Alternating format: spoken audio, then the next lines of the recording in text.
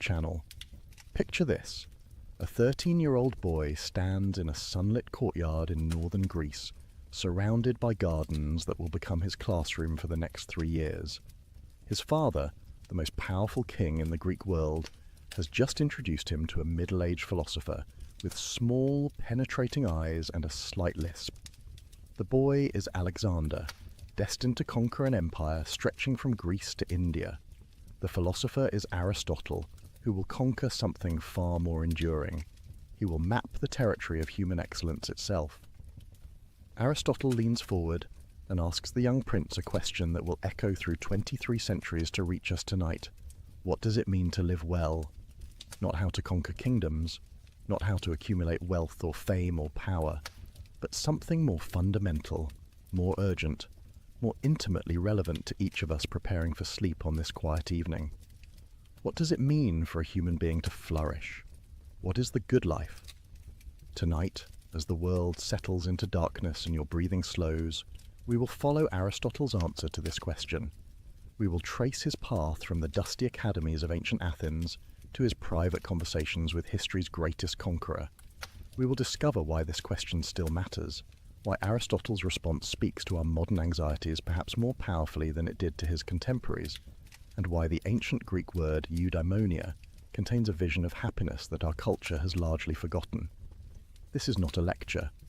Think of it as an evening walk through one of the most beautiful minds in human history, a mind that believed human excellence was not only possible but achievable, that understood virtue as a practical skill we could develop through practice, that saw happiness not as a fleeting emotion, but as a way of being in the world. As you settle deeper into comfort, let Aristotle's measured reasoning guide you. His logic has a way of being unexpectedly captivating, building understanding slowly, stone by careful stone, until suddenly you see the complete architecture of a life well lived. Fair warning, you may find yourself wide awake at the end, mind illuminated by ideas that have guided humanity's greatest achievements. But even if sleep claims you early, these thoughts will settle into your rest like seeds in fertile soil, quietly working their transformation while you dream. So breathe deeply, let the tensions of your day release, and allow yourself to wonder, as that young prince wondered in a garden 2 millennia ago, what would it mean for me to truly flourish? The ancient Greeks had no word for religion as we understand it. They had no word for science as a separate discipline. They had no division between mind and body, no split between reason and emotion, no separation of private ethics from public politics. What they had was philosophy, literally the love of wisdom, and it encompassed everything. To study philosophy in ancient Athens was to ask the most practical question imaginable. How should I live? Into this world, in the year 384 before the Common Era, a boy was born in the small coastal city of Stagira on the Macedonian frontier. His name was Aristotle. His father, Nicomachus, served as court physician to King Amyntas of Macedon, and from his earliest years Aristotle was exposed to the careful observation, the empirical attention to detail that characterized medical practice. While other children learned through myths and stories, young Aristotle watched his father examine symptoms, make diagnoses, test remedies. The lesson would shape everything that followed. Look first at what actually is before theorizing about what might be. Tragedy struck early. Nicomachus died when Aristotle was still a boy, perhaps 10 years old. The young philosopher-to-be was sent to live with a guardian, Proxenus, who recognized something remarkable in his charge's hungry intellect.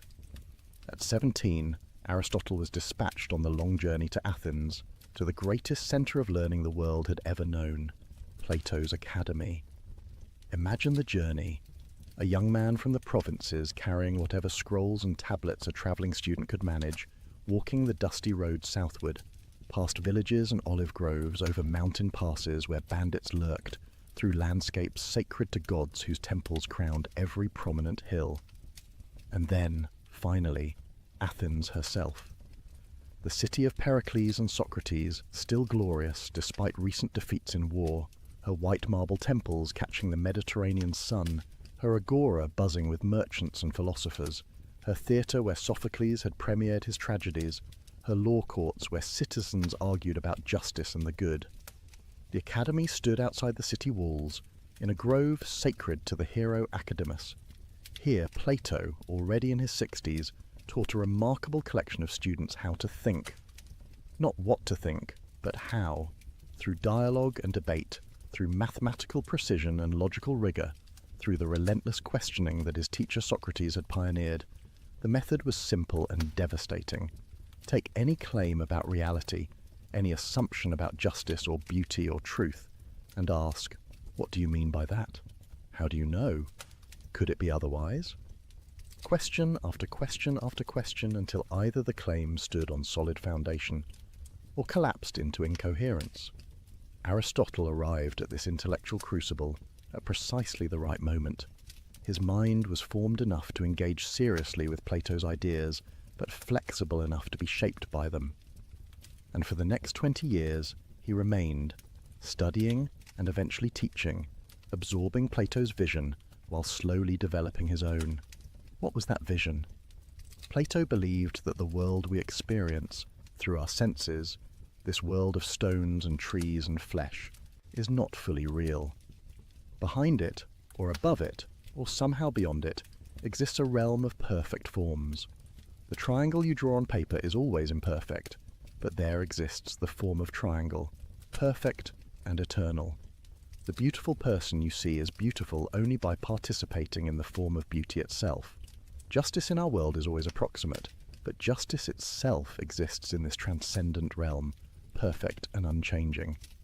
It was a breathtaking vision, answering profound questions about how knowledge is possible and why we recognize universal concepts despite experiencing only particular instances. But Aristotle found himself increasingly troubled by it. If these forms exist separately from the world of experience, how exactly do particular things participate in them? How does the form of horse make this particular horse here and now? The explanation seemed to push the mystery back one step without really solving it. More fundamentally, Aristotle couldn't shake his physician father's influence. Look at the world, his training insisted. Study what actually exists. The answers aren't in some transcendent realm, but here, in the structures and patterns of nature itself. Don't flee from particulars to universals, but find the universal within the particular. Walking through the academy's gardens, past the stone colonnades where students debated, beneath olive trees that dappled the sunlight, Aristotle began formulating an alternative. Yes, we need universal concepts to understand reality. Yes, we recognize patterns that transcend individual instances, but perhaps these universals exist in things themselves, not in some separate realm. Perhaps the form of a horse is what makes this particular arrangement of matter a horse rather than a tree. Form and matter together constitute reality, inseparable, interdependent. The disagreement was profound, but never acrimonious. In later writings, Aristotle would criticize his teacher's theory of forms, but always with respect, always acknowledging Plato's brilliance. Plato is dear to me, but truth is dearer. This saying captures Aristotle's spirit. Loyalty to persons matters, but loyalty to truth matters more. The teacher-student relationship need not become adversarial just because the student thinks the teacher wrong about something fundamental. For 20 years, this was Aristotle's life. Study, debate, teach, think, write. The rhythms of academic existence, the slow accumulation of understanding, the gradual refinement of arguments. He was becoming a master of multiple disciplines, logic and rhetoric, biology and physics, politics and ethics, metaphysics and poetry. The breadth of his interests was staggering. While his contemporaries specialized, Aristotle ranged across the entire landscape of human knowledge, finding connections, building systems, constructing a unified vision of reality. Then, in 347 BCE, Plato died. The academy passed to Plato's nephew Speusippus, and Aristotle chose to leave. The reasons remain debated. Was it disappointment at not being chosen to lead? Was it time for the student to step out of his master's shadow? Or was it simply that Aristotle's intellectual project required independence? Whatever the reason, Aristotle departed Athens. He travelled first to Asia Minor, to the court of Hermias in Atanius, where he continued his research and married Pythias, Hermias' adopted daughter. He spent time on the island of Lesbos, studying marine biology, wading through tide pools, dissecting sea creatures, observing with the meticulous attention to detail that would characterize all his work. These were years of intellectual wandering, of gathering observations, of letting his systematic approach mature. He studied how baby squids develop inside their eggs. He examined the hearts of different animals, noting structural variations. He watched the migration patterns of birds and wondered what internal mechanism drove them. In all of this, he was developing a method. Observe first, observe carefully, observe repeatedly. Record what you find. Notice patterns. Form hypotheses. Test them. Build explanations from the ground up. This was radically different from the prevailing approach to natural philosophy, which tended towards speculation from first principles. Aristotle was teaching himself to be empirical, to trust experience, to build theory on the foundation of observed fact. The lessons learned watching his father practice medicine were flowering into a comprehensive scientific method. His personal life in these years remains shadowy to us. We know he married Pythias and loved her. We know they had a daughter together. We know that when Pythias died, Aristotle grieved deeply. Later he would form a relationship with Herpyllis, with whom he had a son, Nicomachus. But Aristotle rarely wrote about his private emotions. His work focused outward, on the structures of reality, on the patterns of nature, on the principles of living well. Then, around 343 BCE, an invitation arrived that would change everything. King Philip of Macedon, who was transforming his kingdom into the dominant military power in Greece, wanted a tutor for his 13-year-old son, and he wanted that tutor to be Aristotle. Why? Perhaps because Aristotle's father had served Philip's own father as court physician, creating a family connection. Perhaps because Aristotle, though not yet famous, had already acquired a reputation for brilliance. Perhaps because Philip, in his ambition to unite Greece under Macedonian leadership, wanted his heir educated in the finest Greek traditions. Whatever the reason, the offer came with considerable inducements. Philip promised to rebuild Stagira, Aristotle's home city, which he himself had destroyed in an earlier campaign. The payment would be generous, the position would be prestigious, but most importantly, Aristotle would have the opportunity to shape the mind of a future king, to plant ideas of justice and virtue and excellence in a boy who would wield tremendous power, to perhaps create through education a ruler who would govern wisely and well, for a philosopher who believed that ethics and politics were inseparable, that the good life required a good community. This opportunity must have been irresistible. And so Aristotle journeyed north, back to the Macedonian frontier of his youth, to meet the young prince who would become Alexander the Great. The teaching took place at Mieza, a small village in the verdant countryside outside the Macedonian capital. Here, in or near a temple dedicated to the nymphs, surrounded by forests and streams, Aristotle established what amounted to a private academy for Alexander and a select group of other young Macedonian nobles. Among these students were Hephaestion, who would become Alexander's closest companion, and Ptolemy, who would eventually rule Egypt. The future masters of the Hellenistic world all sat at Aristotle's feet, learning how to think. What did they learn? Not a catechism, but a method. Aristotle taught them to observe carefully, to reason systematically, to question assumptions, to distinguish valid arguments from fallacies. He taught them rhetoric, the art of persuasive speech, and politics, the science of organizing communities. He taught them natural philosophy, examining plants and animals, discussing the principles that govern growth and change. He taught them ethics, exploring questions of courage and justice and the nature of the good life, and crucially, he taught them Homer. Alexander developed an intense love for the Iliad, identifying with Achilles, the warrior hero who chose glory over long life. Some accounts say Alexander carried a copy of the Iliad with him throughout his campaigns, annotated by Aristotle himself, keeping it under his pillow alongside his dagger. The fusion of philosophical training and heroic ambition would have profound consequences. The relationship between teacher and student was complex, mixing genuine affection with fundamental disagreements that would only deepen over time. Aristotle saw himself as forming Alexander's character, instilling virtue, teaching moderation and practical wisdom. But Alexander's nature ran to extremes. He was passionate where Aristotle counseled balance. impetuous where Aristotle advised deliberation, hungry for glory where Aristotle emphasized the contemplative life.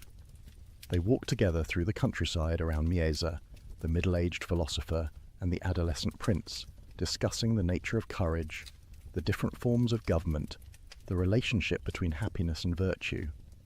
Aristotle must have known even then that his student would achieve great things. What he couldn't have known was how completely those achievements would diverge from his own values. For Aristotle believed in Greek superiority.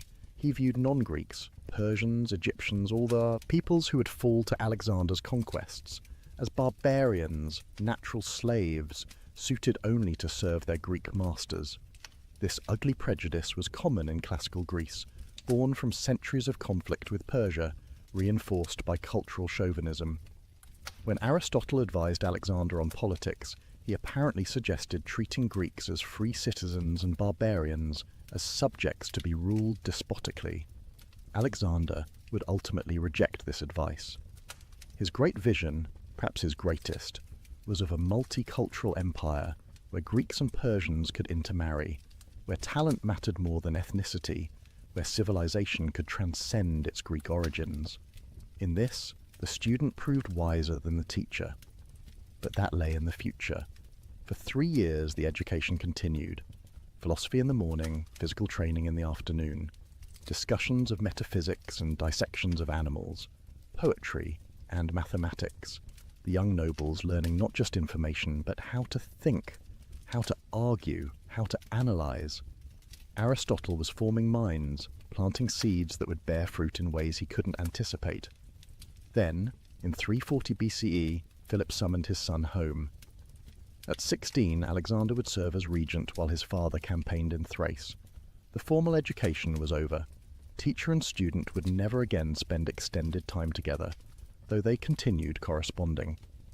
Alexander sent back specimens and observations from his conquests, plants and animals unknown to Greek science, reports of distant lands, puzzles for his old teacher to study.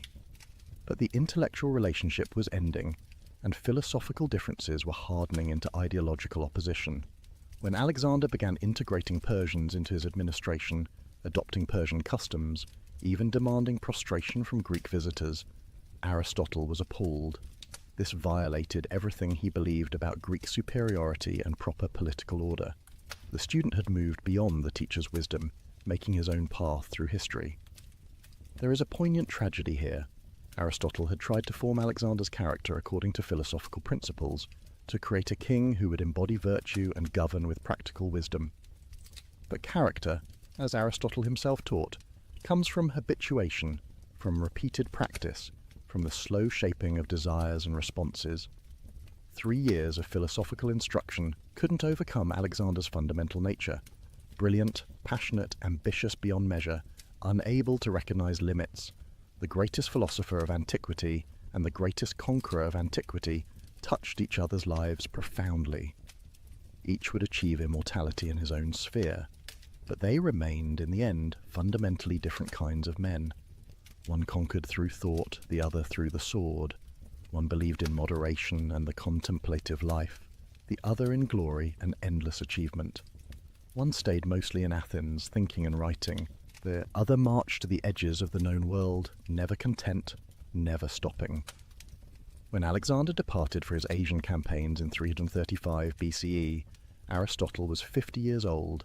He returned to Athens, to the city of his intellectual formation, ready at last to establish his own school, to develop his own systematic philosophy, to offer his answer to the question he had posed to young Alexander so many years before.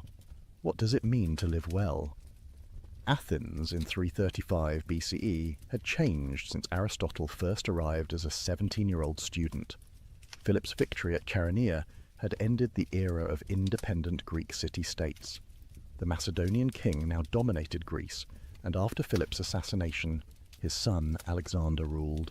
For Athenians who treasured their democratic traditions, this new reality was bitter. They lived under the shadow of Macedonian power. Technically independent, but actually subject. Into this politically complex situation, Aristotle returned. His connections to the Macedonian court made some Athenians suspicious, but his reputation as a philosopher, his years at the academy, and his undeniable brilliance earned him respect. He established his school in the Lyceum, a gymnasium dedicated to Apollo Lysias, located just outside the city walls. The Lyceum became Aristotle's base for the next 12 years, the period of his greatest productivity. Here he developed the systematic philosophy that would influence human thought for 2 millennia. Here he gathered around him the brightest students Athens could offer, and here he perfected his distinctive method of teaching. Unlike Plato's academy, which focused on mathematics and abstract reasoning, the Lyceum was organized around empirical research. Aristotle collected specimens, plants, animals, minerals. He gathered maps and documents. He compiled observations sent by correspondents throughout the Greek world, including, remarkably, from Alexander's campaigns. The Lyceum was part school, part research institute, part museum. It was the first institution of its kind, and it set a pattern that universities would follow for centuries. The physical layout encouraged Aristotle's teaching style. The Lyceum had a covered walkway called a peripatos, where Aristotle liked to walk while lecturing. This habit gave his school its name, the Peripatetics, the walkers. Picture him there, in his 50s now, walking slowly along the colonnade, a small group of advanced students following, discussing the nature of causation or the structure of logical argument or the relationship between soul and body. His lectures came in 2 types. In the morning, he offered esoteric teachings for advanced students, dense technical discussions requiring philosophical background. These were the lectures that would eventually be compiled into the treatises we possess: the Physics, the Metaphysics, the Nicomachean Ethics. In the afternoon, he gave public lectures on more accessible topics: rhetoric, politics, ethics. These were polished presentations, carefully crafted for general audiences. The evenings he spent writing, organizing his thoughts, revising his treatises. By lamplight in his study, scrolls spread around him. Aristotle worked to systematize human knowledge. He was attempting something unprecedented, a comprehensive account of reality, from the principles of logic that govern all reasoning, through the structures of the natural world, to the best way for human beings to live. His method was distinctive. Where Plato had begun with ideal forms and tried to explain how particulars participate in them, Aristotle began with the world of experience and tried to understand its inherent structures. Look first, theorize second. Observe the patterns in nature, then explain what makes those patterns possible. This empirical orientation appeared in all his work. His biological writings describe hundreds of animal species with careful attention to anatomy and behavior. His meteorology examines weather patterns, winds, rain, thunder. His politics analyzes 158 different constitutions of Greek city-states, comparing their structures and outcomes. Even his ethics, as we will see, begins with observed facts about human nature and behavior rather than abstract principles. But Aristotle was no mere compiler of facts. What made him revolutionary was his ability to organize observations into systematic understanding. He developed logic as a formal discipline, creating tools for rigorous reasoning. He pioneered the study of causation, distinguishing 4 different ways we can answer why questions. He analyzed motion, change, time, place, infinity. He investigated language, categorizing different types of statements and studying how meaning works. And running through all of this was a deep conviction that the universe makes sense. Reality is not chaos but cosmos, not random but ordered. Natural things have purposes, built-in tendencies, characteristic activities. Understanding something means grasping its nature, its function, what it's meant to be and do. This teleological vision, the idea that things have inherent purposes, would remain influential until the scientific revolution 2,000 years later. Yet despite this comprehensive intellectual productivity, Aristotle's time at the Lyceum was politically precarious. He was a metic, a resident alien, without citizenship rights. He depended on the tolerance of a city that had reasons to distrust him. When Alexander died suddenly in 323 BCE, everything changed.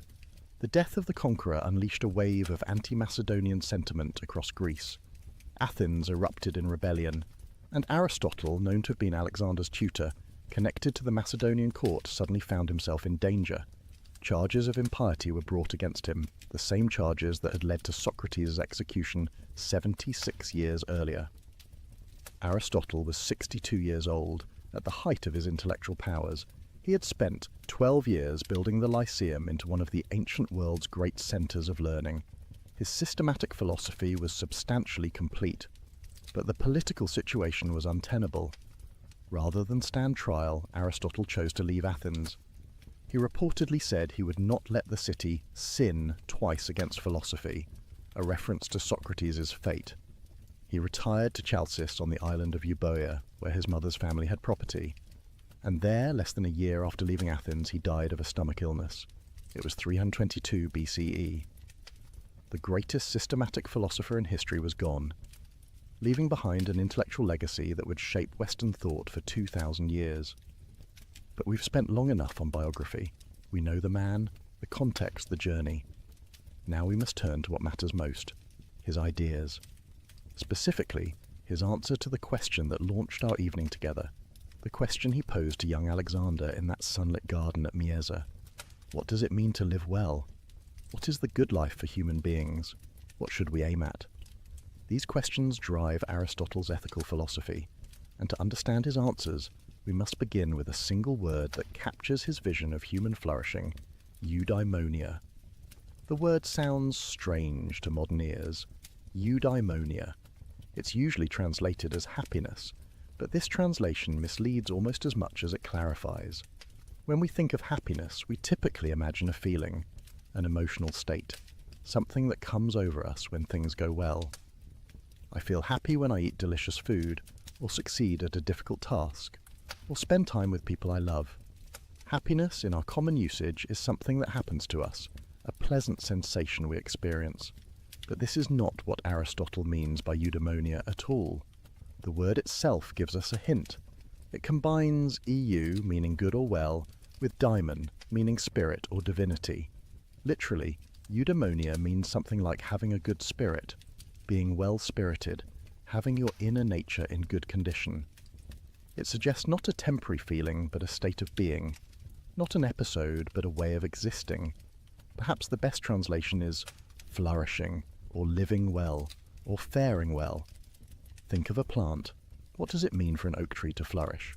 Not that it feels happy, plants don't have feelings, but that it's achieving what it's meant to achieve, developing according to its nature, becoming an excellent specimen of oak tree. It has good soil, adequate water, proper sunlight. Its roots run deep, its trunk grows strong, its branches spread wide, its leaves are full and green. The acorns it produces are healthy. This is oak tree eudaimonia, being a thriving, excellent oak. Now ask the parallel question. What does it mean for a human being to flourish? What is human eudaimonia? This is Aristotle's central question, and answering it requires understanding human nature itself. But before we get to Aristotle's answer, we need to understand why he thinks this question matters so much. Here's where his thinking becomes both elegant and persuasive. Every action we take aims at some good, Aristotle observes. When you eat, you aim at satisfying hunger or maintaining health or enjoying flavour. When you work, you aim at earning money or accomplishing something or serving others. When you exercise, you aim at fitness or stress relief or the pleasure of physical exertion. All human action is goal-directed. Notice what follows from this. Some goods are sought for the sake of other goods. We earn money to buy things. We buy things to satisfy needs or wants. We satisfy needs to maintain life. We maintain life to what? Eventually we must reach some final good, something we want for its own sake, not as means to something else. Otherwise we're caught in an infinite regress, each goal pursued for the sake of another, never reaching any ultimate purpose. What is this final good? What do we want for its own sake? Aristotle thinks the answer is obvious. Eudaimonia. Everyone, he says, pursues happiness or flourishing. It's what we ultimately aim at in all our activities. We want other things for the sake of happiness, but we don't want happiness for the sake of anything else. Happiness is self-sufficient. Having it, we lack nothing essential. Consider what this means. Honour? Yes, we value honour, but why? Because being honoured makes us happy. Pleasure? Yes, we enjoy pleasure, but why do we seek it? Because it contributes to happiness. Wealth? Certainly useful, but obviously not the ultimate good. We want wealth to secure happiness, not happiness to secure wealth. Even virtue, and this is crucial, we value ultimately because virtuous living leads to flourishing. So eudaimonia stands at the top of the hierarchy of goods. It's what everything else aims toward. It's the bull's eye on the target, the destination of all our striving. Get clear about what eudaimonia really is, and you've answered the most important question about how to live. But here's where things get interesting. People agree that eudaimonia is the ultimate good, Aristotle notes, but they disagree profoundly about what eudaimonia actually is. Ask different people what happiness consists in, and you'll get radically different answers. The common people, identify happiness with pleasure. A happy life is a pleasant life, full of good food, drink, sex, comfortable circumstances, agreeable company. This view has intuitive appeal. Who doesn't enjoy pleasure? And misery certainly doesn't seem like flourishing. But Aristotle thinks this view fundamentally mistakes what happiness is. Why? Because pleasure is something we share with animals. A dog experiences pleasure when eating or playing. A pig experiences pleasure in its own way. But surely human flourishing must involve something distinctively human. Moreover, the pursuit of pleasure leads to a slavish life, Aristotle argues, where we're controlled by our appetites, always, chasing the next sensation, never satisfied. The hedonist mistakes a component of happiness for happiness itself. What about the sophisticated, politically ambitious people? They often identify happiness with honor, with being respected and admired, with achieving status. This view seems more elevated than hedonism. Honor recognizes something about character or accomplishment. But Aristotle rejects this view too. Why? Because honor depends on other people. They can bestow it or withdraw it. Your happiness can't depend on something so external to you, so vulnerable to others' opinions. Moreover, we pursue honor because we believe we deserve it, because we've achieved something excellent. So the excellence matters more than the honor that might follow from it. Again, the mistake is identifying a byproduct of flourishing with flourishing itself. What about wealth? Some people devote their lives to accumulating money and possessions, but Aristotle barely pauses to refute this view. Wealth is obviously instrumental, obviously pursued for the sake of something else. The miser who hoards wealth without using it for any purpose hasn't achieved happiness. Wealth is like a tool, valuable for what it enables, worthless as an end in itself. So if happiness isn't pleasure or honor or wealth, what is it? Aristotle's answer emerges from his distinctive method, examining the function of human beings. Here's the reasoning. Everything has a characteristic activity, a function, something it does that makes it the kind of thing it is. The function of the eye is to see. A good eye sees well, a bad eye sees poorly. The function of a knife is to cut. A good knife cuts cleanly and holds its edge. For any tool or organ or creature with a function, excellence consists in performing that function well. Does a human being have a function? Not in the sense of being a tool for some external purpose, but in the sense of having a characteristic activity, something that defines what we distinctively are. Aristotle thinks yes. What is our function? It can't be merely living, growing, and maintaining ourselves. We share that with plants. It can't be sensing and responding to our environment. We share that with all animals. The distinctive human function must involve our unique capacity, reason. This doesn't mean our function is to sit around thinking all day, disconnected from the world. Reason permeates all distinctively human activities. When we deliberate about what to do, we're exercising reason. When we form friendships based on mutual respect rather than mere pleasure or utility, reason guides those relationships. When we appreciate beauty, when we understand truth, when we act courageously in the face of fear, when we judge fairly between competing claims, we're exercising rational capacities that animals lack. Human flourishing, then, consists in exercising these rational capacities excellently. It's not passive, but active. Not a state we fall into, but an activity we perform. Not something that happens to us, but something we do. Aristotle's famous formulation? Eudaimonia is activity of soul in accordance with virtue. Let that sink in for a moment. Happiness is activity. Not feeling but doing, not possessing but acting. The happy person isn't someone who has achieved a comfortable state and now simply maintains it. The happy person is actively engaged in excellent activity. Flourishing is a verb, not a noun, and this activity must be excellent in accordance with virtue. Here we need to understand what Aristotle means by virtue, a topic we'll explore thoroughly. For now, note simply that virtue means excellence of character and intellect, the qualities that enable us to perform our function well. Just as a good knife has the virtues of sharpness and durability, a good human has virtues like courage, wisdom, justice, and temperance. One more crucial qualification: eudaimonia requires a complete life. One swallow doesn't make a spring, Aristotle says, and one day or brief period doesn't make someone happy. Flourishing is assessed over a lifetime. The young can't yet be called happy because their lives remain unfinished. Only from the perspective of a complete life can we judge whether someone achieved eudaimonia. So, here's Aristotle's answer to his own question, the answer that took him decades to develop, that emerged from observing human nature, analysing human action, studying political communities, thinking carefully about what makes human life distinctively human. To flourish, to achieve eudaimonia, to live well, engage in excellent rational activity over a complete life, in accordance with virtue, with adequate external goods to support that activity. Each element matters. Activity, not passive enjoyment. Rational activity, using our distinctive human capacity. Excellent activity, performing it well. In accordance with virtue, the settled dispositions that enable excellence. Over a complete life, not just moments or episodes. With adequate external goods, acknowledging we need certain material conditions. This is what the greatest philosopher in antiquity concluded about how we should live.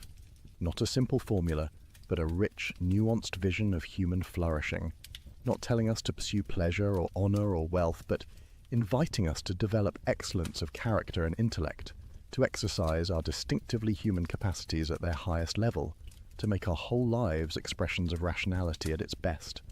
But this answer immediately raises questions. What are these virtues that enable excellent activity? How do we develop them? Can anyone become virtuous, or only some? What role does luck play, those external goods Aristotle mentions? And most practically, how do I actually live this way? The rest of our evening together explores these questions. We turn now from Aristotle's destination, eudaimonia, to his map of how to get there, and that map begins with a revolutionary idea about the nature of excellence itself. If you've ever tried to improve yourself, you know the frustration. You want to be more patient, but find yourself snapping at small annoyances. You want to be generous, but hesitate when opportunities arise. You know intellectually what the right thing to do is, yet doing it feels unnatural, forced, exhausting. Virtue seems to require constant effort against your inclinations. Aristotle understood this struggle, and his answer to it forms one of the most psychologically sophisticated parts of his philosophy. Virtue, he argued, is not knowledge alone. You can't become courageous simply by understanding what courage is. You can't become just by studying the theory of justice. Virtue is not information in your head, but disposition in your character. The Greek word Aristotle uses is arete, usually translated as virtue or excellence. But notice what the word captures. Not moral goodness as we typically conceive it, but a kind of excellence, a way of being that realizes potential, achieves what something is capable of. The arete of a racehorse is speed and endurance. The arete of a sword is sharpness and strength. What is the arete of a human being? For Aristotle, virtue is a hexis, a stable state or disposition of character. It's not a fleeting decision, but a relatively permanent way of being. The virtuous person doesn't simply perform virtuous acts occasionally through gritted teeth. Rather, they've developed a settled way of responding to situations such that virtuous action flows naturally from who they've become. But how do you develop such dispositions? Here Aristotle makes his most revolutionary claim, one that contradicted his teacher Plato fundamentally. Plato had argued that virtue is knowledge. If you truly know what's good, you'll do it. Vice is just ignorance. Education, then, is the key to virtue. Aristotle disagreed. Virtue requires knowledge, yes, but knowledge isn't sufficient. You also need proper habituation, repeated practice, the formation of emotional responses and action patterns through experience. In the famous formulation, we become just by doing just acts, temperate by doing temperate acts, courageous by doing courageous acts. Think of learning to play an instrument. You can study music theory, understand harmony and rhythm intellectually, but that won't make you a pianist. You must practice, repeating scales and exercises until your fingers move correctly without conscious thought, until the patterns become second nature. Only through habit does knowledge become skill. The same applies to virtue. You must practice acting virtuously until virtuous responses become habitual, until you spontaneously respond with courage to danger, with generosity to need, with justice to competing claims. Eventually, these responses feel natural rather than forced. This is when you've truly become virtuous. But practice according to what pattern? What makes an act courageous rather than cowardly or reckless? What distinguishes generous, giving from wasteful excess, or stingy withholding? Aristotle's answer: virtue is a mean between extremes. This doctrine of the mean, sometimes called the golden mean, represents Aristotle's most distinctive contribution to ethics. Every virtue, he argues, lies between two vices, one of excess and one of deficiency. Think of it as a spectrum with virtue in the middle, though not at the exact mathematical center. Take courage, the paradigm virtue in Greek culture. What is courage? Not absence of fear.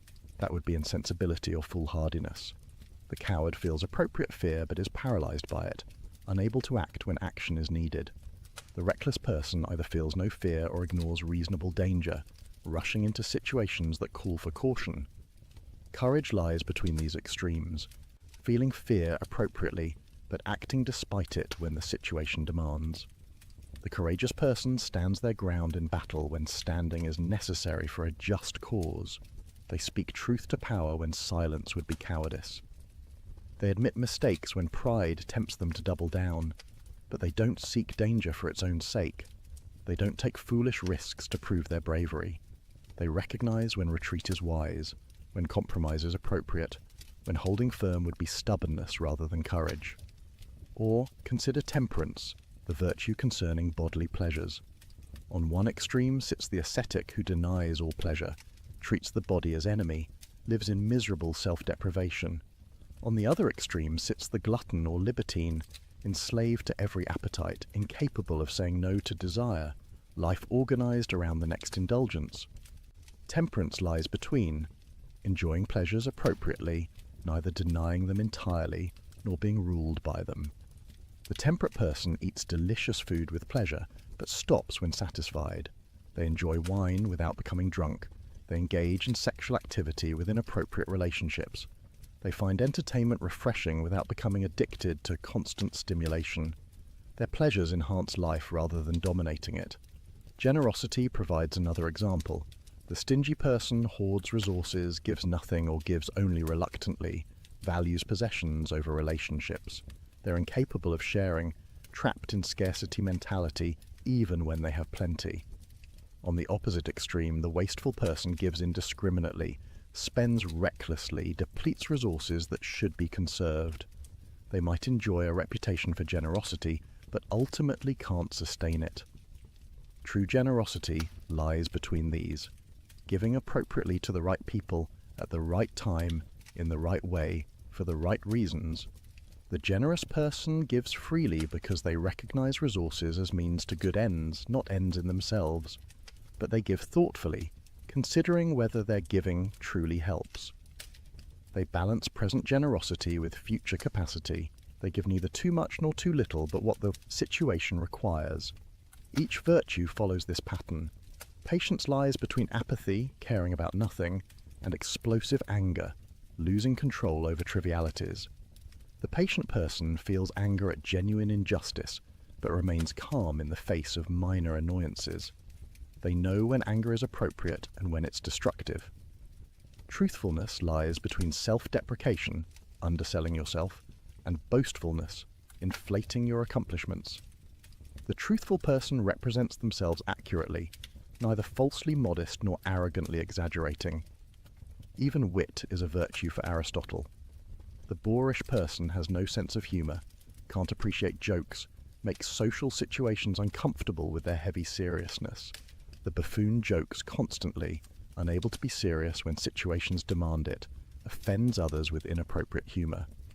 Wittiness lies between having a sense of humour, knowing when levity is appropriate, making others comfortable without descending into mockery or constant joking.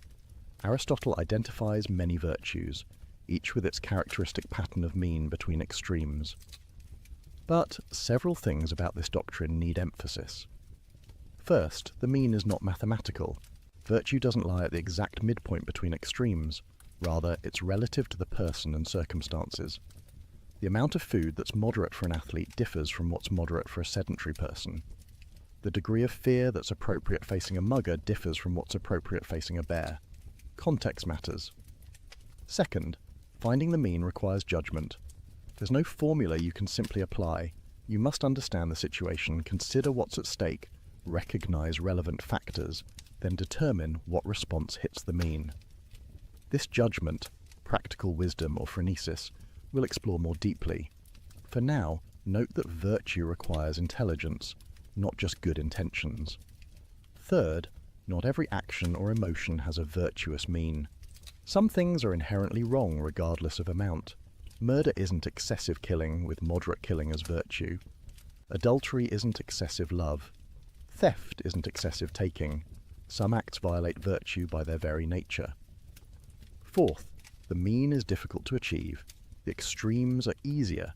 It's relatively simple to never give anything, stinginess, or to give everything away, wastefulness. Finding the generous mean requires sensitivity to circumstances, understanding of consequences, practical wisdom about what's truly helpful. This is why virtue is rare, and why becoming virtuous requires sustained effort. Finally, and most importantly, the doctrine of the mean reveals something profound about human psychology.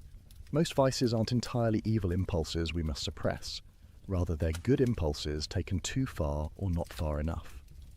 Fear is appropriate, sometimes. Anger has its place, occasionally. Even the desire for pleasure isn't wrong within limits. This means the path to virtue isn't destroying natural responses, but properly ordering them. Not eliminating fear, but feeling it appropriately. Not suppressing anger, but expressing it rightly. Not denying pleasure, but enjoying it well. Virtue cultivates nature rather than fighting it. Develops our capacities rather than destroying them. Achieves harmony rather than conflict within the soul. Think about what this means practically. You're trying to become more patient. The Aristotelian approach isn't to suppress all irritation, to pretend nothing bothers you, to become some sort of unfeeling automaton. Rather, it's to develop the ability to distinguish genuine wrongs, deserving anger, from minor inconveniences deserving forbearance, to feel proportionate responses to situations, to recognize when your irritation serves no good purpose and let it go, or you're trying to be more confident without becoming arrogant. The Aristotelian approach isn't to split the difference mathematically between self-hatred and narcissism. It's to develop an accurate understanding of your genuine abilities, to present yourself truthfully, to claim credit you deserve without exaggerating, to acknowledge limitations without false modesty. It's complex, nuanced, requiring self-knowledge and situational awareness. This is why virtue takes time. You can't just decide to be virtuous and have it done.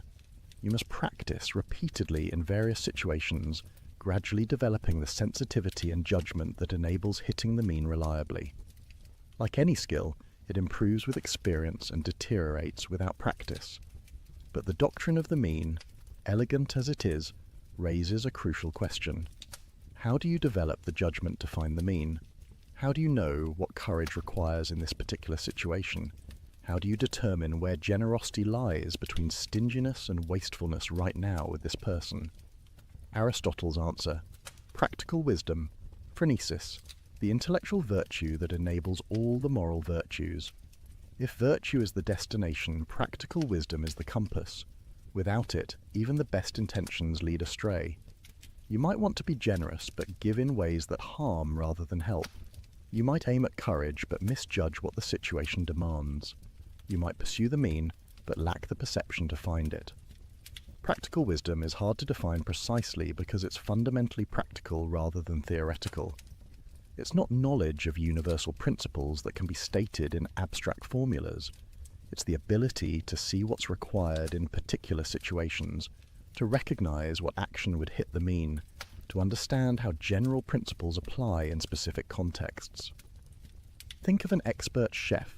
They know recipes, understand cooking techniques, can explain why certain ingredients work together. But their expertise goes beyond this theoretical knowledge. When actually cooking, they adjust by taste, compensate for ingredient variations, improvise when something goes wrong. They see what the dish needs, right now, not just what recipes generally recommend. This is practical wisdom applied to cooking. Or consider a skilled therapist. They understand psychological theory, know research about what treatments work. But with any particular client, they must perceive that person's specific needs, recognize what approach will help them, adjust strategies when initial attempts don't work. They exercise judgment that goes beyond applying rules, wisdom that emerges from experience with particulars. Practical wisdom works similarly in ethics. The person with phronesis perceives what situations truly demand. They see that this apparent conflict between friendship and honesty actually requires tactful truth-telling. They recognize that this request for help, though sincere, would enable destructive behavior. They understand that standing firm here would be courage, but standing firm there would be stubbornness. How do they see these things? Through experience, primarily. Practical wisdom develops over time as you face various situations. Try different responses, observe consequences, learn from mistakes. You can't acquire it from books alone, any more than you can become a chef or therapist purely through reading. You must practice repeatedly in the messiness of actual circumstances. But experience alone isn't sufficient. You need to experience situations with the right orientation, paying attention to what's morally relevant, trying to hit the mean, caring about doing the right thing. Bad people accumulate experience without developing practical wisdom because they're paying attention to the wrong things, pursuing the wrong goals, developing skill at vice rather than virtue. This creates a puzzle Aristotle recognizes. You need virtue to develop practical wisdom, because only the virtuous person perceives situations correctly, judges what's truly good, aims at the right target. But you need practical wisdom to exercise virtue, because without it, you can't determine what the virtuous response requires. They seem to depend on each other, creating a circle. Aristotle's answer: they develop together in a spiral.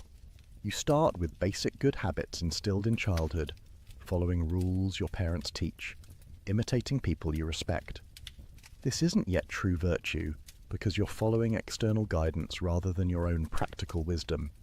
But it starts forming your character, shaping your emotional responses, giving you some initial grasp of what virtue looks like. As your rational capacities mature, you begin understanding why these rules exist, what purposes they serve, how to apply them in new situations. Your practical wisdom develops as you reason about what to do, learn from experience, refine your judgment. And as your practical wisdom grows, your virtue becomes more complete, more flexible, more reliably excellent. Eventually, you reach the mature state where virtue and practical wisdom fully interpenetrate. You spontaneously perceive what situations demand. You respond appropriately without laborious deliberation. You hit the mean naturally because your character, emotions, and reason are all aligned. This is the person Aristotle calls spoudios, the excellent person, the one who serves as standard for ethical judgment. But what does practical wisdom actually look like in operation? Consider an extended example. A friend asks you to lie for them to protect them from consequences of their own mistake. You care about your friend and want to help, but you also value honesty and worry about enabling irresponsibility. What should you do? Practical wisdom begins by recognizing the genuine complexity. This isn't simply a conflict between friendship and honesty as abstract principles. It's a situation involving this particular friend, this particular mistake, these particular consequences, this particular relationship history, this particular request. The person with phronesis asks, what kind of help would truly benefit my friend? Sometimes protection from consequences enables continued bad behavior. Sometimes harsh lessons are exactly what someone needs. But sometimes consequences are disproportionate to mistakes, and a friend should offer shelter, which is this. They consider, what does my friend need to hear right now? A refusal to lie might communicate respect for their ability to handle difficulty, or it might feel like abandonment when they're vulnerable. How strong is our friendship? Can it bear the strain of my refusing? Would refusing strengthen or damage it? They weigh. What are the actual stakes? Will this lie enable serious harm to my friend or others? Will the truth lead to catastrophic consequences? Or are the stakes relatively minor, more about comfort than genuine well-being? They think through, what are the alternatives? Maybe there's a way to help without lying, to support while still being honest, to stand beside my friend without endorsing their evasion. Notice what's happening here. Practical wisdom doesn't consult some ethical decision procedure, doesn't apply an algorithm, doesn't reduce the situation to a simple case of conflicting principles. It perceives the situation in all its particularity, brings various considerations to bear, exercises judgment about what would be good here and now. And crucially, it does this quickly. The person with developed phronesis doesn't labour through all these considerations explicitly. They see what's required almost immediately, the way an expert chef tastes a dish and knows what it needs. The deliberation I've spelled out happens rapidly, often non-consciously, leading to a clear sense of the right course of action. This is why practical wisdom is an intellectual virtue, but one closely connected to moral virtue. It's not purely cognitive, not simply a matter of clever reasoning. Your emotions, desires, character all influence how you perceive situations and what responses seem reasonable. The vicious person lacks practical wisdom, not because they're stupid, but because their distorted character makes them perceive situations wrongly, see apparent goods as real goods, miss what's truly important. Take the same situation with someone lacking practical wisdom. They might not even recognize the ethical complexity, might think it's simply about whether they're willing to inconvenience themselves for their friend. Or they might see the ethical dimension but reason poorly about it, either thinking loyalty always trumps honesty, or thinking honesty always requires blunt truth-telling regardless of circumstances. They lack the nuanced perception and judgment that practical wisdom provides. Or consider someone with practical wisdom navigating a different challenge. You're in a meeting where a colleague takes credit for your work. What does virtue require? Practical wisdom helps you see this clearly. First, assess the stakes. Is this a pattern or an isolated incident? Did your colleague do this maliciously or through genuine confusion about contributions? Will this significantly harm your career or reputation, or is it relatively minor? Then consider responses. You could publicly correct the record, but is this the right forum? Would doing so create unnecessary conflict? Or would silence enable ongoing injustice? You could address it privately with your colleague, but will that be effective, or do you need to involve others? Think about your relationship with this colleague. Is there a history of mutual respect that makes a gentle private conversation likely to work? Or is this part of a pattern requiring stronger action? Consider the organizational culture. Will speaking up be respected or seen as petty? Does the organization value truth-telling or smooth relationships? Weigh your own emotional state. Are you angry in a way that will make you respond more harshly than the situation warrants? Or is your anger appropriate, giving you the energy to address genuine injustice? Practical wisdom synthesizes all this into a clear sense of what to do. Maybe it says, address it privately first, calmly but directly, giving your colleague a chance to correct it themselves, but be prepared to escalate if they don't. Or maybe it says, this is minor, let it go, not every battle needs fighting. Or maybe it says, this requires immediate public correction because silence would mislead important people. There's no formula that determines the answer. Two people with practical wisdom might reach different conclusions depending on their particular knowledge of the people and context involved, but both would be exercising genuine practical wisdom in their perception and reasoning. Now notice something important about the relationship between practical wisdom and happiness. Remember, eudaimonia is activity in accordance with virtue, but you can't reliably act in accordance with virtue without practical wisdom. The well-intentioned person who lacks phronesis will frequently choose wrongly, missing the mean, pursuing apparent goods rather than real ones, causing harm despite good intentions. So practical wisdom is essential for flourishing. It's the intellectual virtue that enables all the moral virtues to operate correctly. Without it, courage becomes recklessness or cowardice, generosity becomes wastefulness or stinginess, honesty becomes brutal tactlessness or deceptive flattery. Practical wisdom is what transforms good intentions into good actions, moral principles into ethical life. But Aristotle recognizes something else. Practical wisdom can't be taught directly. You can teach someone geometry by proving theorems, you can teach them physics by explaining laws of nature, but you can't teach them practical wisdom the same way. Why? Because practical wisdom is about particulars, and particulars can't be captured in universal rules. Instead, practical wisdom is cultivated through three methods. First, experience. Face many situations, try various responses, observe what works, learn from mistakes. The person with practical wisdom has seen enough cases to recognize patterns, understand consequences, predict outcomes. Second, imitation. Learn from people who already have practical wisdom. Watch how they handle difficult situations. Ask them for advice. Model your responses on theirs until you develop your own judgment. Just as apprentices learn crafts from masters, moral learners develop phronesis by observing and imitating the spoudios. Third, habituation in virtue. Practical wisdom and moral virtue develop together. As you practice acting virtuously, you gradually see situations more clearly, judge more reliably, understand what virtue requires. Your character formation enhances your perception and reasoning. This long development explains why Aristotle thinks young people can't have practical wisdom. Not because they're stupid, but because they lack experience. They haven't faced enough situations, haven't learned from enough mistakes, haven't had time to develop the perceptual sensitivity that phronesis requires. This is also why the young can be skilled at mathematics or chess, but not at ethical reasoning. The former depend on abilities they already possess. The latter requires experience they haven't yet accumulated. The implication is humbling. You can't shortcut the development of practical wisdom. You can't read a book on ethics and suddenly possess phronesis.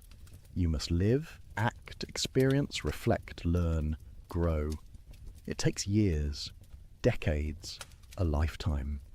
The development of practical wisdom is the work of a complete life. But here's the hopeful part. The development is possible. You can become someone with practical wisdom through sustained effort over time. And as you develop it, making good choices becomes easier, more natural, more reliable. Eventually you become the person others turn to for ethical advice, the one who sees clearly when others are confused, who knows what to do when situations are complex. This is moral expertise, and like any expertise, it transforms how you experience the world. The expert musician hears nuances in performances others miss. The expert chef tastes subtleties others overlook. The person with practical wisdom perceives ethical dimensions of situations others don't notice, sees possibilities for action others don't recognize, understands consequences others don't anticipate. And this expertise serves eudaimonia directly. It enables you to act excellently, to exercise virtue reliably, to navigate life's complexities without constantly stumbling. Practical wisdom makes flourishing possible by giving you the tools to live well consistently over time. But how does this development happen? How do we actually become virtuous? This brings us to one of Aristotle's most important psychological insights. We are not born virtuous or vicious. Human infants are born with capacities for virtue, with the raw material, but not with virtue itself. A child can become courageous or cowardly, generous or stingy, just or unjust. Which they become depends on their formation. This formation happens through habituation, through repeated practice, through the gradual shaping of character. We become just by doing just acts, temperate by doing temperate acts, courageous by doing courageous acts.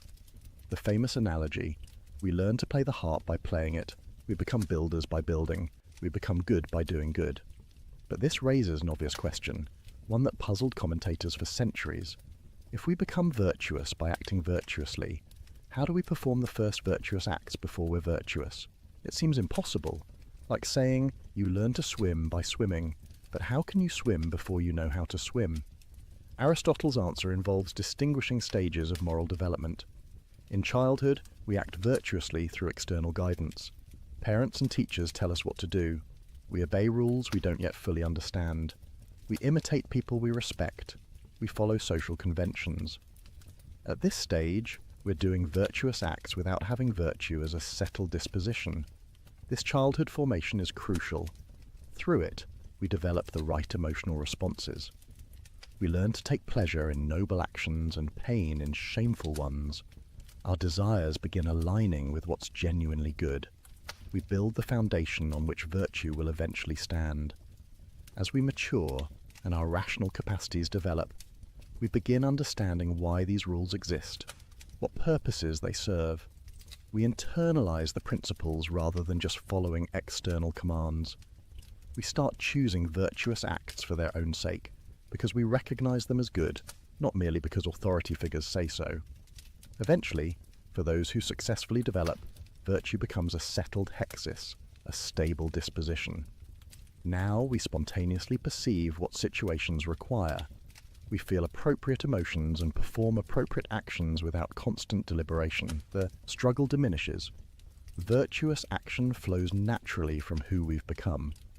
This is true virtue, choosing virtuous acts for their own sake, from a stable character with the right emotions and motivations. It's qualitatively different from simply performing the same external behaviors out of fear of punishment or hope for reward. But the transition between stages isn't always smooth. Many people get stuck in intermediate states, understanding intellectually what they should do, but finding themselves unable to do it consistently. Aristotle has a name for this frustrating condition: acrasia, usually translated as weakness of will or incontinence. The person with acrasia knows what's right.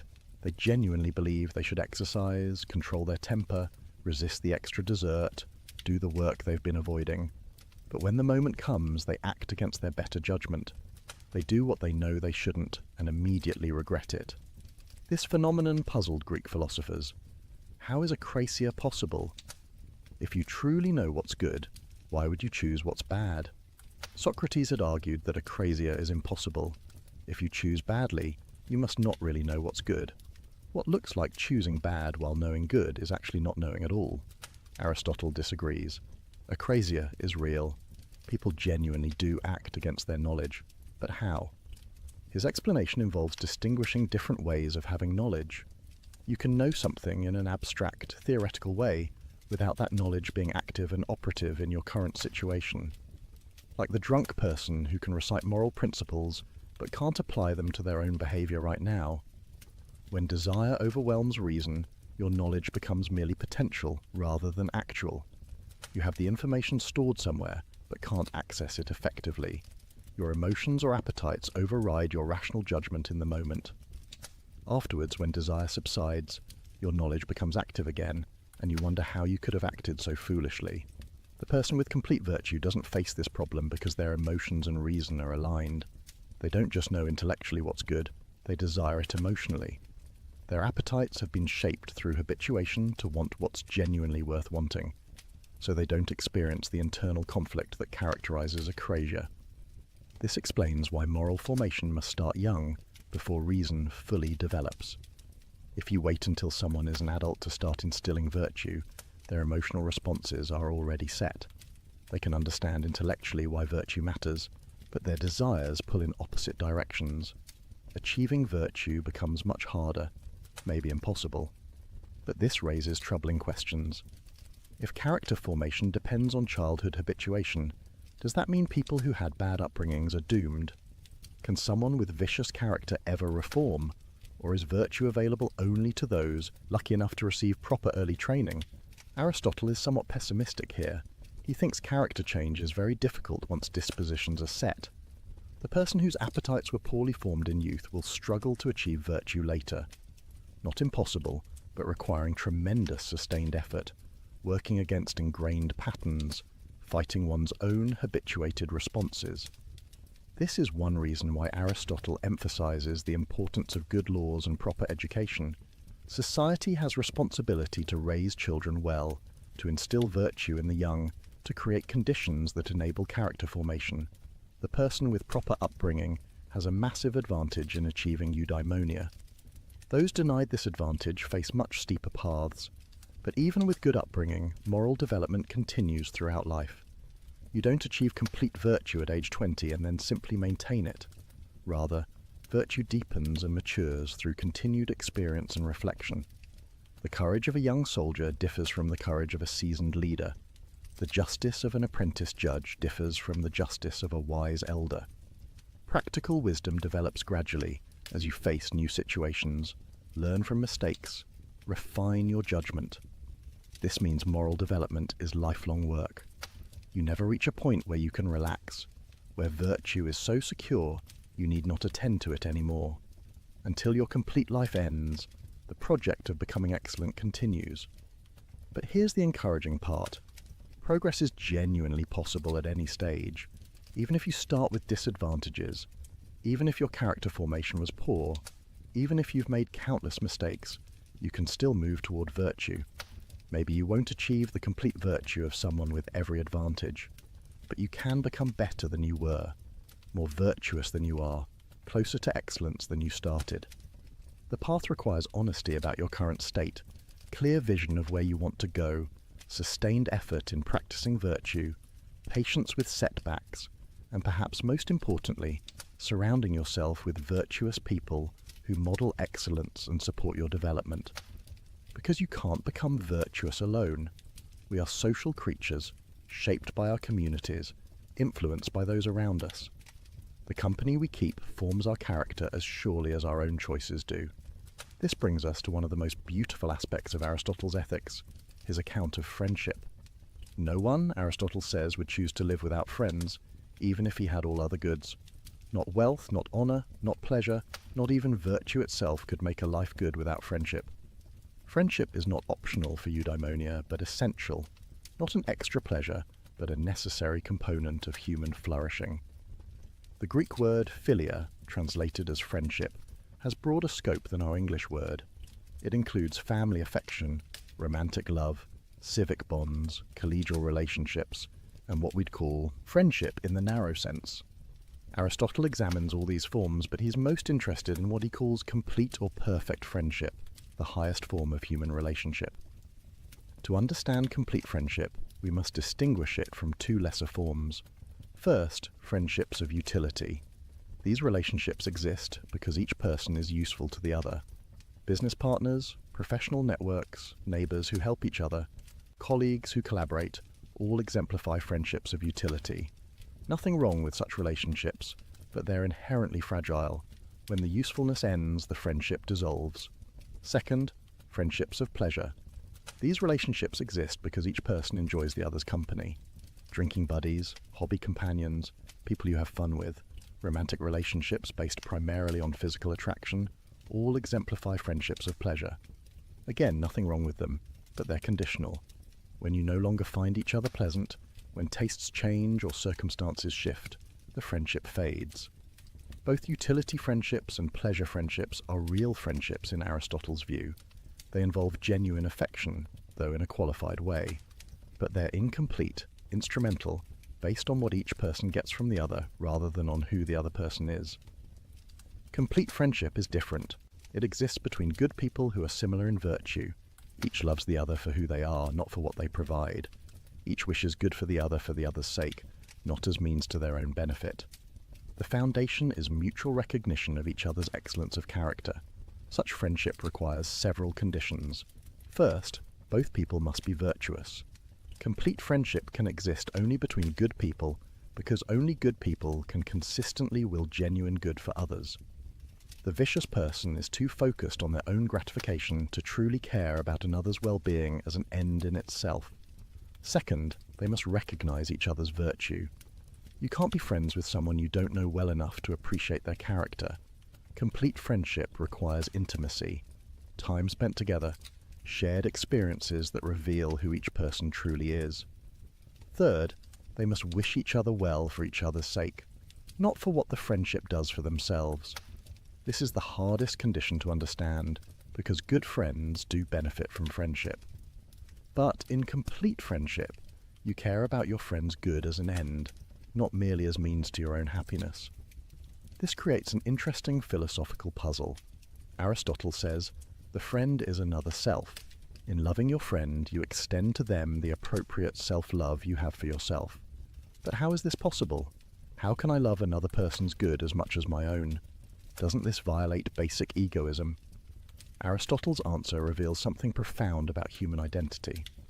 We are not atomic individuals sealed off from others, fundamentally separate. Rather, our good is essentially social. When my friend flourishes, my own life is enriched. When they suffer, I am diminished. Not because I'm using them for my benefit, but because our lives are genuinely interconnected.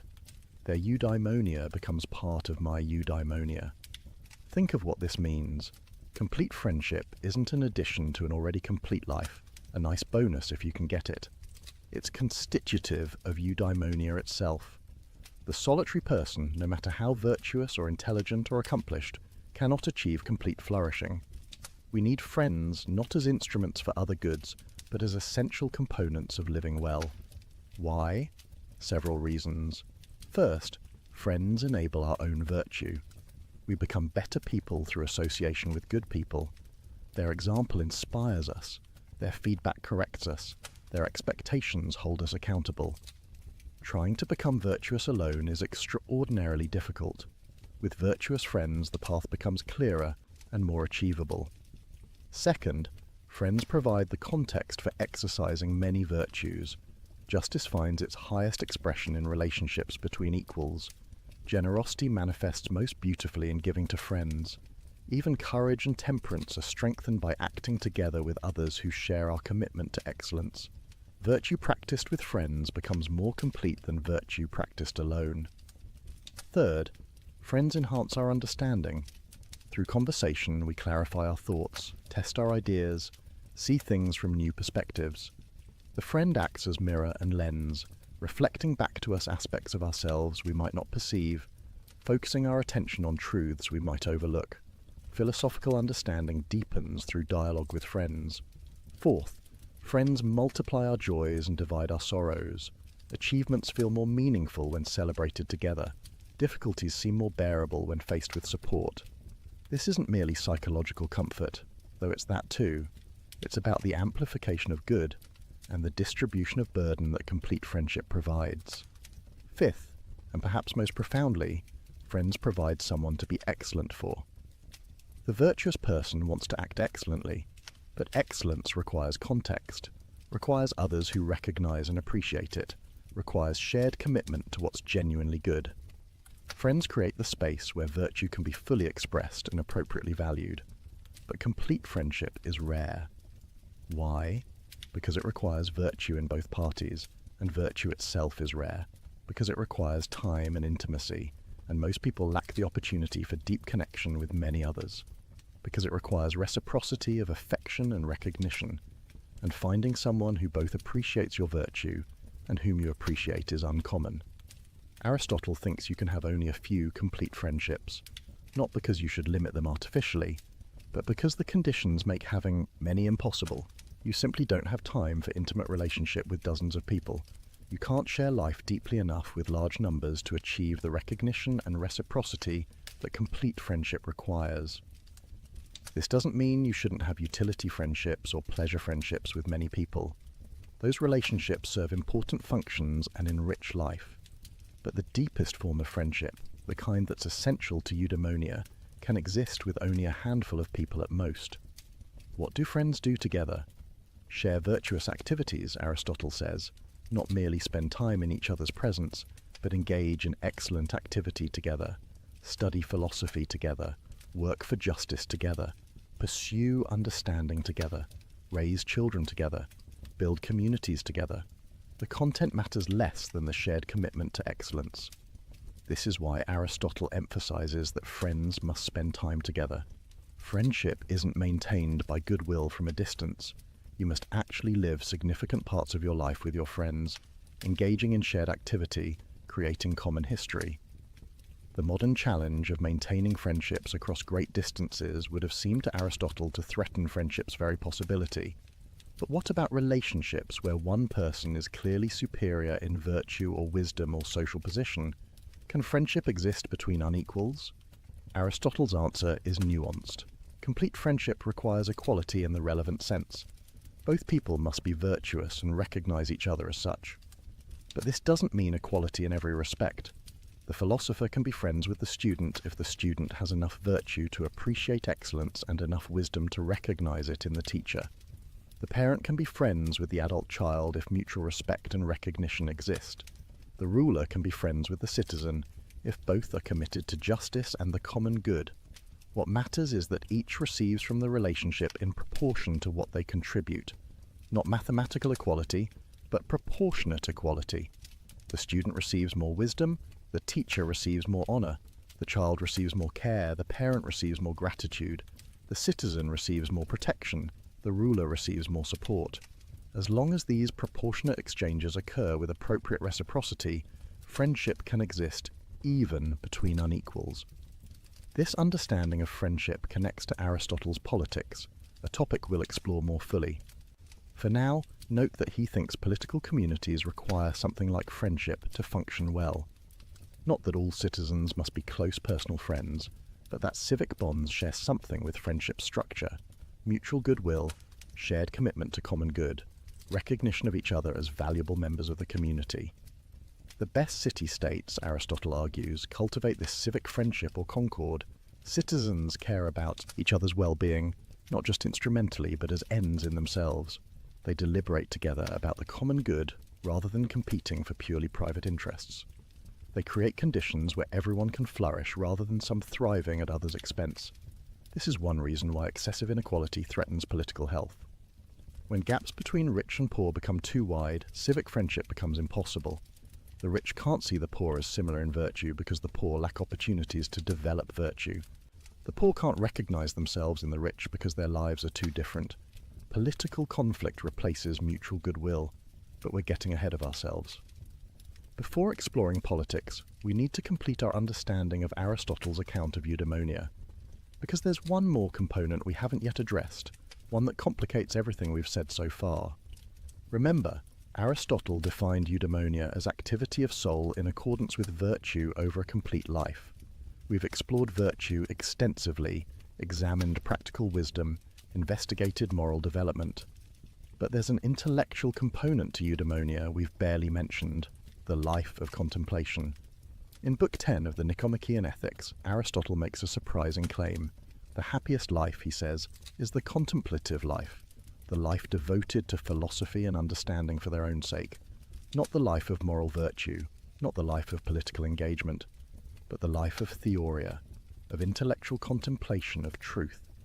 This seems to contradict everything that came before. After spending 9 books discussing moral virtue, practical wisdom, action in the world, suddenly Aristotle elevates a life of pure thought above everything else. What's going on? The contemplative life deserves its place as highest eudaimonia, Aristotle argues, because it exercises the highest part of human nature, the intellect. While moral virtue involves our emotions, our relationships with others, our bodily nature, contemplation is purely intellectual. It engages reason at its purest, understanding reality for the sake of understanding itself. Think about what happens in contemplation. You study mathematics, working through proofs, understanding necessary relationships. You investigate the structure of reality, examining the causes that explain why things are as they are. You explore philosophical questions about knowledge, being, goodness. In all of this, you're exercising theoretical wisdom, Sophia, the intellectual virtue that grasps fundamental truths. What makes this activity so excellent? Several factors. First, it's the most self-sufficient activity. Moral virtue requires other people. Politics requires a community. Even practical wisdom needs situations to navigate. But contemplation can be pursued alone. Give a philosopher books and time to think, and they can engage in the highest activity human beings are capable of. Second, it's the most continuous activity. You can't be courageous all the time, because danger doesn't always threaten. You can't be generous constantly because opportunities for giving are limited. But you can contemplate for extended periods, hours on end, returning to it day after day. The The contemplative life can fill your waking hours in a way the active life cannot. Third, it's the most pleasant activity, at least for those capable of it.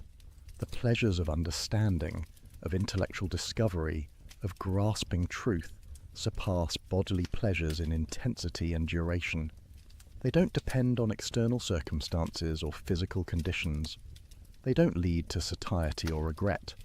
Once you've tasted the pleasure of philosophical understanding, other pleasures pale by comparison. Fourth, contemplation is loved for itself, not for any consequence. We contemplate because understanding is intrinsically worthwhile, not because it leads to something else. This makes it the most final activity, the one that best fits the definition of ultimate good pursued for its own sake. Finally, and most importantly, contemplation is the most godlike activity available to humans. The gods, Aristotle argues, engage in eternal contemplation. They think about thinking itself, understanding the highest truths in perfect actuality. They don't need moral virtue because they face no challenges requiring courage, no appetites requiring temperance, no others requiring justice. Their activity is pure contemplation. When we contemplate, we participate in divine activity. We transcend, however briefly, our animal nature. We rise above the bodily and emotional aspects of human life to engage in the purely intellectual activity that constitutes divine existence.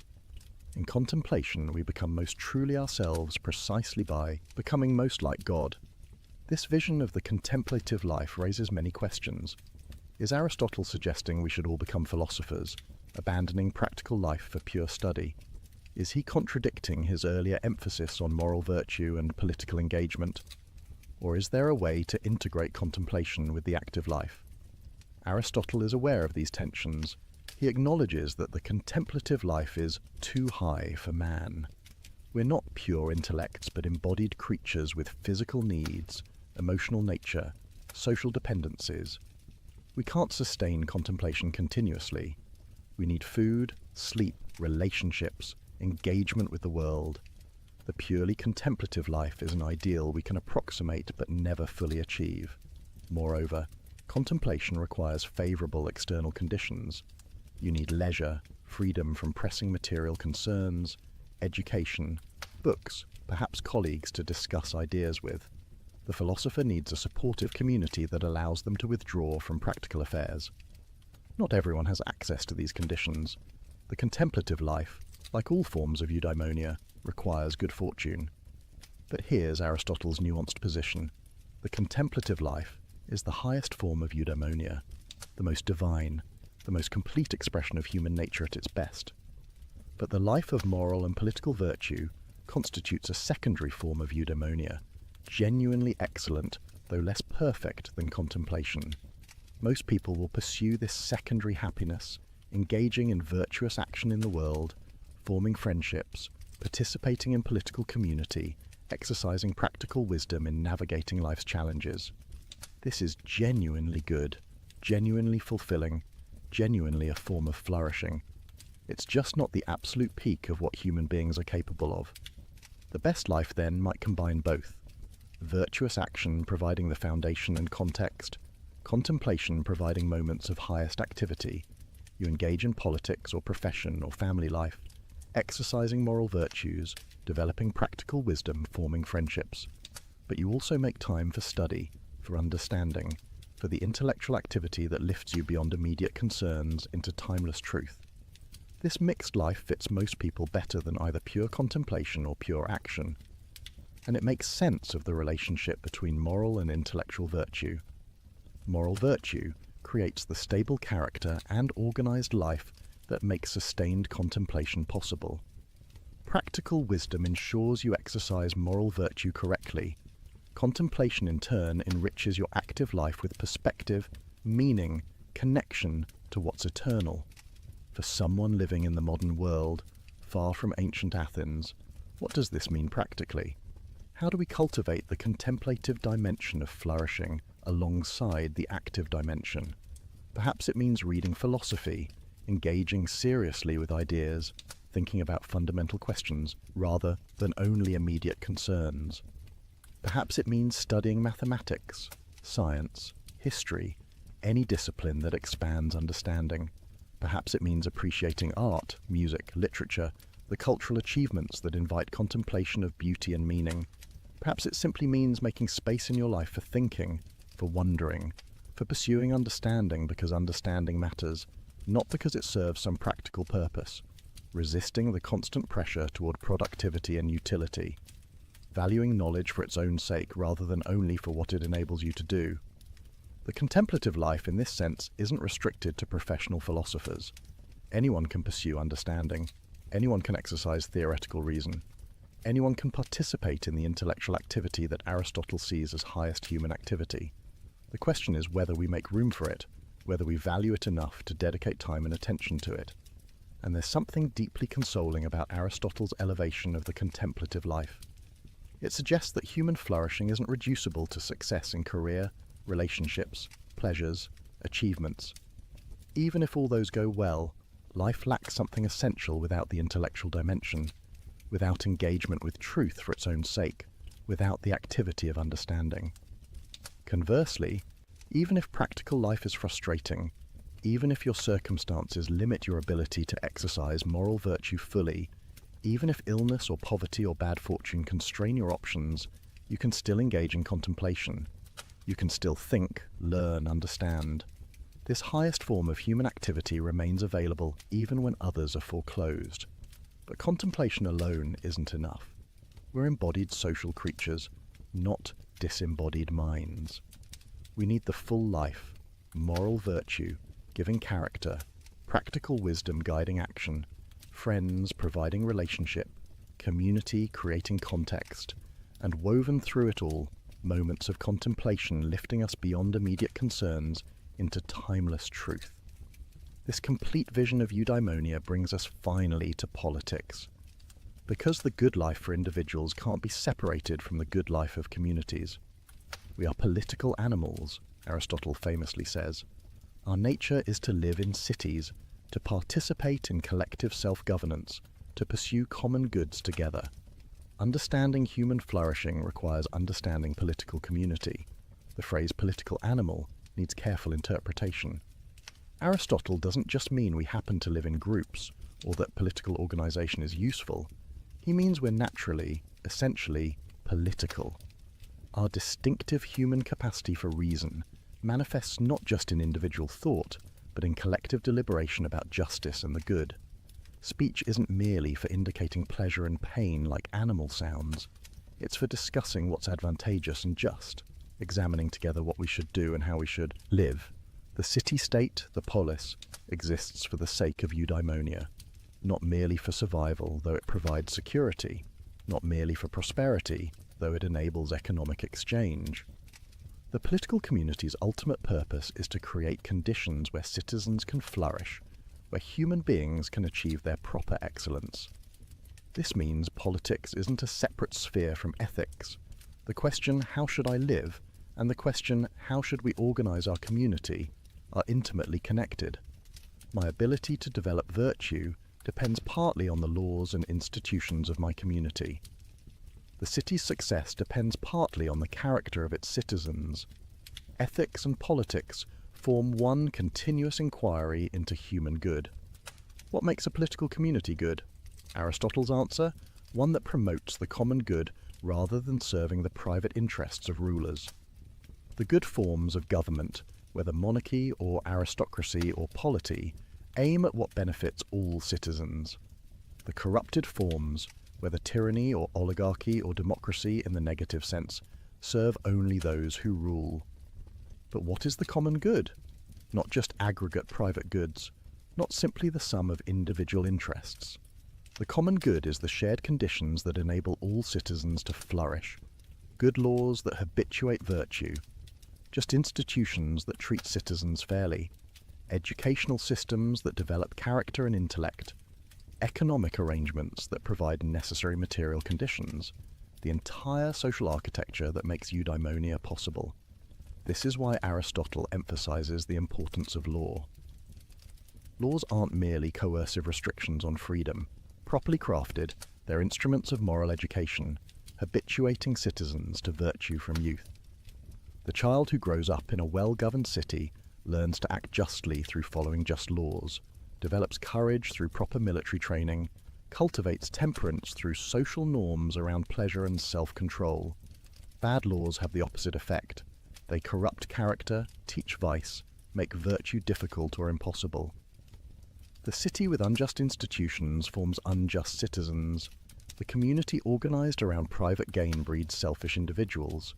This is why choosing good government matters so much. It determines not just material prosperity, but the character of those who live under it. Aristotle's analysis of constitutions examines how different political arrangements promote or undermine eudaimonia. Monarchy, ruled by one excellent person, can be excellent if that ruler possesses virtue and practical wisdom and genuinely cares about the common good. But it easily corrupts into tyranny when the ruler pursues private interest.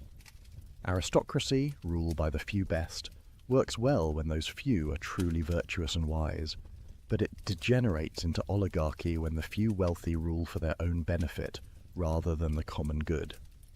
Polity, ruled by the many, succeeds when citizens are educated, virtuous, and deliberate together about what's just. But it becomes mere democracy in Aristotle's negative sense when the poor many pursue their class interest against the wealthy few. Which constitution is best? Aristotle is pragmatic. The best in theory is ruled by the perfectly virtuous person or persons, but such people are rare. In practice, a mixed constitution that combines elements of oligarchy and democracy, that gives both wealthy and poor a voice while preventing either from dominating, tends to be most stable and most conducive to the common good. This mixed constitution, polity, works best in cities with a large middle class. Why? Because the middle class moderates between extremes. Not so wealthy, they become arrogant and disconnected from common concerns. Not so poor, they become envious and desperate. They have enough to live decently, but not enough to corrupt. They're invested in stability, but open to gradual improvement. The vision is remarkably democratic for its time, though still limited by Greek prejudices. Aristotle thinks citizenship should be relatively widespread, that many should participate in deliberation about the common good, that rotation in offices prevents concentration of power. The good city encourages active participation rather than passive subjection. But his vision remains exclusionary in ways we must reject. He defended slavery as natural, argued that some humans are suited only to serve others, justified exploitation of those he considered inferior. This is morally abhorrent, contradicted by what we now know about human equality and universal dignity. Similarly, Aristotle excluded women from citizenship, considered them naturally subordinate to men, denied them the opportunity for full development of rational capacities. Again, this is indefensible, rooted in the prejudices of his culture rather than sound reasoning. And his view that Greeks were naturally superior to barbarians, that non-Greeks existed to be ruled by Greeks, reflects a cultural chauvinism we must unequivocally reject. These errors matter. They're not incidental features we can ignore while accepting the rest of Aristotle's politics. They reveal how even brilliant philosophers can be limited by their historical circumstances, how unquestioned assumptions can corrupt otherwise sound reasoning, how we must always read critically rather than accepting authority blindly.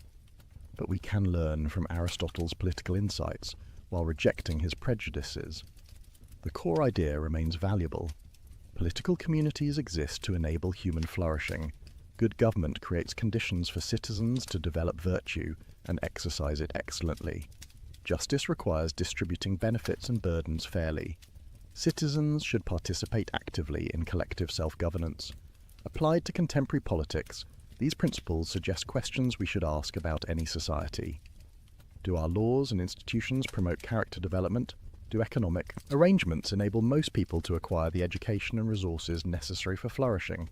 Do political structures encourage active participation or create apathy? Does the distribution of wealth and power allow for civic friendship? Or does excessive inequality fracture community? Aristotle would likely critique contemporary democracies for failing to educate citizens in virtue, for allowing wealth to corrupt political processes, for fragmenting civic identity through excessive individualism. But he would also recognize the expansion of citizenship beyond his limited vision, the rejection of slavery and subjugation, the opportunity for more people to develop their capacities. The task in any era is to structure communities to promote eudaimonia as widely as possible, not to guarantee happiness, which depends partly on individual effort and choice, but to create conditions where pursuing excellence is possible, where virtue is encouraged, where people have genuine opportunities to flourish. This requires attention to multiple dimensions: material, adequate resources, economic opportunity, security from violence and deprivation, educational, schools that develop both moral and intellectual virtues prepare people for active citizenship.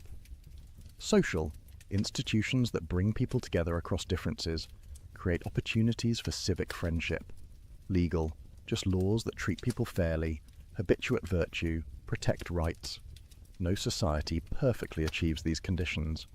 But the question isn't perfection, but direction. Are we moving toward or away from arrangements that enable widespread flourishing? Are our policies conducive to virtue development or corrosive of character? Do our institutions promote common good or serve only narrow interests? These questions remain as urgent today as in Aristotle's Athens, perhaps more so, given our greater power, our global interconnection, our capacity for both tremendous good and tremendous harm. The ancient philosophers' insistence that politics matters morally, that political arrangements shape character, that communities bear responsibility for creating conditions that enable flourishing, speaks directly to our contemporary challenges. But politics and ethics together don't exhaust Aristotle's philosophy. He developed comprehensive accounts of knowledge, logic, metaphysics, biology. The intellectual virtues he discusses aren't limited to practical wisdom. Understanding his full vision of human excellence requires examining the life of mind in multiple dimensions. Aristotle distinguishes 5 intellectual virtues, 5 excellences of thinking that human beings can develop. We've explored practical wisdom extensively, but there are 4 others, each with its characteristic domain and method. Scientific knowledge, episteme, grasps universal necessary truths through demonstration. It's the knowledge you have when you understand not just that something is so, but why it must be so.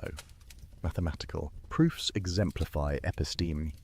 You don't just see that the theorem is true, you understand why it couldn't be otherwise, following logical necessity from axioms to conclusion.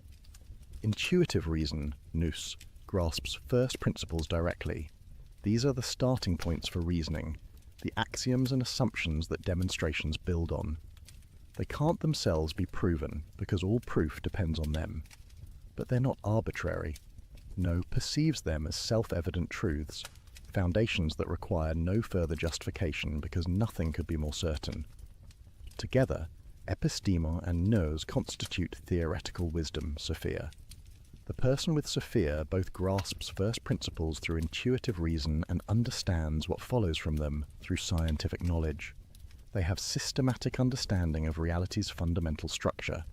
This is the highest intellectual virtue, the one exercised in contemplation, the peak of human cognitive achievement. Practical wisdom, phronesis, we've already examined. Its excellence in deliberating about what conduces to living well, about how to act in particular situations to achieve good ends. Unlike theoretical wisdom, which grasps unchanging truths, practical wisdom deals with contingent matters, things that could be otherwise, situations requiring judgment and choice.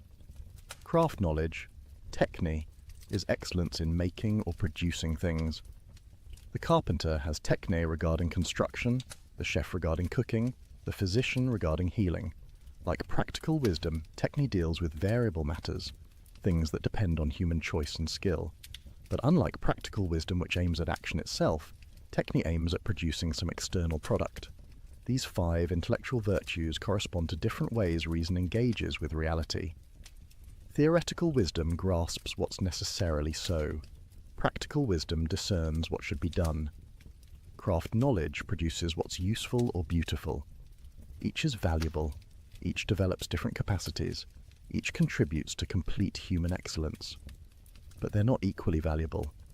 Aristotle ranks them, considering theoretical wisdom highest because it grasps the most important truths, deals with what's most divine, exercises reason at its purest.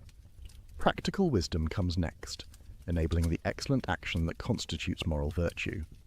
Craft knowledge is valuable but lower, concerned with mere production rather than action or understanding. This hierarchy reflects Aristotle's metaphysics, his understanding of reality's structure. At the top is the unmoved mover, pure actuality, thought thinking itself, the divine principle that makes all motion and change possible. Human theoretical wisdom participates in this divine intellection, understanding the unchanging principles that govern reality. Below the divine comes the realm of nature, studied by natural philosophy and biology. Here Aristotle spent enormous energy observing animals, categorizing species, investigating life's principles. The natural world has its own structures and purposes, its own wisdom to discover. Further down is the realm of human action, governed by practical wisdom, the sphere of ethics and politics, where we create good lives and communities through choice and habituation. At the bottom is the realm of production, where craft knowledge operates, making useful objects and beautiful artifacts. Each domain requires appropriate intellectual virtue. You can't understand mathematics through practical wisdom or determine ethical action through theoretical wisdom. Each type of knowledge has its proper sphere and method, but all contribute to eudaimonia. The complete life includes all the intellectual virtues operating in their proper domains. Theoretical wisdom in contemplation of truth, practical wisdom in living well, scientific knowledge in systematic understanding, intuitive reason in grasping principles, even craft knowledge in making useful and beautiful things. This comprehensive vision of intellectual excellence reminds us that human flourishing involves the full development of our rational capacities in all directions. Not just moral virtue, not just practical success, not just theoretical understanding, but the complete cultivation of mind in its various operations. For someone reading Aristotle today, this suggests the value of broad education. Learn mathematics to develop scientific reasoning, study philosophy to cultivate theoretical wisdom, engage in ethics to develop practical wisdom, master some craft to develop productive skill, exercise intuitive reason by examining foundational assumptions. Each form of learning develops different capacities, trains different aspects of intellect, contributes distinctively to the life of mind. The educated person isn't narrowly specialized but broadly cultivated, able to think well across multiple domains. But intellectual virtues alone don't constitute eudaimonia. We must return to the complete picture Aristotle paints, integrating all the elements we've explored into a coherent vision of human flourishing. The Aristotelian good life combines multiple components, all necessary, working together. It requires moral virtue, the settled dispositions that enable excellent action. It requires practical wisdom, the judgment that applies virtue appropriately in particular situations. It requires adequate external goods, the material conditions that make sustained excellent activity possible. It requires friendship, the relationships that give life meaning and provide context for virtue. It requires political community, the social structures that enable and support flourishing. And it includes intellectual virtue, especially the contemplative activity that exercises our highest capacities. This is a demanding vision. Flourishing isn't easy, isn't guaranteed, isn't achieved through following simple formulas.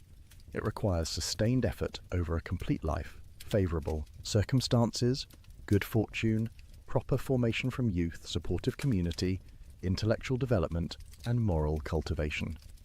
But it's also an encouraging vision, because it suggests human beings are capable of genuine excellence, that we can develop noble character, that life can be deeply meaningful when lived well.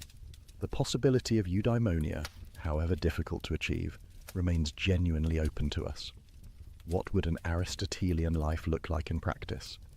Let's sketch a day in such a life, recognizing that details vary with circumstances, that there's no single correct way to live excellently, but that certain patterns characterize flourishing.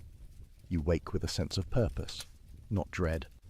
Your life has direction, aims at something genuinely worthwhile, allows you to exercise capacities you've developed through sustained effort. You've habituated yourself to rising at a reasonable hour, neither sleeping excessively nor depriving yourself of necessary rest. Morning offers time for contemplation. Perhaps you read philosophy, engaging seriously with ideas. Perhaps you study something that exercises theoretical reason, mathematics, history, science.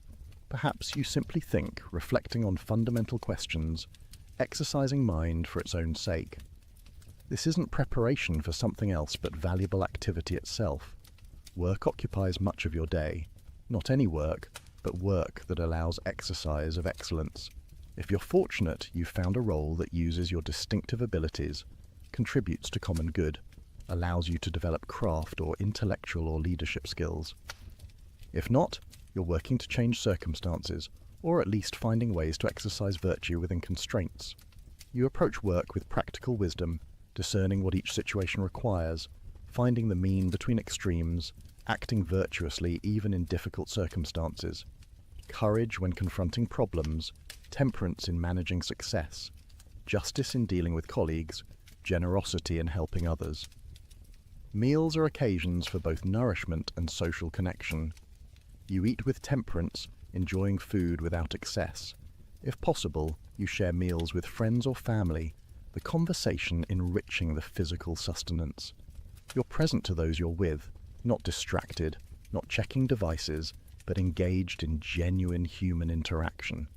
Afternoon continues productive activity, whether work or household responsibilities or civic engagement. You're contributing something, exercising capacities, participating in common life rather than merely consuming or withdrawing.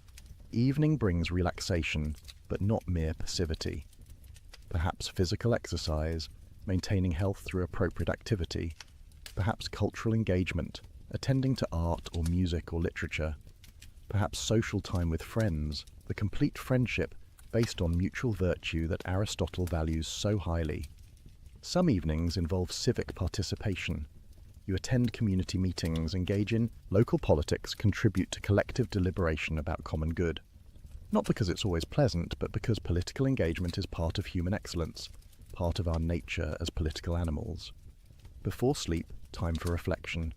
You review the day, considering where you acted well and where you fell short, learning from mistakes, resolving to do better tomorrow. Not harsh self-criticism, but honest assessment aimed at continued growth in virtue. Throughout all this, your emotions are properly ordered. You feel fear when danger genuinely threatens but aren't paralyzed by anxiety. You experience anger at real injustice but aren't ruled by rage. You enjoy pleasures appropriately but aren't enslaved by appetites. Your emotional responses have been shaped through habituation to align with reason. Your relationships are structured appropriately. Family bonds combining natural affection with justice. Friendships of different types. Utility friendships with colleagues. Pleasure friendships with companions. Complete friendships with virtuous equals. All maintained through attention, time, reciprocal goodwill. You live in a community that enables your flourishing. Laws that promote virtue. Institutions that provide opportunities. Economic arrangements that allow for decent material conditions. Political structures that invite participation. Or if your community fails in these ways, you're working for improvement while doing your best under current circumstances. Your character is relatively stable. The virtues you've developed through years of habituation have become second nature. You spontaneously respond appropriately to situations. This doesn't mean you never struggle, never face temptation, never make mistakes. But the overall pattern is one of excellent activity flowing naturally from excellent character. This is what eudaimonia looks like in daily life. Not constant ecstasy, not freedom from all problems, not perfect circumstances, but meaningful activity, virtuous character, genuine relationships, intellectual engagement, political participation, proper emotional responses, all working together over time to constitute a flourishing human life. Of course, real life is messier than this sketch. External circumstances constrain us. Bad fortune strikes. We face situations where no clearly virtuous response exists. We make mistakes, harm people we care about, fall short of our ideals. We experience periods of despair, doubt, confusion. Aristotle acknowledges all this. His vision of eudaimonia is realistic, not utopian. He knows flourishing is vulnerable to fortune, that tragedy can strike even the virtuous, that maintaining excellence over a complete life is extremely difficult. But the vision remains worth pursuing. Even if we never perfectly achieve it, even if circumstances prevent full flourishing, we can still move in that direction. We can still develop virtue, cultivate practical wisdom, form genuine friendships, engage in contemplation, participate in political community. We can still live better than we currently do, more excellently than we have been. And there's something deeply hopeful about Aristotle's insistence that eudaimonia depends primarily on what's within our control. Not entirely, not exclusively, but primarily. We can't control whether we're born into wealth or poverty, whether we're naturally intelligent or beautiful, whether fortune smiles or frowns, but we can control to a significant extent the development of our character. We can practice virtue, we can cultivate practical wisdom, we can choose friends wisely, we can engage seriously with ideas. These choices, repeated over years, compound into character. And character, more than circumstances, determines whether we flourish. The person with excellent character bears misfortune nobly. The person with vicious character squanders good fortune. External goods matter, but character matters more. This is why Aristotle's ethics remains relevant 23 centuries after he first lectured in the Lyceum. The question he posed to young Alexander, what does it mean to live well, remains our question. The answer he developed through decades of observation, analysis and reflection, excellence of character and intellect exercised over a complete life, still illuminates the path toward human flourishing. We can reject his prejudices, update his science, question his metaphysics, but his core psychological insights, his analysis of virtue and practical wisdom, his understanding of friendship and community, his vision of happiness as activity rather than feeling, all remain profoundly true to human experience. And there's something uniquely valuable about Aristotle's approach. Unlike moralists who offer rigid rules, he acknowledges the flexibility required for ethical living. Unlike relativists who claim there are no objective standards, he identifies genuine excellences rooted in human nature. Unlike abstract theorists who ignore psychology, he attends carefully to how character actually forms. Unlike pessimists who see virtue as impossible, he insists it's achievable though difficult. His philosophy is at once demanding and encouraging, realistic and idealistic, rigorous and humane. It challenges us to become better while acknowledging our limitations. It sets a high standard while insisting the standard is achievable. It takes human excellence seriously while recognizing we're complex creatures with bodies, emotions, relationships, not just pure intellects. As you settle into sleep, consider what Aristotle offers you. Not a simple formula for happiness, not a guarantee of success, not an easy path, but a comprehensive vision of human flourishing, a map of the territory you must cross, a companion for the journey toward excellence. He reminds you that happiness is something you do, not something that happens to you. That virtue is achievable through practice, not an inborn trait. That wisdom develops through experience, not just study. That friendship is essential, not optional. That community matters, not just individual achievement. That contemplation enriches life, not just practical success. He invites you to ask, what virtues am I cultivating? What habits am I forming? What is my character becoming through my repeated choices? Do I act courageously when courage is needed? Do I moderate pleasures appropriately? Do I give generously but wisely? Do I develop practical wisdom through attention to experience? He challenges you to examine, who are my friends? Do I have genuine friendships based on mutual recognition of virtue, or only relationships of utility and pleasure? Am I the kind of person capable of complete friendship? Am I someone others would want as a friend? He questions you. How do I spend my time? Is my life filled with excellent activity? Do I exercise my rational capacities? Do I engage in contemplation, pursuing understanding for its own sake? Or do I merely follow pleasures, pursue wealth, seek honours that ring hollow? He asks you, what kind of community do I help create? Do I participate in political life? Do I work for justice and the common good? Do I contribute to conditions that enable others to flourish? Or do I withdraw into private concerns, ignoring civic responsibilities? Most fundamentally, he poses the question that started our evening together. What does it mean for me to live well? What would flourishing look like for someone with my capacities? circumstances, opportunities. How do I move from where I am toward genuine excellence? These are not questions to answer tonight, here in the quiet dark. They're questions for a lifetime. Questions that each day presents anew. Questions that require continuous attention and reflection and choice, but asking them, taking them seriously, letting them guide your decisions. This itself moves you toward the eudaimonia Aristotle describes. The ancient world Aristotle inhabited is long gone. The city-states have fallen. The gods he referenced no longer command worship. The scientific theories he proposed have been superseded. The social structures he took for granted have collapsed. But the questions remain. The capacity for virtue persists. The possibility of practical wisdom endures. The need for friendship continues. The desire for understanding burns as bright. The project of becoming excellent, of living well, of achieving eudaimonia. This remains the human project, as urgent now as when Aristotle walked through the Lyceum's covered pathways discussing it with his students. His answers aren't final. Each generation must adapt his insights to new circumstances, reject his errors, develop his principles in new directions.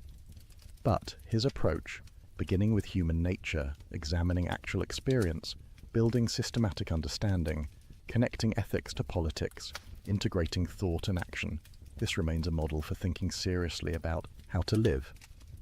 And his conclusion, that human beings are capable of genuine excellence, that flourishing is possible through cultivation of virtue and wisdom, that happiness consists in excellent rational activity over a complete life.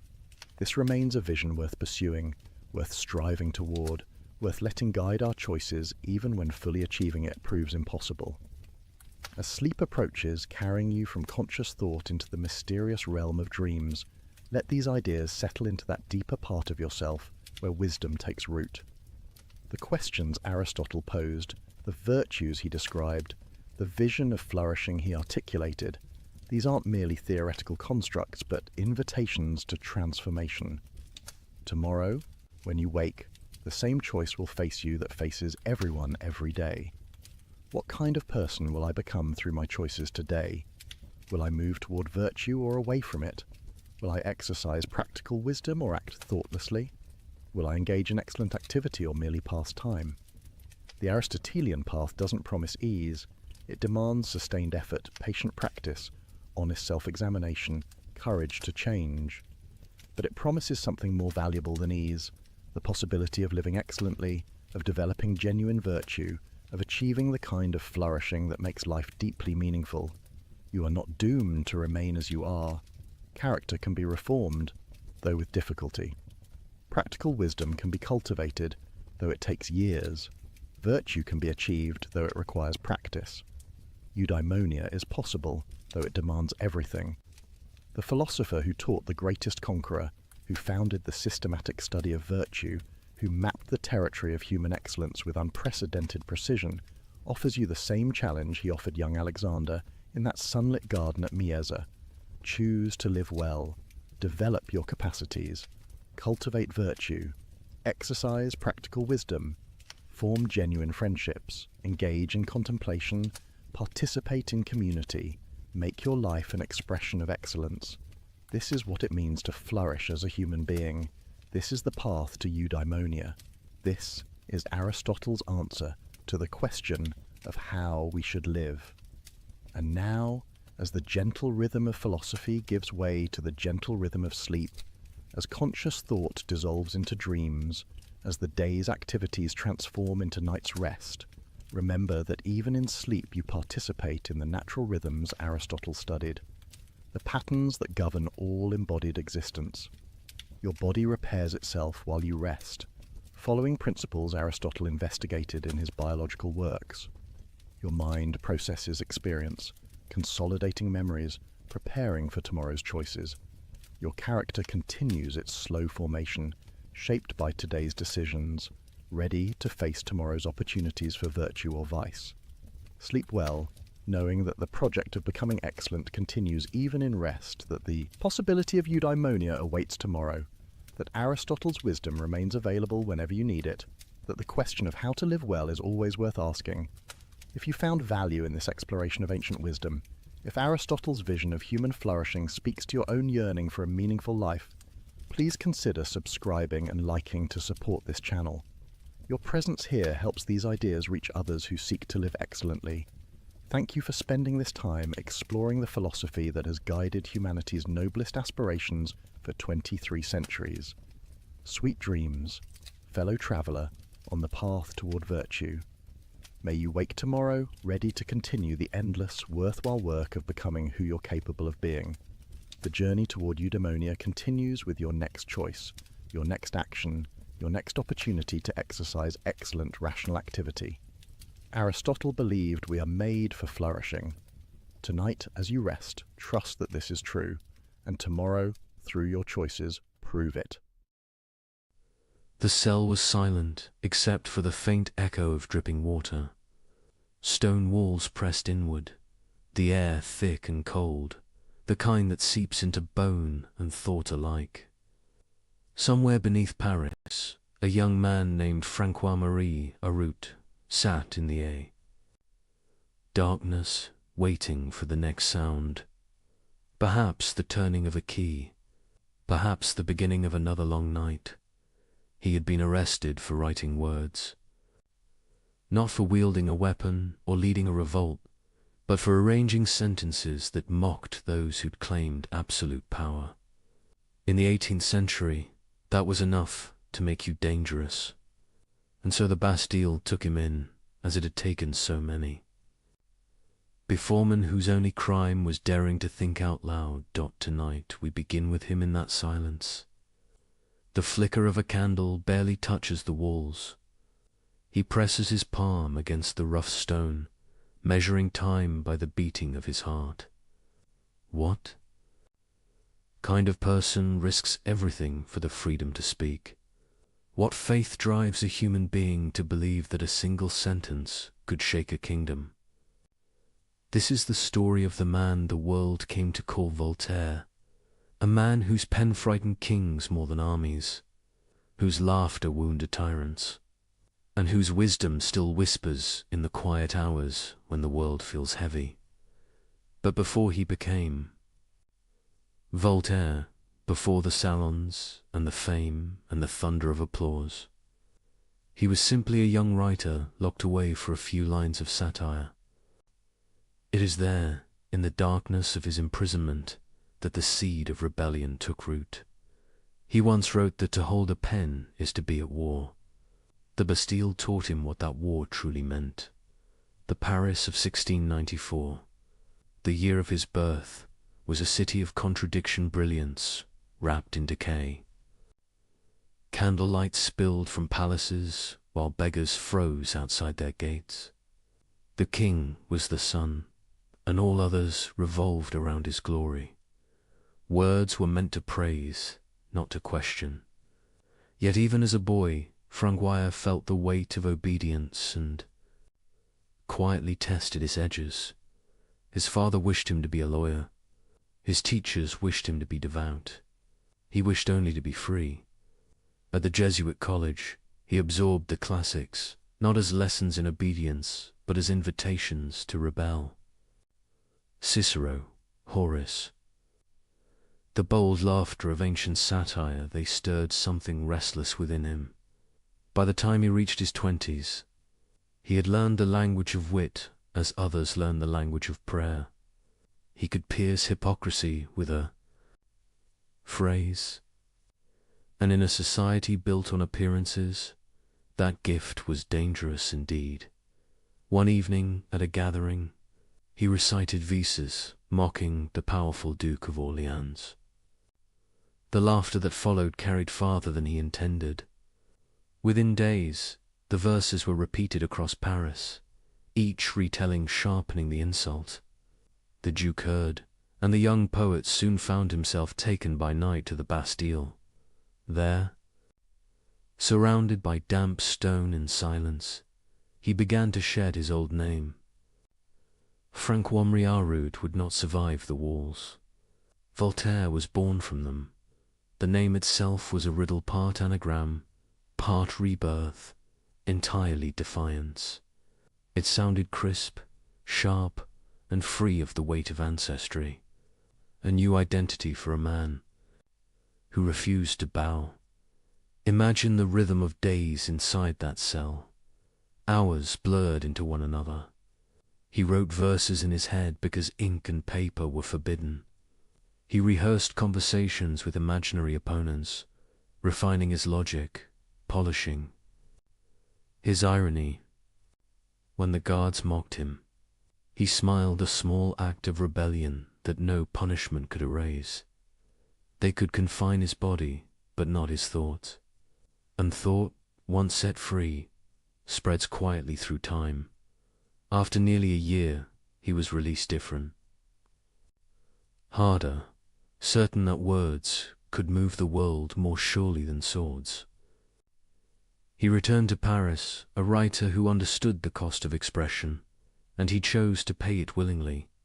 The years that followed were a storm of creation.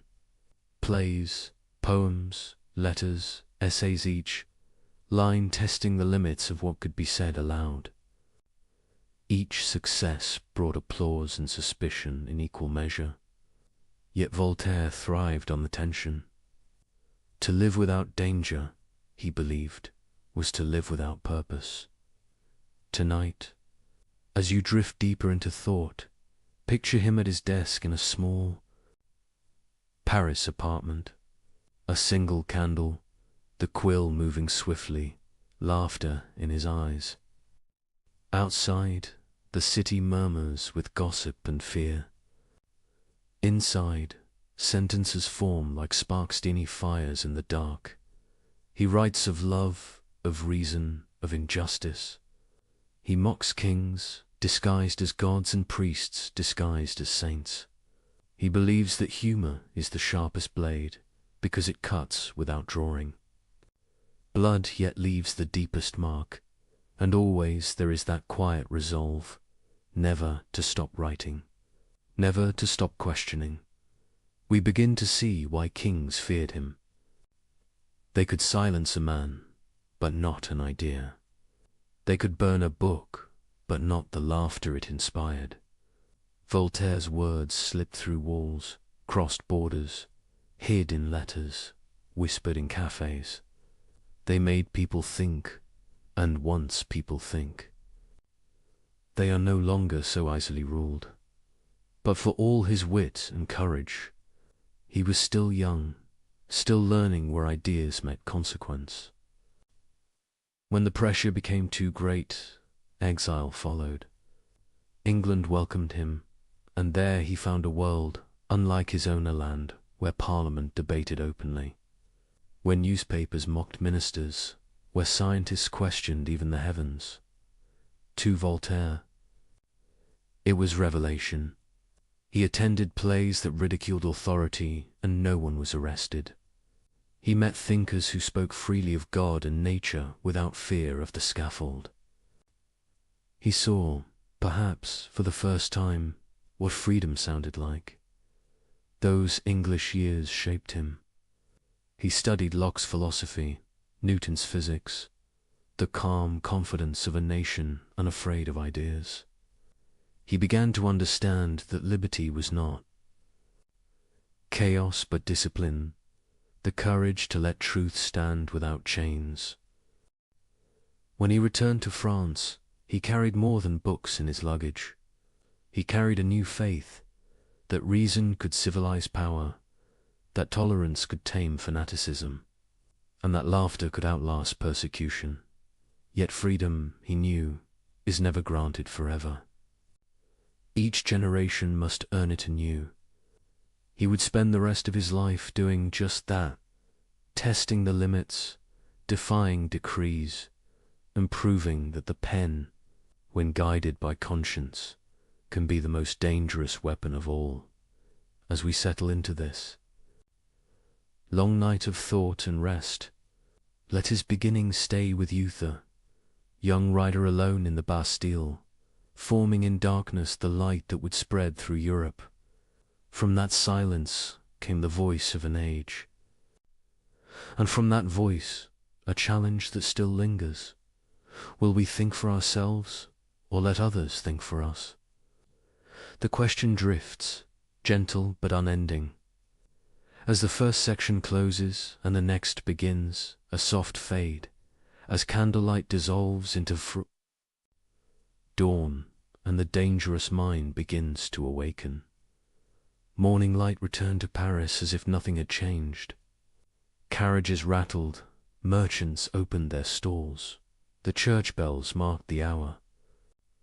But within one apartment, a man who had known confinement now studied freedom as if it were a delicate instrument, beautiful but easily broken. Voltaire's release from the Bastille was not an ending. It was a beginning, sharpened by memory. An ambition, he walked through the streets with the quiet confidence of someone who had seen power at its most fragile. Behind the grandeur of palaces and cathedrals, he recognized fear, fear of thought, fear of laughter, fear of the mindset. Loose. And he smiled. For he had learned that laughter, once born, cannot be imprisoned. Voltaire began again, writing with the energy of one who owed the world an answer. The salons of Paris, glittering with chandeliers and conversation, soon welcomed him.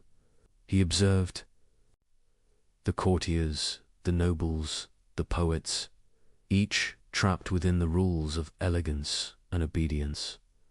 He mastered those rules, only to twist them. His verses sparkled, his epigrams travelled, and behind every clever line lay a subtle defiance. He understood something few others did. Ridicule could reveal truth more clearly than sermons. It stripped away pretense, leaving only what was absurd and unjust. Where philosophers debated endlessly, Voltaire preferred a single sentence that would make a tyrant blush. The young poet's fame grew, but fame is never a stable ally. Every success attracted jealousy. Every joke risked punishment. He learned to balance on that thin wire between admiration and arrest. Each letter he sent, each play he staged, carried both praise and danger. He began to live in anticipation of the knock on the door, and soon it came again. This time the quarrel was personal. Noblemen insulted him, and Voltaire, unwilling to bow, answered with words so cutting that the man replied with violence. Voltaire demanded satisfaction. He requested a duel, believing in honor more than safety.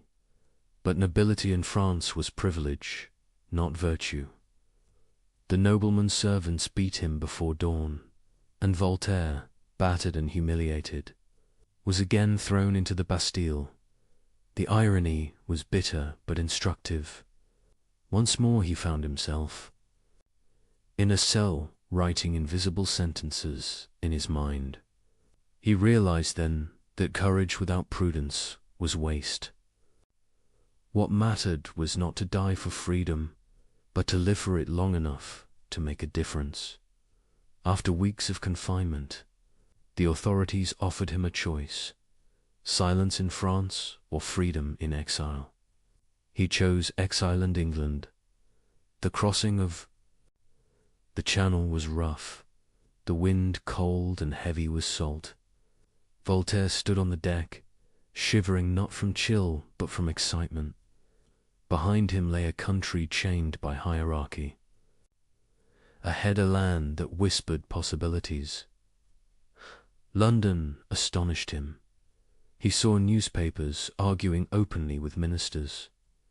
He heard preachers contradict each other without fear of the scaffold.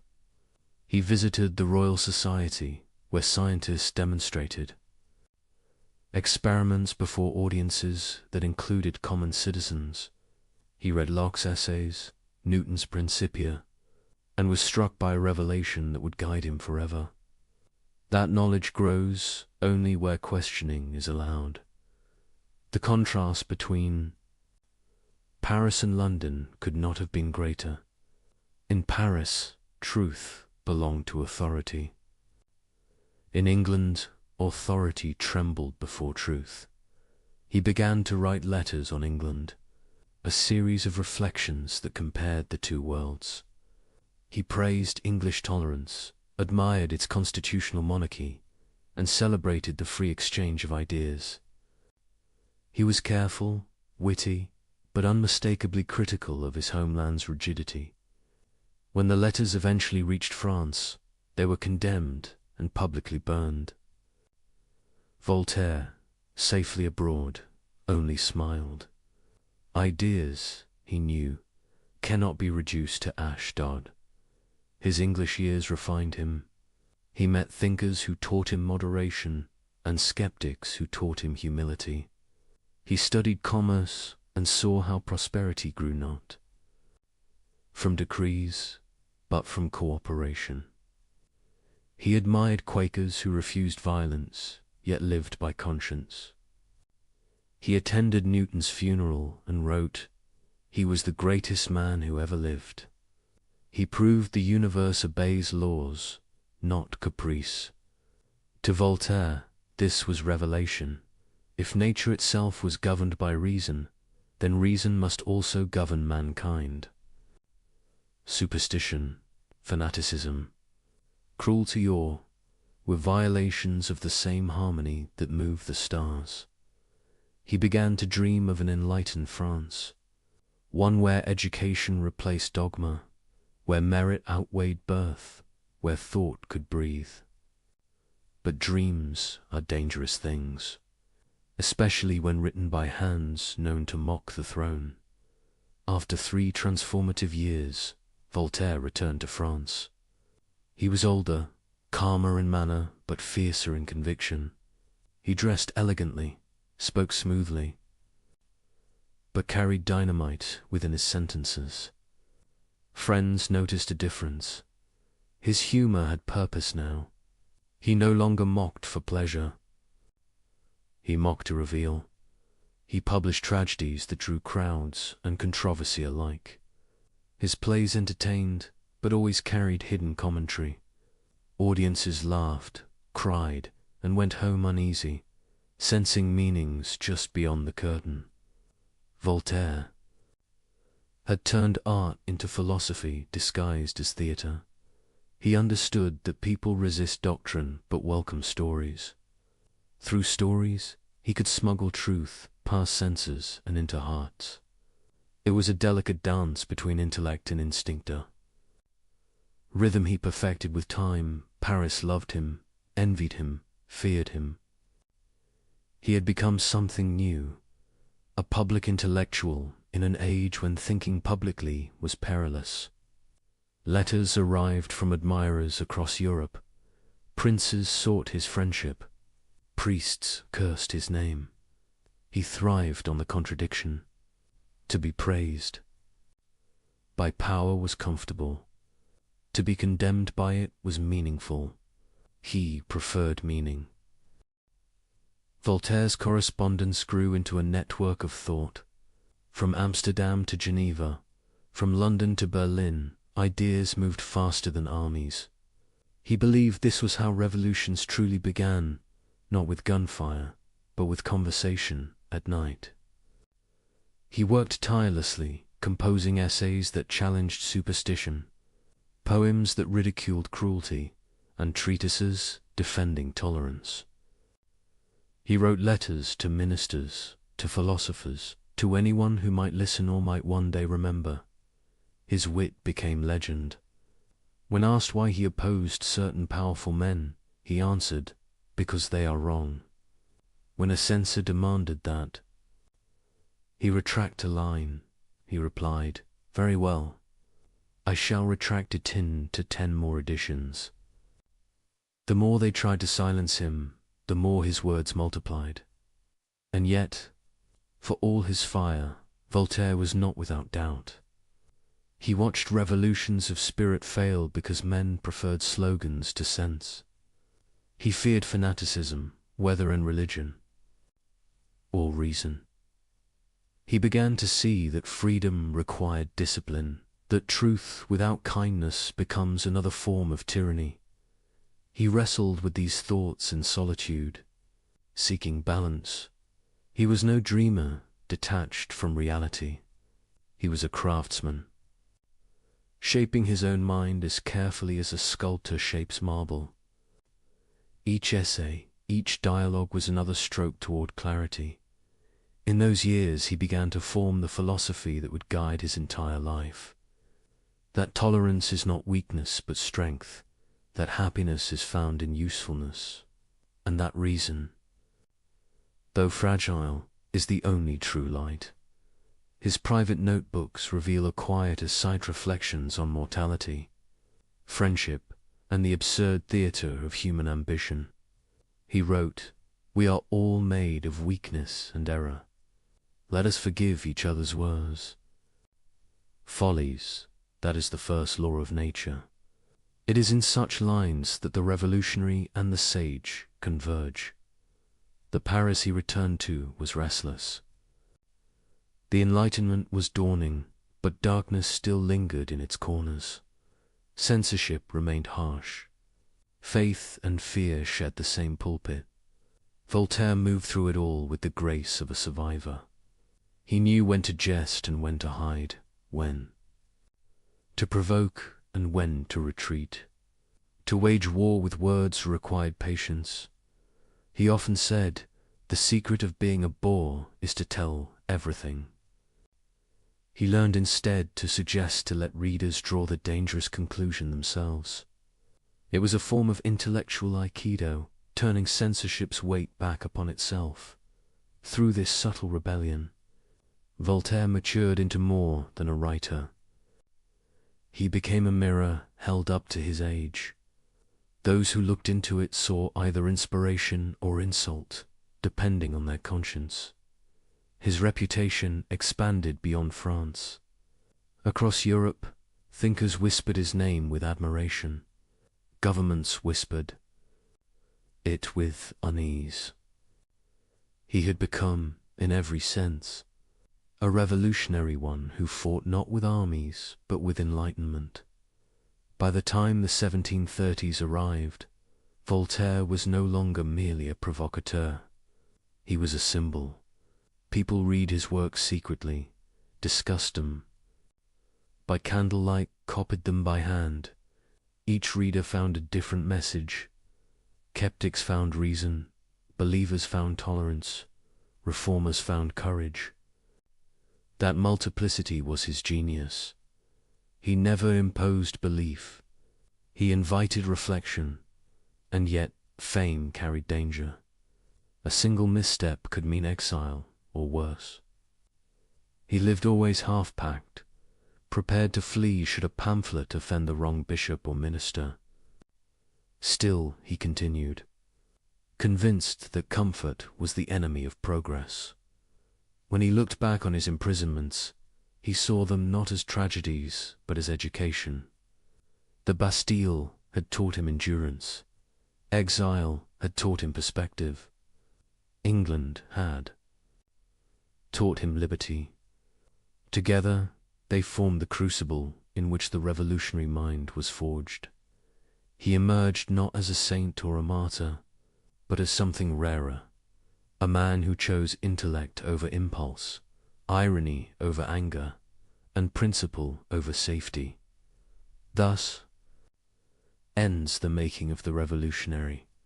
The wit, once playful, had become purpose. The exile had become teacher. And the dangerous mind that once mocked kings was ready to challenge entire systems of thought.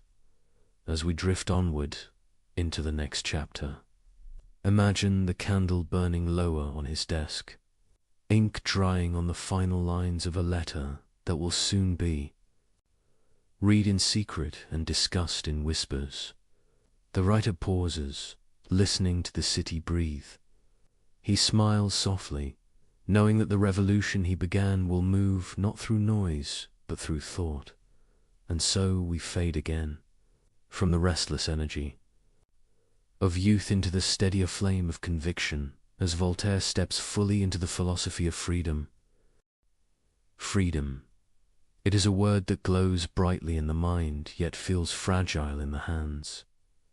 In Voltaire's century, freedom was not a birthright, it was a suspicion. To question power was to endanger yourself, and yet he could not stop. He once said that thinking is disagreeing. To him, that disagreement was the highest form of respect for truth. The world around him, however, was built upon obedience. Kings ruled by divine right. Priests claimed heaven as their endorsement.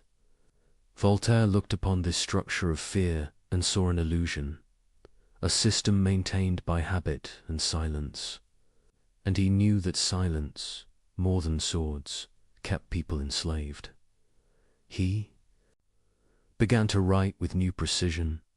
His essays became less ornamental and more direct. His purpose was clear, to awaken minds dulled by reverence. Reason, he argued, was the one authority that required no permission. It was not granted by kings, nor confined to scholars. It was the common property of every thinking being. He saw superstition as the oldest enemy of liberty. Superstition whispers that obedience is virtue, that ignorance is safety. But Voltaire had learned in prison that ignorance never protects, it merely delays punishment. He believed that to use one's reason was not rebellion, but duty. To think freely was the true act of gratitude toward existence itself. He expressed this belief through stories and dialogues, through the gentle art of seeming to entertain while teaching deeply.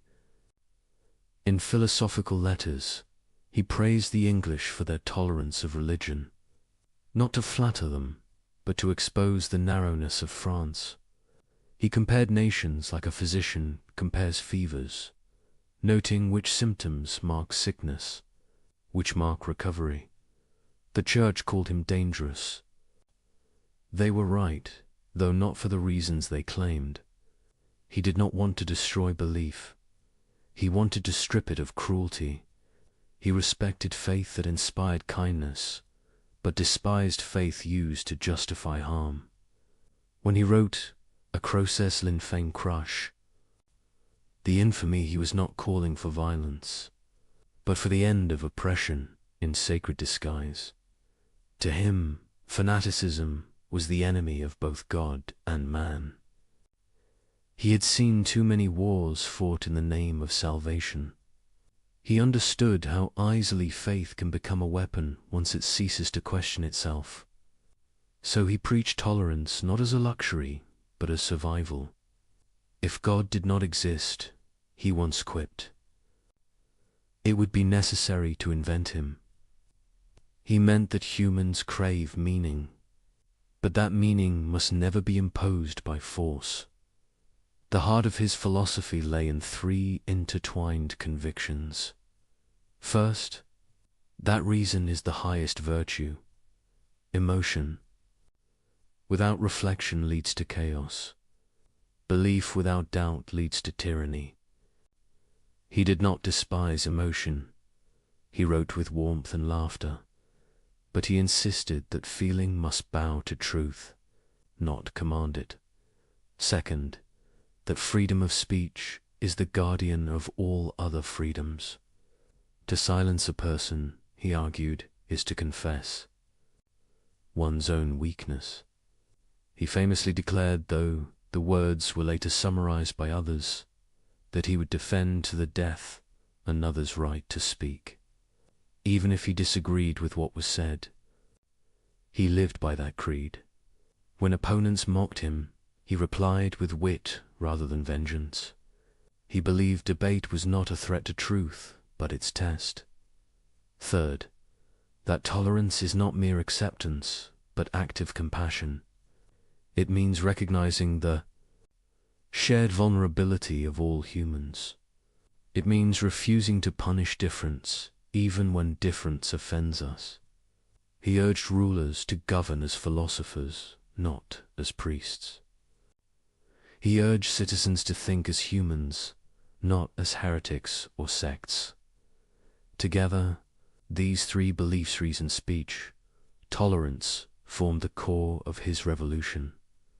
But these convictions did not come without struggle. Every word risked retaliation. Books were banned, printers arrested, and yet the word spread. Copies travelled hidden in barrels, disguised in false bindings, passed hand to hand like contraband light. Voltaire was relentless, but he was not naive. He knew that ridicule could be misused, that mockery without conscience could wound more than it healed. He wielded humor as a surgeon's knife, cutting away hypocrisy but leaving the patient alive.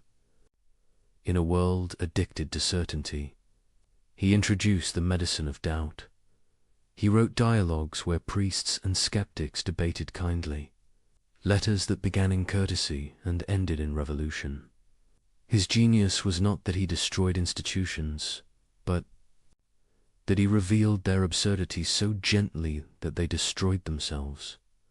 Voltaire understood the psychology of power, that it collapses not when attacked, but when laughed at by those it seeks to command.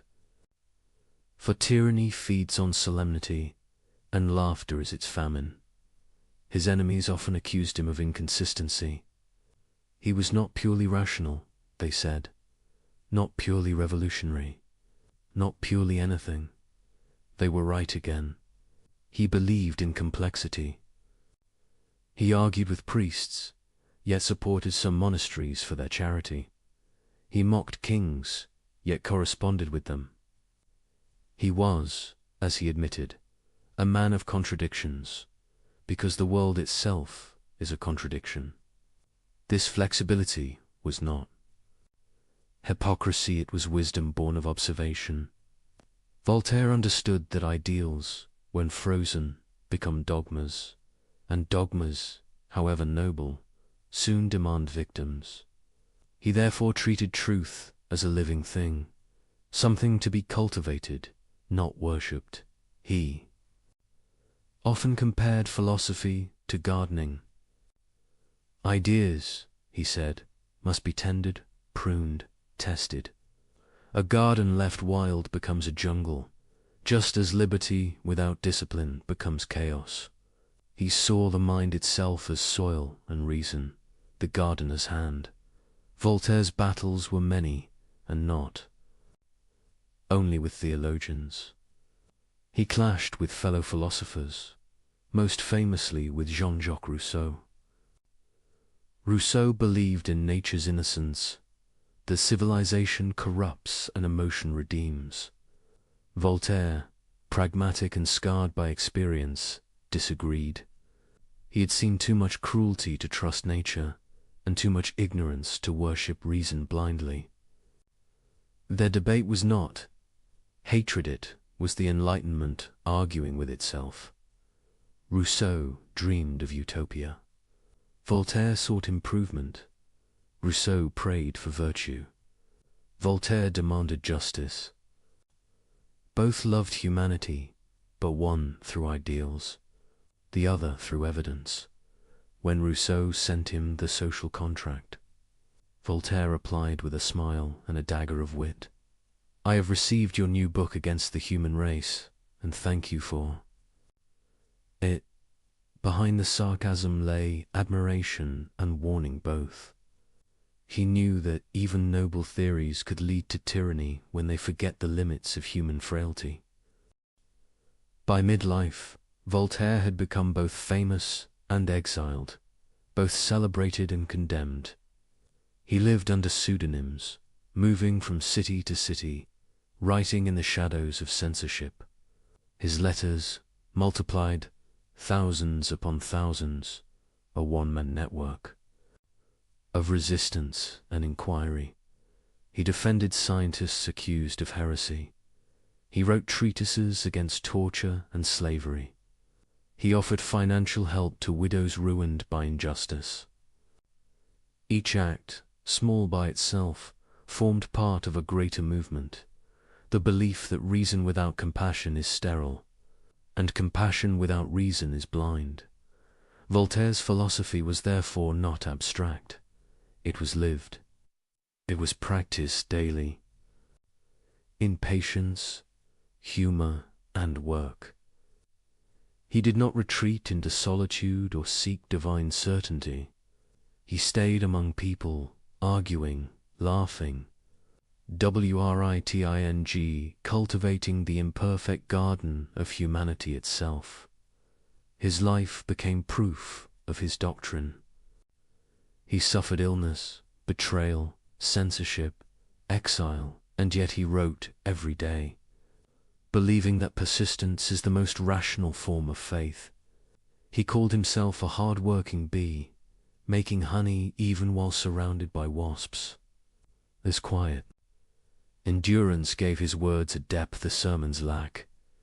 He taught not by preaching, but by example, by continuing. He once wrote, "The best is the enemy of the good." He meant that perfectionism paralyzes progress. To act imperfectly is better than to dream flawlessly. It was this modest realism that separated him from zealots. He never promised heaven, only improvement. An improvement, he said, begins with thought. The risk never ended. Authorities monitored his writings, but the more they suppressed him, the wider he spread. His letters were smuggled across borders, his ideas copied by candlelight, his name whispered as both warning and inspiration. To those in power, he was a nuisance. To those in darkness, he was dawn. He never founded a school nor claimed disciples, but his influence became a quiet contagion. Every person who began to think for themselves became, unknowingly, a child of Voltaire. And yet, amid all this intellectual fire, his most profound insight remained simple, that happiness begins not in conquest or fame, but in understanding. To think clearly is to live peacefully. To reason is to be free. By now, his ideas had outgrown their author.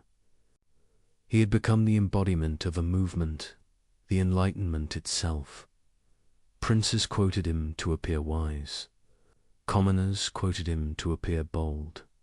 He knew the irony. Once dangerous ideas become fashionable, their sharpness dulls. So he kept writing, kept refining, urging readers to question even him. He feared that dogma might one day wear his own name. So he insisted on humility. Doubt, he said, is not a pleasant condition, but certainty is absurd.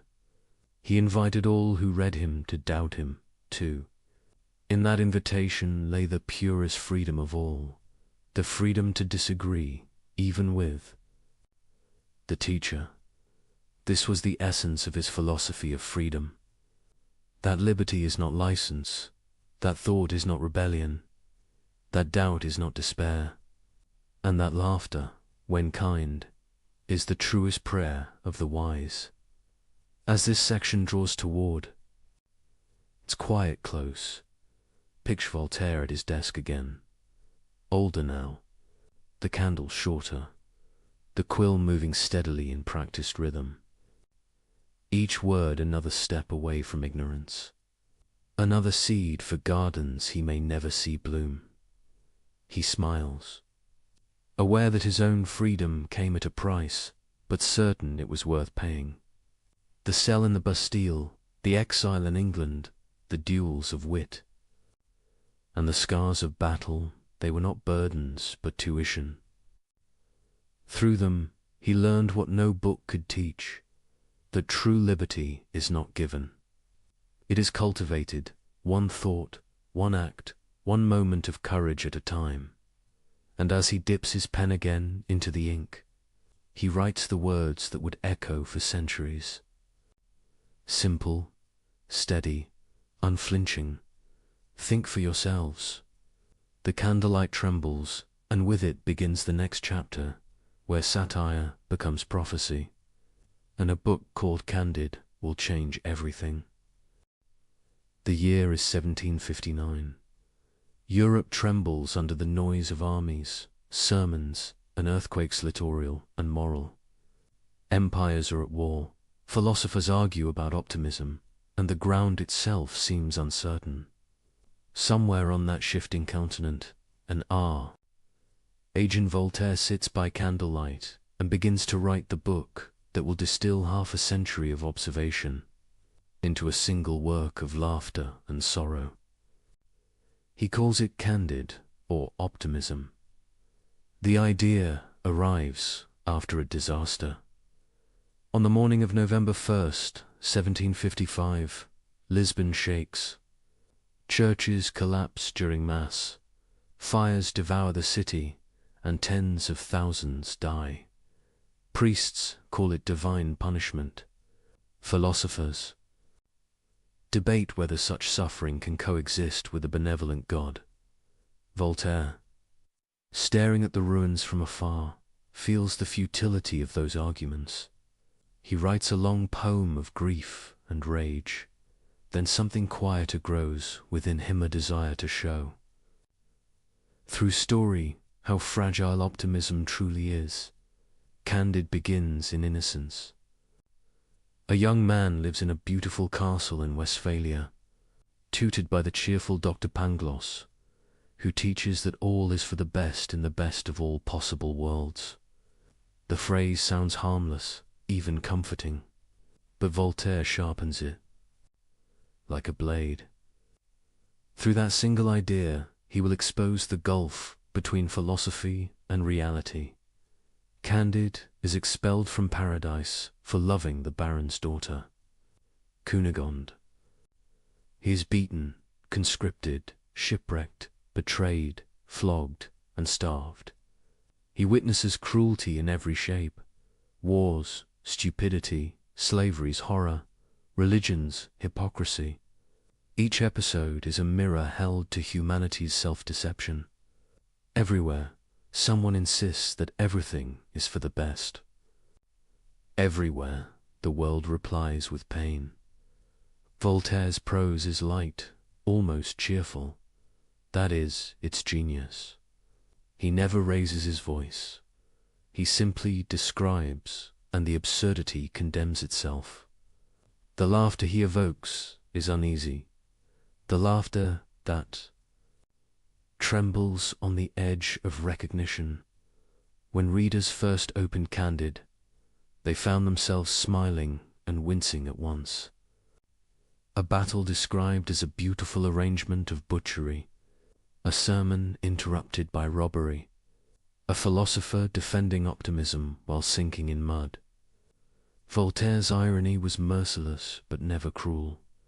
His sympathy remained with the victims, never the theories that explained them away. Pangloss, ever faithful to metaphysics, persists through disease and disaster, proclaiming that all is well.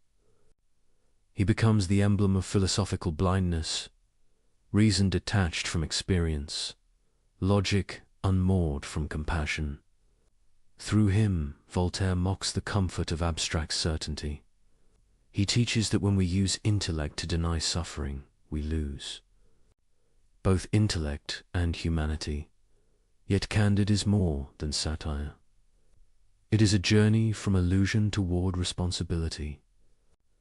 Candid begins as a believer, becomes a skeptic, and ends as something rarer, worker of his own small patch of earth. After all the adventures, he concludes with 9 simple words: Il faut cultiver notre jardin. We must cultivate our garden. Those words close the book like a sigh after a storm. They do not offer triumph, only peace earned through labor and humility. Voltaire's message is not withdrawal from the world, but engagement with what is real and within reach. The garden is both literal and metaphorical, a call to action scaled to human hands. To understand its depth, imagine the Europe that read those words. Philosophers promise systems explaining everything. Churches promised salvation for obedience. Kings promised order through conquest. Voltaire promised nothing, only a hoe, a seed, and a mind awake. He suggested that the search for meaning begins not in heaven or empire, but in the small, daily work of decency. It was radical advice disguised as modest wisdom. Instead of overthrowing the world, he proposed tending it. Instead of explaining evil, he proposed alleviating it. The effect was electric. Some readers laughed, some were outraged, and many were frightened. Governments banned the book. Priests denounced it, but people copied it anyway. Within months, Candide spread across Europe, translated, smuggled, whispered. It became a mirror no one could put down. The church called it impious. Revolutionaries called it inspiring. Voltaire accepted both judgments with a smile. He had achieved what he desired most, to make people think without telling them what to think. Beneath its humor, Candide carries quiet compassion, each grotesque episode reveals not only folly but endurance. Even in ruin, the characters continue moving forward, searching for something better. Voltaire understood that survival itself can be a kind of wisdom. The novel's cruelty is always balanced by resilience. He never despairs completely, because despair would flatter the absurdity he mocks. Consider the old woman who tells. Candid, she has suffered everything, yet still loves life. Her tail loss, slavery, disfigurement, becomes a parody of tragedy. So extreme it circles back to tenderness. Voltaire invites readers to laugh, then to wonder why they are laughing, and finally to feel compassion. That oscillation between amusement and empathize, the pulse of Candide, even Pangloss, ridiculous as he is, receives forgiveness. Voltaire allows him to survive, scarred but unrepentant, because he knows humanity rarely learns completely. We cling to illusions because they comfort us. Better, Voltaire implies, to recognize them and smile gently than to hate ourselves for needing them. The Lisbon earthquake, the executions, the betrayals, these are not random episodes. They are symbols of an age struggling with faith and doubt. Voltaire shows that suffering is not a test from heaven nor proof against God. It is simply part of the fabric of existence. Our task is not to justify it, but to respond humanely. In this sense, Candide becomes a spiritual text for the unbelieving. It teaches moral courage without metaphysics, hope without naivety.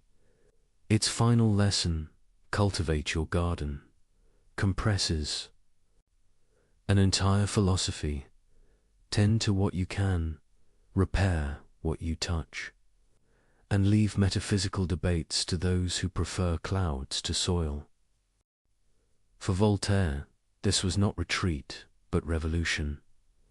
He had seen how grand theories led to grand cruelties. He wanted a wisdom that begins with breakfast, with friendship, with the simple refusal to harm. The garden is not escape, it is ethics, made tangible. In later years, readers would interpret those words endlessly.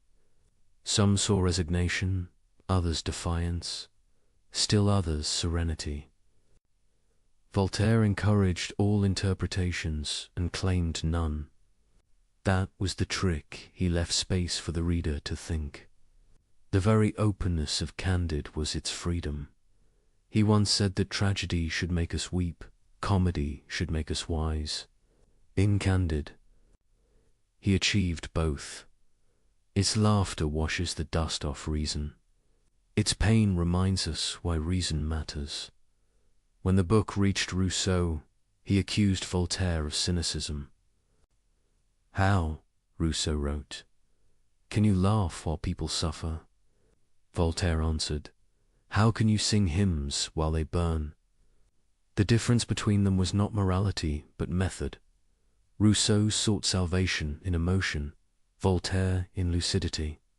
Both longed for a better world. Voltaire merely refused to lie about the one that existed. The making of Candide also reveals Voltaire's mastery of craft. He wrote it in 3 months swiftly, secretly, moving between inns and borrowed studies. He disguised it as a translation. From the German to evade censors. Each sentence is polished, short, rhythmical design to sound effortless. Behind that simplicity lies perfect control. He chose the name Candide from the Latin candid sclere, shining, naive. The hero begins pure and ends wise, not by revelation, but by exhaustion. After seeing the world, he stops asking why, and begins asking what now. That shift from metaphysics to practice is the heart of Enlightenment thought. Voltaire himself lived that transition. He had chased theories in youth. In age, he cultivated gardens of justice, friendship, and knowledge. Candide is therefore autobiography, disguised as fable, the journey from cleverness to clarity. As success spread, danger returned. Authorities raided printers, confiscated copies, threatened imprisonment. Voltaire, living near the Swiss border, kept moving manuscripts between safe houses. He joked that his books travelled more than he did. In letters to friends, he called Candide a book that makes people laugh and priests nervous. Yet despite persecution, the world refused to unread it. Within decades, it became a cornerstone of modern thought, influencing everyone from revolutionary pamphleteers to quiet moralists. It taught that skepticism could coexist with kindness, that laughter could reform nations. Even the structure of the novel's short chapters, fast scenes, abrupt transitions, feels modern, almost cinematic. Each page a cut, each irony a fade. Perhaps that is why it endures. It moves like a mind awakening in the stillness of night. One can imagine Voltaire rereading the final line. He sets down his quill and looks toward the window, where dawn hints behind the hills. The world outside remains unjust, noisy, full of superstition, but his little estate will soon wake. Workers will tend the vines, letters will arrive, arguments will continue, and that, he realizes, is enough. He has replaced the perfection of heaven with the imperfection of labor. He has traded metaphysical comfort for moral clarity. In that exchange lies peace, the peace of a mind reconciled with limits. The lesson of Candide is not that the world is meaningless, but that meaning must be made daily. Not in proclamations, but in gardens. Not in temples, but in workshops. Not in eternity, but in time. When Voltaire wrote those final words, he was nearly 65. His health was fragile. His humor was not. He called himself half-blind, half-deaf, entirely amused. But within that amusement lay serenity earned through struggle. He had watched philosophers rise and fall. He had outlived kings and enemies alike. Now he wanted to leave something durable, not an empire of ideas, but a way of being. And so Candide endures, not because it resolves questions, but because it teaches how to live among them. It offers no salvation, only sanity. It does not end in revelation, but in rest. For listeners drifting through this story, picture the old philosopher standing among rows of vines at Ferney years later, the sun warm, the earth rich, a book in his pocket and laughter in his eyes. Around him, workers prune branches, children chase insects, and he, the once dangerous writer, hums softly to himself. He has cultivated his garden, literally, philosophically, spiritually, not because the world is good, but because it can be. Tended, that is the triumph of Candid, a victory without parade, a wisdom without pride. It is the story of humankind growing older, learning that perfection is a childish dream, and that peace belongs to those who keep working after they stop pretending. As night settles over our journey, the pages of Candid close quietly. No fanfare, no prophecy, only the calm of understanding. From the ruin of optimism, Voltaire built a sanctuary of reason. From the chaos of history, he drew one enduring sentence: we must cultivate our garden. The candlelight fades, leaving the reader, the listener, the dreamer with that single thought, blooming softly in the dark. That freedom begins not with rebellion, alone, but with care. And as the ink dries, Voltaire sets aside his quill, ready to turn from ideas to action, from satire to service, from laughter to justice. The storm of Candid has passed. Now the air is still, the field soft beneath the sun. Voltaire, no longer the restless wanderer, begins to live the metaphor he once wrote. He tends a real garden rows of vines and fruit trees near the border. Village of Ferney. Each morning he walks the paths slowly, staff in hand, eyes thoughtful. He watches workers prune and harvest, watches life renew itself through simple effort. Here the philosopher becomes the farmer. Here the dangerous mind finds its peace. Yet what does it mean, this phrase the world now repeats? Il faut cultiver notre jardin. To cultivate, not to conquer. To care, not to command. To choose labor over illusion. For Voltaire, it is both creed and confession. He has spent his life battling superstition, arguing with kings, mocking priests. Now he discovers that wisdom is not only resistance, but reconstruction. The garden is the place where rebellion becomes creation. He writes to friends, explaining his routine. Mornings spent dictating letters, afternoons among trees, evenings at his desk. Visitors expect fiery debates. Instead, they find a calm host, offering fruit from his orchard. Philosophy, he tells them, is digestion. It must take its time. They smile, unsure if he jokes. But he means it literally. Thoughts, like plants, require patience, seasons, repetition. The same soil that grows bitterness can, with care, grow nourishment. To cultivate one's garden is to accept the limits of power. You cannot reform the entire world, but you can improve the ground beneath your feet. Each weed pulled, each seed planted, becomes an act of quiet defiance against despair. The garden is humility made visible. It reminds the thinker that ideas, like crops, thrive only when tended daily. Voltaire had seen too much destruction done in the name of perfection. He believed improvement was enough. Small deeds, multiplied, could equal revolutions. His correspondence shows the rhythm of this conviction. Letters to kings advising tolerance.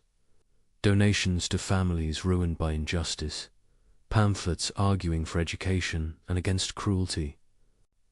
He no longer writes to wound. He writes to heal. He warns his readers not to trust grand theories that promise happiness to all. Beware, he writes, of those who seek to make you better by force. True virtue, he insists, begins in usefulness. Plant something, teach someone, relieve a neighbor's hunger. That is enlightenment more durable than any philosophy. The tone of his late work changes. Where once he laughed sharply, now he smiles gently. He keeps irony, but tempers it with gratitude. He speaks often of work not ambition's work, but sustenance's work. He sees in labor the rhythm that reconciles body and mind. Work protects from idleness. Idleness breeds fantasy. Fantasy breeds fanaticism. To cultivate one's garden is therefore to cultivate one's sanity. In these years, he transforms Fernie into more than a home. It becomes a symbol. Travelers arrive from across Europe to glimpse the legendary philosopher in his sanctuary. They find him walking with villagers, settling disputes, funding schools. He builds workshops so the poor can earn wages. He pays teachers to educate girls as well as boys. He writes, half amused, that the village once known for ignorance now exports clocks and ideas. Voltaire calls himself the innkeeper of Europe. His house never empties. Princes, poets, refugees, skeptics all pass through. Some expect a profit. They meet a man in a straw hat offering pears. He listens more than he speaks, laughs more than he lectures. He tells them, "My garden is my argument." The example replaces the sermon at night. When the guests sleep, he sits again at his desk. The candlelight touches piles of correspondence. He answers them one by one. Letters about justice, tolerance, war, and faith. He no longer expects quick victories. He has learned that truth travels slower than rumor, but endures longer.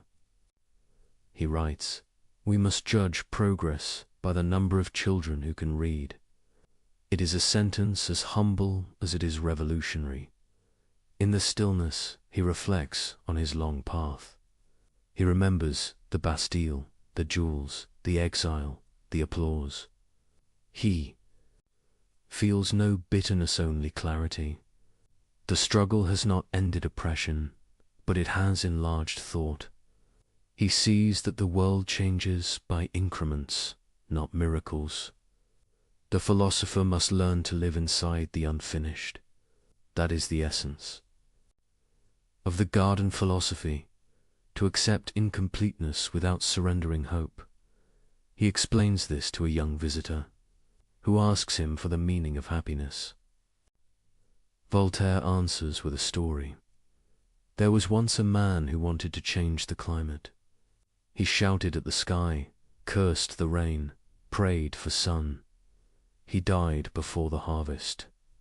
His neighbor watered the soil and picked weeds. He lived to eat. The visitor laughs. Voltaire adds softly, "Be the neighbor." Happiness, he says, is the equilibrium between effort and acceptance. Work keeps despair from rotting the heart. Acceptance keeps pride from choking it. The wise man does not demand perfection from the world. He collaborates with it. That collaboration between will and limitation is the true art of living. Voltaire extends this idea beyond the self. Each person's garden totters another's. Communities, nations, civilizations are networks of adjoining plots. When one lies untended, weeds spread to the rest. Therefore justice is not charity, it is maintenance.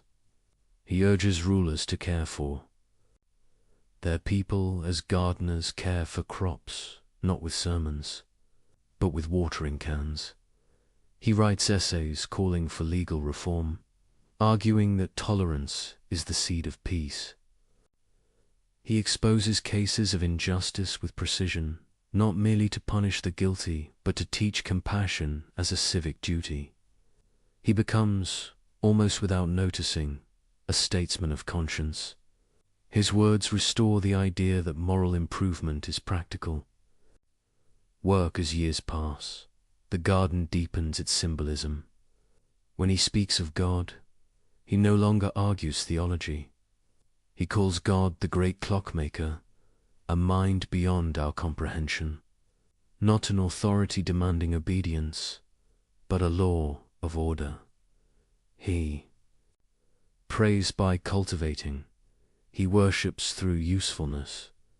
He writes, "Labor keeps us from three great evils: boredom, vice, and need."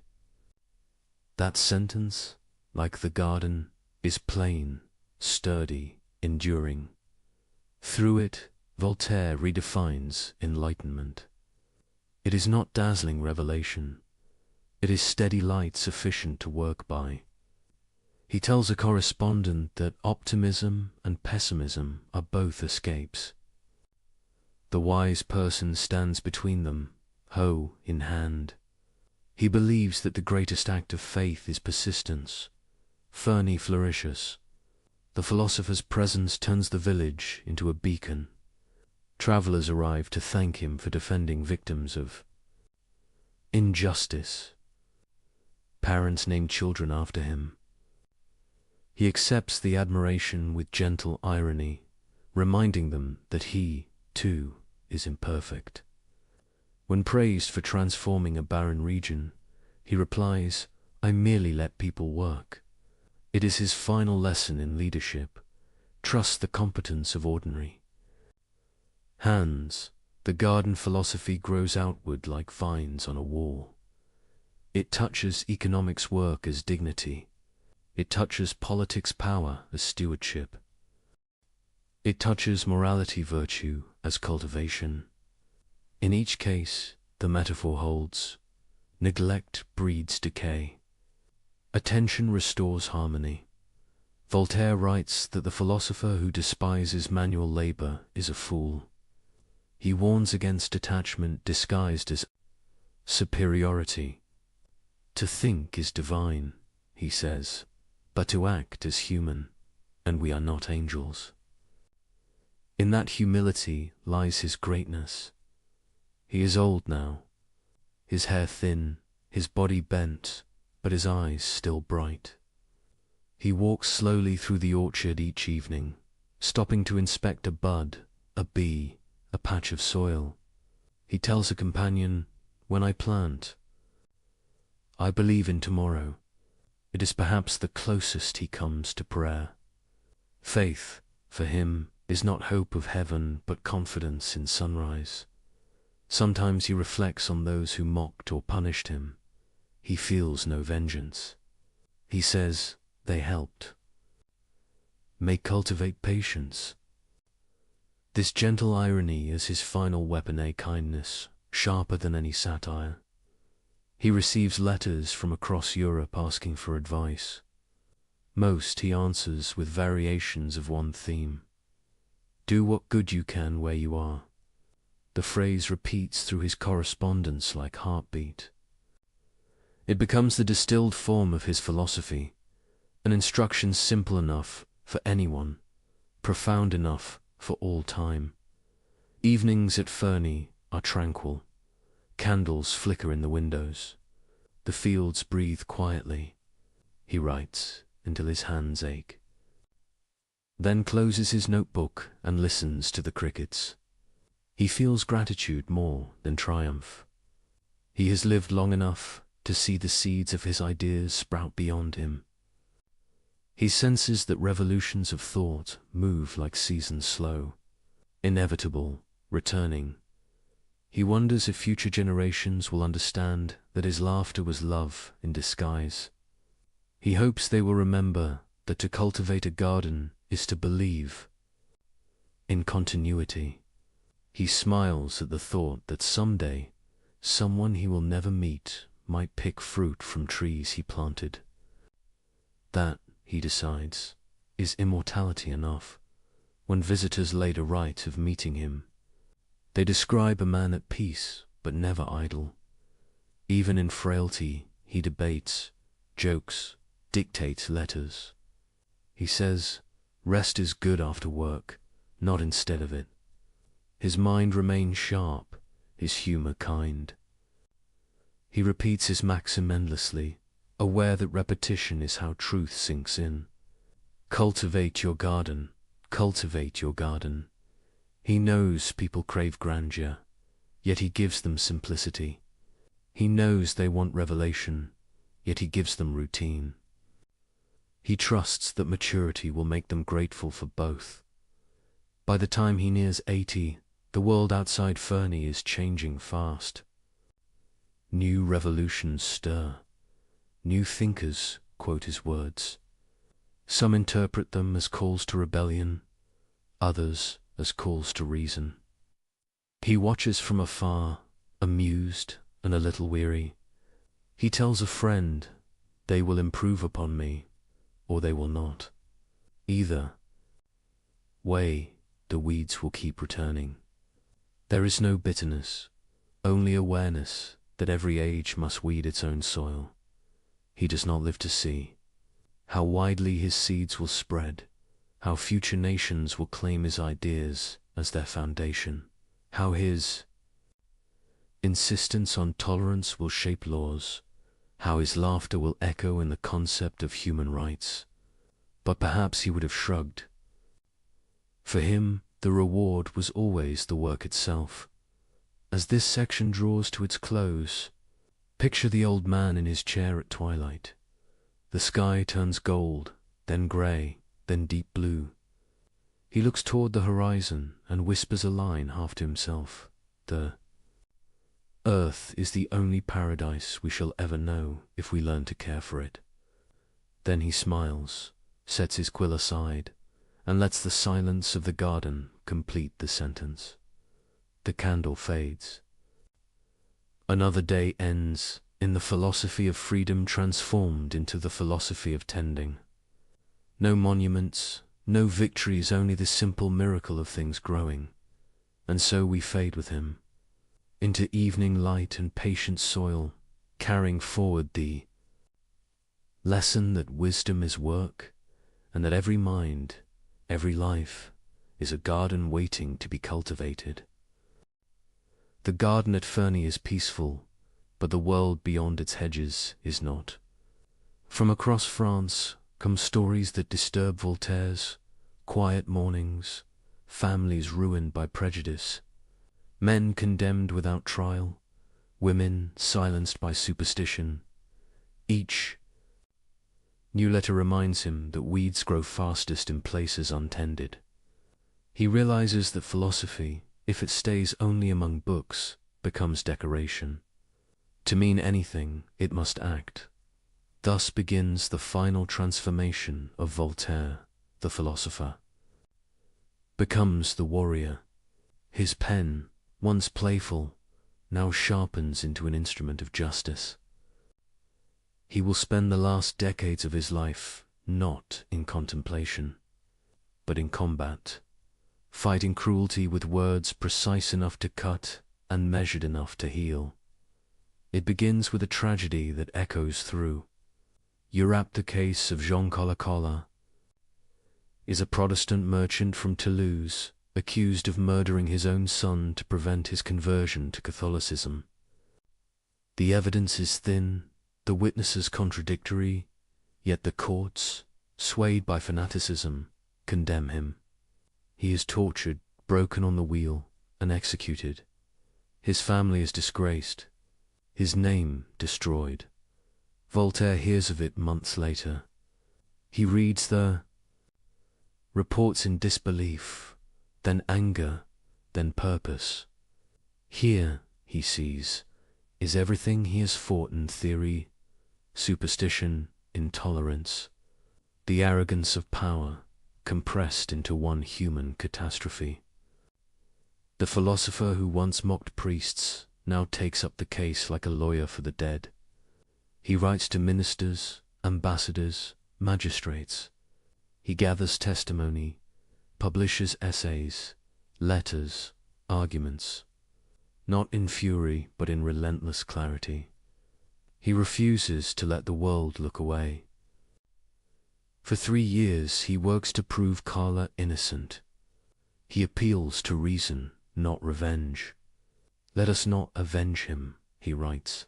Let us vindicate him. The difference is everything.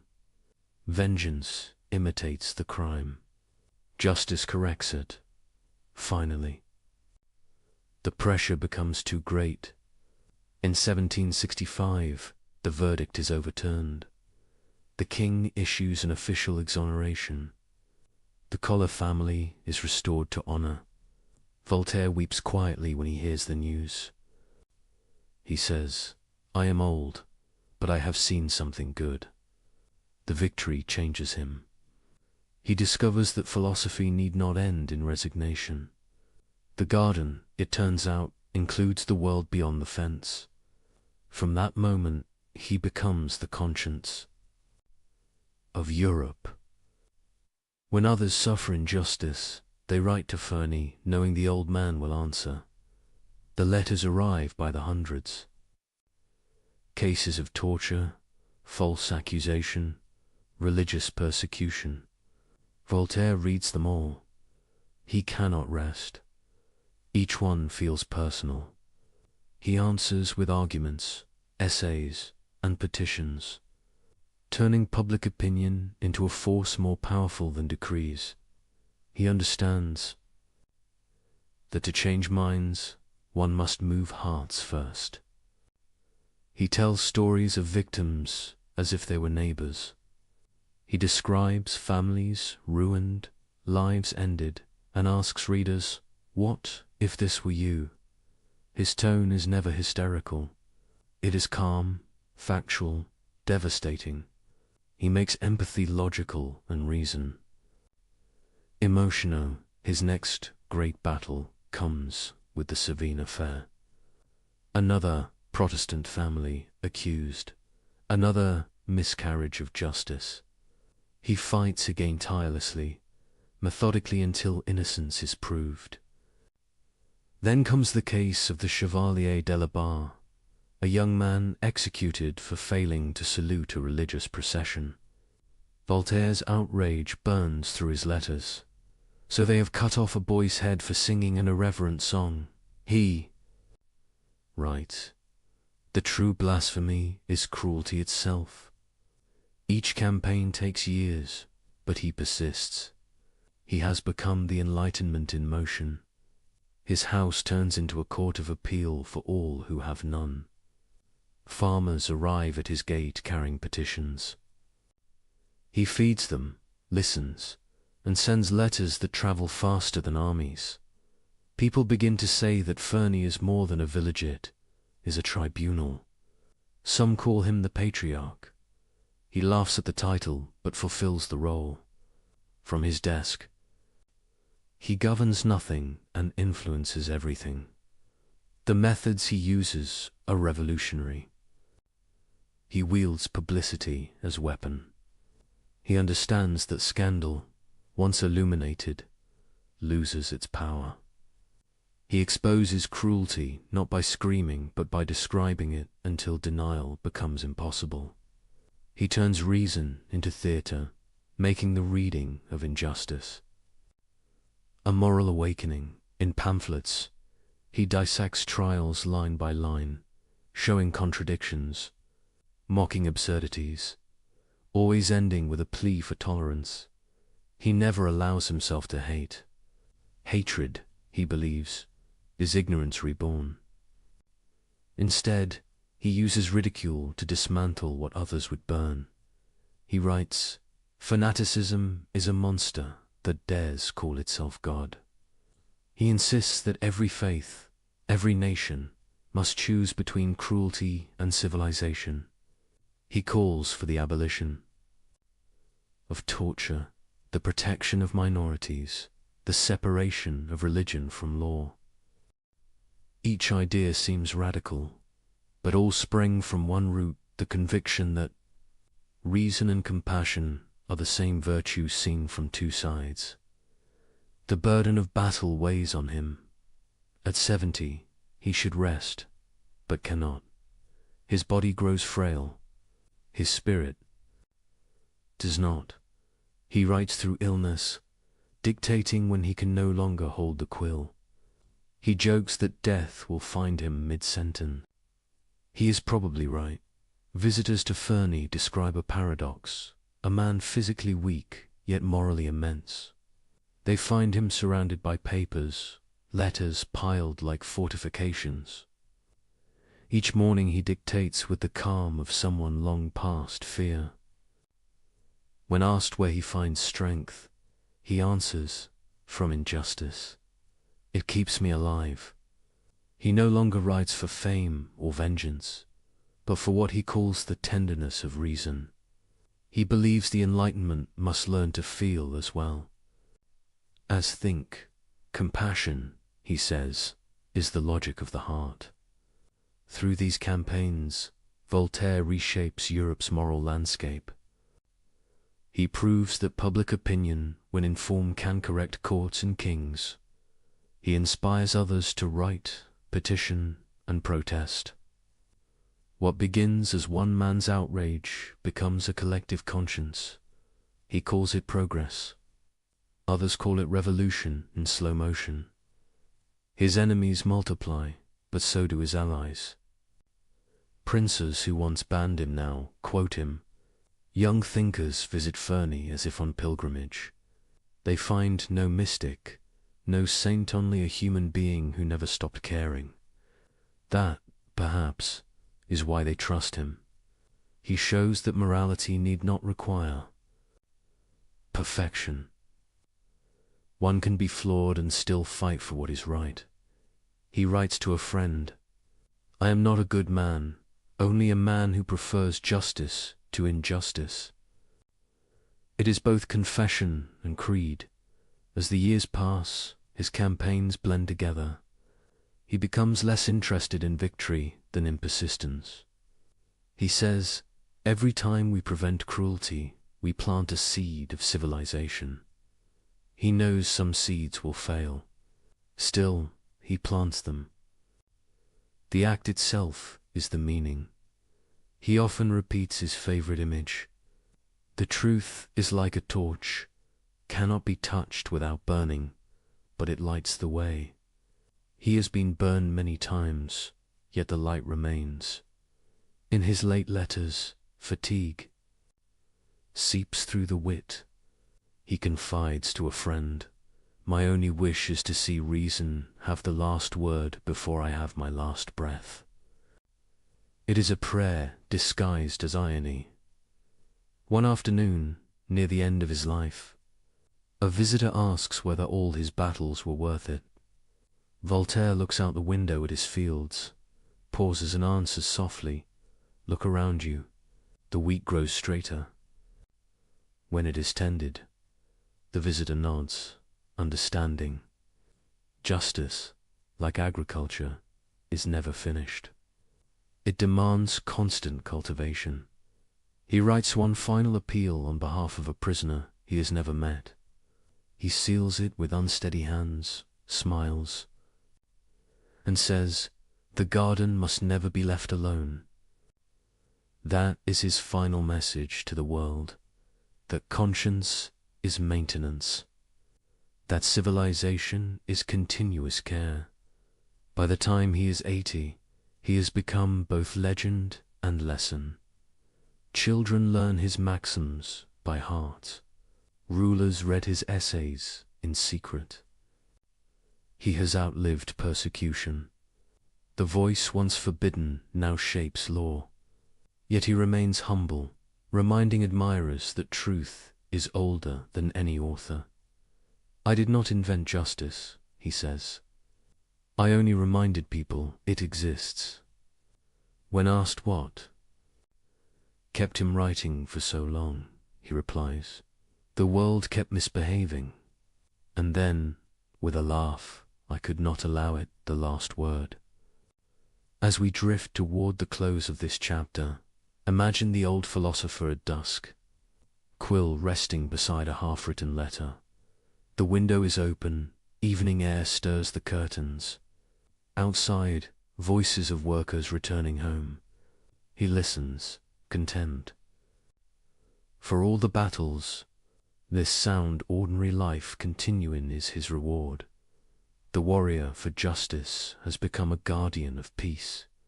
He has learned that righteousness without gentleness hardens into tyranny, that truth without humor dies of solemnity, and that compassion, practiced daily, is the highest form of reason. The candle burns low. He leans back, closes his eyes, and murmurs, "Let us cultivate the garden of justice, for the weeds never rest." And with that thought, we fade into the next part of the journey, a reflection on the age he helped shape, and the enemies his light exposed. The 18th century calls itself an age of light, but the shadows are never far. Every candle burns against darkness. Every idea meets resistance. Voltaire knows this better than anyone. He has lived long enough to see knowledge advance, and ignorance advance beside it. For every mind awakened, another retreats behind dogma. The struggle, he realizes, is not between good and evil, but between curiosity and fear. By now, the world names him a leader of the philosophes, the writers, scientists, and dreamers who believe reason can civilize humankind. Their movement is not an organization, but a conversation, a network of letters stretching from Paris to Berlin, from Geneva to St. Petersburg. They debate, they argue, they contradict, but all share one belief, that light is worth its cost. Voltaire watches this awakening with mixed pride and caution. He knows ideas spread faster than understanding. He warns his friends, "Let us enlighten, but let us not inflame." For he senses that every philosophy, once simplified, can become a banner for zeal. He has seen how easily reform turns to. Revenge, the Enlightenment, to him is not rebellion, is renovation. He does not wish to destroy the old house of faith, only to open its windows. He does not want atheism to replace religion, but tolerance to replace cruelty. He writes, "If God did not exist, we should have to invent him." Not as theology, but as irony, a reminder that belief can serve morality only when it ceases to serve oppression. He admires science, but distrusts arrogance. He honors Newton as a saint of reason, but warns that even science, if worshipped, becomes superstition by another name. Reason must remain humble before mystery. That humility is what separates the sage from the fanatic. Voltaire's personal faith is quiet, almost agnostic. He calls himself a deist, believing in a creator who does not govern by miracle. The world, he says, runs on laws. The miracle is the law itself. He prefers the god of geometry to the god of thunder. It is a faith compatible with reason, a reverence without fear. Yet the age is not ready for such balance. Around him, monarchs tremble, priests plot, and revolutionaries sharpen words into weapons. He watches as thinkers younger than himself turn his moderation into militancy. They demand immediate change. He counsels patience. They call him cautious. He calls them reckless. He sees that enlightenment itself has enemies on every side. On one side, the old powers, the church, the court, the censors. On the other, new radicals who mistake destruction for liberty. Both, he says, are blinded by certainty. The true philosopher walks between, trusting in reason and experience, never in slogans. He writes, Doubt is uncomfortable, but certainty is ridiculous. That line becomes a shield for generations to come. In it lies his whole method. 2. Live intelligently in a world that resists intelligence. Voltaire studies the history of fanaticism as others study war. He collects examples of intolerance from every religion, not to mock faith, but to remind believers that cruelty wears many names. In his treatise on tolerance, he pleads for conscience without persecution. He writes, "It does not require faith to be virtuous, but it requires virtue to make faith harmless." He argues that religion's purpose should be consolation, not control. That prayer means little if it blesses injustice. That salvation, if it exists, must depend more on kindness than on creed. He does not abolish the sacred, he purifies it. For him, the enemy is not belief, but fanaticism, not ignorance, but arrogance. He calls dogma the poison of certainty. His antidote is curiosity. Every question asked in good faith, he insists, is an act of worship. Among the philosophes, Voltaire stands apart. Diderot dreams of universal encyclopedias. Rousseau preaches natural virtue. Montesquieu designs political balance. Voltaire, ever practical, concerns himself with human pain. He measures progress not by theories, but by suffering reduced.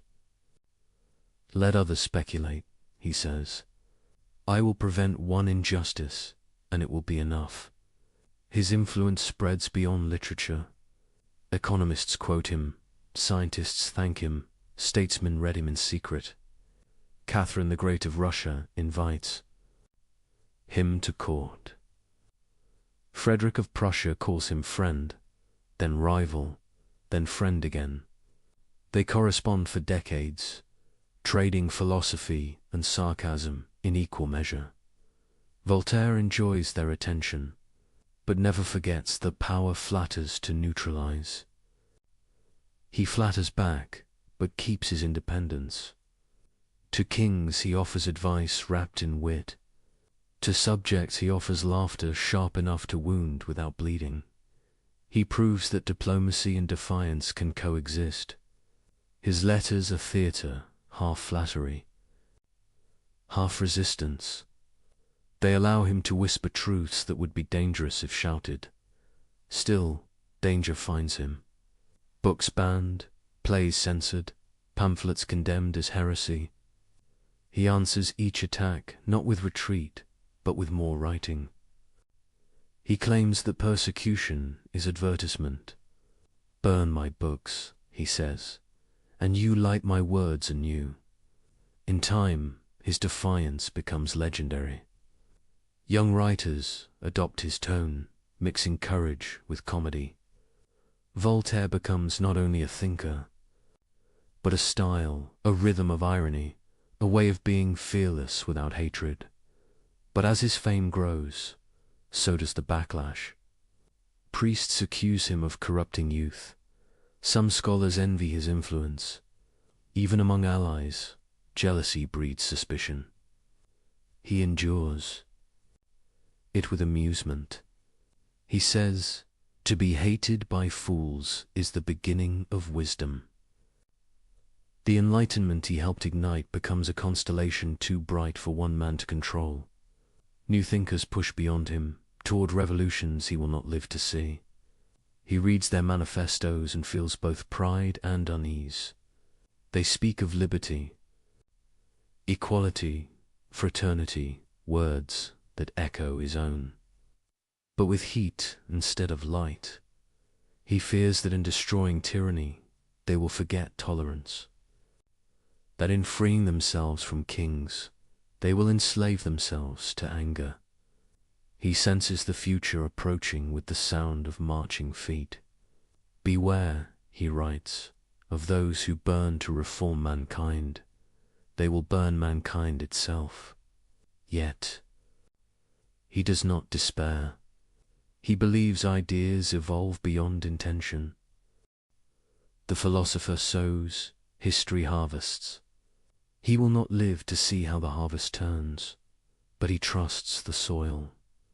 In these twilight years, Voltaire writes, less polemic and more reflection. He returns to themes of aging, forgiveness, and mortality. He asks what the Enlightenment has truly achieved. People think more freely, yes, but do they feel more kindly? Science has advanced, but has wisdom kept pace?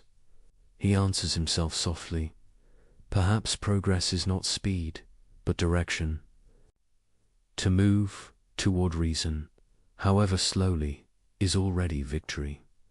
He watches children playing in the streets of Fernie, and imagines a world where laughter is safe. That, he decides, is civilization's test, not the splendor of cities, but the peace of ordinary joy. Through all these meditations, his humor never deserts him. He jokes about death, about God, about himself. He says, I am at the age when one must choose between dying of boredom or dying of something else. Friends call his levity blasphemous. He replies that only despair is sin. His laughter, even now, is service it keeps fear at bay.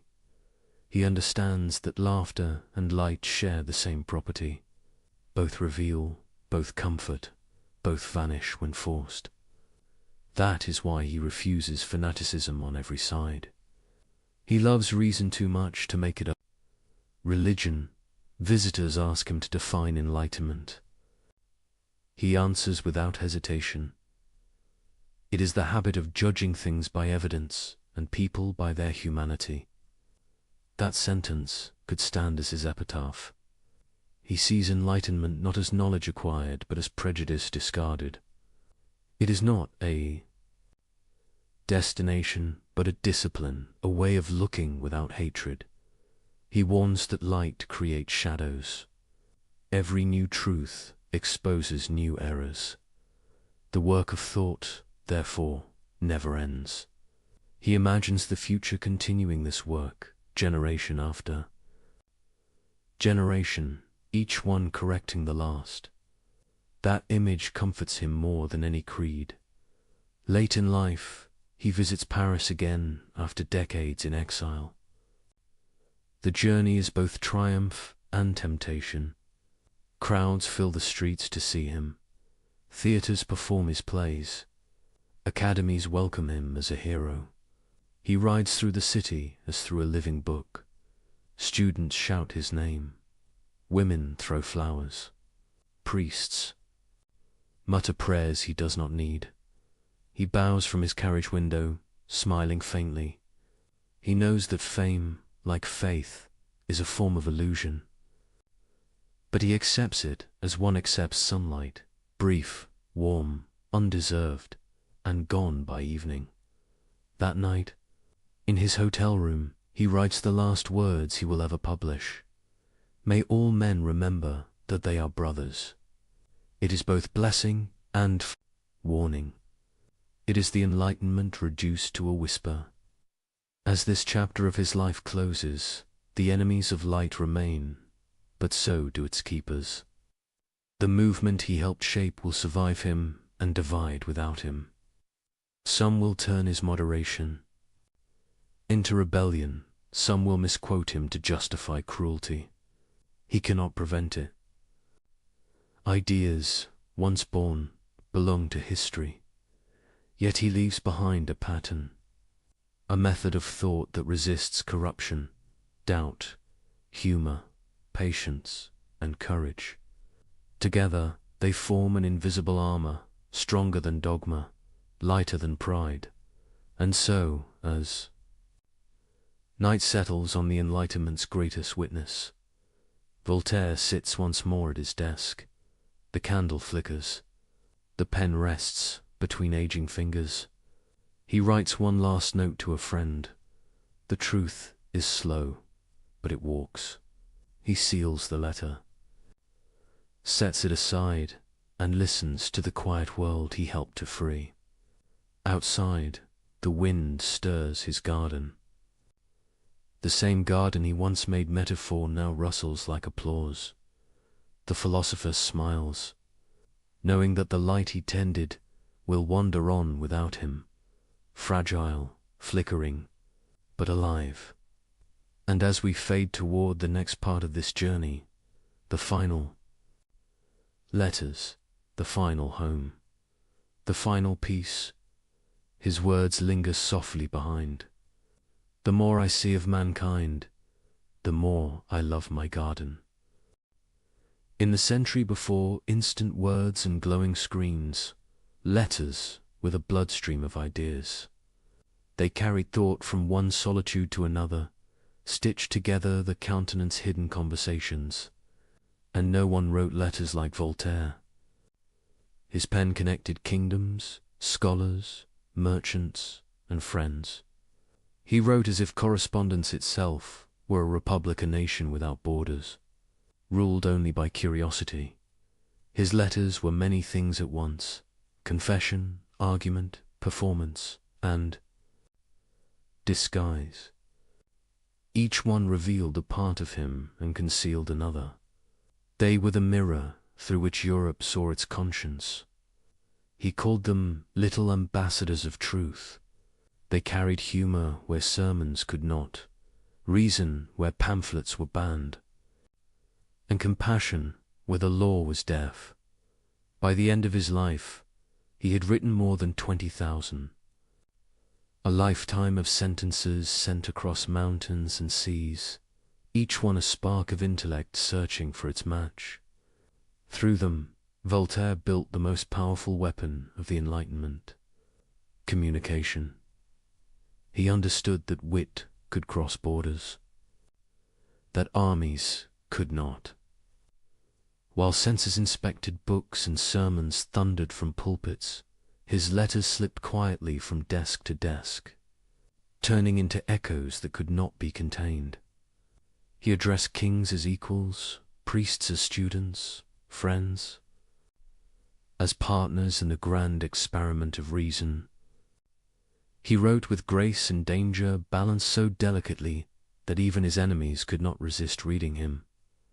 To Catherine the Great, he offered counsel disguised as flattery. To Frederick the Great, he offered flattery disguised as counsel. Their exchanges reveal a man who could disagree without provoking wrath, a master of tone who never confused humility with submission. He knew that a gentle truth, well-timed, was more revolutionary than any shout. The art of wit, to Voltaire, was not mockery for its own sake. It was the discipline of clarity.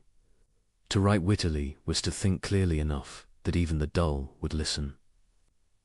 He said, "A witty phrase is a truth smiling." And he smiled often. Among his most dangerous letters were the letters Philosophites, the philosophical letters written after his stay in England. They compared English liberty with French absolutism, English science with French dogma.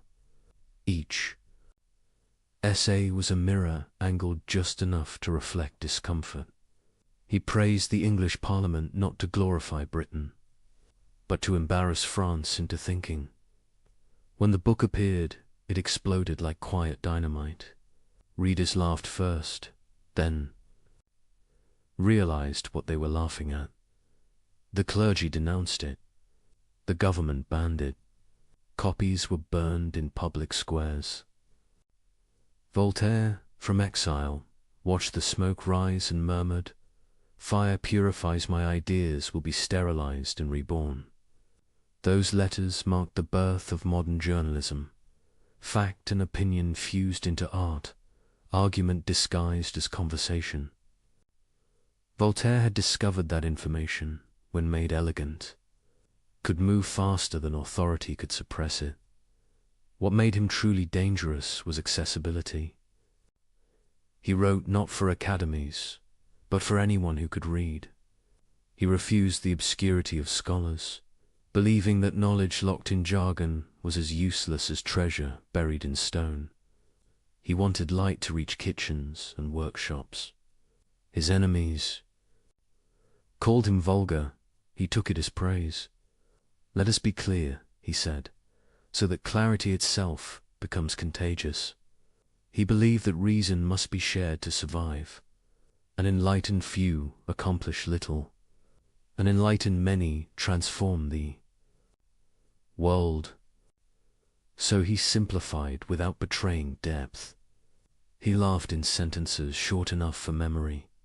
He quoted himself before others could misquote him. And always he wrote as if speaking to one attentive mind, the reader alone at night, candle burning.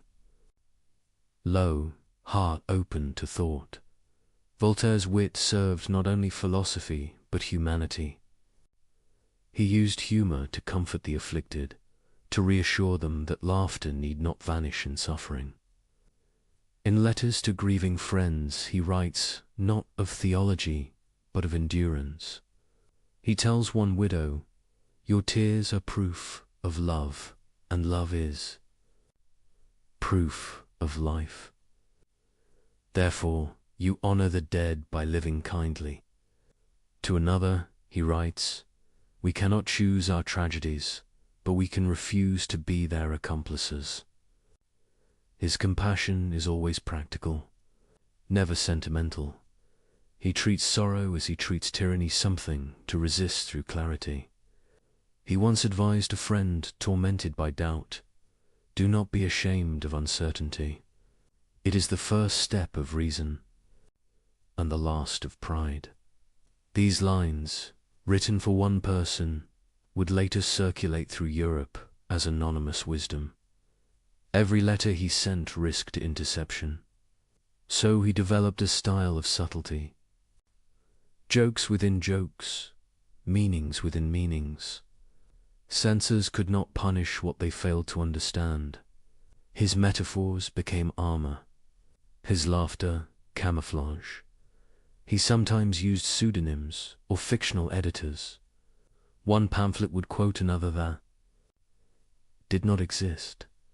One character would contradict another, so that blame dissolved in ambiguity. It was a chess game of intellect and survival. He loved it, not for deceit's sake, but for the elegance of evasion. Yet he never hid completely.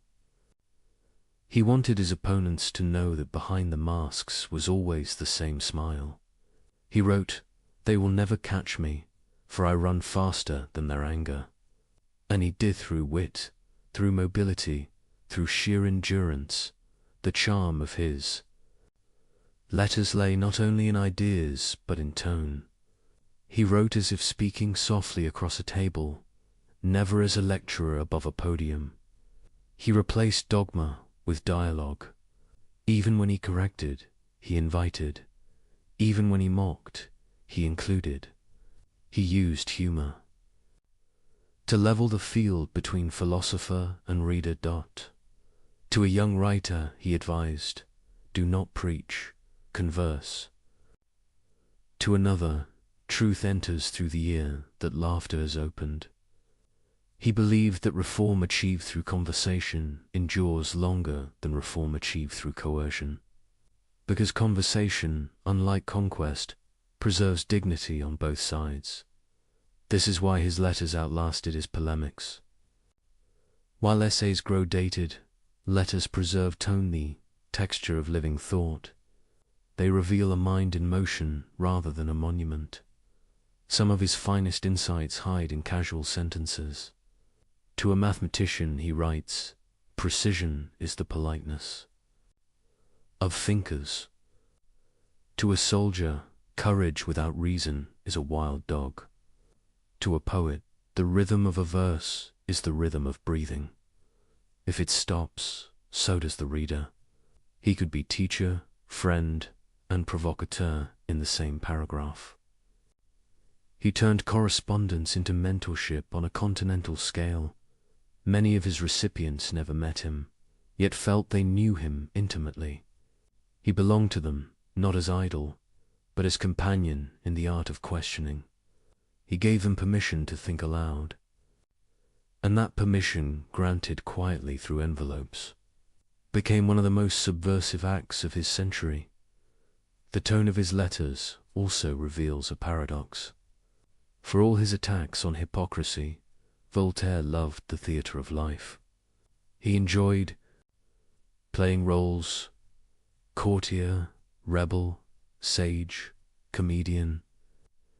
He believed irony was not deceit but perspective.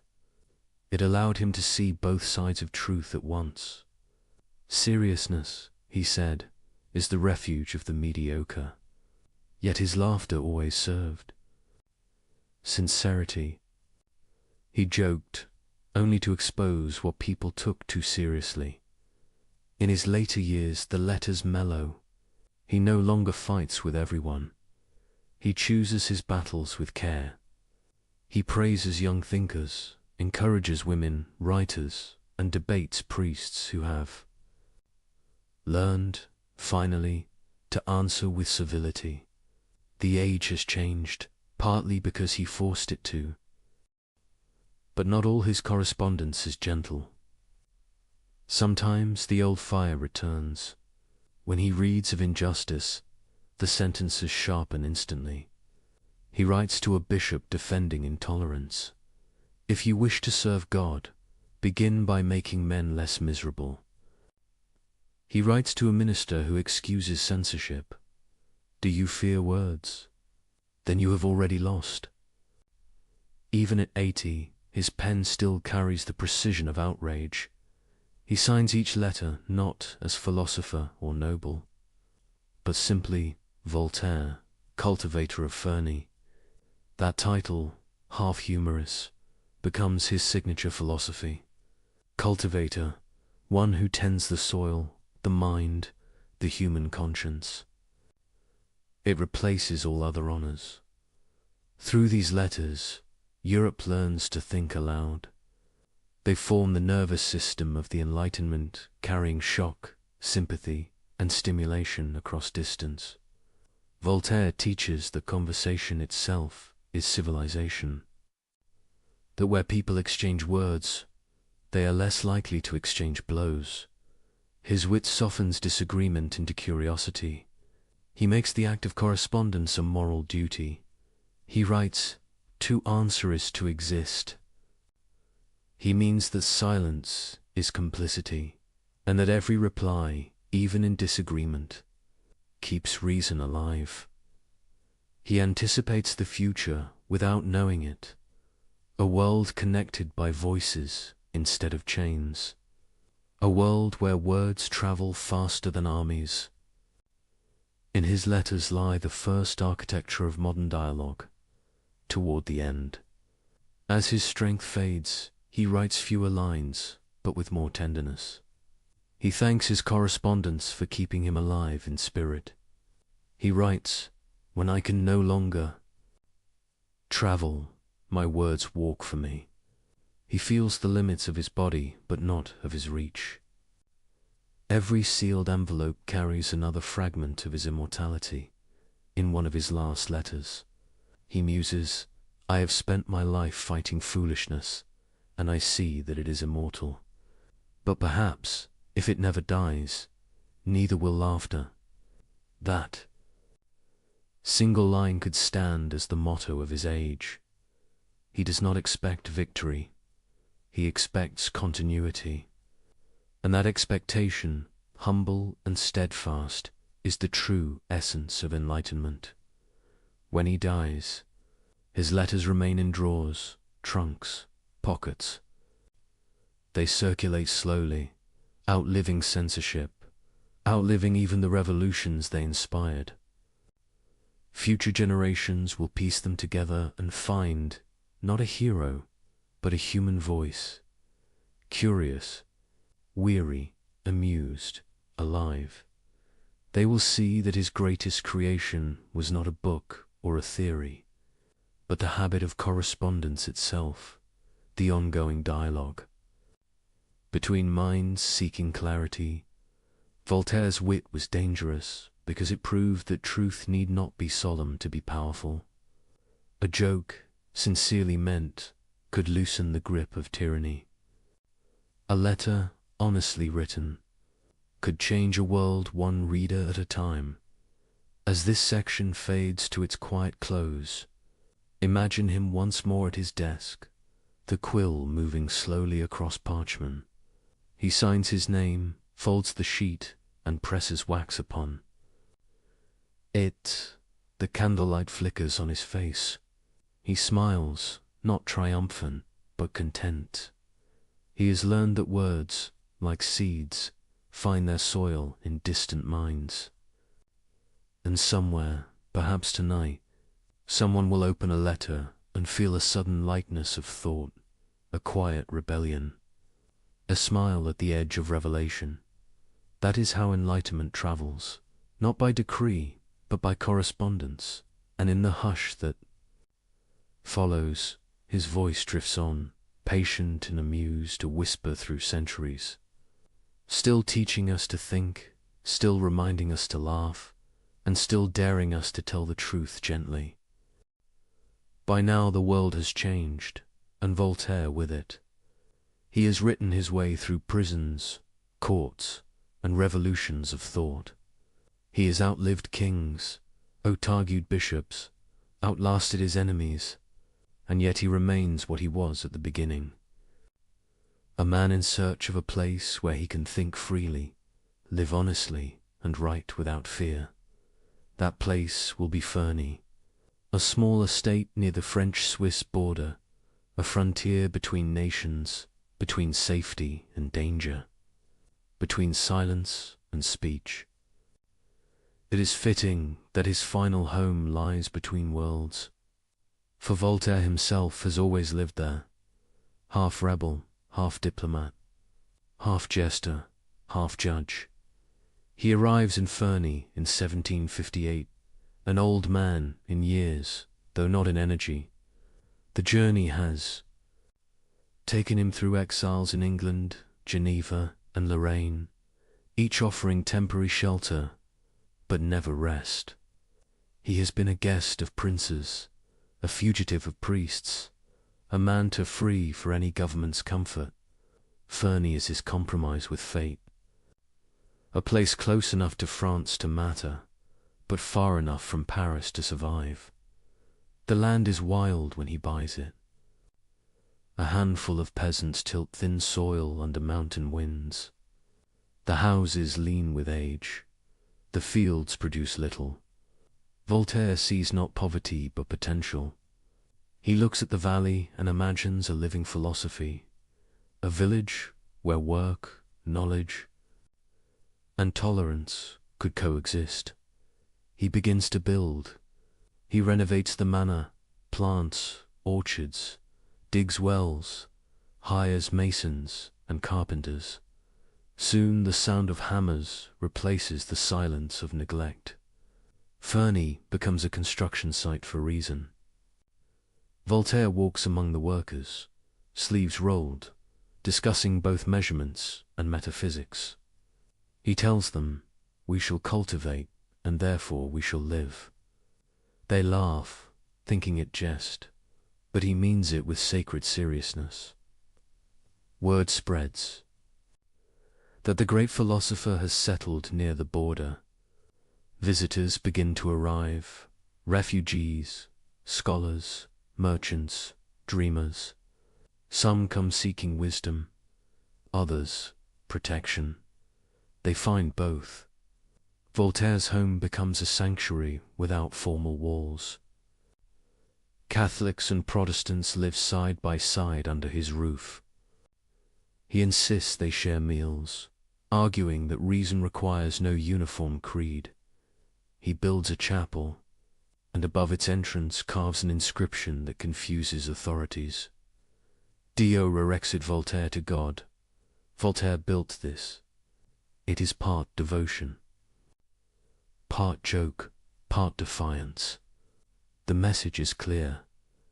A man may believe in God without belonging to any church. The local bishop protests. Voltaire replies politely, saying that charity is better theology than quarrel. He continues his work, turning Fernie into a model of peaceful productivity. Within a decade, the barren village becomes prosperous. He introduces better farming methods, founds a watchmaking workshop, brings in teachers and artisans. He ensures the poor are paid fairly, that the children learn letters as well as trades. He pays for dowries, repairs roads, funds hospitals. Fernie becomes known as the city of Voltaire. Travellers marvel at its order and civility. When asked why he invests so much in a small village, he answers, because the world begins. Wherever we stand, that is the garden philosophy made flesh. What he once wrote in satire, he now lives in practice. Fernie is not only refuge, it is proof, a demonstration that enlightenment, applied patiently, can feed the hungry and calm the fearful. The house itself becomes legendary. Guests come from all corners of Europe. They find a host both humble and theatrical, a man who can quote Latin one moment and gossip about local harvests the next. He delights in conversation more than ceremony. The dining room becomes his new salon. Each meal a symposium, each guest both student and teacher. He listens intently to stories, asks questions that turn anecdotes into parables. He laughs easily, yet beneath the humor lies purpose. He tests ideas the way farmers test soil, by seeing what grows. He writes less now, but what he writes carries the weight of distillation. Each letter, each essay, feels like a seed packed with seasons of experience.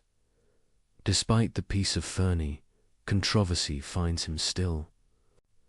The church denounces him anew for his epitaph to reason. Critics call him a hypocrite for his wealth, as if comfort disqualified conscience. He answers with the same composure as always. Let them shout. The more noise they make, the less harm. They do. Even kings tread carefully around him now. They need his approval as much as they once feared his scorn.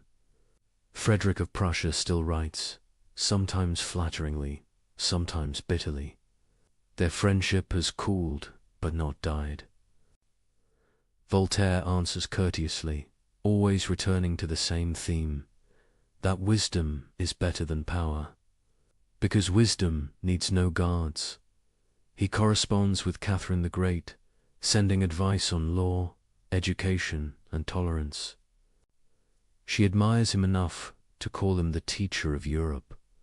He replies, half amused, I am but a student who never stops asking questions.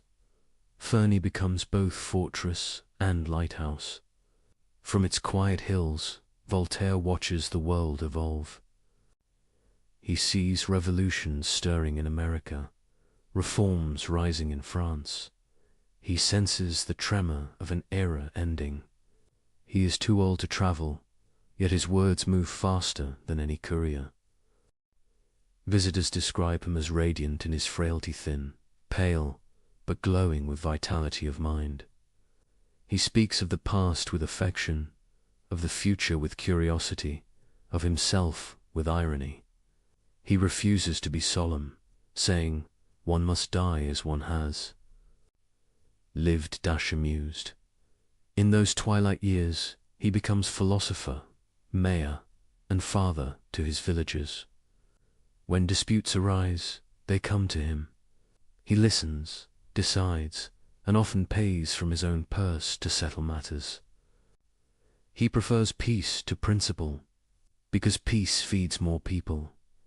He writes that governments could learn from gardeners, remove weeds, but never the roots of life.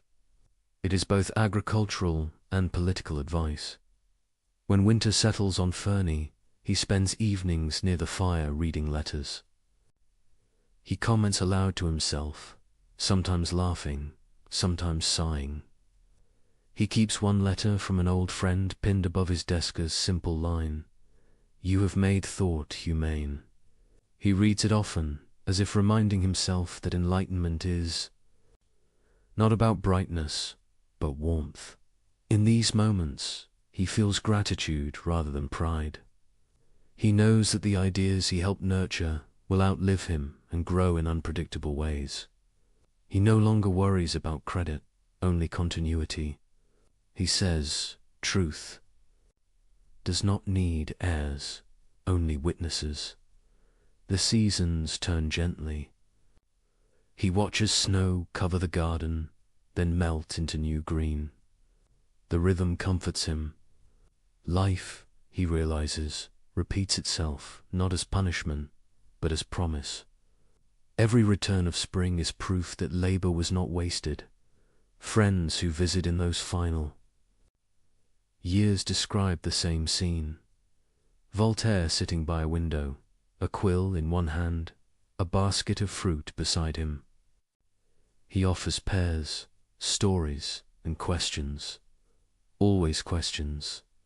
Are we better? He asks one evening. Not perfect, just better. The visitor hesitates. Voltaire smiles. That hesitation, he says, is honesty. Keep it. Fernie becomes his metaphor for the human condition in imperfect paradise maintained by imperfect hands. He writes that civilization is a garden under siege by weeds. Weeds will always return. The task is to keep them manageable. He has no illusions of final victory, only faith in the daily act of care. He reminds his villagers that thinking is also cultivation. He funds a small school, teaches arithmetic and reading, believing ignorance is the root weed of them all. When someone thanks him, he replies, "Do not thank me. Thank the idea of progress, it belongs to everyone." He continues to write letters late into the night, his sentences shorter now, but no less clear. He ends one with, "My body sleeps, my mind keeps gardening." It is both metaphor and fact. As he grows weaker, Paris calls to him once more. Friends urge him to return, to receive the adoration he has long been denied. For years he refuses. Then, one spring morning in 1778, he decides to go. "I shall see my children once more," he says, meaning his readers. The journey is slow, but when he enters the city, it feels like history itself coming home. Crowds gather, shouting his name. The theater dedicates a performance to him. The streets bloom with applause. He bows, weary but smiling. After decades of exile, Paris has become the world he imagined a city daring to think aloud. He stays only a few weeks. The excitement exhausts him. One night he whispers to a friend, "I die loving God, cherishing my friends, not hating my enemies, and detesting superstition." Then he sleeps. They bury him in secret, for the church still fears his presence even in death. But fear cannot silence affection. Years later, the revolution will carry his remains to the Pantheon, where crowds will chant his name and call him the soul of France. Fernie, meanwhile, remains. The gardens continue to bloom, the workshops hum, the schools teach. His villagers keep a chair for him at the table and say, "He is not gone. He is working elsewhere." And so, as we leave this quiet refuge, picture the estate at dusk, the air cool, the fields golden. A single lamp glows in the study window. Inside, an empty chair, a quill resting in its holder, the scent of parchment. An ink still fresh dot outside. The garden hums with life bees moving between blossoms, branches stirring in gentle wind. Everything continues, as it always does, as he always hoped it would. The man is gone, but his refuge remains, a living symbol of reason's patience. Proof that thought, when rooted in kindness, can become a home. And from that quiet place between nations, between faith and doubt, between laughter and truth, Voltaire's voice still carries, soft but unending, cultivate your garden. It is the only world that will ever belong to you. The year is 1778. Voltaire is 83 years old, thin as parchment and just as full of words. He has lived through a century that feared him, mocked him, and finally learned to listen. Now, after 27 years away, he returns to Paris, the city that once imprisoned him, the city that now greets him as a prophet returned from exile. He travels slowly, stopping in villages along the road. Everywhere, crowds gather. Farmers, students, merchants, people who had never read a line of his work, lined the streets to see the face that had argued with kings. They call his name not as a philosopher, but as a friend. Some kneel, others laugh, and he, amused, waves them to their feet. He whispers to his companion, "When I left, they cursed me. Now they cheer." It seems success is simply exile that lasted long enough. When he enters Paris, the city erupts. The noise is overwhelming, the cheers rising from every quarter like the sound of an awakening. Windows blaze with candles. Carriages follow his coach through the streets. The Academy welcomes him as a returning patriarch. Theatres perform his plays to standing ovations. Crowds wait outside his lodging just to catch a glimpse of him. He bows from the balcony, thin and radiant, eyes gleaming with both exhaustion and disbelief. He has outlived all who condemned him. He has outlasted every threat. In that moment, the philosopher becomes a legend made flesh. The applause seems endless, but beneath it he hears something deeper, the murmur of a century closing behind him. He senses that he has become the bridge between worlds, the old of kings and creeds, and the new of liberty and reason. He knows bridges do not last forever, but while they stand, they carry everything across. During those weeks in Paris, he lives as if the years have rolled away. Visitors crowd his rooms from dawn to nightfall. He speaks, jokes, argues, blesses. Students ask for guidance. Nobles beg for wit. Painters sketch him, poets quote him, and children recite his aphorisms like prayers. He laughs softly at the irony that after a lifetime of being too dangerous to print, he has become the safest symbol of intellect the world can offer. Yet even as he enjoys the adoration, he feels its fragility. He tells a friend they applaud ideas they have not yet understood. When they begin to understand them, they will tremble again. He knows popularity is not proof of progress. Still, he accepts it with grace. To deny joy, even temporary, would be ungrateful. He spends his last nights attending the theatre. The audience rises when he enters. Actors stop mid-performance too. Bow. He bows back, smiling faintly. A physician warns him that the excitement will kill him. Voltaire replies, "Then let me die," applauded. The exhaustion does come. After so many years of surviving persecution, his body cannot withstand celebration. He grows weak, though his mind remains clear. Friends gather around his bed. Priests send polite invitations for confession. He declines gently. "I have nothing to confess except curiosity," he says. He insists on reason, even in farewell. He murmurs, I am tired of hearing people ask for miracles. It is miracle enough that we are alive. One night, sensing the end near, he dictates his final statement. I die loving God, cherishing my friends, not hating my enemies, and detesting superstition. Then he adds, smiling, now leave me to die in peace. Do not make a ceremony of it.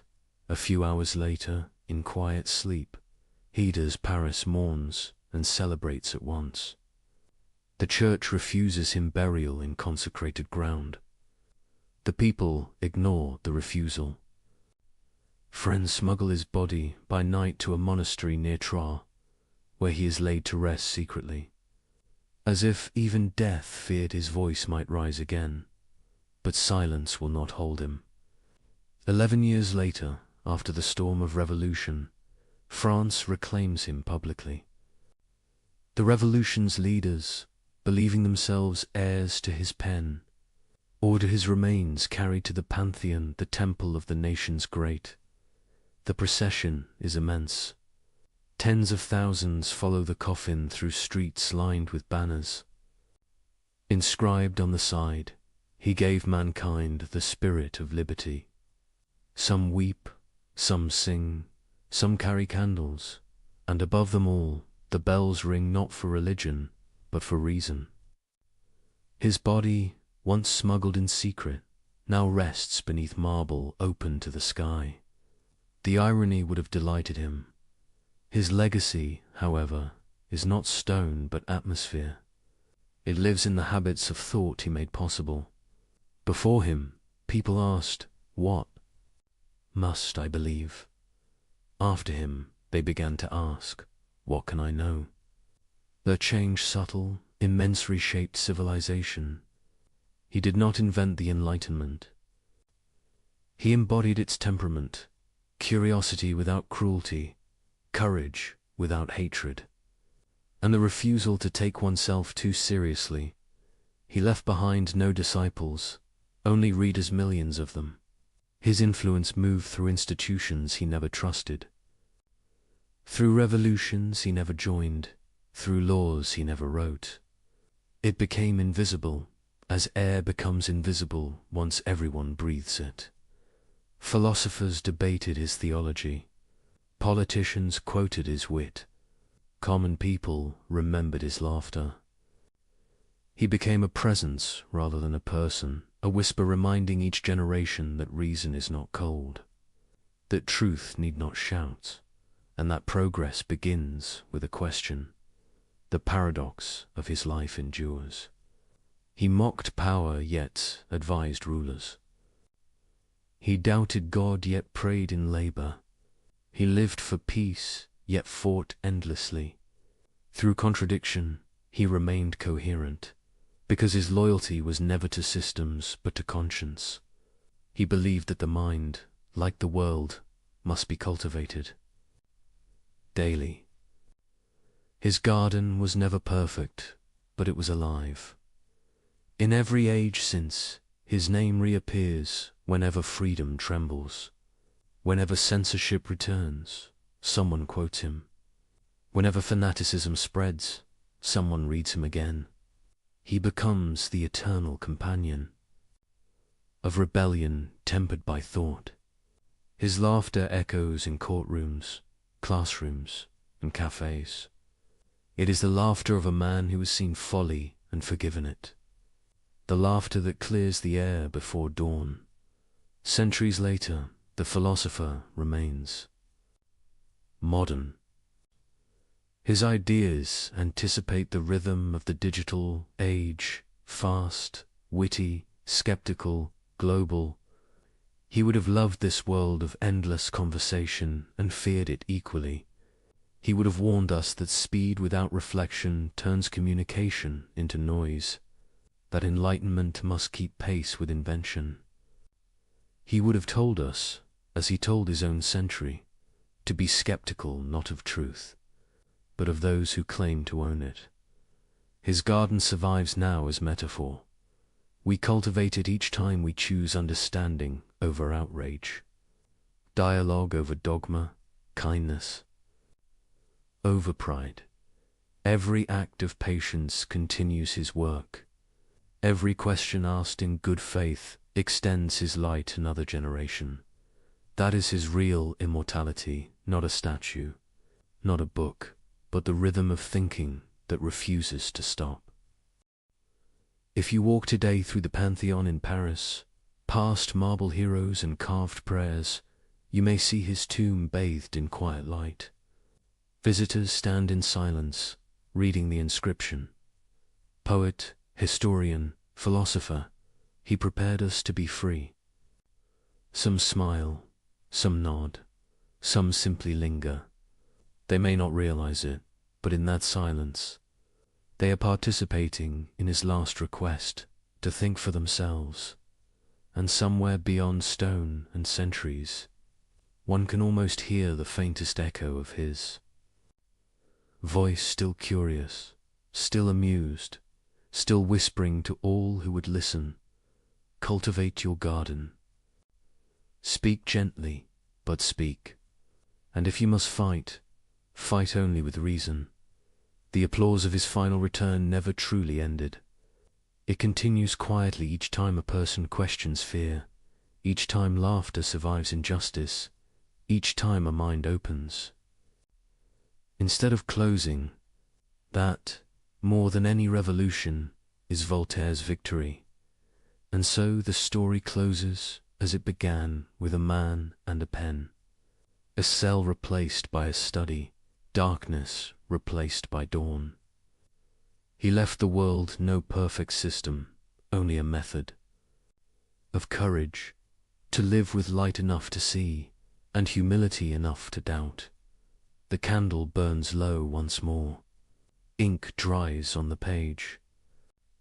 The philosopher rests, his words still moving quietly through time. A reminder that freedom is never granted once, but cultivated forever. The story of Voltaire ends, but his invitation does not. Each generation inherits the same question. What does it mean to cultivate our garden today in this restless century of ours? The words sound simple, almost quaint, yet within them lies an entire philosophy of survival. It is not about literal soil alone. It is about the peace of the world that each of us can tend, the small circle of influence where care still matters. It is the idea that improvement, not perfection, is the real work of a lifetime. Voltaire's garden was once a patch of land at Ferney. Ours may be a household, a classroom, an online conversation, a business built with integrity, or simply a quiet discipline of attention in a noisy world. Every place where effort meets patience is a continuation of that same enlightenment. We live in a time flooded with light screens, information, opinions, and yet so much of it blinds rather than illuminates. Voltaire would recognize this paradox immediately. He would remind us that light without clarity becomes glare, that knowledge without perspective becomes confusion. He would tell us that the gardener's task is not to own the sun, but to guide its warmth to what needs it most. He would ask, are you cultivating your mind or merely consuming? For him, thought was labor, low, methodical, honest. It required weeding out prejudice, watering compassion, letting humility breathe between rows of certainty. He would insist that wisdom still begins when noise ends in silence long enough. To hear one's own reason, to cultivate our gardens today is to resist despair. Every age believes itself in crisis, but perhaps what changes is only the form of distraction. In Voltaire's time, tyranny wore robes and crowns. In ours, it often wears exhaustion. We hurry from task to task, forgetting that the gardener's greatest strength is patience. He would tell us, slow down. Do not wait for utopia or collapse. Attend to the ground beneath your feet. The weeds of ignorance, cruelty, and apathy are easier to pull when they are small. Neglect them, and they become forests. He would smile at our technology, marvel at our tools, and then ask the same question he asked of kings. To what end? For him, progress was never a matter of invention alone, but of intention. A machine is neutral, only its use has morality. To cultivate is to choose purpose over power. Voltaire's voice would fit naturally in this century of argument. He would scroll, observe, and laugh softly. He would see crowds proclaiming certainty in every direction, each shouting that they alone have truth. He would remind them that shouting is not proof. He would write a sentence short enough for our attention span and sharp enough to cut through the noise. Those who think alike are not necessarily thinking. He would ask us to bring humor back to discourse, to argue as gardeners debate whether with passion, yes, but also acceptance of limits. For a reason, like the seasons, thrives on cycles of growth and rest. We must plant ideas, knowing some will fail. Failure, to Voltaire, was never disgrace. It was compost future nourishment for better thought. To cultivate our gardens today also means courage. Freedom of speech remains fragile, threatened not only by laws but by indifference. He would tell us that silence, even when born of fatigue, feeds the roots of tyranny. He would not demand constant rebellion, only honest participation, the willingness to speak gently but persistently. He believed persuasion begins not with shouting but with listening. Speak, he might say, as if your opponent could. Be your neighbor tomorrow. He would urge us to defend reason without cruelty. The enemy is not the believer or the skeptic, but the arrogance that refuses to learn. Tolerance, he wrote, is not weakness. It is the recognition that all of us are fragile in different ways. In a world divided by ideology, his garden remains open ground. Perhaps most of all, he would remind us to find happiness not in theories, but in usefulness. He once wrote that work protects us from boredom, vice, and need. That still holds. 2. Create, repair, teach, or help. These are acts of faith in the human project. They are how we turn thought into life. Voltaire never trusted purity. He trusted improvement. He knew perfection is a mirage that leads to cruelty. Better, he said, to do small good daily than to dream of grand goodness deferred forever. The gardener's joy lies in tending, not in finishing. When we look around at the scale of modern problems, climate, injustice, confusion, his philosophy may seem too small. What can a garden do against a storm? But he would answer, the storm does not last forever, the garden does. He believed in endurance over spectacle. Every era that forgets moderation, he warned, must relearn it through pain. The cultivation of one plot, one mind, creates ripples across generations. The person who teaches a child to think plants trees that will shade strangers. The worker who insists on fairness waters roots that feed unseen futures. Such acts are not dramatic, but they are the foundation of civilization. Voltaire would also remind us of humor's sacred place. He knew laughter is not escapism, but oxygen. To laugh at folly is to deny its authority. To laugh at oneself is to remain free from vanity. He would tell us that solemnity has ruined as many nations as sin. when we can still smile at absurdity. We prove that reason is alive. He would not ask us to be saints, only to be awake. He would forgive our contradictions as he forgave his own. He would say that doubt, properly tended, bears the fruit of humility. And humility is the soil in which wisdom grows, as the night deepens.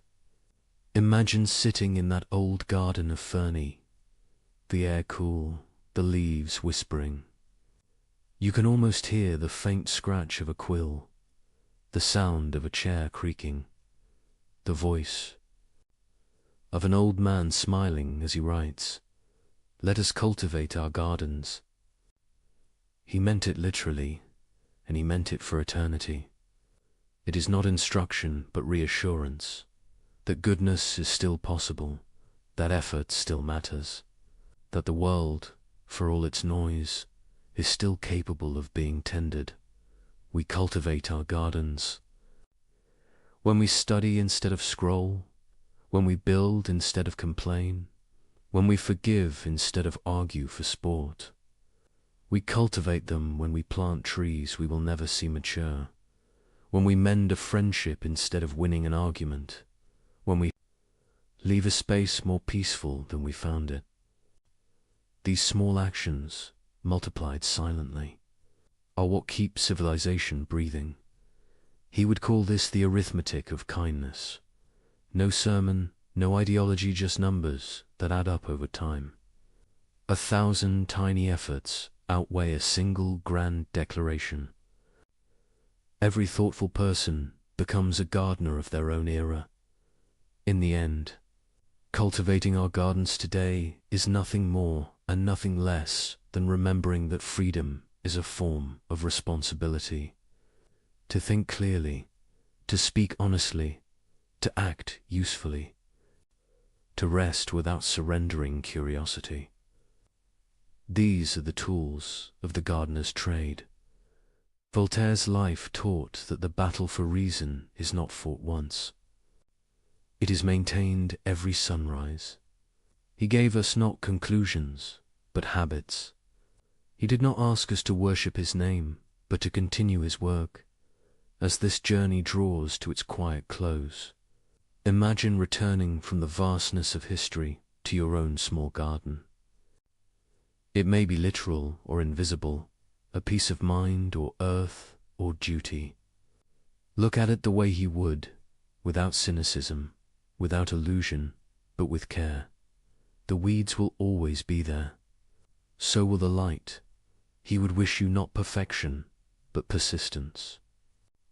He would remind you that every moment of clear thought, every act of kindness, every refusal to hate is another stroke of cultivation.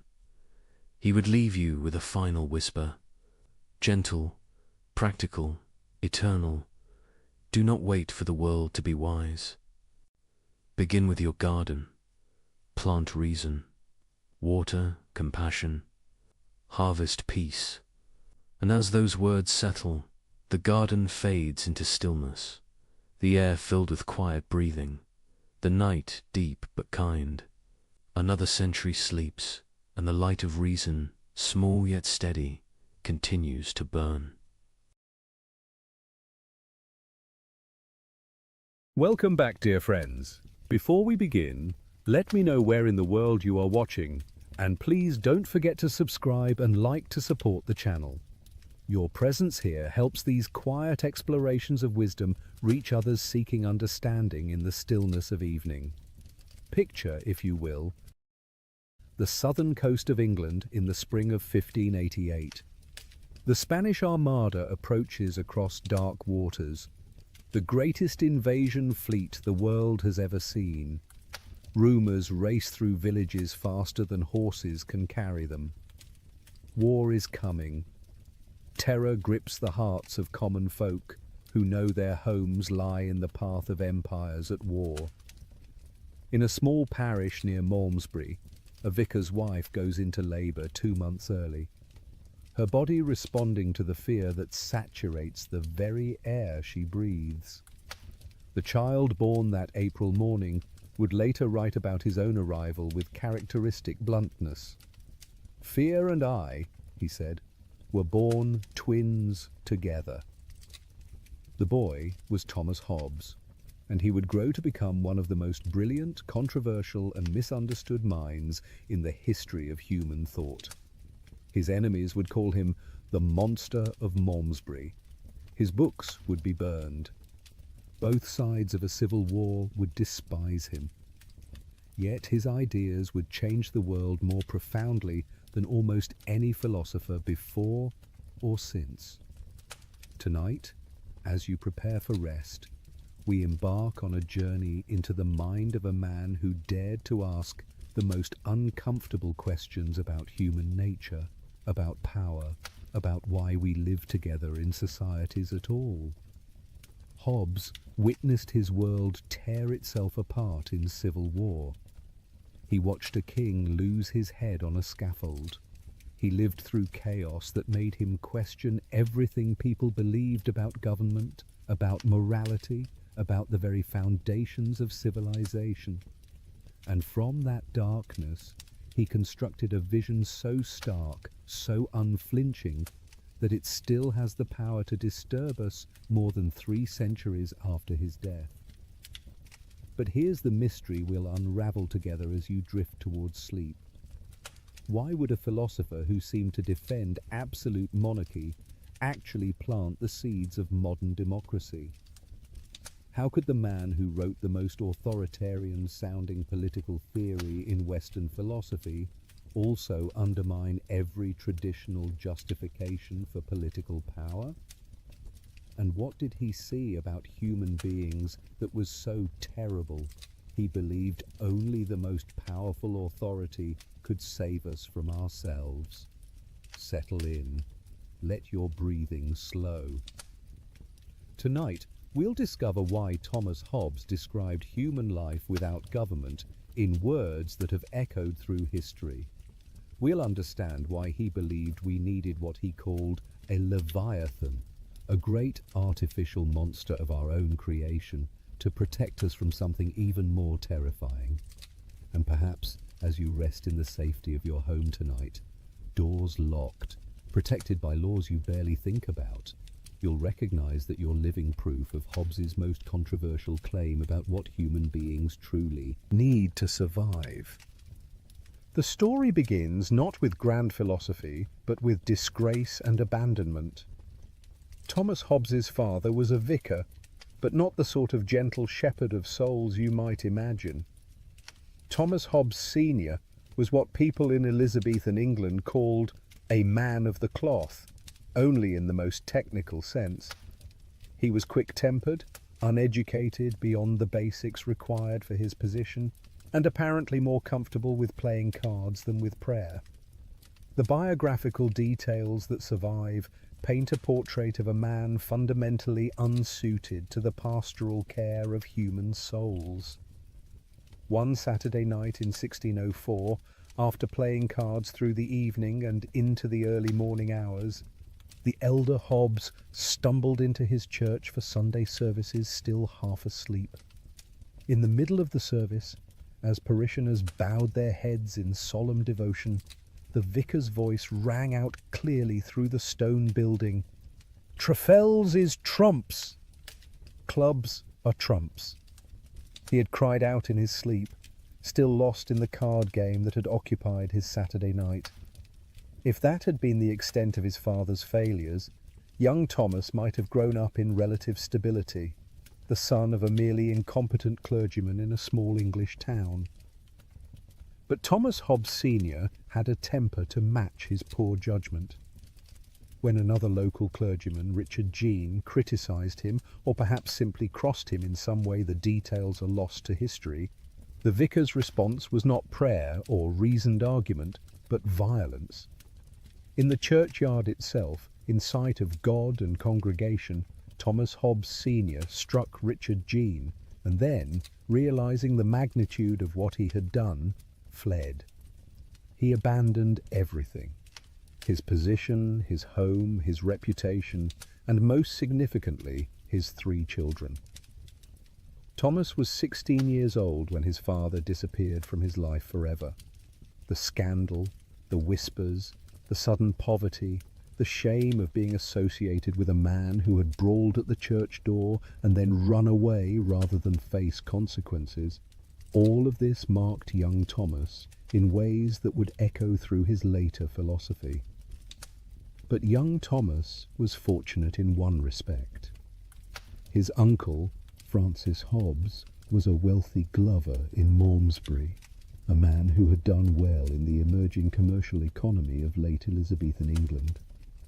Francis had no children of his own, and he recognized something in his disgraced brother's son: intelligence, a hunger for learning, a mind that could perhaps transcend the circumstances of birth and scandal.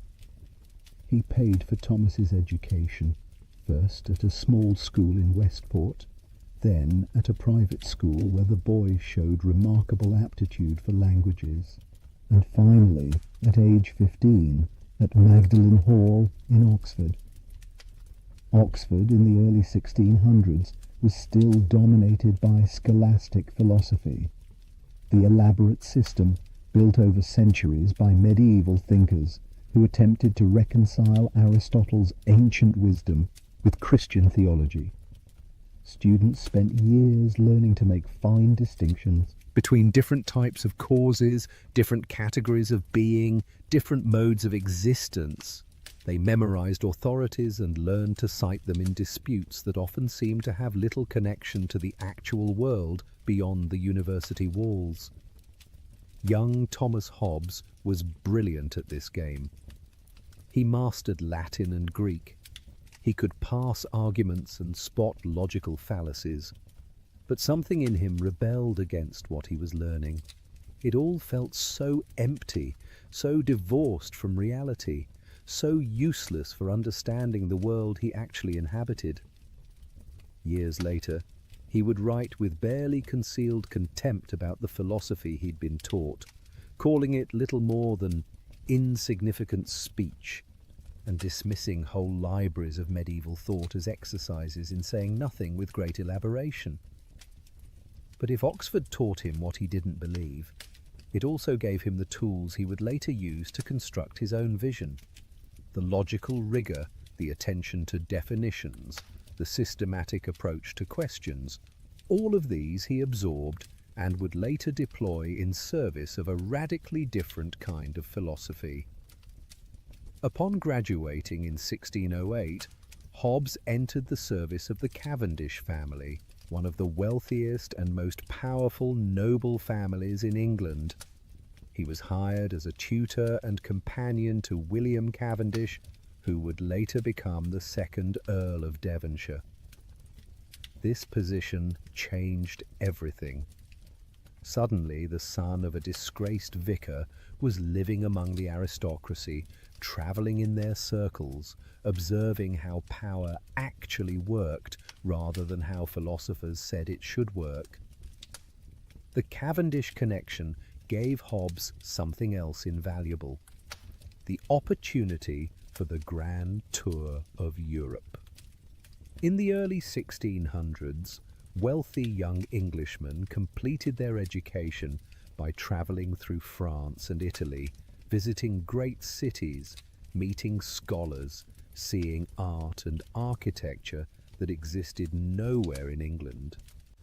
Hobbes accompanied his student on these journeys, and they opened his eyes to a world far larger than provincial England. In Italy, Hobbes met Galileo Galilei, the brilliant scientist who was revolutionizing humanity's understanding of the cosmos. Galileo was using mathematics and observation to overturn beliefs that had stood for thousands of years. He was looking at the world not through the lens of ancient authorities, but through telescopes and careful measurement. He was discovering that the universe operated according to laws, mathematical relationships, mechanical principles that could be understood if one simply looked carefully enough and thought clearly enough. This encounter planted a seed in Hobbes's mind. What if human society could be understood the same way? What if politics and ethics weren't matters of interpreting ancient texts or appealing to divine will, but were instead subject to natural laws that reason could discover? What if you could study human beings the way Galileo studied falling bodies and planetary motion, finding the principles that governed behavior with the same mathematical certainty? Hobbes also traveled in France, where he encountered a very different tradition of thought. French intellectuals were grappling with religious wars that had torn their country apart for decades. They were asking urgent questions about authority, about sovereignty, about what held a society together when people couldn't agree on fundamental questions of faith. These weren't abstract philosophical puzzles, but matters of life and death. Questions that determined whether cities burned and whether neighbors slaughtered each other in the streets. Through all these experiences, Hobbes was developing a peculiar way of seeing the world. He noticed the gap between what people said and what they did. He observed that everyone claimed to seek justice and the common good, but somehow this seeking always seemed to align remarkably well with their own interests. He watched aristocrats maneuver for power while speaking of duty. He saw churchmen pursue wealth while preaching poverty. He witnessed scholars defend ideas not because they were true, but because their positions and reputations depended on those ideas being accepted. Hobbes was developing the cold eye of the observer who stands slightly outside the system he studies. The abandoned son of a disgraced father, the scholarship boy among aristocrats, the English scholar in continental courts, he was always positioned to see things others missed because they were too embedded in the structures they inhabited. This outsider's perspective would become one of his greatest philosophical assets. It would allow him to ask questions that seemed obvious once stated, but that most people never thought to ask because the answers seemed too settled, too natural, too much a part of the assumed background of life. What holds society together? Why do people obey laws? What makes one person's commands into legitimate authority rather than mere force? These questions haunted Hobbes as he moved through aristocratic households and travelled across Europe. And they would become urgent, desperately urgent, when everything he knew began to fall apart. Because Hobbes was about to witness something that most people, even most philosophers, only read about in history books. He was about to watch his own country descend into civil war. He was going to see firsthand what happens when the bonds of society break, when the structure that holds people together in peace collapses, when the question of who has the right to rule becomes a question answered not by tradition or law, but by force of arms. And that experience would forge his philosophy in ways that all his European travels and aristocratic observations never could.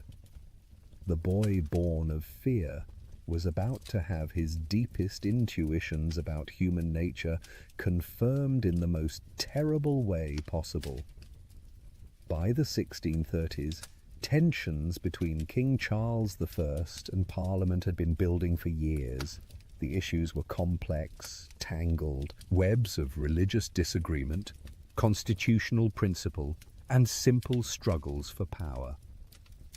Charles believed in the divine right of kings, the idea that his authority came directly from God and could not be legitimately questioned by mere human institutions. Parliament believed it had ancient rights and privileges that even kings must respect. Charles needed money for wars and governance. Parliament controlled taxation. Neither side was willing to bend. Hobbes watched all of this from his position as tutor and intellectual companion to powerful families with connections at court. He could see the crisis approaching like a storm on the horizon, dark clouds gathering that everyone noticed but few took seriously until the thunder began. By 1640, the situation had deteriorated to the point that thoughtful observers knew some kind of rupture was inevitable. The only questions were when it would come and how terrible it would be. In that year of 1640, Hobbes did something that would embarrass him for the rest of his life, but that also revealed his deepest instincts about political order. He fled.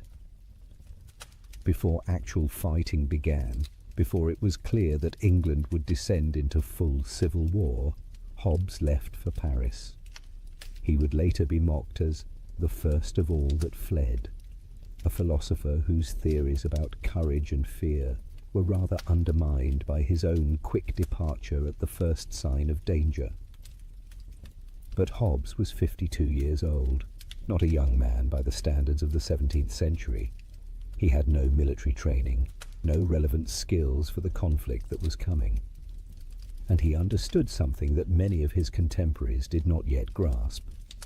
Once civil war begins, there is no safe position, no neutral ground. The violence that follows the breakdown of political authority doesn't confine itself to battlefields. It spreads through society like a disease, destroying the innocent along with the guilty, consuming everything in its path. From his exile in Paris, Hobbes watched his country tear itself apart. The reports that reached France painted a picture of escalating horror.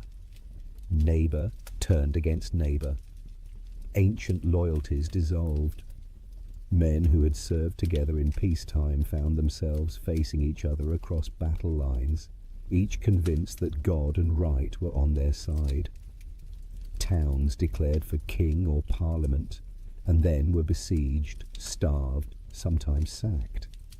The ordinary business of life, the farming and trading and travelling that allowed people to live, all of it became impossible as armies marched back and forth across England, consuming resources, disrupting markets, turning productive land into battlegrounds.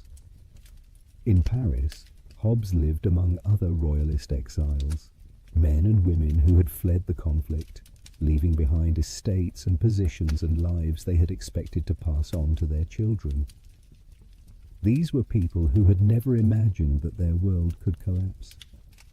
They came from families that had held land for centuries, from positions that seemed as permanent as the stones of England itself.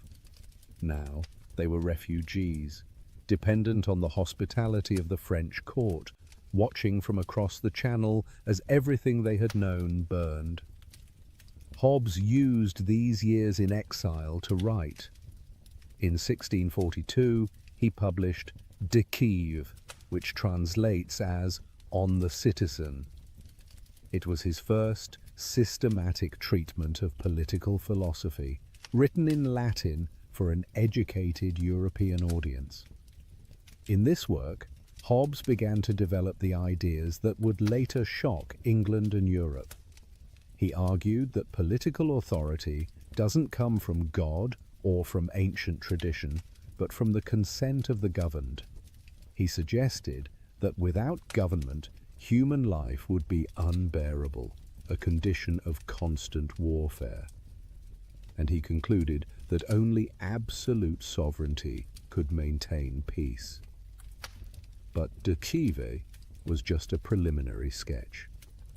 As the English Civil War ground on, as reports of new battles and atrocities reached Paris, as the initial shock gave way to the grim realization that this conflict would not be resolved quickly, Hobbes worked on something more comprehensive, more systematic, more radical. He was writing Leviathan. Then came January 30th, 1649. King Charles I was led to a scaffold in London. In front of a crowd of thousands, the king who claimed to rule by divine right was executed by his own subjects. His head was severed from his body, with a single blow of the axe. The monarchy, the institution that had ruled England for as long as anyone could remember, was abolished. England became a commonwealth, a republic led by Parliament and increasingly by one man, Oliver Cromwell. For Hobbes, the king's execution must have been a moment of pure horror. Not because he particularly loved Charles, not because he believed in divine right, but because it represented the ultimate failure of political order. The thing that should be impossible, the event that the entire system of government existed to prevent, had happened. The sovereign had been killed by his subjects. The centre had not held. Everything had proven as fragile as Hobbes suspected, but the execution also confirmed something else for Hobbes. It proved that all the traditional justifications for political authority were hollow. If a king could rule by divine right, if his authority came from God, then how could mere humans have the power to execute him? If tradition and ancient custom determined who should rule, how could those same customs be set aside when it became convenient? The old answers no longer worked. A new foundation for politics was needed, one that didn't rely on myths about divine appointment or appeals to ancient precedent that could be interpreted or ignored when pressure came. In Paris, Hobbes had an unusual position. He had fled England before the war began, so he wasn't tainted by participation in the conflict. He had royalist sympathies and connections, which gave him access to the exiled court. But he also had a mind too. Independent, too philosophical, too committed to following arguments wherever they led, to simply parrot royalist ideology. And this independence gave him something valuable: the freedom to think about politics without being trapped in the partisan categories of either side. During these Paris years, Hobbes took on a prestigious position. He became the mathematics tutor to the young Prince of Wales, the future Charles II, who was living in exile with his mother's court. This connection would later prove valuable when the monarchy was restored. But in the moment, it meant that Hobbes spent time teaching geometry to a teenage prince who would have preferred to be doing almost anything else, trying to convey the beauty of mathematical certainty to a student whose world had been defined by his father's execution and his own powerless exile. Hobbes also had a famous confrontation during these years. René Descartes, the great French philosopher who was developing his own revolutionary system based on doubt and deduction, published his Meditations on First Philosophy. The work was circulated among major European intellectuals for commentary before publication.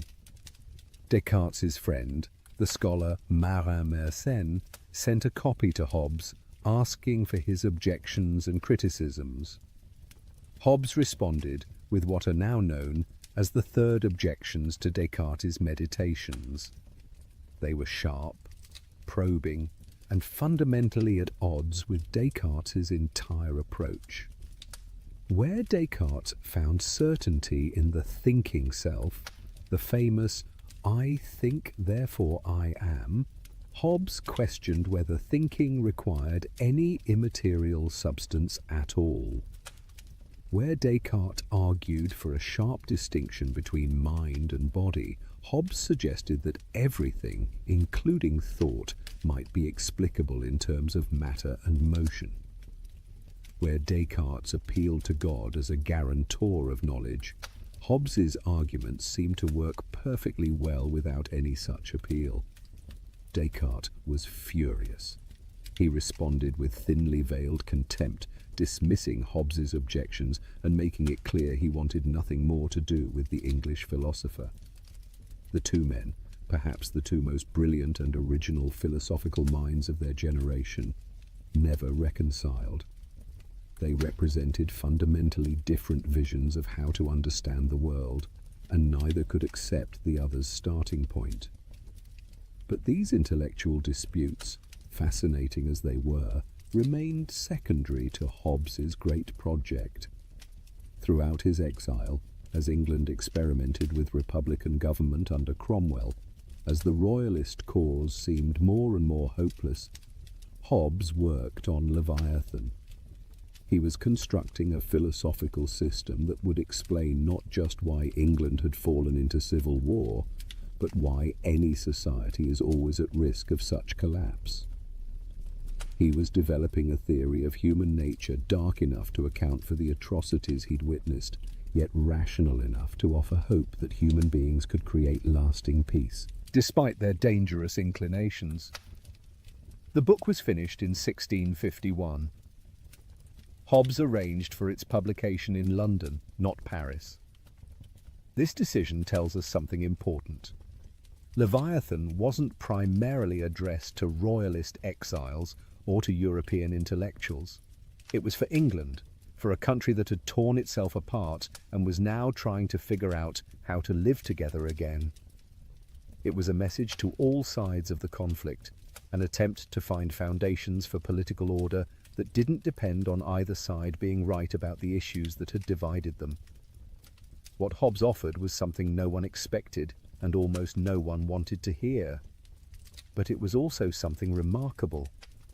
A way of thinking about politics that started not with tradition or divine revelation, but with the basics of human psychology, building up from there through careful reasoning to conclusions about what kind of government human beings need to survive. It was philosophy attempting to solve the most urgent, practical problem of its time, the problem of how to prevent societies from destroying themselves. As you rest tonight, imagine Hobbes in his Parisian exile, writing by candlelight, working through the implications of his dark vision of human nature. Outside, the world is at war. His country is torn apart. A king has been executed. Everything that seemed solid has revealed itself to be breakable. And in response, this brilliant, frightened, determined man is constructing a theory that will outlive him by centuries, that will shape how future generations think about power and politics, and the eternal question of how human beings can live together in peace. The stage is now set. We've seen the man and the crisis that formed him. Now we turn to the heart of his philosophy, to his shocking claims about what human beings really are beneath the veneer of civilization. To understand Hobbes's political philosophy, we must first understand his psychology, his theory of what makes human beings tick. And that understanding begins with a radical claim that offended almost everyone who read it. Everything is matter in motion. That's it. The entire universe, including human beings, including human minds, can be understood in terms of physical objects moving according to natural laws. This was not what people in the 17th century wanted to hear. The dominant view, inherited from centuries of Christian philosophy drawing on ancient Greek thought, was that human beings were special. We had immortal souls, immaterial minds that transcended the merely physical world. Our ability to reason, to choose freely, to know truth and pursue goodness, all of this seemed to require something more than just matter pushing against matter. We weren't machines. We weren't just complex animals. We were created in God's image, rational souls inhabiting physical bodies, but not reducible to them. Hobbes rejected all of this. Not out of atheism exactly, though many accused him of it, but out of his conviction that philosophy must build on the same foundations as the new science he'd encountered in Galileo and others. If we want to understand the world, we should look at what we can actually observe, not at what ancient authorities tell us must be true. And what we observe, Hobbes argued, is matter and motion. Consider what happens when you see something. Light, which is matter in motion, strikes an object. That creates more motion that travels to your eye. This motion affects the organs of sight, which are themselves just complex arrangements of matter. The motion is transmitted through nerves, which are physical structures, to the brain, which is a physical organ. All of this is just matter moving according to physical laws. Where in this process do we need to invoke an immaterial soul? Where does the physical chain of causation require something non-physical to intervene? Hobbes pushed this analysis to its radical conclusion. Sensations are just motions in our bodies caused by external objects. Thoughts are patterns of these motions. Imagination is what happens when the motions continue, even after the external stimulus is gone, like ripples continuing in water after the stone that caused them has sunk. Memory is just persistence of these internal motions, fading over time as all motions naturally dissipate unless renewed. Even reasoning, that ability that philosophers had always held up as evidence of humanity's special status, even reasoning could be understood mechanistically. Reasoning, Hobbes suggested, is really just a kind of computation. We add and subtract concepts the way we add and subtract numbers. When we reason that all humans are mortal, Socrates is human, therefore Socrates is mortal, we're really just performing operations on definitions. It's calculation, not mystical access to transcendent truth. This philosophical move, reducing everything to matter in motion, allowed Hobbes to claim he was doing something that philosophy had never successfully done before. He was putting the study of human nature on a scientific foundation, making it as rigorous as geometry, as demonstrable as physics. Whether he succeeded is debatable, but the ambition itself was revolutionary, and it shaped everything that followed in his political philosophy. Now, if humans are just complex physical systems, what drives human behavior? Hobbes's answer was startlingly simple: appetite and aversion. We're attracted to some things and repelled by others. We move toward what we desire and away from what we fear. That's the basic mechanism underlying all human action. But notice what's missing from this account. There's no built-in purpose, no natural end toward which human beings should aim. For Aristotle and the whole tradition of philosophy, Hobbes was rejecting. Everything in nature had a telos, a goal, a proper function. Humans were naturally aimed at happiness, at the good life, at flourishing in communities. And the virtuous person was someone who developed their nature properly, who actualized the potential built into human beings by nature or by God. Hobbes dismissed all of this. There is no final goal of human life, no ultimate satisfaction, no point at which we can say, I have achieved my purpose and can now rest. Instead, there is only what Hobbes called felicity, which he defined as continual progress of the desire from one object to another. We get one thing we want, and immediately we want something else. We achieve one goal, and that achievement becomes the basis for setting a new goal. Desire is endless. Satisfaction is always temporary. Rest is impossible until death. Think about this for a moment. In your own life, have you ever reached a point where you wanted nothing more? Where you were completely satisfied and could imagine wanting nothing that you didn't already have? Perhaps for brief moments, but not as a stable condition. Achieving one thing opens up new possibilities, new desires, new goals. The person who gets the job they wanted starts wanting promotion. The person who buys the house starts thinking about renovation. The person who achieves fame starts worrying about maintaining it. We are, as Hobbes saw us, creatures of perpetual striving. But if desire is endless, if satisfaction is always temporary, then we need a constant supply of the things we desire. We need not just food for today, but the assurance of food tomorrow. Not just safety in this moment, but reliable security over time. Not just current satisfaction, but the means to future satisfaction. And that's where power comes in. Hobbes defined power as present means to obtain some future apparent good. Power is what enables us to satisfy future desires. Money is power because it can be exchanged for things we'll want. Strength is power because it lets us take or defend things. Intelligence is power because it helps us achieve goals. Friends are power because they can help us. Reputation is power because it makes others more likely to cooperate with us. And here Hobbes made the observation that would become one of his most famous and most disturbing lines.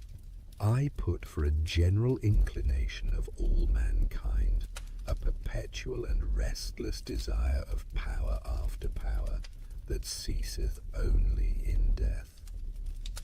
Read that again slowly. Not some people, not the ambitious or the greedy, but all of mankind, a perpetual and restless desire for power, after power, more and more, never enough, ceasing only in death. This sounds like a condemnation of human greed, but Hobbes didn't mean it that way. He wasn't making a moral judgment. He was making what he thought was a simple observation about the logic of the human situation. If you can never be finally satisfied, if desire is endless, then you can never have enough power, because you can never be certain that your current power will be sufficient for all your future needs. The person who has a lot today might face unexpected challenges tomorrow. The person who is strong now will grow old and weak. The person with many friends today might find them gone when crisis comes. So the rational response is always to seek more power, more security, more assurance of future satisfaction. Not because we're evil, but because we're mortal, vulnerable, future-oriented beings who can never know for certain what we'll need or want tomorrow. The desire for power is just the flip side of perpetual desire itself, combined with the rational recognition of our own vulnerability. Now we get to what Hobbes identified as the three principal causes of conflict among human beings. He was very systematic about this, laying out three distinct sources of quarrel built into human nature itself. First, competition. When two people desire the same thing, and that thing cannot be shared or divided, they become enemies. This is simple scarcity. If there's only one piece of food and two hungry people, they will compete for it. If there's one position of power and two ambitious people, they will struggle for it. Competition is the most obvious source of conflict, the one that anyone can recognize. Second, diffidence. Hobbes's word for what we might call distrust or insecurity. Even if there's no immediate competition over resources, people have reason to fear each other. If I have something valuable, I must worry that you might try to take it. If I'm not trying to harm you, I can't be sure you're not trying to harm me. And knowing that you're probably worried about me, I have even more reason to worry about you. This creates what we now call a security dilemma. Everyone takes defensive measures to protect themselves, but these defensive measures look like threats to others, who then take their own defensive measures, which look like threats to me, and so on. Distrust breeds more distrust in a self-reinforcing cycle. Third, glory. This one is more subtle. even if there's no immediate competition. And even if we've somehow established security, people still compete for reputation, for status, for recognition. Hobbes observed that people will fight over insults, over perceived disrespect, over what he called trifles, like a word, a smile, a different opinion. Why? Because reputation is itself a form of power. If others think you're weak or foolish or contemptible, they're more likely to try to dominate you. If they fear or respect you, they're more likely to leave you alone or cooperate on your terms. So maintaining reputation becomes a constant struggle, and people will take enormous risks to avoid being disrespected. These three causes of quarrel aren't separate problems. They interact and reinforce each other. Competition makes people distrust each other. Distrust makes people try to dominate each other before being dominated. The struggle for dominance becomes entangled with glory and reputation. And all of it flows from the basic situation of beings with endless desires, limited resources, and the ability to harm each other.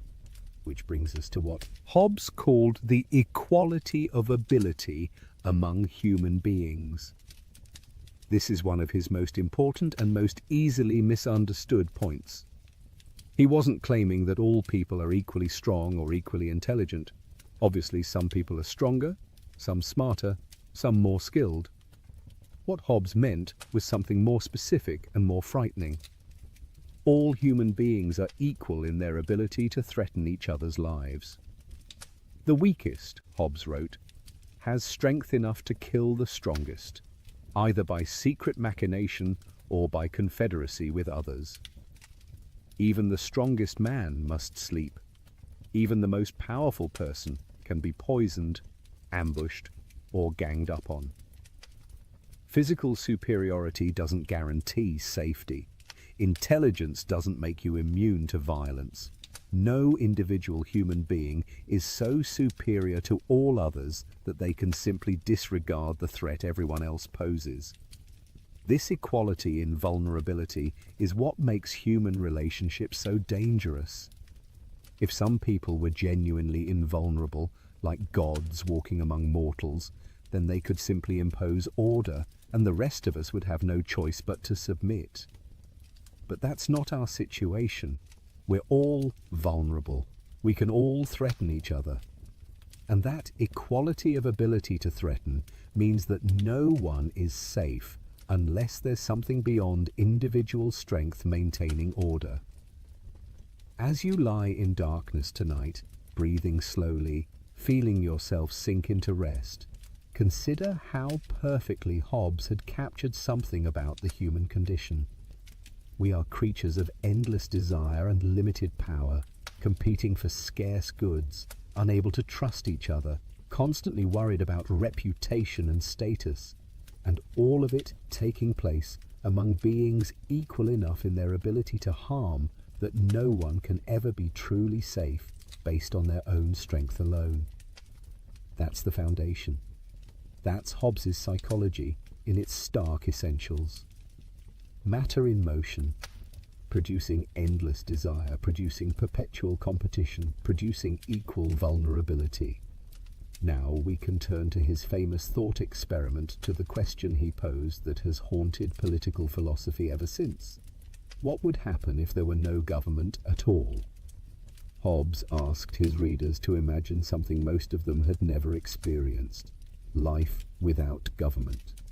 Not the temporary absence of a king when a new one is being chosen, not the breakdown of order in one region while other regions remain stable, but a condition in which there is no political authority at all, no laws backed by force, no one with the power to enforce agreements or punish wrongdoing. He called this hypothetical condition the state of nature, and he insisted it wasn't just a historical claim about how humans once lived before civilization. It was a thought experiment, a way of asking what human life would be like if you stripped away all the structures of law and authority we take for granted. What's left when you remove government? What are humans like without the artificial order that political authority creates? This was a brilliant philosophical move. Rather than arguing about which form of government is best or which laws are most just, Hobbes was asking a more fundamental question. Why do we need government at all? What problem does political authority solve? And the answer to that question, he argued, would show us what government must be like if it's going to solve the problem it exists to address. So, let's follow Hobbes's reasoning step by step, building the argument the way he did, watching how each piece follows from the last with a kind of terrible logic. We start with the psychology we've already established. Humans have endless desires. We seek power after power. We compete for scarce resources. We distrust each other. We fight over glory and reputation. And we're all equal enough in our ability to harm each other that no one is naturally safe. Now imagine that situation without any authority to enforce rules, without any laws that actually constrain behavior, without any punishment for violence or theft or breach of contract. What would rational people do in that situation? Hobbes's answer was chilling. Each person would pursue their own interests as best they could. And given the three causes of quarrel, given the equality of ability, given the absence of any authority to enforce agreements, the result would be inevitable. War. Not necessarily constant fighting every moment, but a condition in which everyone is ready to fight, where violence is always an option, where there's no security, no ability to plan for the future, no basis for trust. Think carefully about why this follows. If there's no authority to punish theft, then taking what I want by force becomes a rational strategy whenever I'm strong enough to do it. But that means you can't trust me not to take your things. So you need to take defensive measures, which means gathering your own power, maybe even attacking me before I can attack you. But now I see you gathering power and I have to worry that you're about to attack, so I need to attack first. Or maybe I just need to attack to take your resources before you can use them against me. The logic pushes toward constant conflict. What about agreements? In the state of nature, couldn't people just agree to cooperate, to respect each other's property, to not harm each other? The problem is that without an authority to enforce agreements, there's no guarantee anyone will keep their word. If I agree not to harm you, and you agree not to harm me, but then you see an opportunity to benefit by breaking that agreement, what's to stop you? Your conscience? Your sense of honor? Perhaps. But can I rely on that? Can I stake my life on your virtue when breaking the agreement might save your life or make you rich? And knowing that you're thinking the same way about me, knowing that you can't fully trust me to keep my word, why wouldn't you break the agreement first when it's convenient? The rational thing, in the absence of enforcement, is to break agreements whenever keeping them becomes costly and you think you can get away with it. But that means no agreements can be trusted, which means no cooperation is possible, which means everyone is thrown back on their own strength and cunning to survive. Hobbes anticipated that many readers would find this argument exaggerated. Surely people aren't that bad. Surely we're capable of cooperation without some powerful authority forcing us to behave. So he offered an empirical test, a way to check his reasoning against actual behavior. Do you lock your doors when you go to sleep at night? He asked. When you travel, do you arm yourself or travel in groups? Of course you do. Even though you live under a government, Even though there are laws against theft and assault, even though there are police you can call, you still take these precautions. Why? Because you don't fully trust your neighbors. You know that even with law and authority present, there's some risk of violence or theft. You act as if others might harm you if they had the opportunity. Now, if you can't fully trust your neighbors, even with police and courts and prisons backing up the law, imagine how much worse it would be if there were no law at all, no police, no courts, no consequences for violence. If you lock your doors even when theft is illegal and punishable, what would you do if theft were neither? The precautions you take under government suggest how dangerous the state of nature would be without it. Hobbes also pointed to actual historical examples. When civil wars break out, when government breaks down, what happens? We've seen it, he said. We've watched England tear itself apart. And what we observe is exactly what the theory predicts. Neighbor turns against neighbor, violence becomes endemic, property becomes insecure, normal economic life becomes impossible. Civil war is a glimpse into the state of nature, a momentary return to the condition that exists when political authority fails. And then we come to the passage that has echoed through centuries, the words that appear in every introduction to political philosophy, the description that remains shocking even now when we've heard it so many times, it's become familiar. In such condition there is no place for industry because the fruit thereof is uncertain, and consequently no culture of the earth, no navigation, nor use of the commodities that may be imported by sea, no commodious building, no instruments of moving and removing such things as require much force, no knowledge of the face of the earth, no account of time, no arts, no letters, no society, and which is worst of all, continual fear and danger of violent death, and the life of man, solitary, poor, nasty, brutish, and short. Let those words settle into your consciousness as you rest. Solitary, poor, nasty, brutish, and short. Why no industry? Because if you can't be sure you'll reap what you sow, why plant? If someone stronger might just take the crops you've grown, why bother growing them? Without security of property, without some guarantee that your labor will benefit you rather than whoever can take it by force, there's no incentive to produce anything beyond immediate consumption. Why no navigation or trade? Because you can't trust agreements with strangers. You can't enter into contracts that will be honored. You can't send goods on a ship and trust they'll be paid for on the other end. Trade requires trust, and trust requires enforcement, and enforcement requires authority. Why no building, no tools, no technology? Because all of these things require sustained effort over time, cooperation among many people, division of labor, specialization. You need to be able to plan for the future, to invest current effort in things that will pay off later. But in a condition of constant insecurity, where violence is always imminent, you can't plan. You can only react, defend, survive from moment to moment.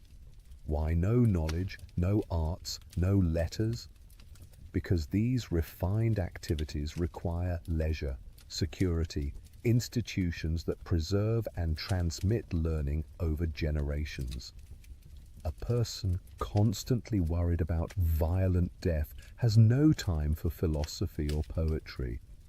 A society that cannot maintain order, cannot maintain universities or libraries, or any of the infrastructure that makes intellectual and artistic life possible. And notice Hobbes's phrase, no society. In the state of nature, there aren't even stable social relationships. You can't have families that last, communities that endure, friendships that transcend immediate advantage. Everything is provisional, temporary, always ready to dissolve when interests diverge. The word solitary is key. We are, each of us, alone in the state of nature, unable to form genuine bonds with others because we can never fully trust them and they can never fully trust us.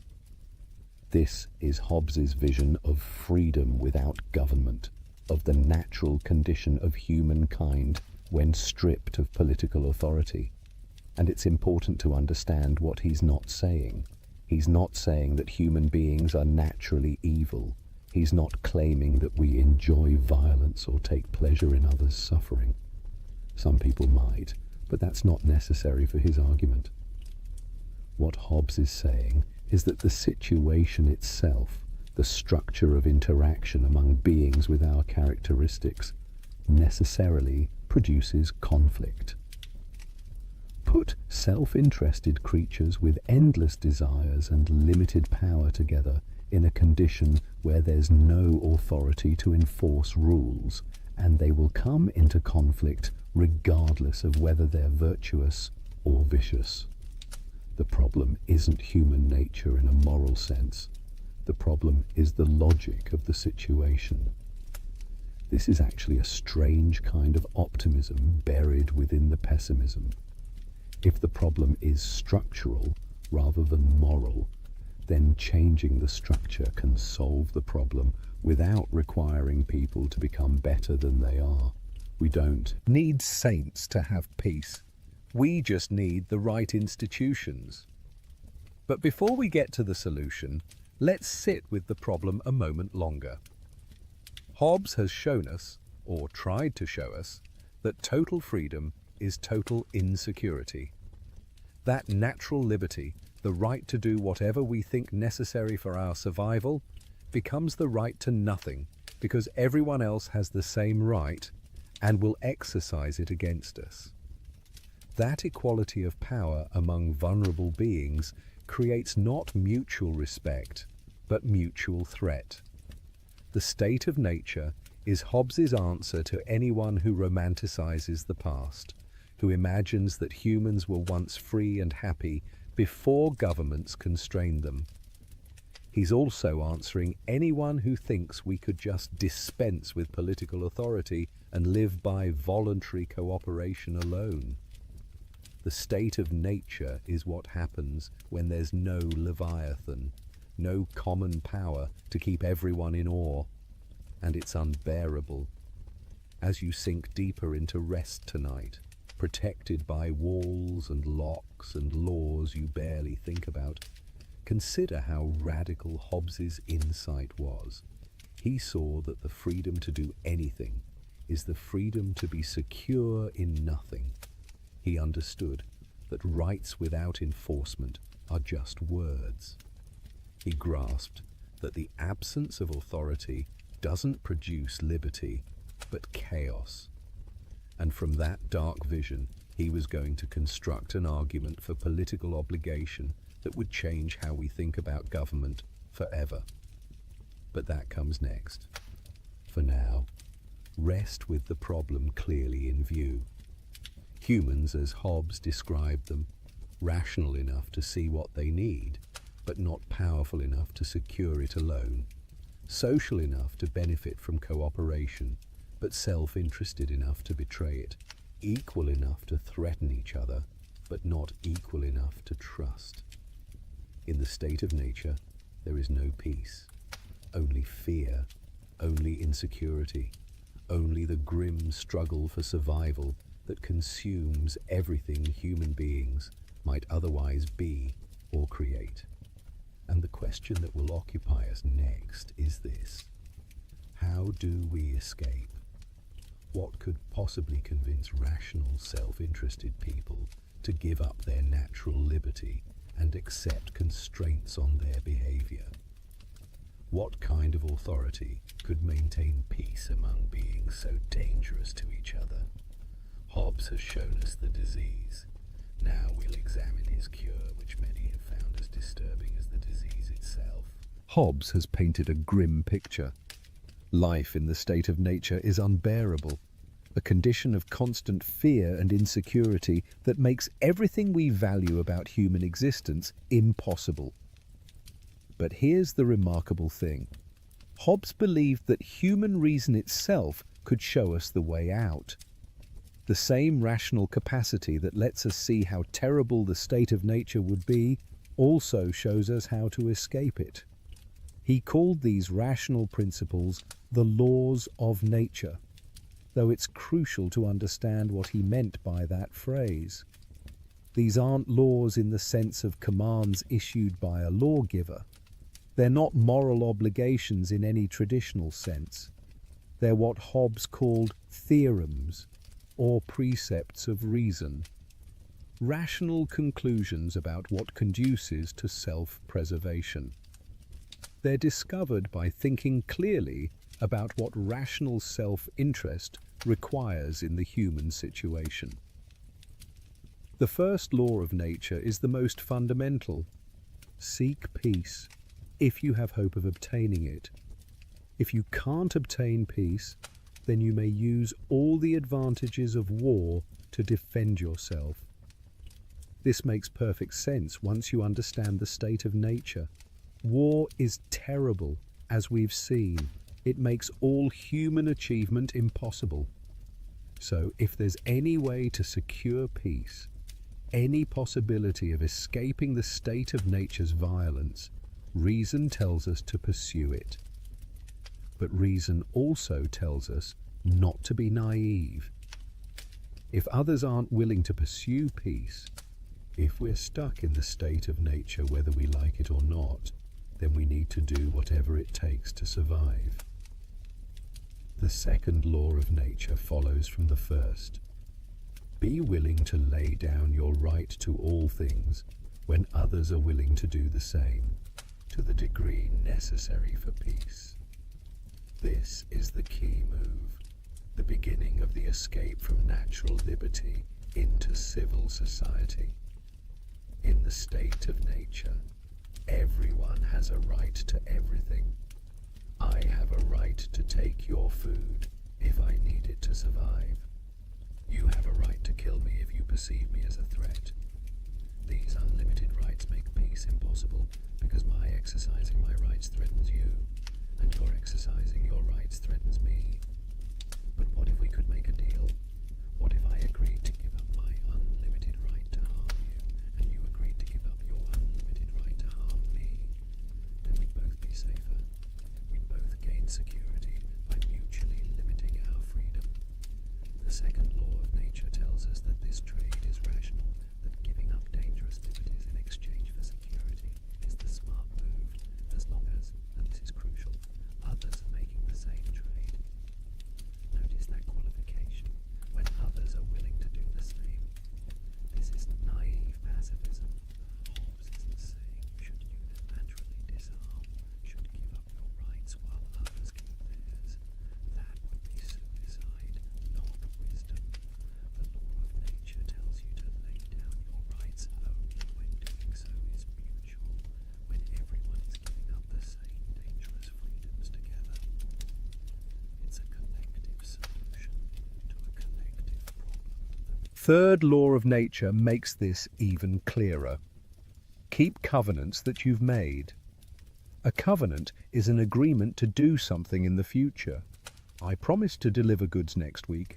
You promise to pay when you receive them. This kind of agreement is essential for cooperation. But as we've seen, in the state of nature, covenants are just words. There's no guarantee anyone will keep their promise when the time comes. Hobbes saw this as the fundamental problem. Even if people rationally understand that mutual cooperation would benefit everyone, even if they're willing in principle to constrain their behavior for mutual advantage, they can't trust each other to actually follow through. And without trust, no cooperation is possible. Each person knows that if they keep their promise while others break theirs, they'll be exploited. So the rational thing seems to be to break promises whenever convenient. But if everyone reasons that way, no promises are credible, and we're stuck in the state of nature, despite everyone being worse off for it. This is what we now call a collective action problem, or a prisoner's dilemma. Everyone can see that cooperation would benefit all, but individual rationality pushes toward defection, toward breaking agreements. And because everyone knows everyone else is tempted to defect, no one trusts the agreements, and cooperation collapses before it begins.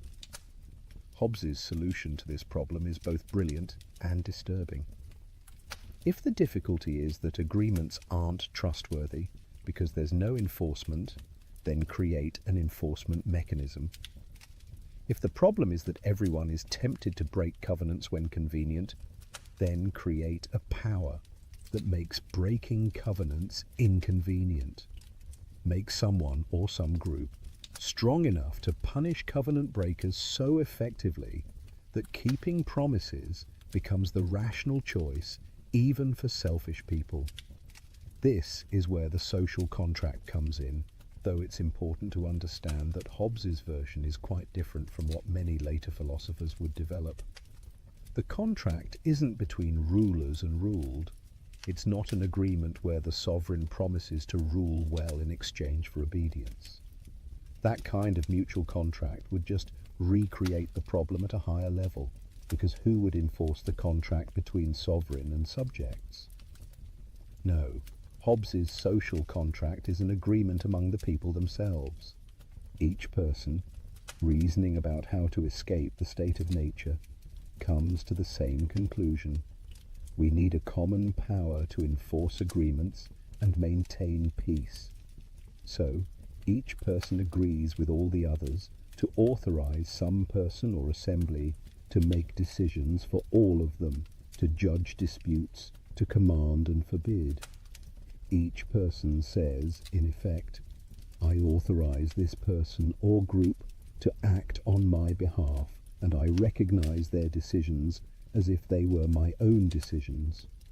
Hobbes gave this idea vivid expression. Imagine each person saying to all the others, I authorize and give up my right of governing myself to this man or to this assembly of men on this condition that you give up your right to him and authorize all his actions in like manner. What this creates is an artificial person, a unified entity made up of the authorizations of all the individuals who compose it. Hobbes called this artificial person the Leviathan, or the Commonwealth, or simply the Sovereign. It's artificial because it doesn't exist naturally, but is created by human agreement. It's a person because it acts as a unity, making decisions, issuing commands, enforcing rules. And it's sovereign because there is no higher authority that judges or constrains it. This sovereign power, once created, has to be absolute. And here's where Hobbes's argument becomes uncomfortable for almost everyone who reads it. He insisted that the sovereign cannot be limited, cannot be divided, cannot be held accountable by the subjects who created it. Why? Because any limitation on sovereign power recreates the state of nature at some level. Think about it this way. Suppose we say the sovereign can rule, but only within certain limits, only on certain topics, only in ways that respect certain rights. Who decides whether the sovereign has exceeded those limits?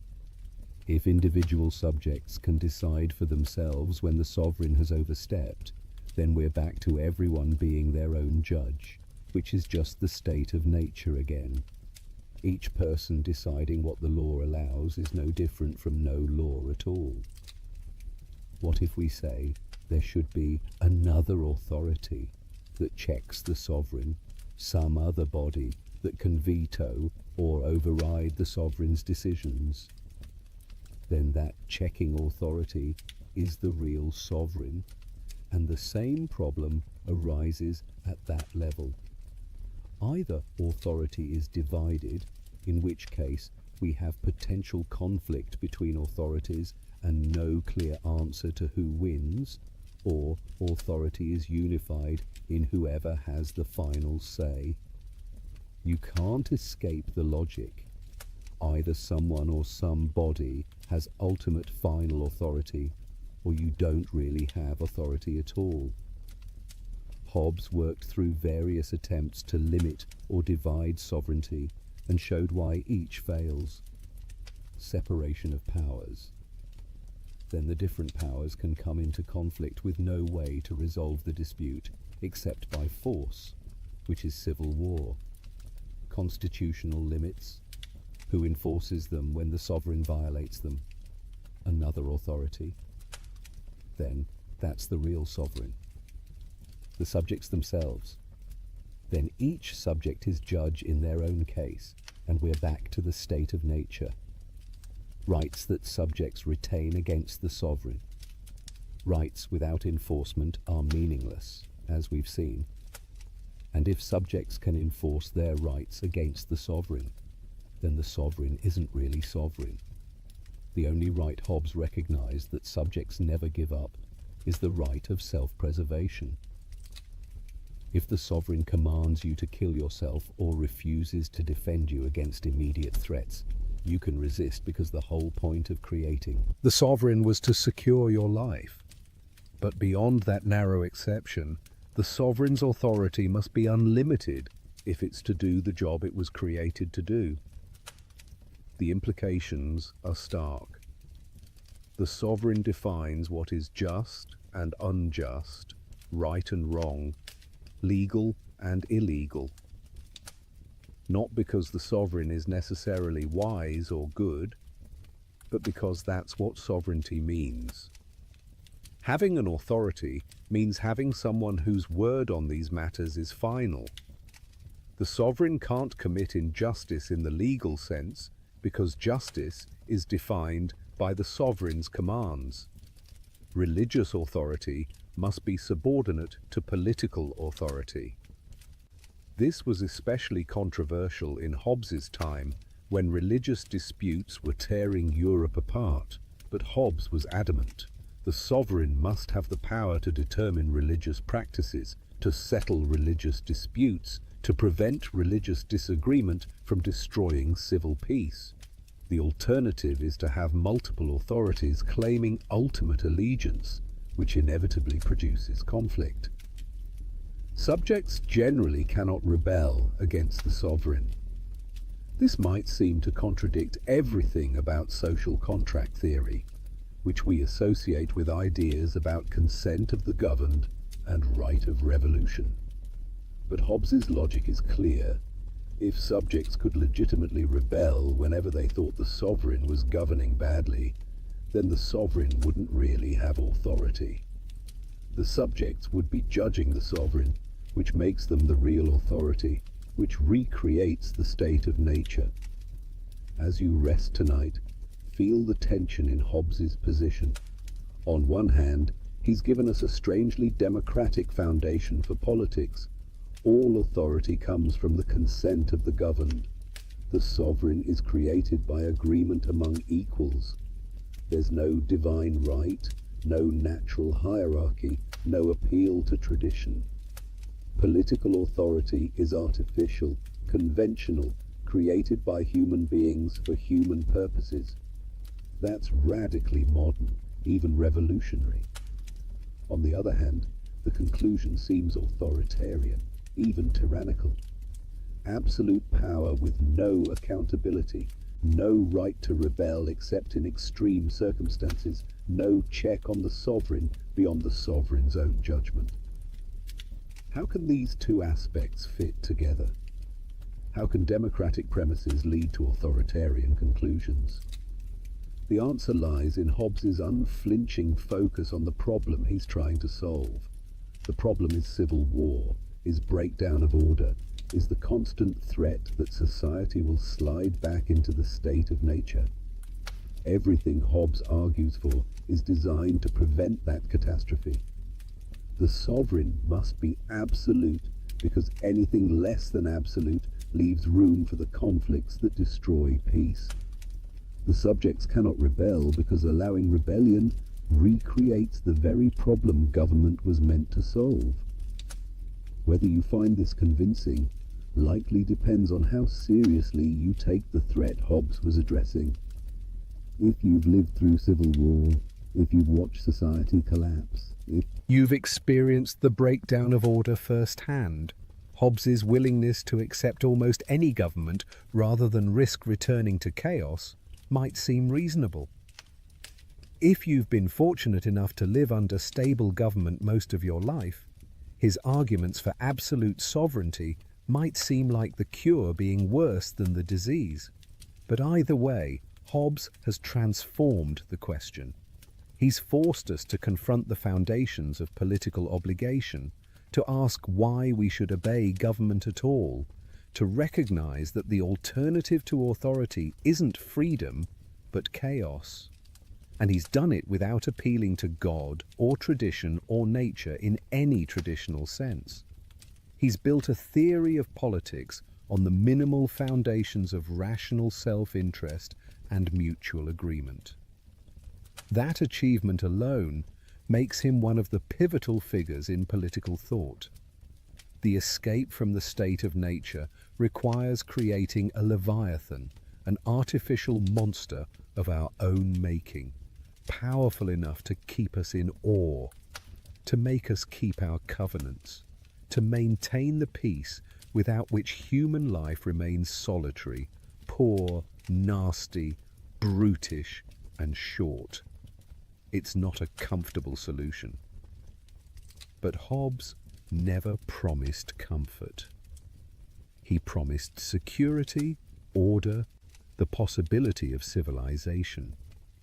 Whether the price he demanded was worth paying remains one of the great questions in political philosophy.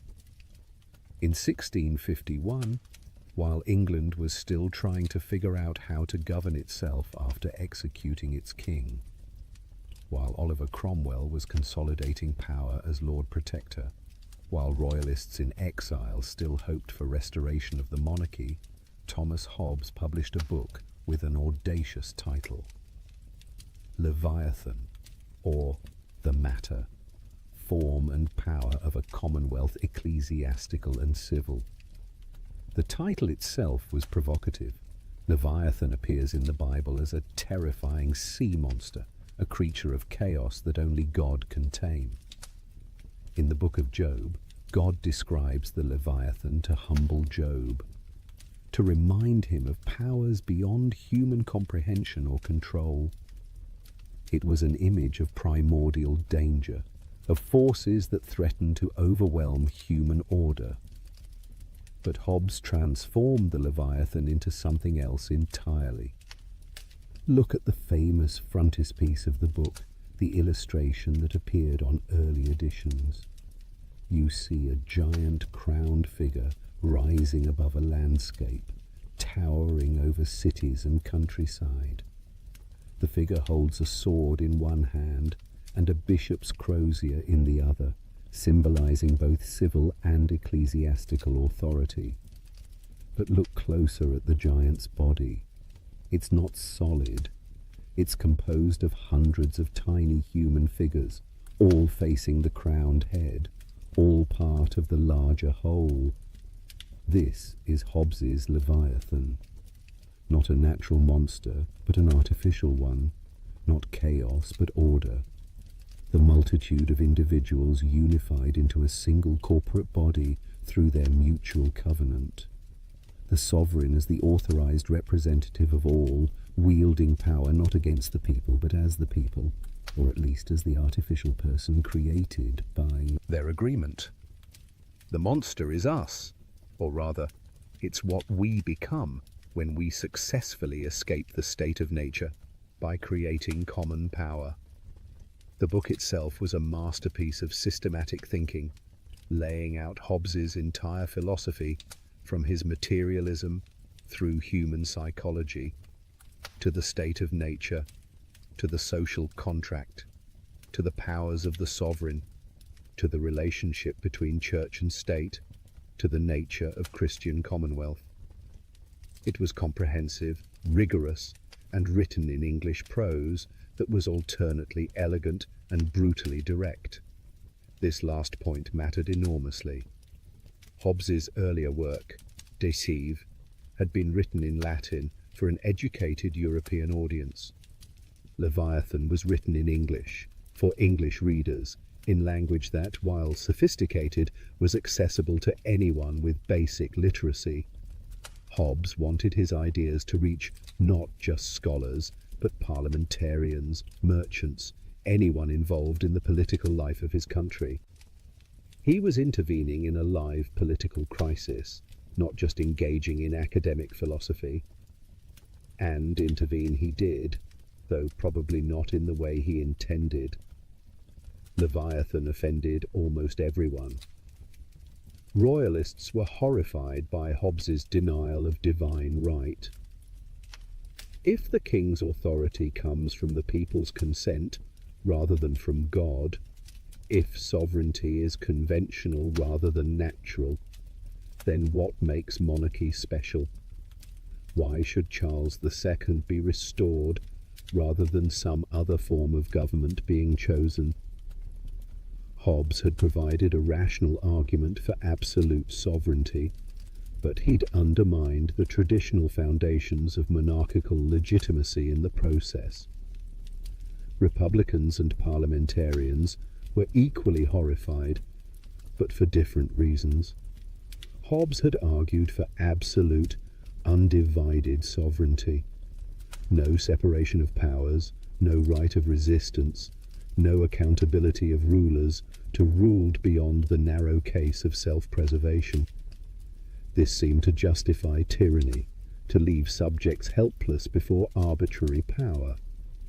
Even if you accepted that some government was necessary, why this government? Why absolute monarchy rather than limited government with checks and balances? And then there were the churches. Hobbes had subordinated all religious authority to the sovereign. He'd argued that the sovereign must determine religious practices, settle theological disputes, control church offices and doctrines. This seemed to make religion merely a tool of political power, to deny any independent authority to spiritual matters. Both Anglicans and Puritans, Catholics and Protestants, found things in Leviathan to offend them. Hobbes seemed to be reducing faith to a matter of civil obedience.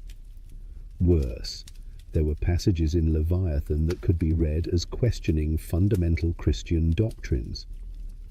Hobbes's materialism seemed to leave no room for immaterial souls or life after death in any traditional sense. His account of Scripture emphasized natural explanations and questioned supernatural claims, while Hobbes insisted he was a Christian and argued for the compatibility of his philosophy with Christianity. Many readers suspected atheism lurking beneath his professions of faith. The book was condemned, banned, burned in effigy at Oxford University. Hobbes was accused of heresy, atheism, corrupting youth, undermining morality. For years after publication, attacks on Hobbes and Hobbism became a minor industry among English writers. To call someone a Hobbist was to accuse them of denying God, morality, and decency itself. Yet despite all this hostility, or perhaps because of it, Leviathan became one of the most discussed and influential books of its age.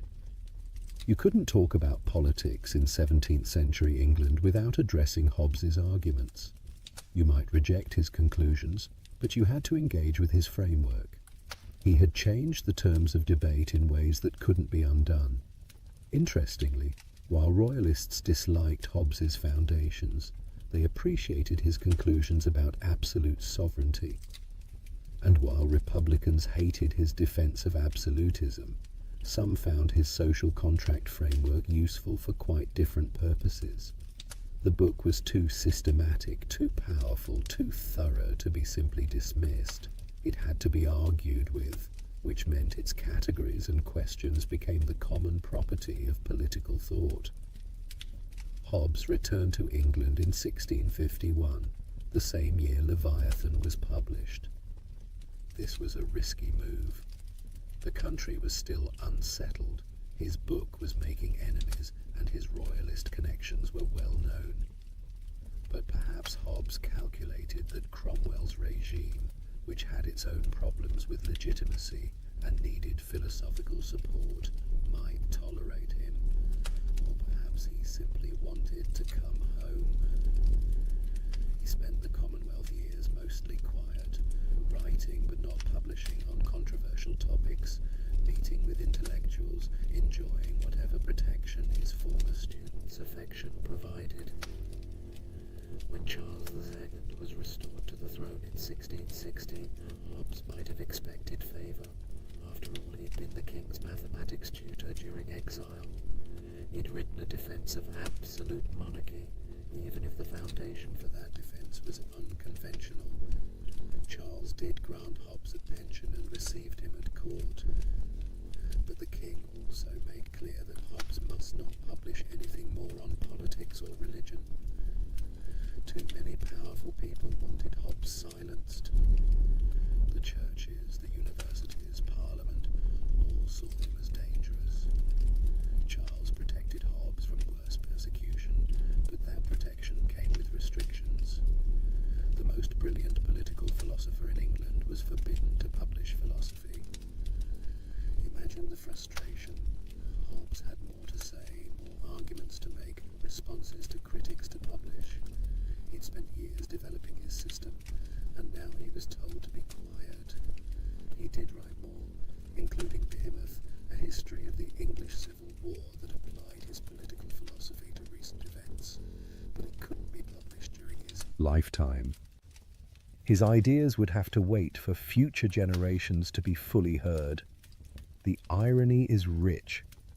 Hobbes wrote Leviathan to prevent civil war, to provide a rational foundation for stable government, to show why absolute sovereignty was necessary for peace.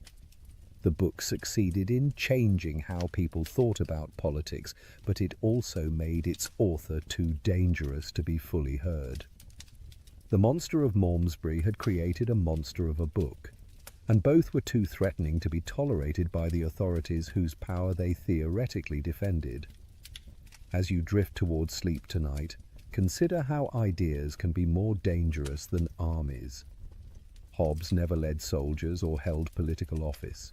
He was a scholar, a tutor, a writer. Yet his arguments threatened kings and churches, changed political discourse, influenced generations of thinkers.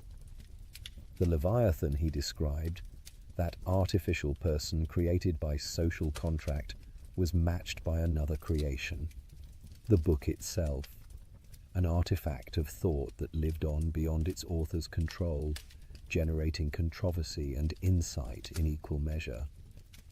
The ideas Hobbes published in 1651 are still with us. We still argue about the foundations of political obligation, about the balance between security and liberty, about what legitimates government authority. The terms have changed, the conclusions we draw may differ from Hobbes's, but the questions he forced us to confront remain alive. That's the real power of Leviathan, not its specific doctrines, but its transformation of how we think about politics itself. A generation after Hobbes published Leviathan, another English philosopher took up the same questions but reached strikingly different conclusions. John Locke, writing in the 1680s during another period of political crisis in England, accepted much of Hobbes's framework while rejecting his absolutist conclusions. The result was a vision of politics that would prove even more influential than Hobbes's, especially in the emerging liberal tradition that would shape modern democracy. Locke's second treatise of government, published in 1689, begins with the state of nature, just as Hobbes did. This wasn't coincidence. By Locke's time, the social contract framework Hobbes had developed had become the standard way of thinking about political legitimacy. If you wanted to argue about politics, you started with the state of nature and built up from there. Hobbes had set the terms of debate so effectively that even his critics had to work within the structure he'd created. But Locke's state of nature was fundamentally different from Hobbes's vision of war and chaos. For Locke, the state of nature was a condition of perfect freedom and equality, but it wasn't necessarily violent or anarchic. It was, Locke argued, governed by the law of nature, which could be known by reason, and that law of nature taught clear moral principles. No one ought to harm another in their life, health, liberty, or possessions. This makes an enormous difference. For Hobbes, there were no moral constraints in the state of nature, no genuine right and wrong beyond what conduces to self-preservation. Rights were just liberties, permissions to do whatever you thought necessary. For Locke, the state of nature already contained moral law. People already had genuine rights to life, liberty, and property, rights that existed before any government and that government must respect. Where did these natural rights come from? Locke's answer was theological. God created human beings and gave them the world to use. We have a right to self-preservation because we're God's property, and it would be wrong to destroy what belongs to God. We have property rights because we mix our labor with natural resources, and our labor is our own, so what we create through labor becomes ours. The moral structure of reality, grounded in divine creation, gives content to natural law and natural rights. Now, if the state of nature already has moral law and natural rights, why do we need government? Locke's answer was more modest than Hobbes's.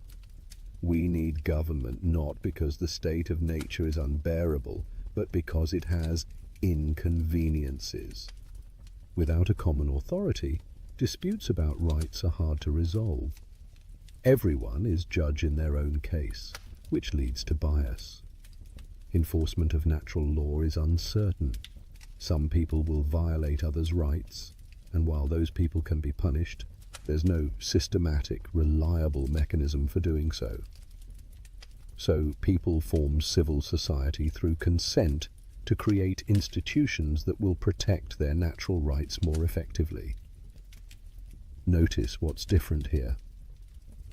For Hobbes, government creates order where there was only chaos. For Locke, government protects rights that already exist. For Hobbes, the sovereign defines justice. For Locke, justice is independent of government, and government is legitimate only insofar as it respects natural justice. This leads to radically different conclusions about political authority.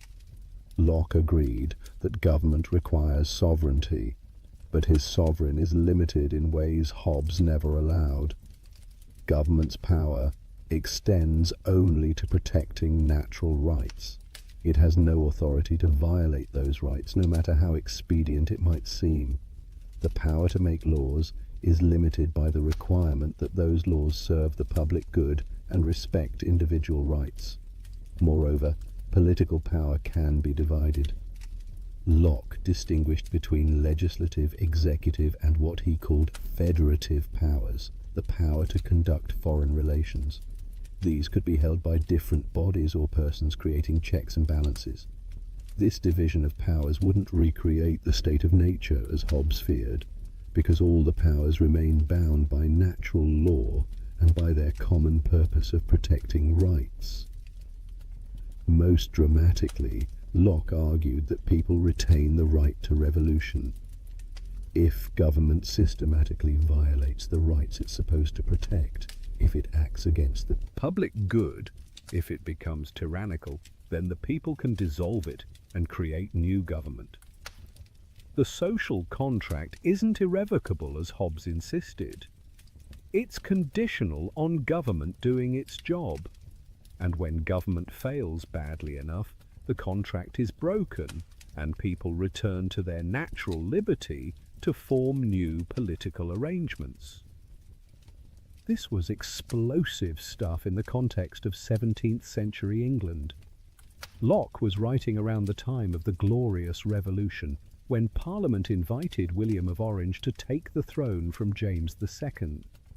His second treatise was essentially a justification for that revolution, an argument that deposing a king could be legitimate if that king violated his trust. Where Hobbes seemed to justify any government that could maintain order, Locke provided a philosophical foundation for limited government and justified resistance. Yet notice how much Locke accepted from Hobbes: the framework of state of nature and social contract, the idea that political authority requires justification in terms of the people's consent, the rejection of divine right, and appeals to tradition as sufficient grounds for obedience. These were all Hobbesian moves, and Locke couldn't have made his argument without them. Locke was working within the intellectual space Hobbes had created. He was answering Hobbesian questions, using Hobbesian methods, just reaching different conclusions. And those different conclusions flowed from different premises about the state of nature and about what humans are like without government. If you accept Hobbes's vision of the state of nature as war, his absolutist conclusions become harder to avoid. If you accept Locke's gentler vision of the state of nature as imperfect but not unbearable, his liberal conclusions follow more naturally. Who was right about human nature? That question has occupied political philosophers ever since. Are humans as dangerous to each other as Hobbes believed? Or are we capable of the kind of moral restraint and cooperation Locke described? The answer probably varies with circumstances. In conditions of extreme scarcity and insecurity, Hobbes's vision seems grimly accurate. In conditions of relative abundance and security, Locke's optimism seems more justified. Neither captured the whole truth, but together they mapped the space within which much later political thought would develop. The American founders wrestled with exactly this tension. Thomas Jefferson's famous phrase in the Declaration of Independence, "Life, liberty, and the pursuit of happiness," echoes Locke's trinity of life, liberty, and property. The idea that governments derive their just powers from the consent of the governed is pure social contract theory, developed by Hobbes and Locke. The right to revolution when government becomes destructive of these ends is Lockean. But the American Constitution also reflects Hobbesian concerns. The separation of powers that Locke endorsed is built into the structure, but so is the creation of a strong central government powerful enough to maintain order. The Federalist Papers, written to support ratification of the Constitution, often sound Hobbesian themes about the dangers of faction and the need for effective authority. The founders were trying to balance Lockean liberty with Hobbesian security, and the American experiment can be seen as an attempt to synthesize these rival visions. As you settle deeper into rest, consider how these old debates remain alive. When we argue about how much power government should have, whether authority should be centralized or divided, when we can legitimately resist or disobey laws, we are still working through questions Hobbes and Locke posed. Their specific answers may not satisfy us, but their questions endure because they're asking about permanent features of political life, how to balance order and liberty, security and freedom, common good and individual rights. Hobbes saw the danger of chaos and prioritized order above almost everything else. Locke saw the danger of tyranny and prioritized liberty and rights. Both dangers are real. Both concerns are legitimate. and no political system has perfectly solved the problem of achieving security without sacrificing too much freedom or protecting liberty without risking too much instability. We're still, in a sense, trying to navigate between Hobbes and Locke, trying to get enough of each without the excesses of either. The conversation they began continues, and that, perhaps more than any specific doctrine either taught, is their greatest legacy, transforming political philosophy into a systematic inquiry into the foundations of legitimate authority, an inquiry that takes seriously both the necessity and the dangers of power. Throughout his life, Hobbes held a peculiar conviction. Philosophy could be made as certain as mathematics. If we could just define our terms precisely enough, reason carefully enough, follow arguments rigorously enough, we could achieve in moral and political philosophy the same kind of demonstrative certainty that mathematicians achieved in geometry. This belief shaped how Hobbes approached philosophy and led him into both brilliant insights and embarrassing failures. Hobbes first encountered Euclidean geometry in his 40s, relatively late in life for a scholar. The story goes that he was in a gentleman's library and saw a copy of Euclid's Elements lying open. His eye fell on a proposition, a theorem about triangles. At first, he couldn't believe it. He looked at the proof, which referred back to earlier propositions. He looked at those propositions and their proofs, which referred to still earlier ones. Eventually, he worked his way back to the definitions and axioms that began the whole system. And he was amazed. From a handful of simple definitions and self-evident principles, Euclid had constructed an entire edifice of geometric knowledge, each theorem following necessarily from what came before. There was no appeal to authority, no reliance on observation, just pure reason working out the implications of clear concepts.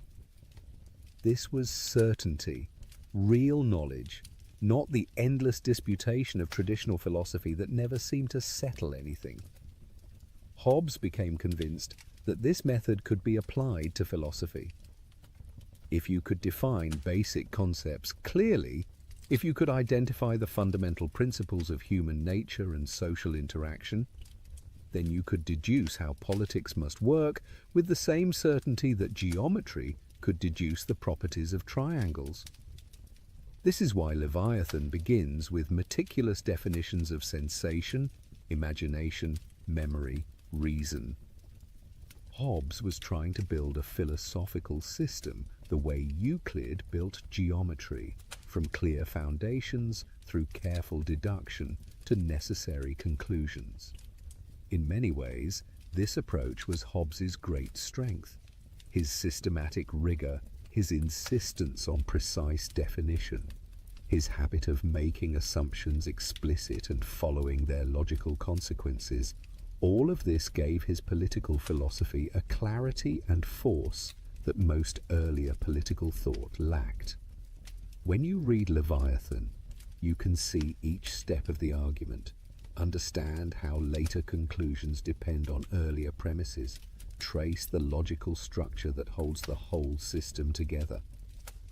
But the geometric ideal also led Hobbes into his most famous failure. If philosophy could be like mathematics, if reasoning was really a kind of calculation, then perhaps he could contribute to mathematics itself. And so Hobbes, brilliant as he was in many domains, spent years of his later life working on a problem that had stumped mathematicians for centuries: squaring the circle. The problem is simple to state. Can you construct a square with the same area as a given circle using only compass and straight edge? Ancient mathematicians had tried and failed.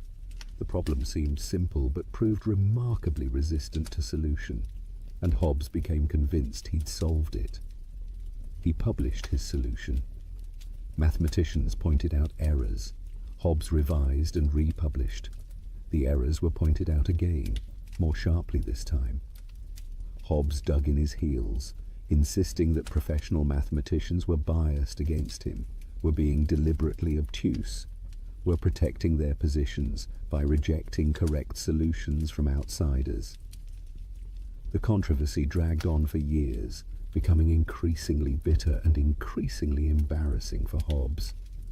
The tragedy was that Hobbes was simply wrong, and the mathematicians were right. He'd made basic errors that any competent geometer could spot. Worse, he was arguing about mathematics with people who understood it far better than he did, yet he couldn't admit his mistakes. The same man who could dissect political philosophy with brilliant clarity became obstinate and unreasonable when confronted with his mathematical errors. Why did this happen? Perhaps because Hobbes had invested so much in the idea. That reasoning was calculation, that philosophy was geometric. If he couldn't even do basic geometry correctly, what did that say about his grand systematic philosophy? He couldn't afford to admit mathematical error without seeming to undermine his whole project. So he doubled down, defended his mistakes, alienated the mathematical community, and damaged his reputation in ways that his political writings alone never would have. Yet the failure in mathematics doesn't actually undermine Hobbes's political philosophy. The geometric ideal was a guiding metaphor, an aspiration, not a literal claim that politics is mathematics. What Hobbes really achieved was something different from and more valuable than geometric proof. He created a systematic framework for thinking about politics, one that made assumptions explicit, followed implications carefully, and offered testable claims about how humans behave and what forms of government can succeed. This systematic approach was revolutionary. Before Hobbes, political philosophy was largely a matter of citing ancient authorities, appealing to tradition, invoking divine will, or making ad hoc arguments about specific situations. Hobbes offered something new, a general theory of politics built from first principles about human nature. You might disagree with his premises or his conclusions, but you had to engage with the systematic structure of his thought. You couldn't just cite Aristotle or appeal to custom. You had to show where Hobbes's reasoning went wrong, which meant reasoning at the same level of generality and rigor. The mechanistic worldview that underlay Hobbes's approach was part of a larger scientific revolution transforming 17th century thought. Galileo, Descartes, and others were showing that nature could be understood through mathematics and mechanics, that complicated phenomena could be explained in terms of matter in motion following natural laws. Hobbes tried to extend this approach to human society to show that politics too could be understood scientifically. In this, he was ahead of his time. The idea that human behavior follows patterns that can be studied systematically, that society operates according to principles we can discover through careful analysis. This idea would eventually develop into social science. Hobbes didn't create sociology or political science in their modern forms, but he gestured toward them, showed that such disciplines were possible in principle. His claim that reasoning is computation is particularly interesting in light of modern cognitive science and artificial intelligence. When Hobbes suggested that thinking is just adding and subtracting concepts, his contemporaries found it reductive and absurd. But in our age of computers, when we've built machines that manipulate symbols according to rules and thereby achieve something that looks like reasoning, Hobbes's idea seems less strange. We still debate whether artificial intelligence really thinks or just simulates thinking. But the very fact that the question arises shows that Hobbes touched on something deep about the nature of cognition. As you drift toward sleep tonight, consider the beautiful ambition in Hobbes's geometric ideal, even if the ideal was never fully realized. He wanted certainty in a domain where certainty seems impossible. He wanted to find principles of politics as clear and compelling as the Pythagorean theorem. He wanted to lift political discourse out of partisan squabbling and into the realm of demonstrative knowledge where rational people would have to agree. He failed, of course. Politics remains contested, uncertain, irreducibly plural in ways that geometry is not. But the attempt itself was noble, and the systematic approach he pioneered became the standard for serious political philosophy. After Hobbes, you couldn't just assert political claims. You had to argue for them, systematically, from defensible premises through logical steps that others could examine. That expectation of rigor is part of his legacy. The stubborn old man trying to square the circle, refusing to admit his mathematical incompetence, cuts a somewhat comic figure. But the brilliant philosopher who transformed how we think about political authority, who forced us to confront uncomfortable truths about human nature and power, who built a system of thought so comprehensive and rigorous that we're still working through its implications, that figure commands respect. The geometric ideal inspired the achievement even if the achievement didn't live up to the ideal. Rest now in the knowledge that human understanding has limits, that our grandest ambitions often exceed our reach, but that even failed aspirations can produce valuable insights along the way. Hobbes wanted more certainty than politics allows, but in seeking it, he gave us concepts and arguments that clarified political thought for generations to come. More than 300 years have passed since Hobbes died, yet his shadow falls across contemporary politics in ways both obvious and subtle. Open any newspaper, scroll through any news feed, and you'll find Hobbesian questions lurking beneath the surface of current debates. How much power should government have? When does security justify limiting liberty? What legitimates political authority? Can international order exist without world government? These are Hobbes's questions, even when we don't recognize them as such. The 20th century saw a remarkable revival of social contract theory in academic philosophy. For much of the 19th century, Hobbes and social contract thinking had been eclipsed by other approaches to politics, by utilitarianism, by Hegelian idealism, by Marxist historical materialism, by conservative appeals to organic tradition. But in 1971, John Rawls published A Theory of Justice, and suddenly social contract theory was at the center of political philosophy again. Rawls's approach was explicitly Hobbesian in structure, even while reaching conclusions Hobbes would never have endorsed. Rawls asked readers to imagine people in an original position, choosing principles of justice behind a veil of ignorance that prevented them from knowing their own position in society. This was a thought experiment directly descended from Hobbes's state of nature, a way of using hypothetical reasoning to discover what rational agreement could establish about legitimate political arrangements. Rawls concluded that people in the original position would choose principles guaranteeing equal basic liberties and allowing inequalities only when they benefit the worst off. These liberal egalitarian conclusions are far from Hobbes's absolutism, but the method is recognizably Hobbesian. We're still using variations on the social contract framework to argue about justice, still imagining what rational people would agree to under certain conditions, still deriving political principles from hypothetical consent. Game theory, developed in the mid-20th century to analyze strategic interaction, gave Hobbes's insights mathematical precision. The prisoner's dilemma, perhaps the most famous concept in game theory, is essentially the Hobbesian problem in formal terms. Two prisoners are separately offered deals. If both stay silent, both get light sentences. If one betrays the other while the other stays silent, The betrayer goes free while the silent one gets a harsh sentence. If both betray, both get moderate sentences. The rational choice for each prisoner, considered individually, is to betray, because betrayal yields a better outcome regardless of what the other prisoner does.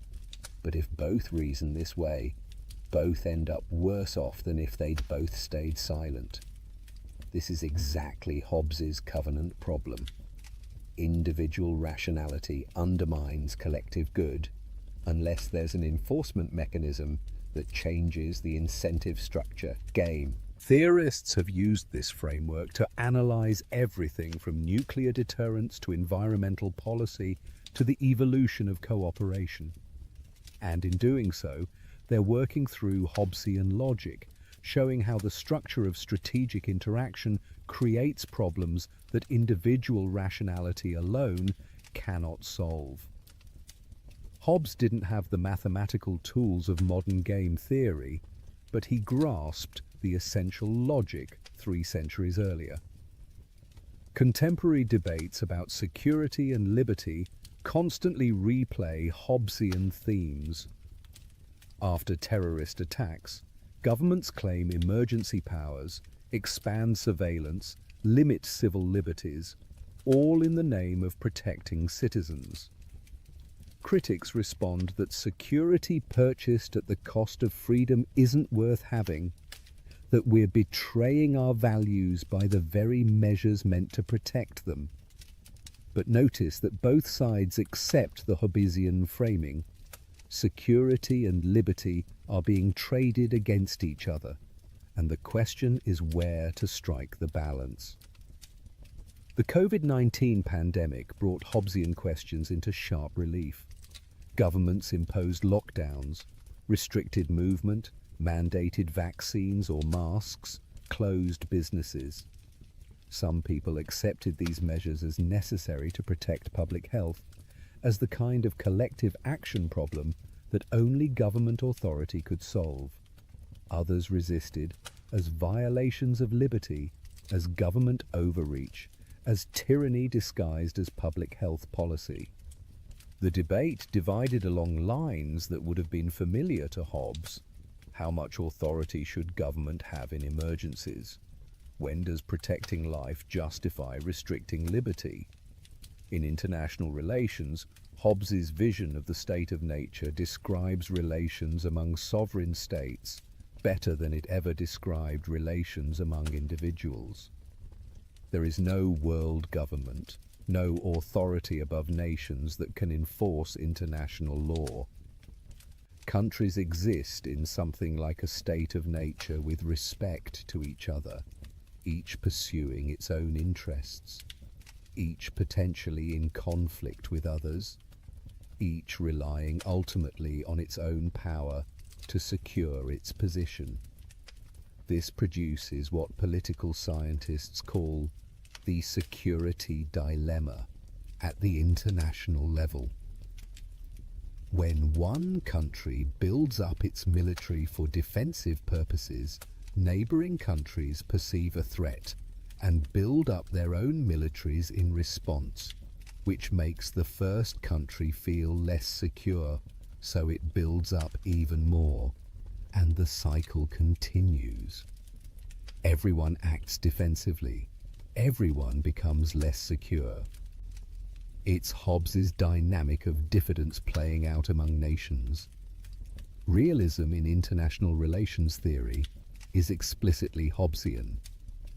Realists argue that moral considerations matter little in relations among states, that power and security are what drive international politics, that cooperation is always fragile because there's no enforcement mechanism that can reliably constrain sovereign states. They don't necessarily endorse this situation, but they claim to describe how international politics actually works, given the anarchic structure of the international system. Technology has created new forms of power that Hobbes never imagined, but that raise thoroughly Hobbesian questions. Surveillance states can monitor citizens with unprecedented thoroughness, tracking movements, reading communications, predicting behavior. Governments justify this surveillance with Hobbesian logic. We need these powers to protect you from terrorism, from crime, from disorder.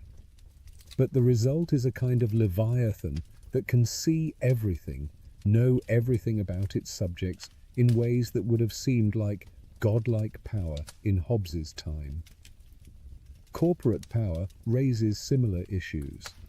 Large technology companies control platforms that shape political discourse, influence elections, determine what information billions of people see. They're not governments in the traditional sense, but they exercise forms of power that look increasingly sovereign. Do we need a leviathan to control these corporate leviathans? Or are we creating new forms of authority that don't fit Hobbes's categories? Climate change presents perhaps the most purely Hobbesian problem of our era. Every nation benefits if all nations reduce emissions, but each nation has an incentive to let others bear the cost of reduction while continuing to emit itself. This is a global collective action problem, a tragedy of the commons on a planetary scale. The Hobbesian solution would be world government powerful enough to enforce emissions limits. But creating such government seems impossible, so we're stuck trying to solve a Hobbesian problem without Hobbesian solutions. The rise of authoritarian leaders around the world often comes wrapped in Hobbesian rhetoric. Strongmen promise order, security, protection from chaos. They ask citizens to accept concentrated power in exchange for stability. They justify limiting dissent, suppressing opposition, consolidating authority by pointing to threats, real or imagined. The implicit bargain is Hobbesian. Give me absolute power and I'll protect you. Whether citizens are actually safer under such arrangements is questionable, but the rhetorical appeal remains powerful. Yet Hobbes also helps us critique authoritarianism. Remember that Hobbes's sovereign gains authority through consent of the governed, through the rational agreement of equals who create common power for their mutual benefit. A leader who seizes power through force hasn't created legitimate sovereignty in Hobbesian terms. And even legitimate sovereignty exists to protect subjects' lives. When government becomes the main threat to life rather than the protector of life, Hobbes's own logic suggests subjects can resist. Feminist philosophers have offered important critiques of social contract theory that expose blind spots in Hobbes and the tradition he founded. Carol Paterman argued that beneath the social contract is a prior sexual contract that establishes male dominance over women, the supposedly universal. Agreement among equals turns out to have excluded half of humanity. Women weren't party to the original contract, but were subjects of it, subordinated by the very agreement that supposedly created political equality. Critical race theorists have made similar arguments. Charles Mills wrote of a racial contract that established white supremacy while claiming to establish equality. When Hobbes and Locke wrote about the state of nature and social contract, they were theorizing about relations among white European men. Indigenous peoples, enslaved Africans, colonized populations were outside the framework entirely, subject to domination that the contract did nothing to legitimate, but also nothing to prevent. These critiques don't simply reject social contract theory, but force us to confront who was included and excluded in the original formulations. They show that supposedly universal theories of politics were partial, limited to certain groups, while claiming universal applicability. The questions Hobbes raised about political legitimacy and consent remain important, but we have to ask them more inclusively. recognizing that the answers may be different when we include everyone rather than just some. As you rest tonight, consider how thoroughly Hobbesian our political vocabulary remains. We talk about social contracts, about legitimacy based on consent, about the balance between security and freedom, about the enforcement of agreements, about collective action problems. These concepts and frameworks come down to us from Hobbes, refined and modified, but recognizably his intellectual offspring. We may reject his authoritarian conclusions. We may have more optimistic views of human nature. We may aspire to forms of politics he never imagined. But we're still working within and against the structure of thought he created, still grappling with the problems he identified, still trying to answer the fundamental question he posed with such clarity. How can beings like us live together without destroying each other? The relevance of a 17th century philosopher to 21st century politics tells us something important.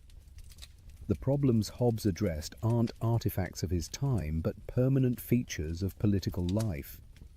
As long as humans have conflicting interests, limited resources, and the ability to harm each other, we'll need some answer to the Hobbesian question of how to maintain order.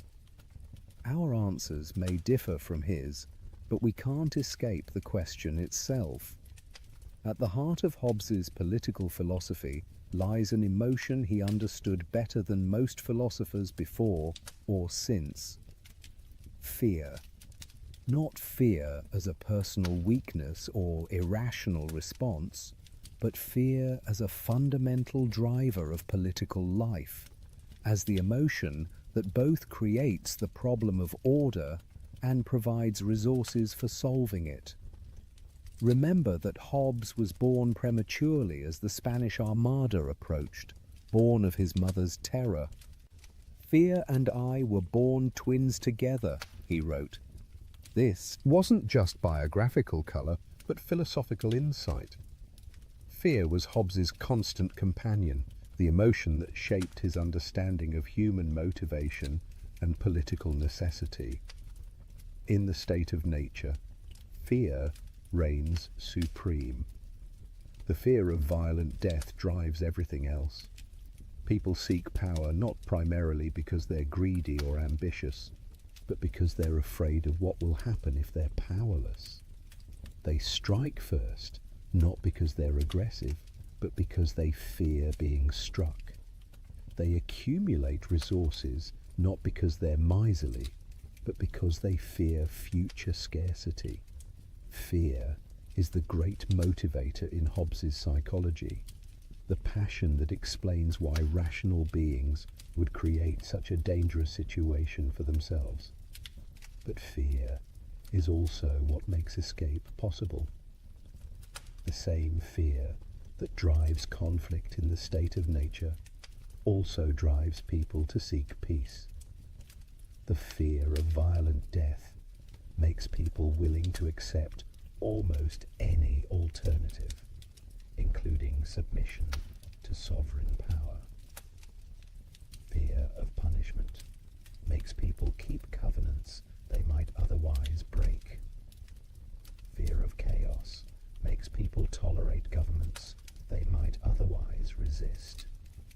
This dual role of fear is central to understanding Hobbes. Fear isn't just a problem to be solved, but a resource to be used. The sovereign must inspire awe, must be feared, must be powerful enough that fear of punishment outweighs temptation to break laws. A sovereign that isn't feared isn't really sovereign, because subjects will calculate that they can violate laws with impunity. Power without the capacity to inspire fear is impotent.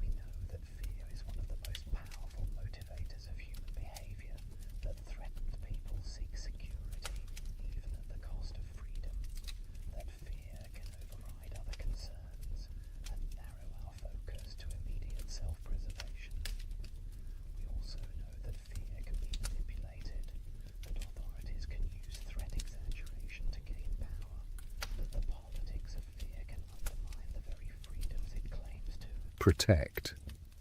Consider how often governments invoke fear to justify their actions. After the September 11th attacks, the US government launched a war on terror that led to expanded surveillance, military interventions, detention without trial, and torture. Much of this was justified by the claim that extraordinary threats require extraordinary powers. Fear of terrorism made citizens willing to accept measures they would have rejected in calmer times. Was this Hobbesian sovereignty in action? Government doing what's necessary to protect subjects from violent death? Or was it manipulation of fear to accumulate power beyond what's actually needed for security? Hobbes would say that depends on whether the measures genuinely served the purpose of protection or whether they served other interests under cover of necessity.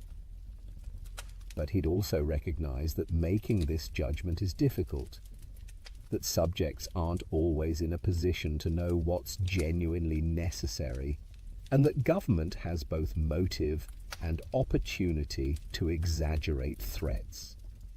The politics of fear isn't unique to our time. Hobbes lived through an era when religious fear was used to justify persecution, when fear of heresy and witchcraft led to torture and execution, when fear of political disorder was invoked to suppress dissent.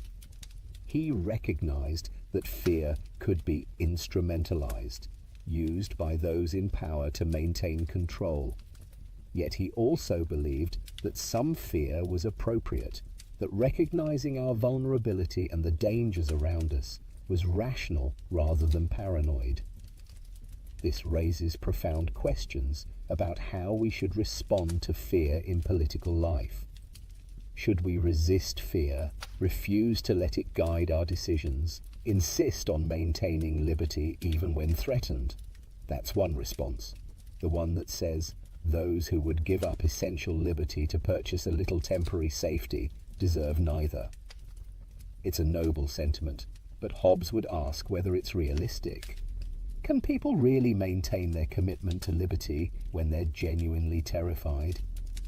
And if fear does drive political decisions, shouldn't we think carefully about how to channel it productively rather than simply declaring it inadmissible?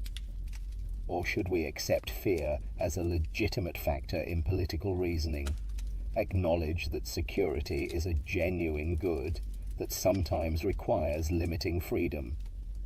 That's closer to Hobbes's position, but it opens the door to the very manipulation he worried about. Once we accept that fear justifies expanded power, authorities have strong incentives to keep us afraid, to magnify threats, to ensure that the emergency never quite ends. Perhaps the wisest response is neither to reject fear entirely, nor to let it dominate, but to think carefully about what we're afraid of and whether proposed responses genuinely address those fears. Hobbes would approve of this approach. He valued reason precisely because it could discipline passion, including fear. The fear that drives us to seek security should be guided by rational calculation about what genuinely serves self-preservation, not by panic or manipulation. One of Hobbes's most interesting observations about fear concerns its relationship to freedom. He defined liberty as absence of external impediments to motion. When you're free to do something, nothing external is preventing you from doing it. But notice that this definition is compatible with being motivated by fear. If you obey the law because you fear punishment, you're still acting freely in Hobbes's sense because the law doesn't physically prevent your action. It just gives you a reason not to act. This might seem like a verbal trick, but there's something important here. For Hobbes, the opposite of freedom isn't being influenced by fear, but being physically constrained or unable to act. And this suggests that a society where people obey laws out of fear of punishment can still be a free society, as long as the laws leave people space to make their own choices about how to live within legal constraints. He makes this point explicitly when talking about liberty under sovereignty. He says that liberty depends on the silence of the laws. Where the law doesn't speak, you're free to act as you choose. The sovereign needn't regulate everything, needn't control every aspect of life. There can be wide areas of liberty even under absolute sovereignty, as long as the sovereign chooses not to fill those spaces with commands. This is a thin conception of freedom by many standards, but it has a certain realism. Perfect freedom from all influence, from all pressure, from all consequences of our choices is impossible. We are always constrained by circumstances, influenced by consequences, responding to incentives and disincentives. The question isn't whether we're influenced, but whether we retain choice within the structure of influences that shape our decisions. As you drift deeper into rest, reflect on the role fear plays in your own life. The locks on your doors, the passwords on your accounts, the insurance policies you maintain, all reflect reasonable fear of potential harms. You take precautions not because you're paranoid, but because you're realistically aware of risks. This is Hobbesian fear at work, the rational recognition of vulnerability that leads to protective measures. But also notice that you're able to rest precisely because those protective measures work. The government maintains order, police deter crime, social norms constrain most people's behavior most of the time. You can be vulnerable in sleep because you trust, usually without thinking about it, that the structures of order will hold through the night. Fear has been channeled into institutions that make security possible, which in turn makes the vulnerability of rest possible. Hobbes understood this paradox. We need fear to motivate the creation of order, but successful order lets us mostly forget our fear.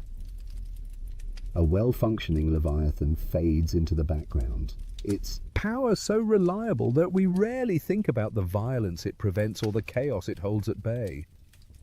Only when order breaks down, when we get glimpses of the state of nature that always lurks beneath civilization's surface, do we remember why we need the Leviathan at all. Thomas Hobbes lived to the remarkable age of 91, surviving well into the Restoration period that followed Cromwell's Commonwealth. The final 2 decades of his life were lived under the protection and constraint we've already mentioned.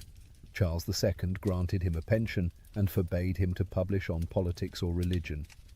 The monster of Malmesbury was neutralized, kept as a kind of intellectual pet at court, but prevented from further stirring up controversy. These years must have been frustrating for a mind as active and combative as Hobbes's. He had more to say, more arguments to make, more responses to critics who had attacked Leviathan and his earlier works. But silence had been imposed as the price of safety. So Hobbes turned his energies elsewhere, to pursuits that wouldn't directly challenge church or state. He continued his mathematical work, despite, or perhaps because of his earlier humiliations over circle squaring. The man who had been so brilliant in political philosophy showed remarkable stubbornness in mathematics, continuing to publish claims that professional mathematicians could easily refute. These late mathematical works added nothing to his reputation, and provided ammunition for critics who wanted to dismiss his entire philosophical system. Yet Hobbes persisted, convinced that the mathematicians were wrong, even when they could demonstrate his errors step by step. There's something both admirable and sad about this stubbornness. Admirable because Hobbes refused to simply accept authority, maintained intellectual independence even when it made him look foolish. Sad because he was wasting his brilliance on a field where he lacked the necessary rigor. defending errors that a more humble person would have acknowledged. The same quality that made him willing to challenge centuries of political philosophy, the same intellectual courage that let him publish Leviathan, despite knowing it would make enemies, became a liability when directed at mathematics. He did write one more major political work, though it couldn't be published during his lifetime.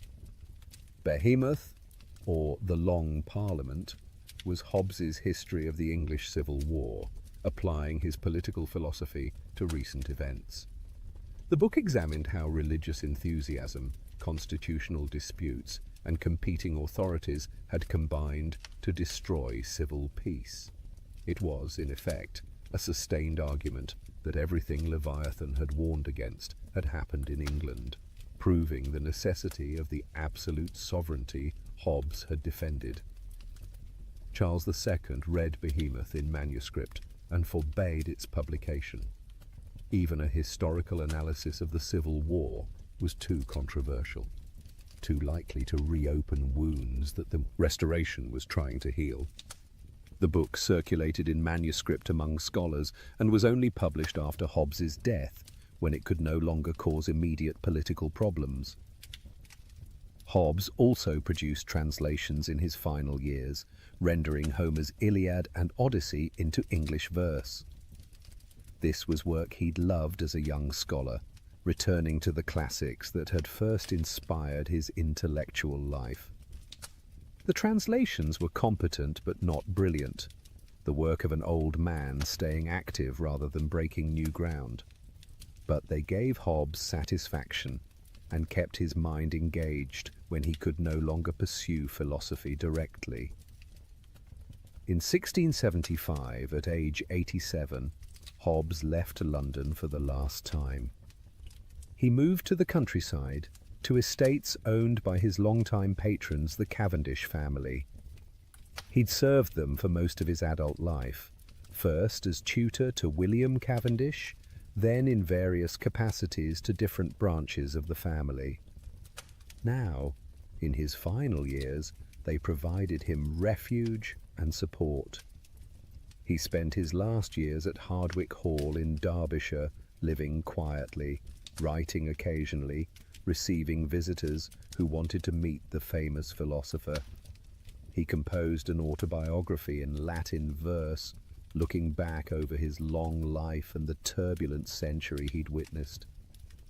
Born under the shadow of the Spanish Armada, living through civil war and revolution, surviving into the Restoration, he'd seen England transform repeatedly, seen his philosophical landscape shift from scholasticism to early modern rationalism. In December 1679, Hobbes suffered a stroke. He became paralyzed and died within days.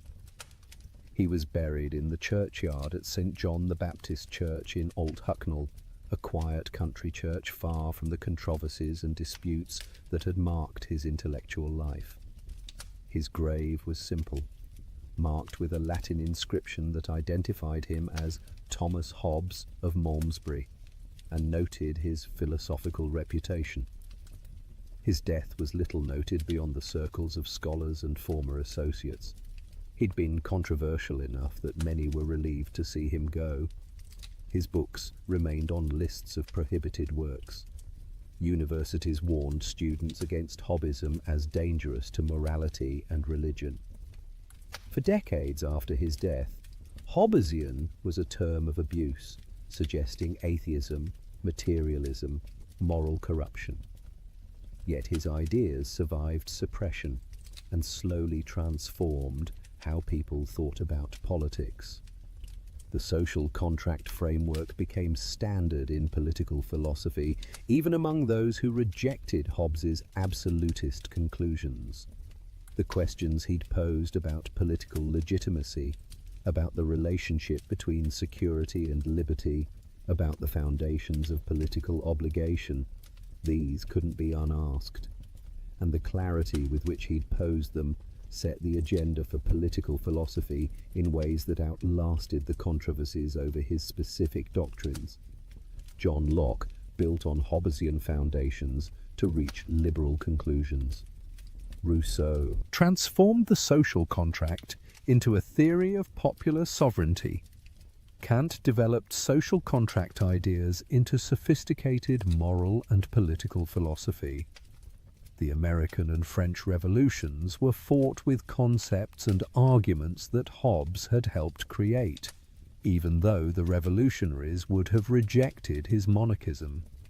The very idea that government requires consent of the governed, that political authority needs rational justification, that we should think about politics in terms of what rational people would agree to, all of this bears Hobbes's influence.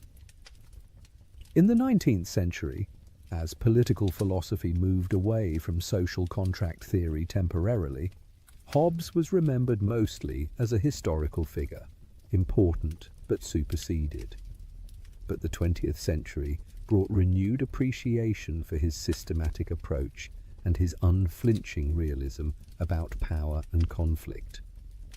After 2 world wars and countless revolutions, after witnessing how quickly civilization could collapse into barbarism, Hobbes's dark vision of human nature seemed less like pessimistic exaggeration and more like cold-eyed truth. Contemporary political philosophers might reject Hobbes's absolutism, but they recognize his genius in framing questions. When we argue about justice, about rights, about legitimate authority, we're working within intellectual space that Hobbes helped create. He made political philosophy systematic, rigorous, focused on fundamental questions rather than surface disputes. That methodological achievement matters as much as any specific doctrine he taught. As you rest tonight, imagine Hobbes in his final years at Hardwicke Hall, an old man looking back over 9 decades of life. He'd been present at the birth of modern political philosophy. He'd witnessed the collapse of the old certainties about authority and tradition. He'd tried to build new foundations, to show how rational beings could create order without appealing to divine right or ancient custom. He'd made enemies, been condemned and banned and burned in effigy, and he'd survived it all, outliving most critics, seeing his ideas spread despite opposition. There's a certain peace in that image.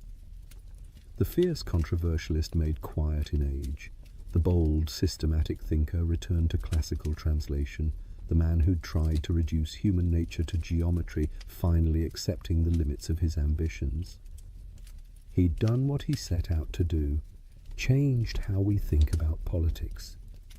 Whether people accepted his conclusions mattered less than that they had to engage with his arguments. The Leviathan he'd described lived on in the institutions and concepts that structured political life.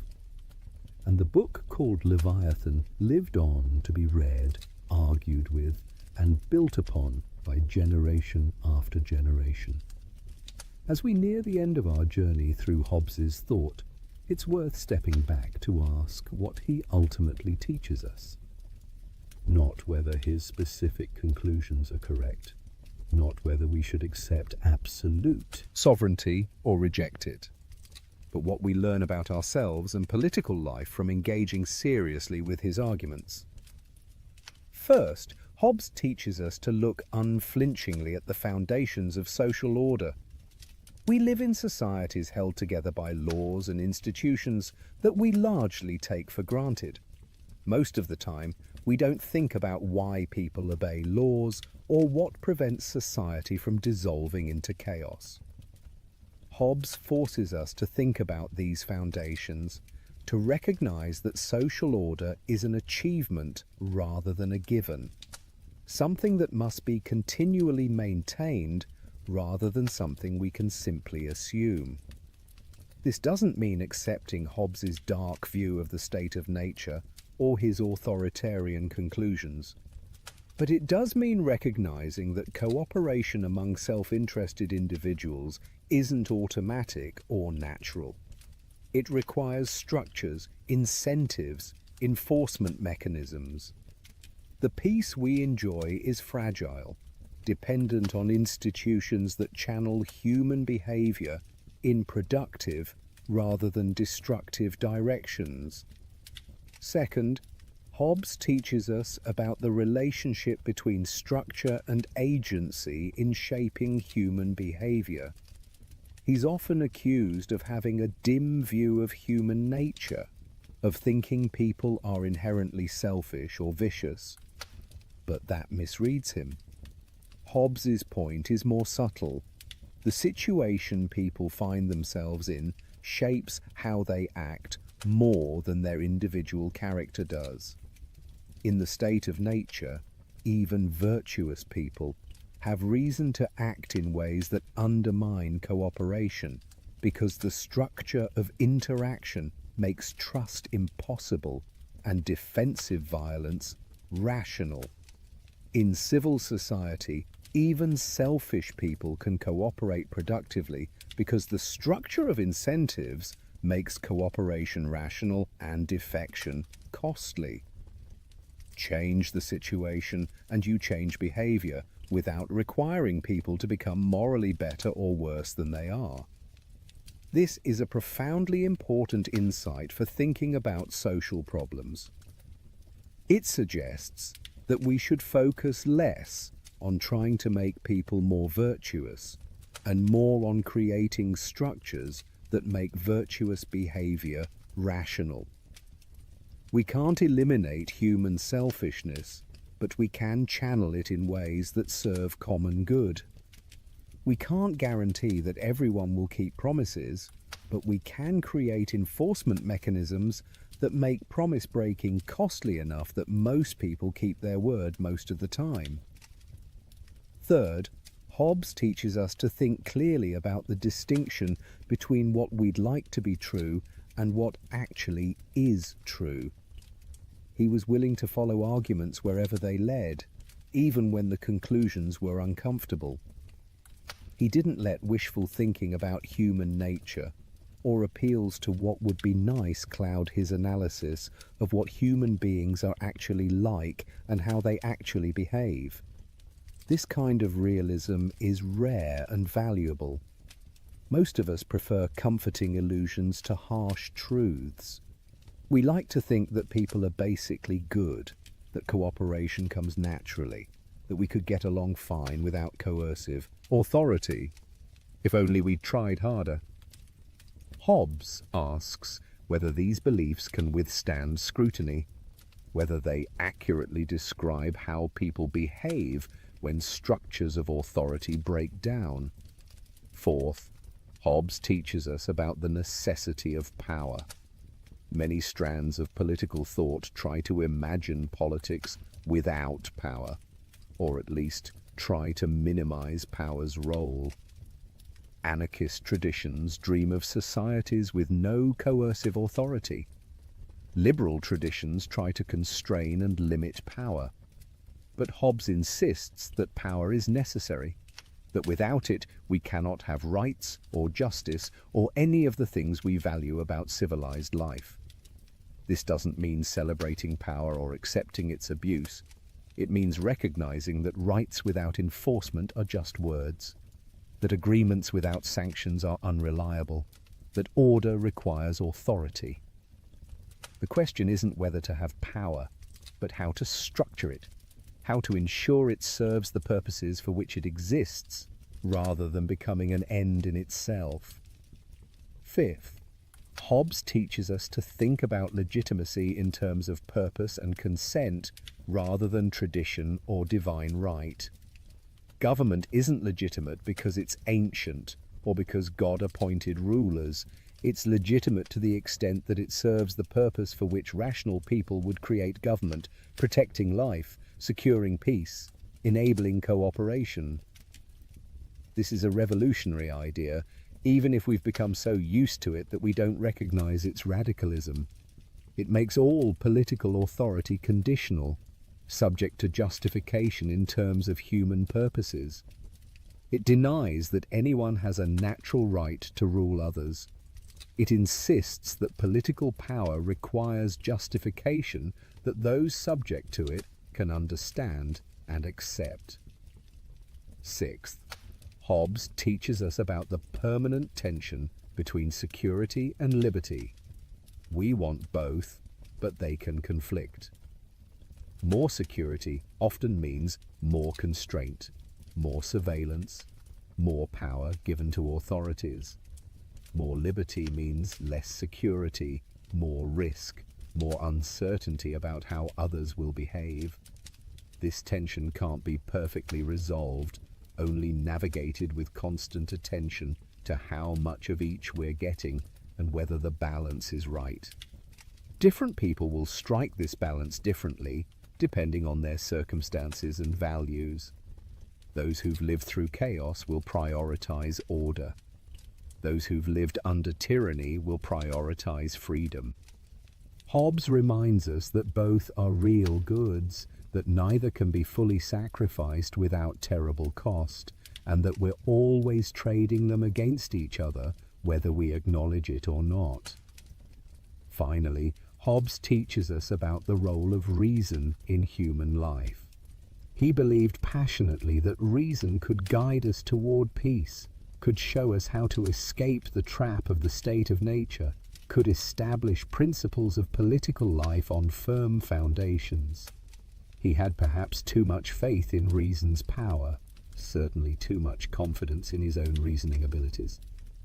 But the faith itself is admirable. We live in an age of deep polarization where political disputes seem increasingly driven by passion rather than argument, where people retreat into echo chambers that reinforce their prejudices rather than challenging them. Hobbes would despair at this. He believed that rational people, thinking clearly about their situation and interests, could reach agreement on fundamental political principles even if they disagreed about many specifics. Was he right? Can reason bridge our political divides? Can careful argument convince people to change their minds about fundamental questions? The answers aren't obvious. But Hobbes's faith that the attempt is worthwhile remains inspiring. If we give up on reason's ability to resolve disputes, if we accept that politics is just a clash of wills with no hope of rational resolution, then we're left with nothing but power against power, which is just the state of nature by another name. As you settle into the final stages of rest, consider what it means to live in a civilization shaped by Hobbesian questions and insights. The social contract isn't just a philosophical concept, but describes something real about how we live together. We have collectively created structures of authority that make cooperation possible, that protect rights, that enable us to plan for the future without constant fear. These structures are imperfect. They sometimes fail. They can be abused.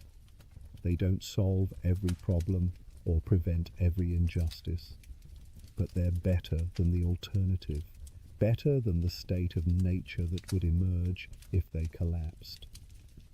And recognizing their necessity, understanding why we need them even when they constrain us, is part of what it means to be politically mature. Hobbes doesn't give us easy answers or comfortable reassurances. He confronts us with difficult truths about power, about human nature, about the price of peace. But in doing so, he helps us think more clearly about the political world we actually inhabit, rather than the one we wish existed. And that clarity, uncomfortable as it sometimes is a gift that continues to illuminate 3.5 centuries after he first offered it. We've travelled a long way tonight, from the premature birth during the Spanish Armada to the quiet death in a Derbyshire churchyard. We followed Thomas Hobbes through civil war and exile, through mathematical embarrassments and philosophical triumphs, through the creation of a book that would transform political thought. and we've grappled with the ideas that made him both famous and infamous. The state of nature as war of all against all, the social contract as escape from chaos, the Leviathan as necessary monster we create to save ourselves. What are we to make of this strange, brilliant, difficult man and his unsettling philosophy? The easy response is to reject him, to insist that people are better than he believed, that we don't need absolute sovereignty, that his cure is worse than the disease, and there's Truth in these objections. Hobbes did underestimate human capacity for cooperation. He did overestimate the necessity of absolute power. His political philosophy, if implemented literally, would produce tyranny. But easy rejection misses what's valuable in Hobbes. He forced us to confront questions we'd rather avoid. Why should I obey? What makes political authority legitimate? How do we create order among beings capable of harming each other? What's the alternative to government? These questions don't have comfortable answers, but they're important questions, perhaps the most important questions in political philosophy. The enduring value of Hobbes lies not in his specific answers, but in how he transformed political thinking. Before Hobbes, political philosophy was largely about interpreting traditions, citing authorities, applying religious principles to governance. After Hobbes, political philosophy became systematic inquiry into foundations, rigorous argument from first principles, careful analysis of concepts like sovereignty, rights, obligation, justice. He made us think about politics scientifically, not in the sense of using mathematics or experiments, but in the sense of seeking general theories that could explain and predict. He showed that political philosophy could be as rigorous as any other intellectual discipline, that questions about how we should live together could be approached with the same systematic care that mathematicians bring to geometry or physicists bring to motion. The irony we noted earlier remains striking. Hobbes seemed to defend absolute monarchy, yet he undermined traditional monarchism. He appeared authoritarian, yet he planted seeds of democracy. He argued for unconditional obedience, yet he based it on consent. These tensions aren't contradictions, but mark the transitional nature of his thought. He was working out implications of modern ideas, ideas about equality and consent and rational justification, even though those implications would eventually lead away from his monarchist conclusions. Later thinkers like Locke and Rousseau could reach liberal and democratic conclusions precisely because Hobbes had established the framework. Once you accept that political authority requires consent of the governed, that it must be justified in terms of human purposes, that no one has natural right to rule others, you've accepted premises that point toward democracy even if you don't follow them all the way there. Hobbes opened doors he didn't intend to walk through, created possibilities he didn't fully recognize. The warning Hobbes offers remains relevant. Civilization is fragile. Order is not guaranteed. The peace and security we enjoy depend on institutions and practices that must be maintained. When we take these things for granted, when we assume that cooperation will continue without attention to the structures that make it possible, we risk sliding back towards something resembling the state of nature. This doesn't mean accepting authoritarianism. It means taking seriously the work of maintaining democratic institutions, of building trust, of creating and enforcing rules that enable cooperation. It means recognizing that liberty requires structure, that rights require enforcement, that the absence of authority isn't freedom, but chaos. But Hobbes also offers comfort, though perhaps not the kind most philosophers offer.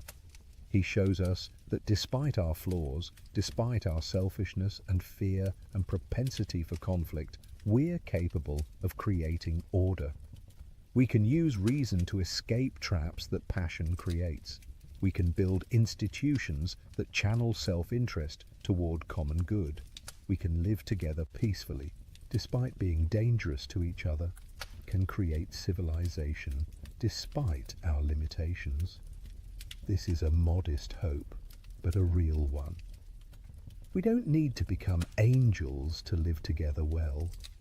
We just need to be smart enough to create structures that make cooperation rational and maintain them with enough vigilance that they don't decay. That's achievable. Difficult, requiring constant attention, never perfectly successful, but achievable. And achieving it is the work of politics, the great collective enterprise of building and maintaining the Leviathan that protects us from each other and ourselves. Tonight, as you finally release yourself into sleep, consider where you are and how you got here. You lie in a bed in a home that's yours under law. You're protected by walls and locks that work because most people respect property rights most of the time. You're surrounded by a society that functions because people generally follow rules, keep agreements, refrain from violence. Tomorrow you'll wake and go about your business in a world where cooperation is normal, where strangers can interact without constant fear, where long-term projects are possible because we can trust that basic order will persist. All of this, Hobbes would say, depends on the Leviathan, not necessarily a king or dictator, but common power that enforces law and maintains peace. The specific form matters less than the function, creating conditions where human beings can live together without constant fear of returning to the state of nature. This common power exists in the background of your life, so reliable that you barely notice it, making possible the security in which you rest. The doors are locked, the laws are enforced, the social contract holds. The Leviathan watches through the night, that artificial monster we've created from our mutual agreement, that great power we've authorized to protect us from dangers we pose to each other. It's not perfect. It sometimes fails.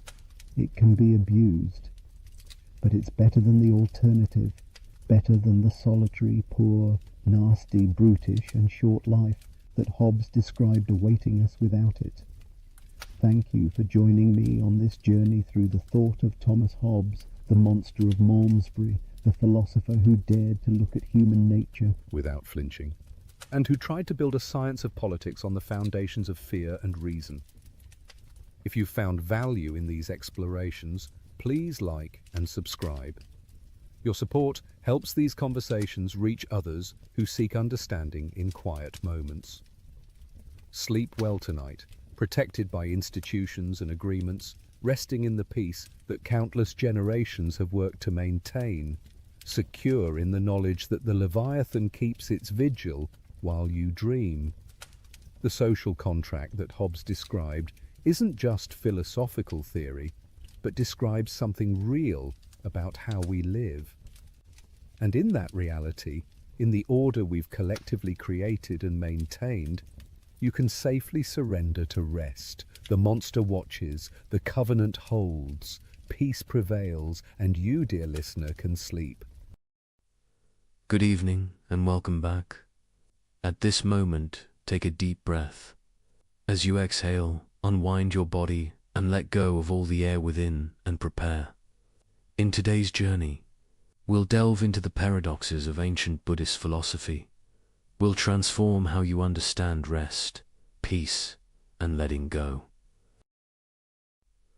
Welcome to this exploration of ancient wisdom, a journey into what the Buddha understood about suffering, and how this understanding holds the key to the deep, restorative rest you seek. Tonight, we shall travel together through teachings that have brought peace to countless minds across 25 centuries. These are not mere words to help you sleep. They are truths that transform how you relate to your own mind, your own experience, and ultimately, how you find rest. You see, the Buddha made a remarkable discovery. He found that our inability to rest, our racing thoughts at night, our anxious minds that refuse to settle, these are not random afflictions. They arise from a fundamental misunderstanding about the nature of existence itself.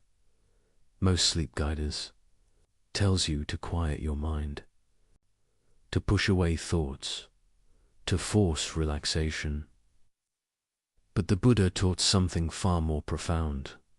He taught that true rest comes not from suppressing the mind, but from understanding it so deeply that it naturally settles, like mud gradually clearing. From disturbed water, the connection between suffering and sleeplessness is not metaphorical. It is direct, it is causal. And once you understand this connection, once you truly see it, the quality of your rest transforms forever in the hours ahead. We shall explore 3 profound insights from the Buddha's teachings. First, we will examine the first noble truth, the truth of suffering, or, as the Buddha called it in Pali, dukkha. But this is not merely about pain or sadness. It is about the fundamental unsatisfactoriness that pervades human existence when we do not see clearly. We will understand why the unexamined mind cannot rest, why it churns endlessly through the night, replaying the past and rehearsing the future. Second, we will explore the origin of this suffering, what the Buddha called tanha, craving or thirst. We will see how our constant reaching, our endless wanting, our desperate clinging to what we desire, and our fierce rejection of what we fear creates the very turbulence that prevents sleep. The mind that grasps cannot settle. The mind that pushes away cannot rest. And third, we will discover the cessation of suffering, the path of letting go. We will understand anicca, impermanence, and how truly seeing the flowing, changing nature of all things allows the mind to release its grip. This is not philosophical theory. This is the direct path to the peace you seek. Throughout this journey, we shall draw upon the Buddha's own words from the ancient Pali Canon, the earliest recorded teachings. We shall explore stories and parables that have guided seekers for millennia, and we shall see how these ancient insights speak directly to the modern mind, struggling to find rest in our turbulent world. So settle yourself comfortably now. There is nowhere you need to be, nothing you need to do. Simply listen and allow these teachings to work upon your understanding. The Buddha taught that right view, correct understanding, is the foundation of all transformation. Tonight, we cultivate that view together. Let us begin with the first great truth that the Buddha proclaimed upon his awakening, the truth that opens the door to all liberation, the recognition of suffering itself. The Buddha's first teaching after his enlightenment was delivered in the deer park at Sarnath to 5 ascetics who had been his former companions.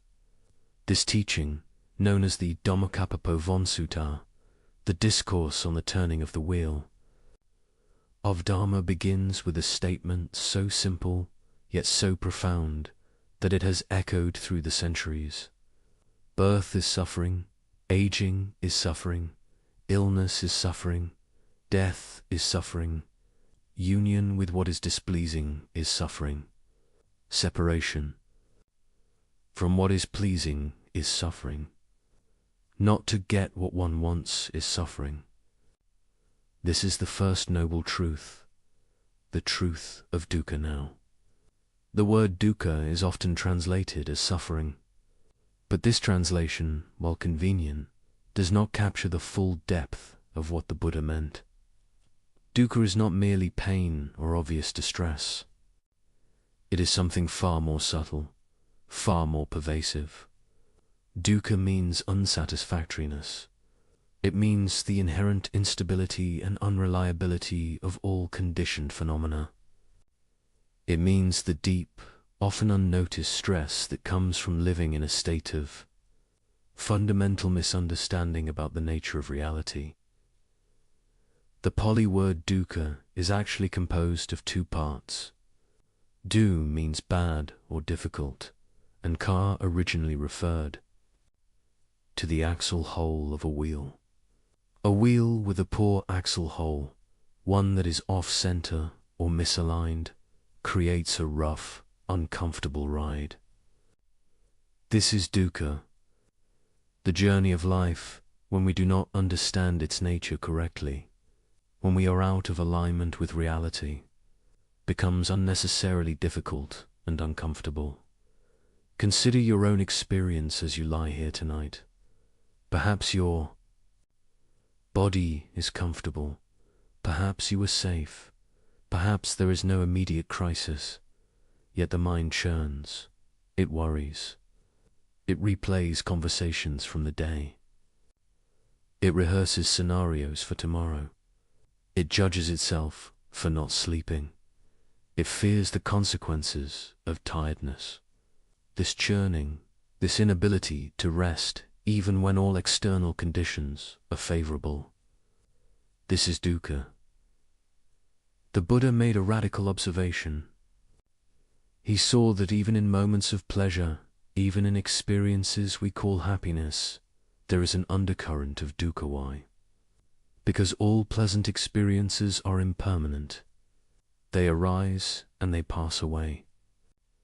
And in their passing, there is disappointment, there is loss, there is the subtle ache of wanting them to continue. We cannot hold on to pleasure. We cannot make happiness permanent. And this very fact, this inability to secure lasting satisfaction, creates a background tension in the mind. This tension prevents sleep. The mind that believes it can secure permanent happiness, that believes it can arrange all conditions perfectly, that believes it can control outcomes, this mind can never truly rest. It is always vigilant, always planning, always defending, always reaching. The Buddha identified three forms of dukkha, three layers of this unsatisfactoriness that we must understand if we are to find peace. The first is dukkha, the suffering of suffering.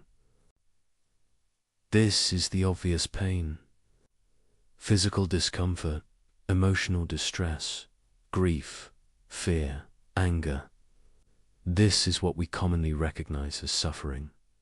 When the body aches, when loss strikes, when fear grips the heart, we know we are suffering. This form is unmistakable. The second is viparinamadukkha, the suffering of change. This is more subtle. This is the suffering inherent in the fact that all pleasant experiences must end. The wonderful meal finishes, the holiday concludes, the moment of joy fades. Even as we experience pleasure, if we are attentive, we can feel the shadow of its ending.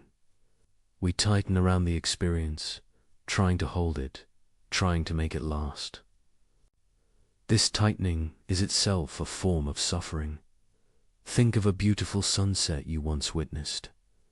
In the moment of watching, there was perhaps a sense of awe, of peace, of connection to something larger. But even as you experienced this beauty, was there not also a subtle sadness, a knowing that this moment would pass, a wish that it could last? Perhaps you took a photograph, trying to capture the moment, to make it permanent. But the photograph is not the sunset. It is a memory, a representation, already one step removed from the living experience. This is viparinamadukkha, the suffering that comes from the changing nature of all pleasant experiences. And the third, the most profound, is sankhara dukkha, the the suffering of conditioned existence itself. This is the deepest teaching. The Buddha saw that the very nature of conditioned phenomena, the nature of all things that arise dependent on causes and conditions, is inherently unsatisfactory. Why? Because everything conditioned is impermanent, unreliable, and beyond our ultimate control. We build our sense of self, our sense of security, our sense of meaning upon things that are by nature unstable. This is like building a house upon sand. The structure may stand for a time, but its foundation is unreliable. Your sleeplessness tonight is rooted in this third form of dukkha. The mind is trying to secure itself, trying to establish control, trying to create permanence in a world where everything is flowing and changing. The mind lies awake, reviewing, planning, worrying, because it believes that through mental activity, it can secure what cannot be secured. It believes that through thinking it can make the impermanent permanent, the unreliable reliable, the uncontrollable controllable. This is the fundamental delusion that the Buddha awakened from. And it is this delusion that keeps you awake. Now, let us be clear about what the Buddha was not saying. He was not saying that life is only suffering, that there is no joy, no beauty, no love, no wonder. This would be a nihilistic misunderstanding of his teaching. The Buddha himself experienced deep peace, profound joy, genuine happiness. What he was pointing to is that if we do not understand the nature of experience correctly, if we cling to pleasure and push away pain, if we try to make permanent what is by nature impermanent, then we create suffering for ourselves. The recognition of dukkha is not meant to make us pessimistic or depressed. Quite the opposite. It is meant to awaken us to reality as it actually is, so that we stop fighting against the nature of things. When we stop fighting, when we stop resisting, when we stop demanding that reality be other than it is, a profound peace becomes possible. In the Majjhima Nikaya, the middle-length discourses, the Buddha uses a powerful simile to illustrate this point. He compares our usual relationship to experience to being shot by two arrows. The first arrow is the actual experience, the pain, the loss, the difficulty. This arrow is unavoidable. It is part of the nature of conditioned existence. But the second arrow, the Buddha says, we shoot at ourselves. This second arrow is our reaction to the first, our resistance, our anger, our fear, our story about what. The pain means our judgment of ourselves for experiencing it. The first arrow is dukkha in the sense of the inevitable challenges of existence. The second arrow is dukkha in the sense of the suffering we create through our misunderstanding and reactivity. The Buddha's teaching is aimed at helping us avoid shooting that second arrow. We cannot always prevent the first arrow. Life brings pain, loss, change, uncertainty. But we can learn not to compound that pain with our reactivity. As you lie here tonight, unable to sleep, consider this teaching. Perhaps there is a genuine difficulty in your life right now, a challenge at work, a strain in a relationship, a concern about health or finances. This is the first arrow. It is real. It requires your attention and skillful response. But notice how the mind multiplies this difficulty. It worries not just about the actual situation, but about all the terrible things that might happen. It judges you for having the problem. It compares you to others who seem to have it easier. It tells stories about inadequacy or unfairness. This proliferation, this multiplication of the original difficulty, This is the second arrow. And this is where most of our suffering actually lies. Let us examine more deeply how this dukkha manifests in the specific context of sleep and rest. The Buddha taught about the 5 aggregates of clinging, the 5 bundles of grasping that constitute what we call the self. These are form, feeling, perception, mental formations, and consciousness. It is through clinging to these aggregates as me and mine that dukkha arises. Consider the aggregate of form, the physical body. As you lie here, perhaps you notice discomfort, a tension in the shoulders, an ache in the back, the body's temperature, feeling not quite right. The mind immediately identifies with this discomfort. This is my pain. My body is not comfortable. I need it to be different. This identification, this claiming of the body's sensations as mine, as something I must fix or control, creates agitation. The body simply has sensations arising and passing. It is the mind's relationship to these sensations, the claiming of them, the resistance to them, that creates suffering. The Buddha taught a practice of observing the body with what he called kyanupassana, contemplation of the body. Not thinking about the body, but directly observing it. Feeling the sensations as they actually are, without the overlay of judgment or story. When you observe the body in this way, you begin to notice something remarkable. The sensations are constantly changing. That ache in the back is not a solid, unchanging thing. It is a flow of sensations, appearing and disappearing, intensifying and softening, moving and shifting. When you stop trying to make it go away, when you simply observe it with clear awareness, often it changes on its own, not because you controlled it, but because change is its nature. Or consider the aggregate of feeling, the pleasant, unpleasant, or neutral tone that accompanies every experience. A thought arises about tomorrow's responsibilities. An unpleasant feeling accompanies it. Immediately, the mind contracts around this unpleasantness. It tries to push the thought away. It judges itself for having the thought. It worries about the worry. Layer upon layer of reactivity builds upon a simple, unpleasant feeling tone.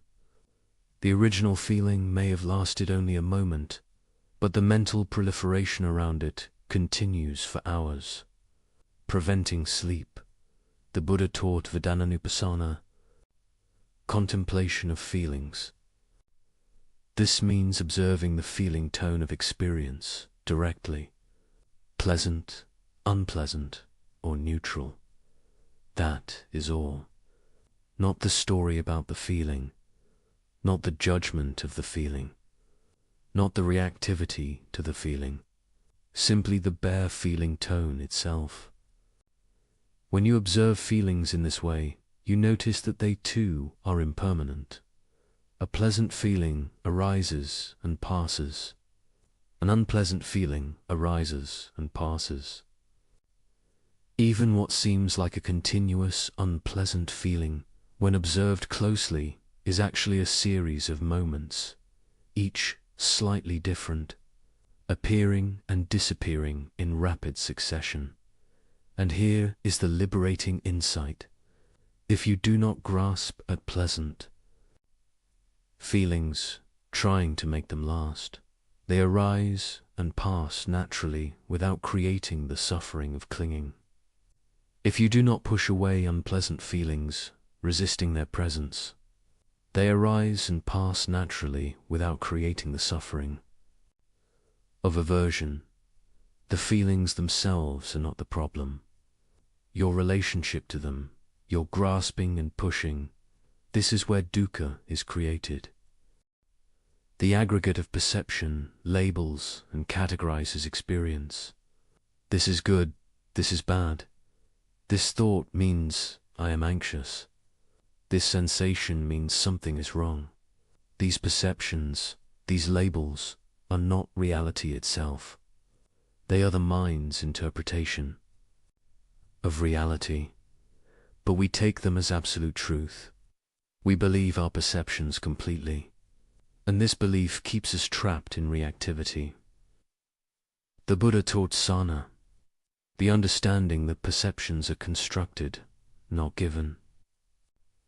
They arise based on past conditioning, past experience, learned patterns. A sound in the night is perceived as threatening or benign based on past association, not on the sound itself. A bodily sensation is perceived as dangerous or harmless, based on learned interpretation. These perceptions happen so quickly, so automatically, that we rarely recognize them as perceptions. We think we are perceiving reality directly, but we are always perceiving through the filter of past conditioning. When you recognize this, when you see that your perceptions are interpretations rather than direct reality, something loosens. You can question your perceptions. You can hold them more lightly. You can recognize that the story your mind is telling about a situation may not be accurate. This creates space between stimulus and response, space where wisdom can operate rather than automatic reactivity. Mental formations. The fourth aggregate include all our habits of mind, our conditioning, our patterns of response. Perhaps you have a habit of reviewing the day before sleep, analyzing what went wrong, planning how to do better. This habit feels productive, feels necessary, but it is simply a conditioned pattern, repeated so many times it has become automatic. The Buddha taught that we can observe these patterns without being controlled by them. We can see them as sankhara-conditioned formations, arising due to past causes, not as essential aspects of who we are. This aggregate is vast. It includes all our volitional activities, all our intentions, all our habitual responses. It includes our tendencies toward anger or fear, our patterns of self-judgment, our default ways of interpreting situations. All of this is conditioned. All of this has been learned. And crucially, all of this can be unlearned, or rather, seen through. When you recognize a mental formation as a mental formation, when you see a habitual pattern as just a pattern, not as truth, not as self, you are no longer completely controlled by it. And consciousness, the fifth aggregate, is awareness itself, the knowing of experience. Even this, the Buddha taught, is impermanent and conditioned. Consciousness arises dependent on contacts between sense organ and sense object. It is not a permanent self, not an unchanging witness. It too comes and goes, appears and disappears. Eye consciousness arises when the eye contacts a visible form. Ear consciousness arises when the ear contacts a sound. Mind consciousness arises when the mind contacts a mental object, a thought or memory. This teaching is subtle and can be difficult to grasp. We tend to think of consciousness as the stable background, the unchanging observer of changing experience. But the Buddha pointed to something more radical. Consciousness itself is part of the flow. It arises and ceases, moment by moment. There is no eternal witness standing apart from experience. There is simply the arising and passing of knowing. Different types of consciousness appearing and disappearing based on conditions. When we cling to any of these aggregates as me or mine, when we identify with them, when we try to control them, dukkha arises. The body, feelings, perceptions, mental formations, consciousness, all are flowing, changing, unreliable. To grasp at them for security is to grasp at water. To demand that they be other than they are is to fight against the fundamental nature of conditioned existence. This is why ordinary approaches to sleep so often fail. They treat the symptoms without addressing the root cause. They try to manipulate the aggregates, to force the body to relax, to suppress thoughts, to create pleasant feelings, to control consciousness. But these aggregates cannot ultimately be controlled. They operate according to their own nature, arising and passing based on conditions, not on our will. The Buddha's approach is radically different. Rather than trying to control experience, he taught us to understand it. Rather than fighting against the aggregates, he taught us to see them clearly, to recognize their impermanent, unsatisfactory, and selfless nature. And in that recognition, clinging naturally releases. When clinging releases, dukkha ceases. When dukkha ceases, the mind settles into its natural state of peace. In the Anattalakkhana Sutta, the discourse on the not self-characteristic, the Buddha questions his 5 companions systematically about each aggregate. Is form permanent or impermanent? He asks. Impermanent, venerable sir, they reply. Is what is impermanent satisfactory or unsatisfactory? Unsatisfactory, venerable sir.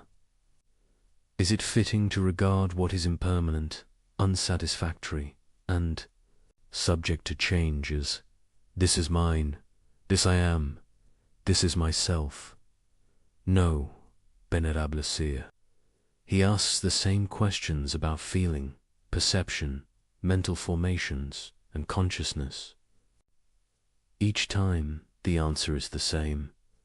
These aggregates are impermanent, unsatisfactory when clung to, and not fit to be regarded as self.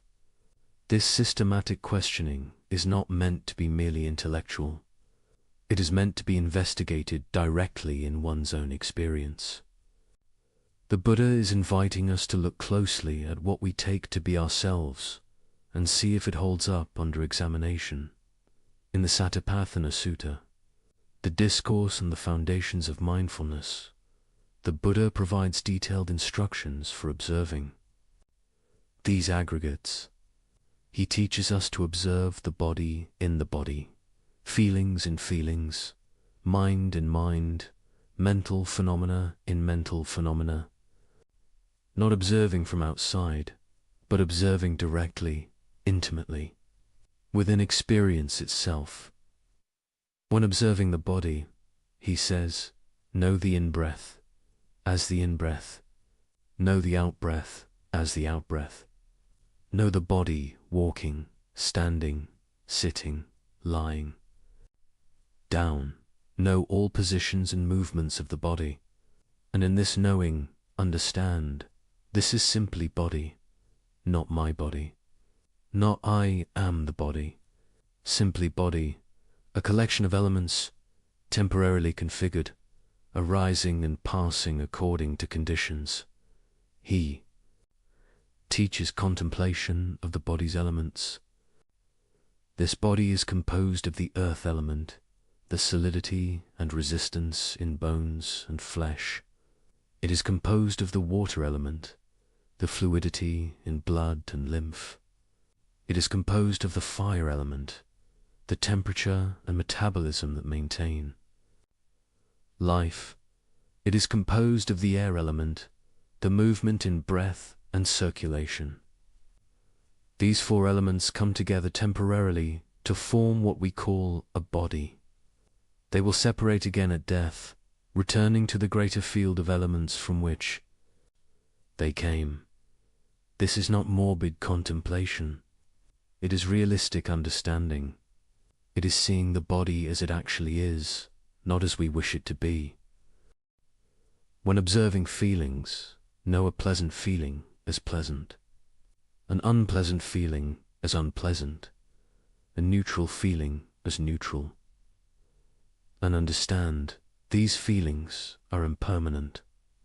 They arise and pass. They are not to be grasped or rejected. They are simply the natural response of organism to conditions. In this understanding, the reactivity to feelings lessens. The mind does not chase after pleasant feelings or run from unpleasant ones. It simply observes the feeling tone, recognizes its impermanent nature, and remains equanimous. The Buddha further distinguishes between worldly and unworldly feelings. A worldly pleasant feeling is one based on sensual experience. An unworldly pleasant feeling is one based on renunciation or on meditative joy. A worldly unpleasant feeling is one based on attachment to sensual experience. An unworldly, unpleasant feeling is one based on the sincere wish for liberation, the healthy discontent with the unsatisfactory nature of conditioned existence. These distinctions help us understand our feelings more subtly, more accurately, when observing the mind.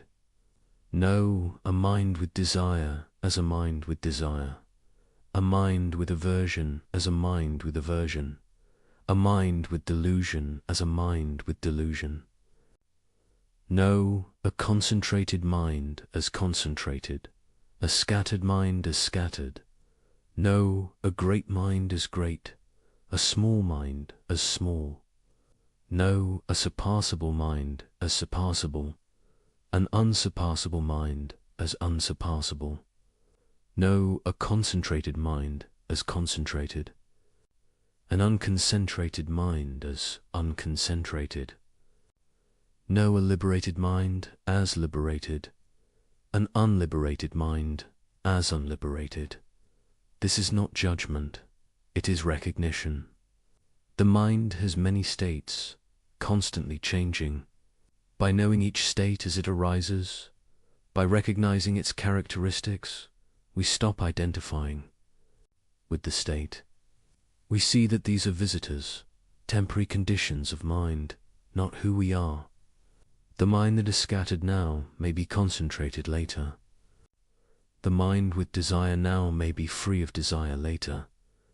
None of these states are permanent. None define us absolutely. And when observing mental phenomena, understand the hindrances when they arise. No sensory desire, ill will, sloth and torpor, restlessness and worry, doubt.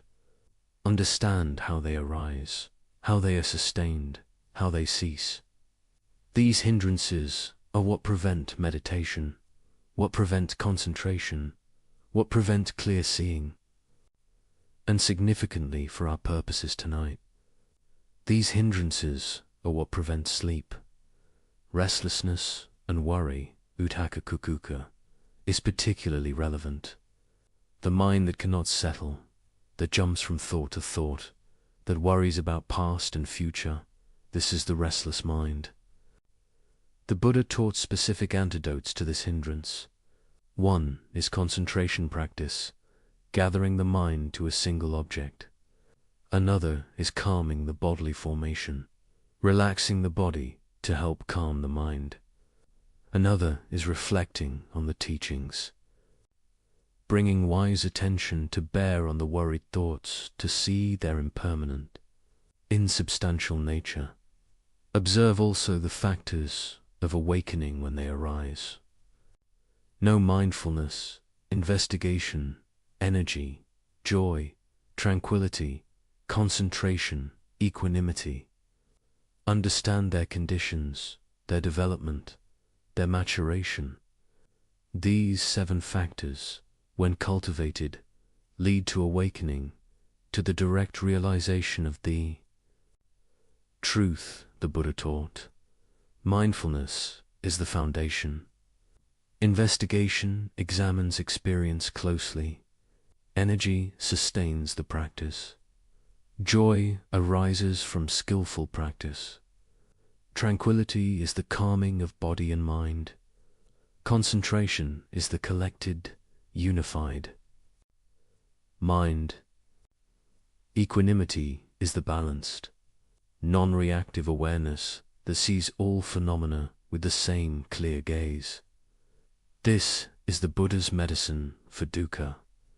Not positive thinking, not distraction, not suppression, but clear, direct, unflinching observation of experience as it actually is. And in this observation, wisdom arises, the wisdom that sees impermanence directly, the wisdom that recognizes the unsatisfactory nature of clinging, the wisdom that understands there is no permanent, unchanging self to be found in these flowing aggregates. This wisdom does not come from belief. It does not come from faith. It comes from direct observation. The Buddha famously said in the Kalama Sutta, "Do not believe something simply because it has been passed down through tradition, or because it has been said many times, or because it is written in scriptures, or because it accords with your beliefs, or because it seems logical, or because it accords with your philosophy, or because it appears true after consideration, or because the speaker appears trustworthy, or out of respect for a teacher. When you know for yourselves that these things are wholesome, blameless, praised by the wise, and when undertaken and observed led to benefit and happiness, then you should enter and dwell in them." This is an extraordinary statement for a religious teacher. The Buddha is telling us not to believe him on authority, but to test his teachings in our own direct experience. If you find them to be true, leading to benefit, to welfare, to happiness, then accept them and live by them. If not, abandon them. So even now, as you listen, you can test this teaching. Observe your own experience. Notice the thoughts that arise and pass. Are they permanent or impermanent?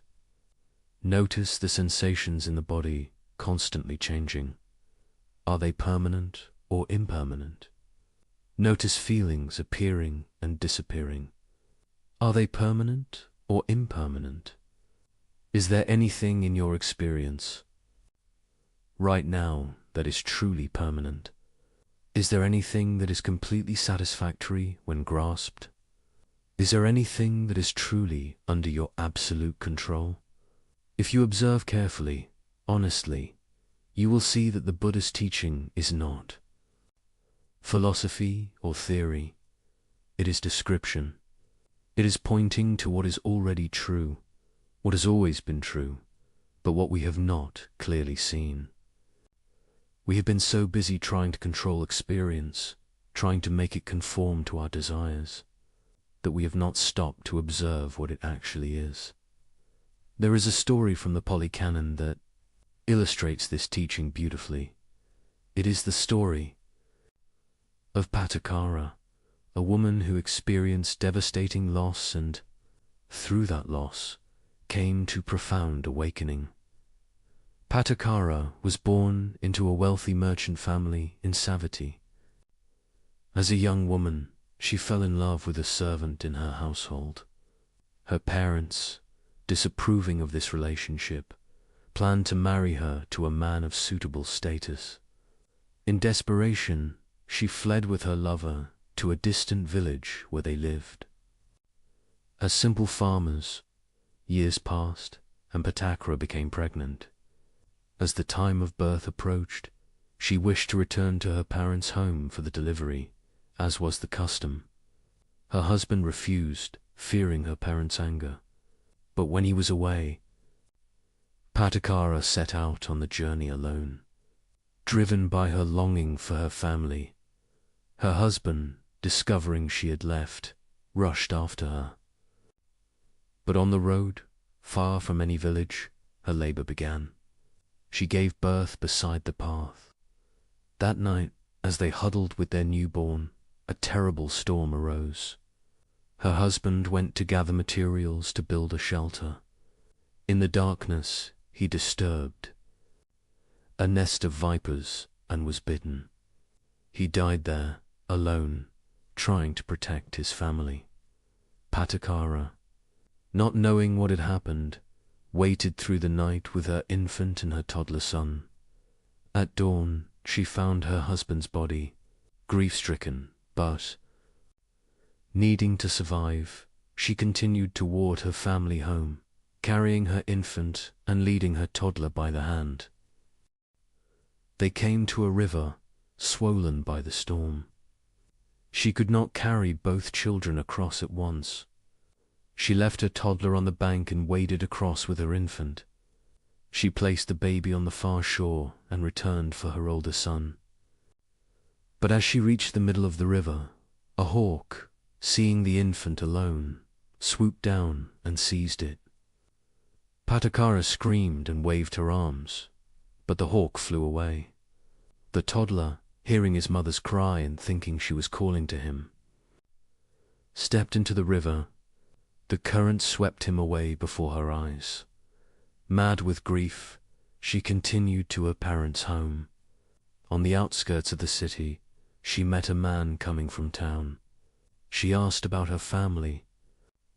The man, not recognizing her, told her that in the storm, a wealthy merchant's house had collapsed, killing the merchant, his wife, and their son. He pointed to the smoke rising from their funeral pyre. In one day, Patakara had lost her husband, both her children and her entire family. Her mind shattered. She tore off her clothes and wandered the streets, insane with grief, crying out her losses to anyone who would listen. She wandered thus until she came to the Jetavana monastery where the Buddha was teaching. The monks tried to prevent her from entering, but the Buddha, seeing her, said, "Let her come. Bring her to mindfulness." As Patakara approached, the Buddha spoke to her with great compassion. "Sister, recover your mindfulness." At his words, something shifted in her. A small portion of clarity returned. Someone gave her a robe to cover herself. She bowed before the Buddha and told him her story, weeping. The Buddha listened, and then he spoke. "Patakara, do not think you are alone in your grief. Throughout countless lifetimes, the tears you have shed for lost loved ones are greater than the waters of the 4 great oceans. In the long journey of birth and death, you have experienced this loss not once, but thousands upon thousands of times. You have lost children, parents, husbands, friends, beyond counting. This is the nature of conditioned existence. All that arises passeth away. All that meets must part. This is not punishment. This is not personal. This is simply the nature of all conditioned things." He continued, "Searching for your loved ones in birth and death is like seeking someone in a dream. Where have they gone? They have gone where all conditioned things go. They have dissolved back into the elements, the earth, water, fire, and air from which they were temporarily composed. To cling to them, to demand that they remain, is to cling to the impossible. It is this clinging, this resistance to the truth of impermanence, that creates your suffering." Then the Buddha taught her about dukkha, about the unsatisfactory nature of all conditioned existence when we do not see it clearly. He taught her about the arising and passing of all phenomena. He taught her to observe her own mind, to see grief as a conditioned response arising due to causes, and capable of ceasing when those causes are understood. But Akara listened deeply, and as she listened, understanding arose in her. She saw that her resistance to what had happened, her desperate wish that things could be different, her clinging to what was already gone, this was the source of her torment. the events themselves, were already past. They could not be changed. But her relationship to those events, her understanding of them, this could transform. The Buddha taught her in stages. First, he established her in moral conduct, in sila. She took the precepts, the ethical guidelines that create a stable foundation for practice.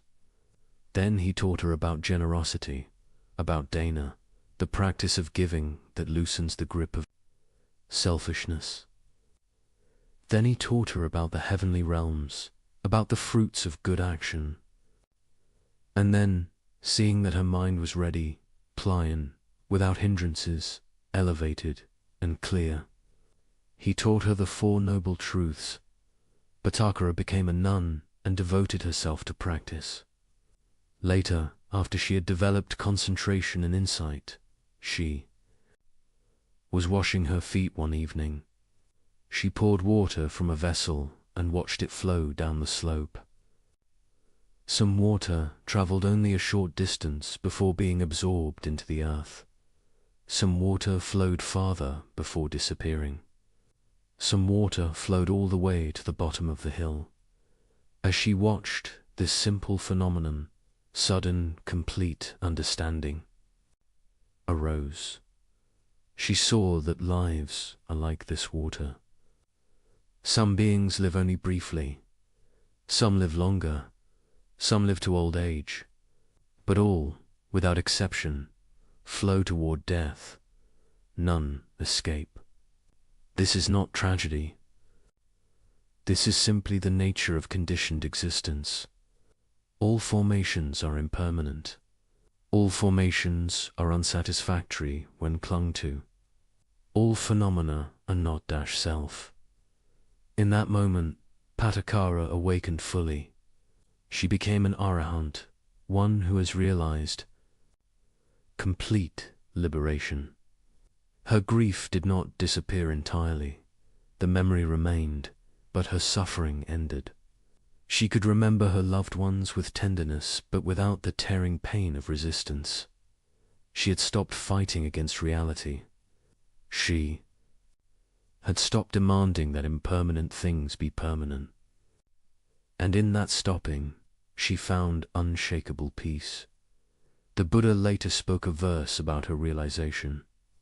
Though one should live 100 years without seeing the arising and passing of things, yet better is a single day lived seeing their arising and passing. Bhattakara became a great teacher herself. Many women came to her to be ordained, drawn by her wisdom and compassion. She understood suffering intimately, and she understood liberation intimately. She could guide others with the authority of direct experience. The verses attributed to her in the Theragatha, the verses of the elder nuns, speak of her complete freedom, her utter release from all bondage. This story teaches us the essence of the first noble truth. Dukkha is not the pain itself. Bhattakara experienced genuine, devastating loss. The dukkha, the unnecessary suffering, was her resistance to the impermanent nature of all things. When she saw clearly that all conditioned phenomena arise and pass, when she stopped demanding that reality be different from what it is, her suffering ceased even though the memory of loss remained. This is the understanding that allows the mind to rest, the mind that accepts impermanence, that does not cling to the past or grasp at the future, that sees clearly the flowing nature of all experience. This mind can settle. It has nothing to defend. It has nothing to secure. It can simply be, moment by moment, with what is now. Bhattakara's realization was complete and sudden, the fruit of intense practice and the perfect ripening of conditions. For most of us, understanding develops more gradually, but even a partial glimpse of this truth, even a momentary recognition of impermanence, can bring relief. When we see, even for a moment, that our thoughts are just thoughts, that our feelings are just feelings, that this moment of discomfort or anxiety is simply a passing condition, not a permanent state, something loosens in the mind. The Buddha compared the untrained mind to a monkey, swinging from branch to branch, never still, always grasping the next thing. This monkey mind lies awake at night, swinging from thought to thought, worry to worry, memory to planning to judgment, never resting. Why? Because it believes that through this constant movement it can secure itself. It believes that if it just thinks enough, plans enough, reviews enough, it can make things safe, make things permanent, make things controllable. But the trained mind, the mind that understands dukkha, sees the futility of this endless grasping. It sees that safety cannot be found through control, because the nature of conditioned existence is beyond our ultimate control. It sees that permanence cannot be achieved, because the nature of all things is impermanence. And in seeing this clearly, deeply, repeatedly, the grasping begins to release. This releasing is not resignation. It is not giving up or becoming passive. It is something far more profound. It is the recognition of what is actually possible and what is not. We cannot make impermanent things permanent. We cannot control all conditions. We cannot prevent loss and change. These are simply not possible. To exhaust ourselves trying to achieve the impossible is suffering. But what is possible? It is possible to understand our experience clearly. It is possible to observe our reactions without being controlled by them. It is possible to meet each moment with awareness rather than with automatic reactivity. It is possible to recognize impermanence directly and to live in harmony with it rather than in opposition to it. And it is possible to find peace, deep and unshakable peace, not through controlling conditions, but through understanding their nature. This understanding is what the Buddha called right view, samadhi, the first factor of the Noble Eightfold Path. It is the foundation of all transformation. Without right view, we are lost in the forest of confusion, mistaking the impermanent for permanent, the unsatisfactory for satisfactory, the not self for self. With right view, the path becomes clear. We see where we are, where we need to go, and how to get there. Right view has two aspects. There is mundane right view and supramundane right view. Mundane right view is the understanding of karma, of cause and effect in the moral realm. It is the understanding that wholesome actions lead to happiness and unwholesome actions lead to suffering. This view motivates ethical conduct and creates the conditions for deeper practice. Supramundane right view is the direct penetration of the Four Noble Truths, the seeing of things as they actually are. This is the view that liberates, the view that cuts through delusion at its root. This is the view that Patakara realized as she watched the water flowing down the hill. This is the view that ends suffering completely and finally. But even before full liberation, even in the development of practice, right view transforms our experience. When we understand, even intellectually at first, that clinging causes suffering, we begin to notice our clinging. We catch ourselves grasping at pleasant experience, pushing away unpleasant experience. And in that noticing, in that awareness, the grip loosens slightly. We are no longer completely identified with the craving or aversion.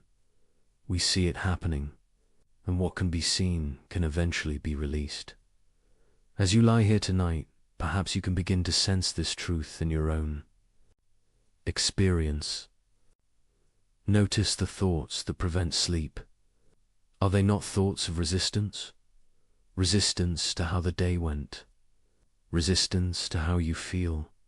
Resistance to the uncertainty of tomorrow. The mind churns because it is fighting against what is, or what might be. What if, just for this moment, you stopped fighting? Not giving up, not becoming passive, but simply ceasing the internal war against reality. What if you allowed this moment to be exactly as it is, with all its uncertainty, all its incompleteness, all its imperfection? What if you recognized that your sleeplessness itself is an impermanent condition, arising due to causes, and capable of ceasing when those causes are understood? This is the beginning of wisdom. This is the first noble truth. Not a pessimistic declaration that life is suffering, but a realistic recognition that when we misunderstand the nature of existence, when we cling to what cannot be held, when we resist what cannot be prevented, we create suffering for ourselves. The good news, the profoundly liberating news, is that this suffering is not necessary. It arises from ignorance, and therefore it can cease through understanding. This understanding is what we are cultivating together tonight. The Buddha did not merely diagnose the disease. He provided the complete cure. But to understand the cure, we must first understand more deeply the cause of the disease. The first noble truth shows us that dukkha exists. That unsatisfactoriness pervades conditioned existence when we relate to it incorrectly. But why? What is the root cause? What is the mechanism by which this suffering arises? This is what we must explore next. We must investigate what the Buddha called the second noble truth, the origin of suffering. We must examine tanha, the thirst, the craving, the endless wanting, that drives the mind's restless pursuit and prevents its peace. For it is not enough to recognize suffering, we must understand its source. A physician does not merely identify symptoms, he traces them to their cause, their origin. Only then can effective treatment be prescribed. The Buddha was often called the great physician, and his teaching follows this medical model precisely. First, the diagnosis. Dukkha exists. Second, the etiology. This is its cause. Third, the prognosis. It can be cured. Fourth, the treatment. This is the path to its ending. We have examined the diagnosis thoroughly. Now we turn to the cause. What is it that keeps the mind turning, churning, unable to rest? What is the engine that drives this endless becoming? This constant dissatisfaction, this perpetual seeking that finds no lasting fulfillment. The Buddha pointed to something both simple and profound. He pointed to craving, to tanha, to the mind's constant thirst for something other than what is. Let us turn now to this exploration, to the second noble truth, to understanding the very root of our restlessness. The second noble truth, samudaya, speaks to the origin of suffering. In the Dhammacappavan Sutta, the Buddha states it clearly and directly. This is the noble truth of the origin of suffering. It is this craving tanha which leads to repeated existence, accompanied by delight and lust, seeking delight here and there. That is, craving for sensual pleasures, craving for existence, craving for extermination. Tanha. This single word in Pali encompasses the entire mechanism by which suffering arises. It is usually translated as craving or thirst, and both translations point to something essential. Thirst implies an urgent need, a driving compulsion, a state of lack that demands to be filled. Craving suggests a reaching toward, a grasping at, an inability to rest content with what is. Consider actual physical thirst. When the body needs water, everything else becomes secondary. The mind focuses on the need, on finding water, on satisfying the thirst. There is a tension, an incompleteness, a state of non-rest. And even after drinking, after the immediate thirst is quenched, thirst will arise again. It is never permanently satisfied. This is the nature of tanha. It is an endless cycle of wanting, temporary satisfaction, and wanting again. But the Buddha was not speaking merely of physical thirst, or even of obvious desires. He was pointing to something far more subtle and pervasive. He was pointing to the fundamental orientation of the unawakened mind, the mind that has not understood the nature of reality. This mind is always in a state of reaching, always seeking, always dissatisfied with what is, always believing that fulfillment lies just ahead. In the next experience, the next achievement, the next moment. This is why you cannot sleep. The mind is thirsty. It is reaching. It is wanting. It wants tomorrow to go well. It wants yesterday to have been different. It wants this moment of wakefulness to end. It wants sleep, and in wanting sleep, it creates the very agitation that prevents sleep. This is the paradox of tanha. The more we crave, the more we suffer. The more we grasp, the more we create the conditions for dissatisfaction. The Buddha identified 3 types of tanha, 3 forms of craving that keep us bound to suffering. The first is kama-tanha, craving for sensual pleasures. This is the most obvious form. The craving for pleasant sights, sounds, smells, tastes, touch, sensations. The desire for wealth, for status, for the pleasures of the senses. This craving drives much of human activity. We organize our lives around the pursuit of pleasant experiences and the avoidance of unpleasant ones. We work to earn money to buy things that will bring pleasure. We seek relationships that will provide emotional satisfaction. We consume entertainment to stimulate pleasant feelings. None of this is inherently wrong. The Buddha was not an ascetic who rejected all pleasure. He himself had experimented with extreme asceticism before his enlightenment and found it unhelpful. He taught the middle way, neither indulgence nor denial. But he saw clearly that when we are driven by craving for sensual pleasure, when we believe that happiness lies in acquiring and consuming pleasant experiences, we create suffering for ourselves. Why? Because sensual pleasures are impermanent. They arise and they cease. The delicious meal ends. The pleasant sensation fades. The exciting experience becomes ordinary through repetition. And in their ending, in their fading, there is disappointment. There is loss. There is the immediate arising of craving for the next pleasant experience.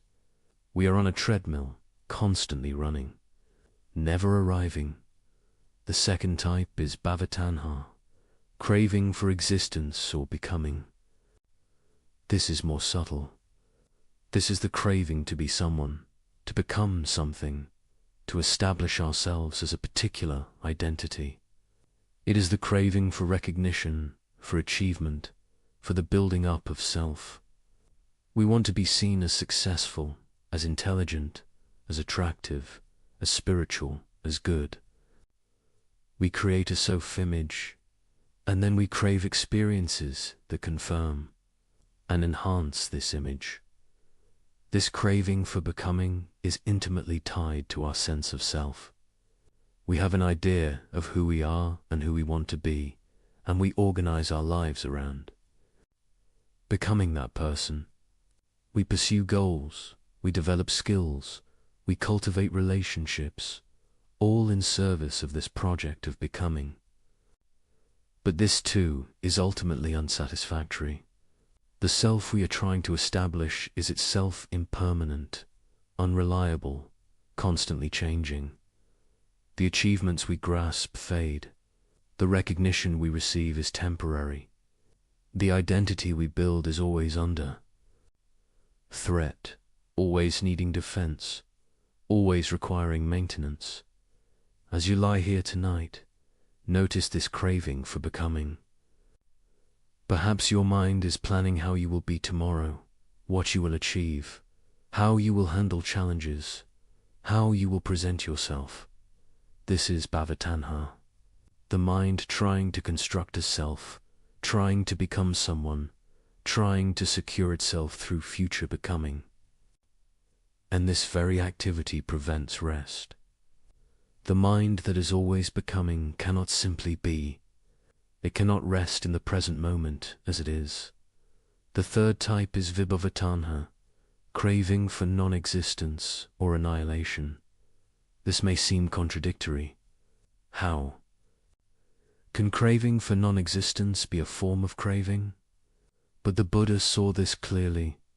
This is the craving to escape, to avoid, to make unpleasant experiences disappear. It is the wish for difficult emotions to end, for challenging situations to vanish, for aspects of ourselves we dislike to be eliminated. In its extreme form, it is the desire for complete annihilation, for the self to cease to exist. But this too is craving. It is still the mind reaching, still the mind in a state of resistance and dissatisfaction. Instead of grasping to what pleasant experience, it is pushing away unpleasant experience. But the mechanism is the same. It is tanha. It is the inability to rest with what is. It is the constant movement of attraction and repulsion, reaching and rejecting. Notice in your own experience tonight.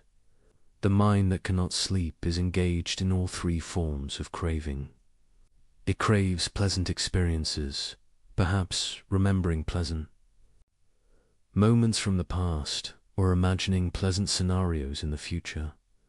It craves to become someone who handles things well, who is productive tomorrow, who overcomes current difficulties. And it craves for unpleasant experiences to end, for worries to disappear, for this state of wakefulness itself to be annihilated and replaced with sleep. All three forms of craving create agitation. They prevent the mind from settling. They keep it in constant motion, constantly seeking, constantly dissatisfied.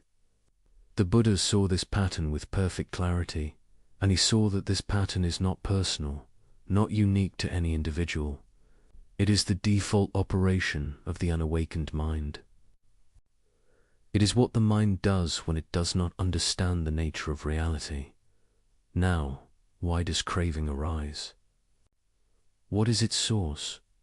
The Buddha traced it back to feeling, to Vedana. When a pleasant feeling arises, craving to prolong it arises. When an unpleasant feeling arises, craving to end it arises. When a neutral feeling arises, often ignorance about its nature arises, and then craving for something more interesting, more stimulating. This is the sequence. Contact between sense organ and sense object gives rise to consciousness. Consciousness and contact give rise to feeling. Feeling gives rise to craving. Craving gives rise to clinging. And from clinging arises all suffering. This is called paticca samuppada, dependent origination. It is the Buddha's most profound teaching on causality, on how suffering arises through a chain of conditions. Each link in the chain depends on the previous link. Break any link, and the chain is broken. Suffering ceases. This is not fatalism. This is empowerment. Because if suffering arises through causes, then by removing the causes, suffering can be ended. The crucial link, the one where intervention is most effective, is the link between feeling and craving. Feeling arises automatically. It is part of the nature of consciousness. When the eye sees a pleasant form, a pleasant feeling arises. We cannot prevent this. It happens naturally. But what happens next is not automatic. Between feeling and craving, there is a space, a moment where wisdom can operate, a moment where we can observe the feeling without immediately reacting to it with craving. This is the practice. This is where freedom lies. Not in preventing feelings from arising, which is impossible, but in observing feelings clearly, understanding their impermanent nature, and not reacting to them with craving. When we can do this, when we can feel a pleasant feeling without grasping at it, feel an unpleasant feeling without pushing it away, then craving does not arise. And when craving does not arise, clinging does not arise.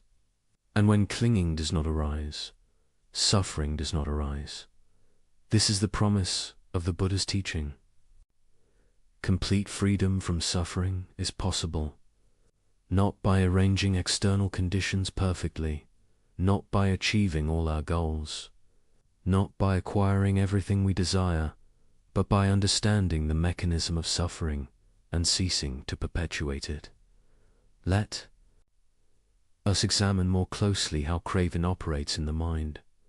The Pali texts describe it with the term perupa saturupa, that which is agreeable and pleasing. The mind surveys experience looking for what is agreeable, what is pleasing. When it finds it, it grasps.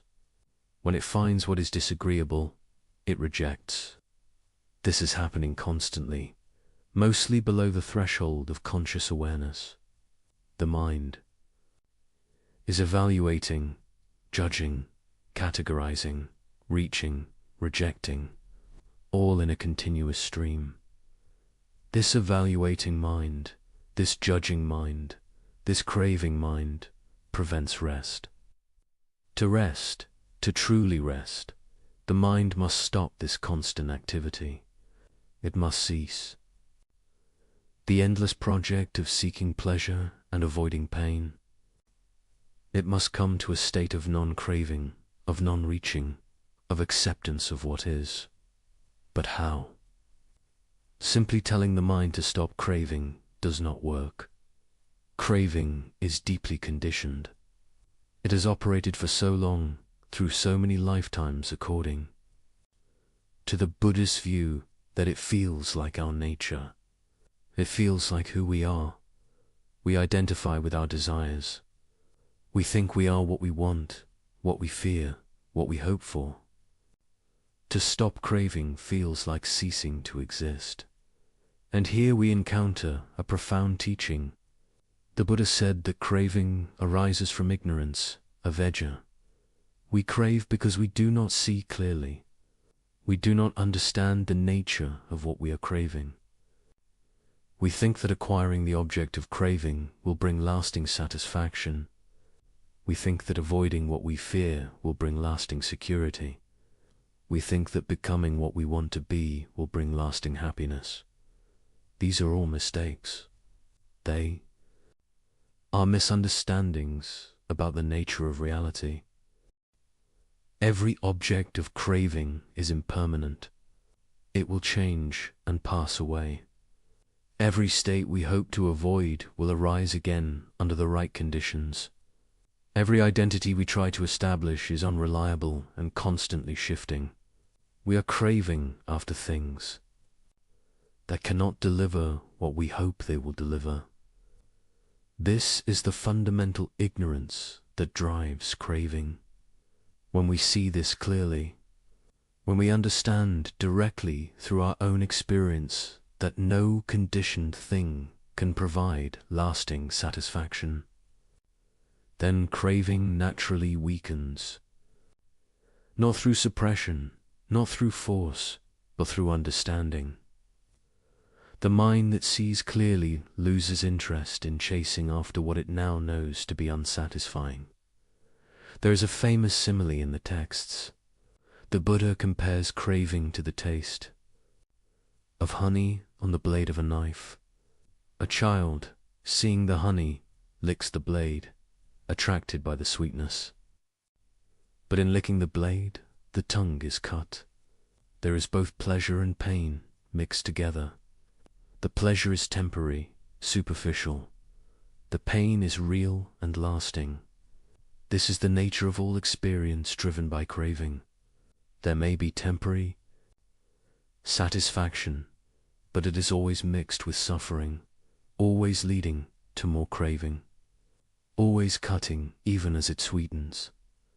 The wise person sees this and no longer licks the blade.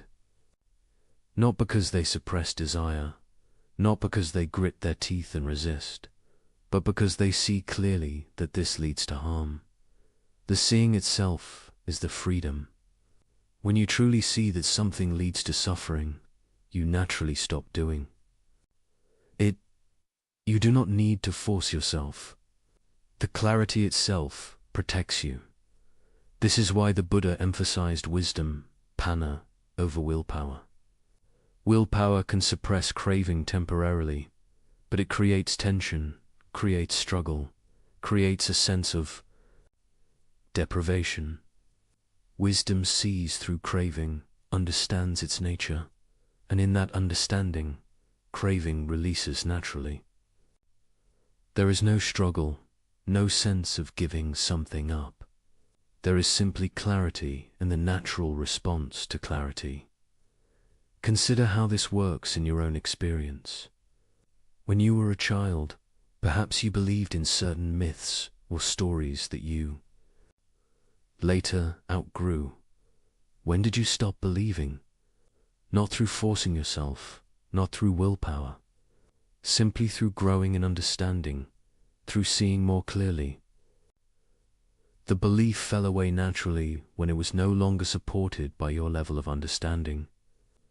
This is how craving falls away through wisdom, not through struggle, but through seeing. As you lie here tonight, you can begin to observe craving directly. Notice when a thought arises and there is a reaching toward it or a pushing away from it. That movement, that lean of the mind, that is tanha. Notice how the mind wants things to be different. It wants sleep when there is wakefulness. It wants tomorrow to come so today can be over. It wants certain thoughts to stop and other thoughts to continue. All of this is craving. All of this is the movement that prevents rest. And notice something else. Notice the suffering that accompanies craving, the tension, the dissatisfaction, the sense of incompleteness. Craving and suffering arise together. They are two sides of the same coin. Where there is craving, there is suffering. Where craving ceases, suffering ceases. This is not theory.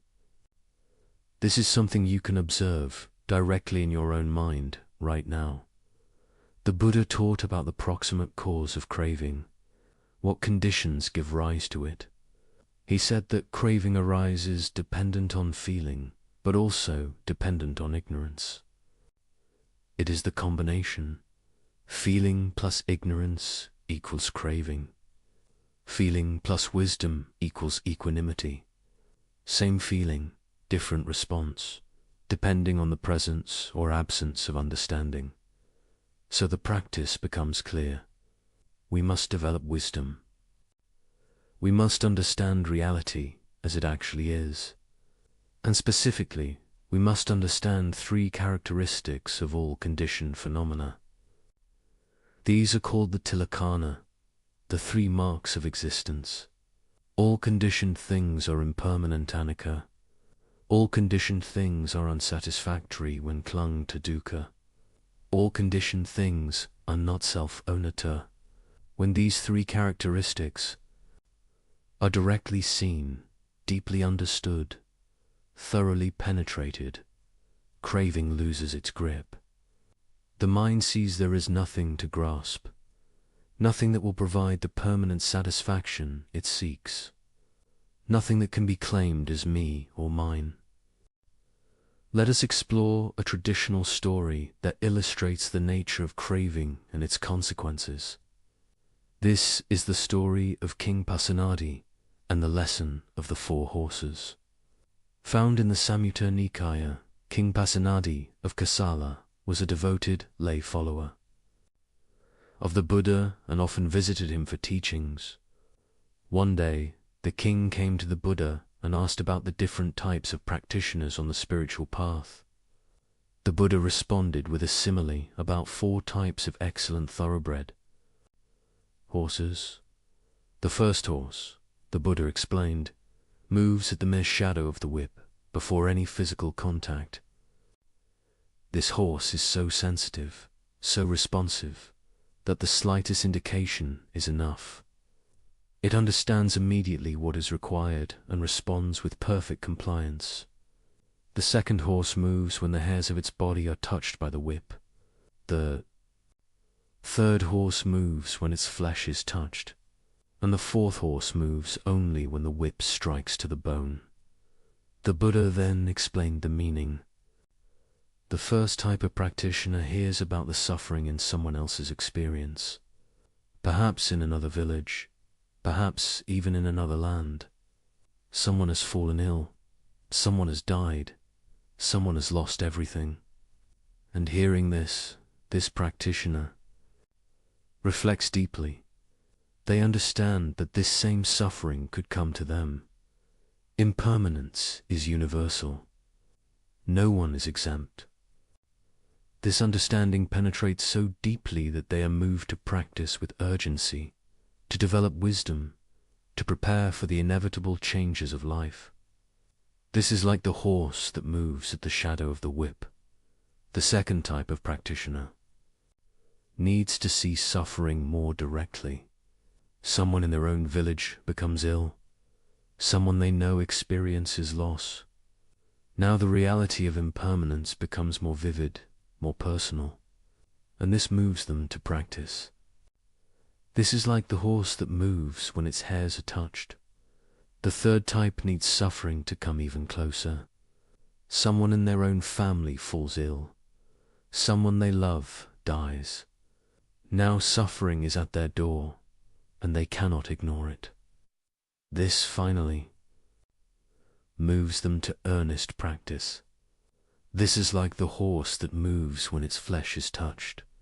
And the fourth type, the Buddha said with compassion, does not practice until they themselves are experiencing acute suffering, until they themselves are sick, grieving, facing death. Only then do they turn to the teachings, seeking relief.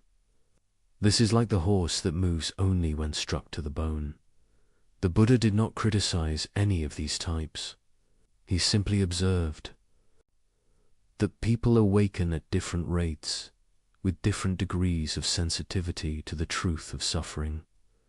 But he encouraged his listeners to be like the first horse, to learn from the universal truth of impermanence without needing to wait for her personal disaster to motivate practice.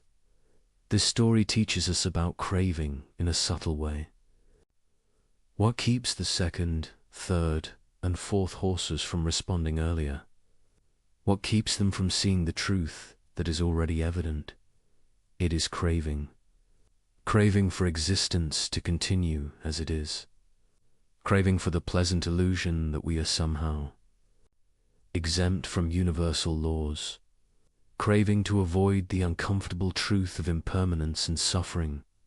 We want to believe that things will stay the same, that the people we love will always be here, that our health will last, that our circumstances will not change dramatically.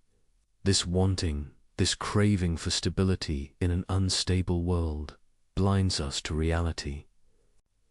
It keeps us from responding to the truth that is already apparent if we would only look. King Pasenadi himself provides another teaching about craving. The texts record that he struggled with overeating. He loved food and ate to excess, which caused him discomfort and made him drowsy during the Buddha's teachings. The Buddha taught him a verse to recite while eating. When a person is constantly mindful, knowing moderation in the food they eat, their ailments decrease, they age slowly, and they preserve their life force. This simple teaching about food contains the entire teaching about craving. Craving leads to excess. Excess leads to suffering. Mindfulness and understanding of moderation lead to well-being. This applies not just to food, but to all experience. Craving leads us to excess in all things, to always wanting more, to never being satisfied with what is. And this constant wanting is exhausting. It is what keeps the mind churning, unable to rest. The king took this teaching to heart and practiced moderation. The texts say that he became healthier and more alert. He experienced directly how reducing craving reduced suffering. This is not asceticism. This is not denial. This is simply understanding what is enough, what is appropriate, what leads to well-being rather than to excess and suffering. As you lie here, consider your own relationship to craving. What are you craving right now? Perhaps sleep itself has become an object of craving. You want it so badly that the wanting creates tension, and the tension prevents the very sleep you crave. This is the paradox of craving. It creates the obstacle to its own fulfillment.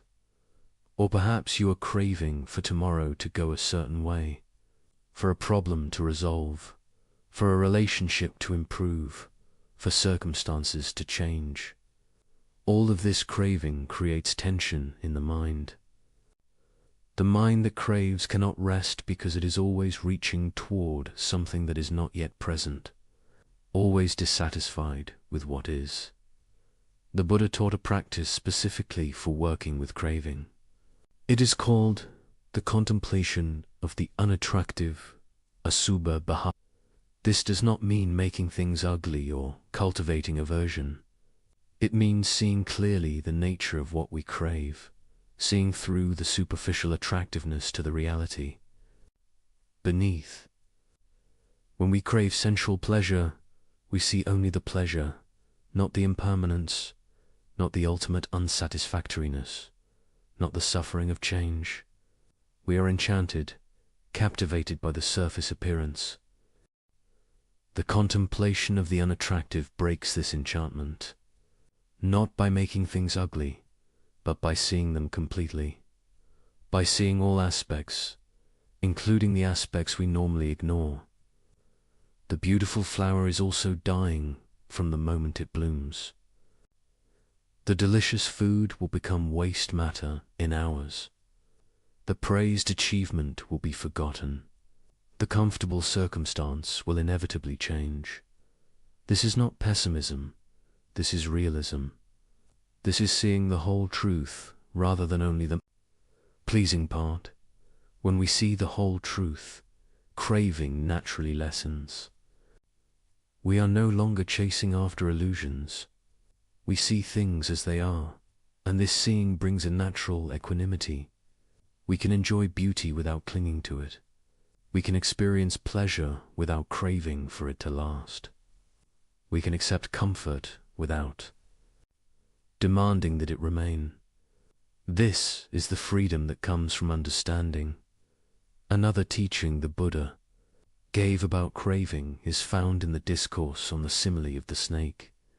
He taught that there are two ways of grasping things.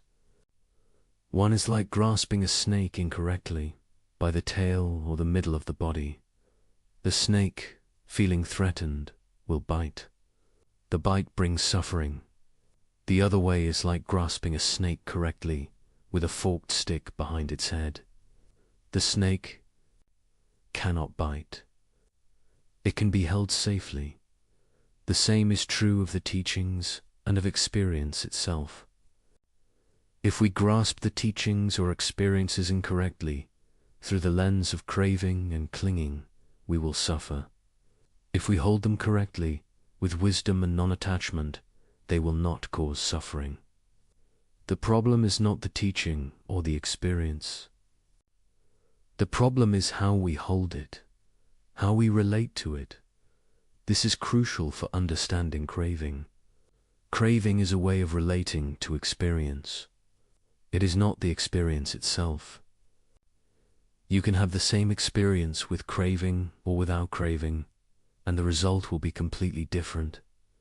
With craving, there is tension, dissatisfaction, suffering. Without craving, there can be peace, contentment, ease. The Buddha also taught about the gratification, danger, and escape regarding sense pleasures. The gratification is the pleasure we experience, the satisfaction, the temporary happiness. This is real. The Buddha did not deny it, but he said we must also see the danger. The danger is the impermanence, the bondage, the way pleasure binds us to the cycle of craving. And the escape is the renunciation, not of pleasure itself, but of craving for pleasure, of dependence on pleasure for our well-being. When we see all three clearly, gratification, danger, and escape, then we are no longer enslaved by sense pleasures. We can experience them without being controlled by them. We can enjoy them without needing them. This is mature renunciation, not the forced denial of the beginner, but the natural no-note attachment of one who sees clearly. Consider the relationship between craving and identity. Much of our craving is tied to our sense of self. We crave things that confirm our identity, that make us feel real, that establish us as someone. If we identify as successful, we crave recognition and achievement. If we identify as attractive, we crave admiration. If we identify as spiritual, we crave peaceful experiences and progress on the path. All of this is craving in service of self-construction. But the Buddha taught unnata, not self. He taught that there is no permanent, unchanging self to be found. In the five aggregates, this teaching directly undermines the basis of craving. If there is no self, who is doing the craving? What is being protected? What needs to be established? When this teaching is deeply understood, when it is directly seen, craving loses much of its power. There is no one to crave, no one to satisfy, no identity to establish or defend. This is not nihilism. It is not saying that nothing exists or that we don't exist. It is saying that what we take to be a solid, permanent self is actually a process, a flow, a series of conditions arising and passing. And when we see this clearly, we stop trying to solidify what is by nature fluid. We stop trying to make permanent what is by nature impermanent. And this stopping is the cessation of craving. The mind that does not crave has no need to remain awake, vigilantly seeking, constantly evaluating. It can rest. It has nowhere to go, nothing to protect, nothing to acquire, nothing to become. This is the peace the Buddha pointed to. This is the peace that makes deep rest possible. Now, the Buddha was very practical in his teachings. He did not just present lofty philosophy. He gave specific practices for working with craving in daily life. One of these is sense restraint, guarding the sense doors, This means being mindful at the moment of sense contact. When the eye sees a form, when the ear hears a sound, when the mind encounters a thought, we are present with awareness. We observe the feeling tone that arises. We observe the movement toward craving or aversion. And in that observation, we have a choice. We can follow the habitual reaction, or we can simply observe without reacting. This is not suppression. We are not trying to stop feeling from arising. We are not trying to prevent perception. We are simply bringing awareness to the process, observing how craving arises, how it operates, how it leads to further mental proliferation. And in this observation, gradually, craving loses its compulsive quality. We see it happening, and what can be seen has already lost some of its power over us. Another practice is contentment, santuthi. The Buddha praised contentment as great wealth. The contented person is rich, regardless of external circumstances. The discontented person is poor, even with abundance. Contentment is not complacency. It is not giving up on skillful effort or improvement. It is the absence of the constant craving for things to be other than they are. It is the ability to be at peace with what is, even while working skillfully to improve conditions. This contentment is especially relevant to sleep. The mind that is content can rest. The mind that constantly wants things to be different churns endlessly. Contentment does not mean you must like everything about your circumstances. It means you recognize and accept what is, even as you work to address what can be addressed. This acceptance, this lack of internal resistance, creates the conditions for rest. The Buddha also taught about the nutriment of craving, what feeds it, what sustains it. He said that inappropriate attention, ayoniso manasikara, is the nutriment of craving. Inappropriate attention means attending to things in a way that increases craving. For example, focusing on the attractive aspects of something while ignoring the unattractive aspects. Focusing on what you lack rather than what you have. Comparing yourself unfavorably to others. All of this is inappropriate attention. It feeds craving. It makes it stronger. Appropriate attention, yoniso manasikara, is attending to things in a way that decreases craving. Seeing things as they actually are, with all their aspects. Seeing impermanence, seeing unsatisfactoriness, seeing not-self. Reflecting on the danger in what you crave and the benefit in what you resist. This appropriate attention starves craving. It withdraws the nutriment that keeps it alive. You can practice this right now. Notice the thoughts that arise about tomorrow, about your current situation, about yourself. How are you attending to these thoughts? Are you feeding craving or starving it? Are you ruminating in ways that increase dissatisfaction? Or are you observing with clear comprehension that reduces reactivity? The ultimate teaching on craving. Is it cessation nirada? The Buddha taught that craving can cease completely, utterly, without remainder. This is not temporary suppression. This is the complete ending of craving. And with the ending of craving comes the ending of suffering. This is nibbana, nirvana, the unconditioned, the deathless, the supreme peace. The cessation of craving is possible because craving is conditioned. It arises due to causes. It is sustained by conditions. When those causes and conditions are removed, it ceases. This is the great hope of the Buddha's teaching. Suffering is not inherent to existence. It is not punishment. It is not fate. It is the result of causes, and those causes can be addressed. As you lie here tonight, you are practicing. Perhaps you did not realize it, but listening to these teachings, reflecting on them, observing your own mind, this is practice. You are developing understanding. You are seeing more clearly the nature of craving, how it operates, how it creates suffering.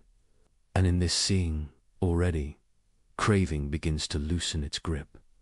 The path to the cessation of craving is gradual for most people. There are sudden breakthroughs, moments of profound insight, but these are built on a foundation of accumulated understanding. Each moment of seeing craving clearly, each moment of not following it, each moment of resting in awareness. Rather than reaching with desire, these moments accumulate. They change the mind. They develop new patterns, wholesome patterns that lead toward peace rather than toward suffering. You need not try to stop craving through will. Simply observe it, see it clearly, understand its nature. And as understanding grows, craving naturally weakens. This is the gentle way, the middle way, the way the Buddha taught. Not violent suppression, not forced denial, but wise understanding leading to natural release. And now, having explored the origin of suffering, having examined how craving arises and operates, we are ready to turn to the most liberating teaching of all. We are ready to explore the third noble truth, the cessation of suffering. We are ready to understand how craving can be released, how the mind can find complete peace, how liberation is possible. Let us continue this journey into the heart of the Buddha's wisdom. We come now to the third noble truth, Narada, the cessation of suffering. In the Dhammacappavan Sutta, the Buddha proclaimed, "This is the noble truth of the cessation of suffering. It is the remainderless fading away and cessation of that same craving, the giving up and relinquishing of it, freedom from it, non-reliance on it. This is the most liberating teaching in all of Buddhism. Suffering can end, not temporarily, not partially, but completely, utterly, finally. The craving that drives suffering can cease. The grasping can release. The mind can find peace so profound that no circumstance can disturb it. This is not wishful thinking. This is not religious faith. This is the direct testimony of one who achieved it, and the confirmation of countless practitioners across 25 centuries, who have followed the same path and reached the same destination. The third noble truth is the declaration that Nibbana exists. Nibbana, nirvana in Sanskrit, literally means extinguishing or blowing out. Like a flame that is extinguished when its fuel is exhausted, suffering is extinguished when its fuel, craving, is removed. This is not annihilation of existence. It is the extinguishing of greed, hatred, and delusion.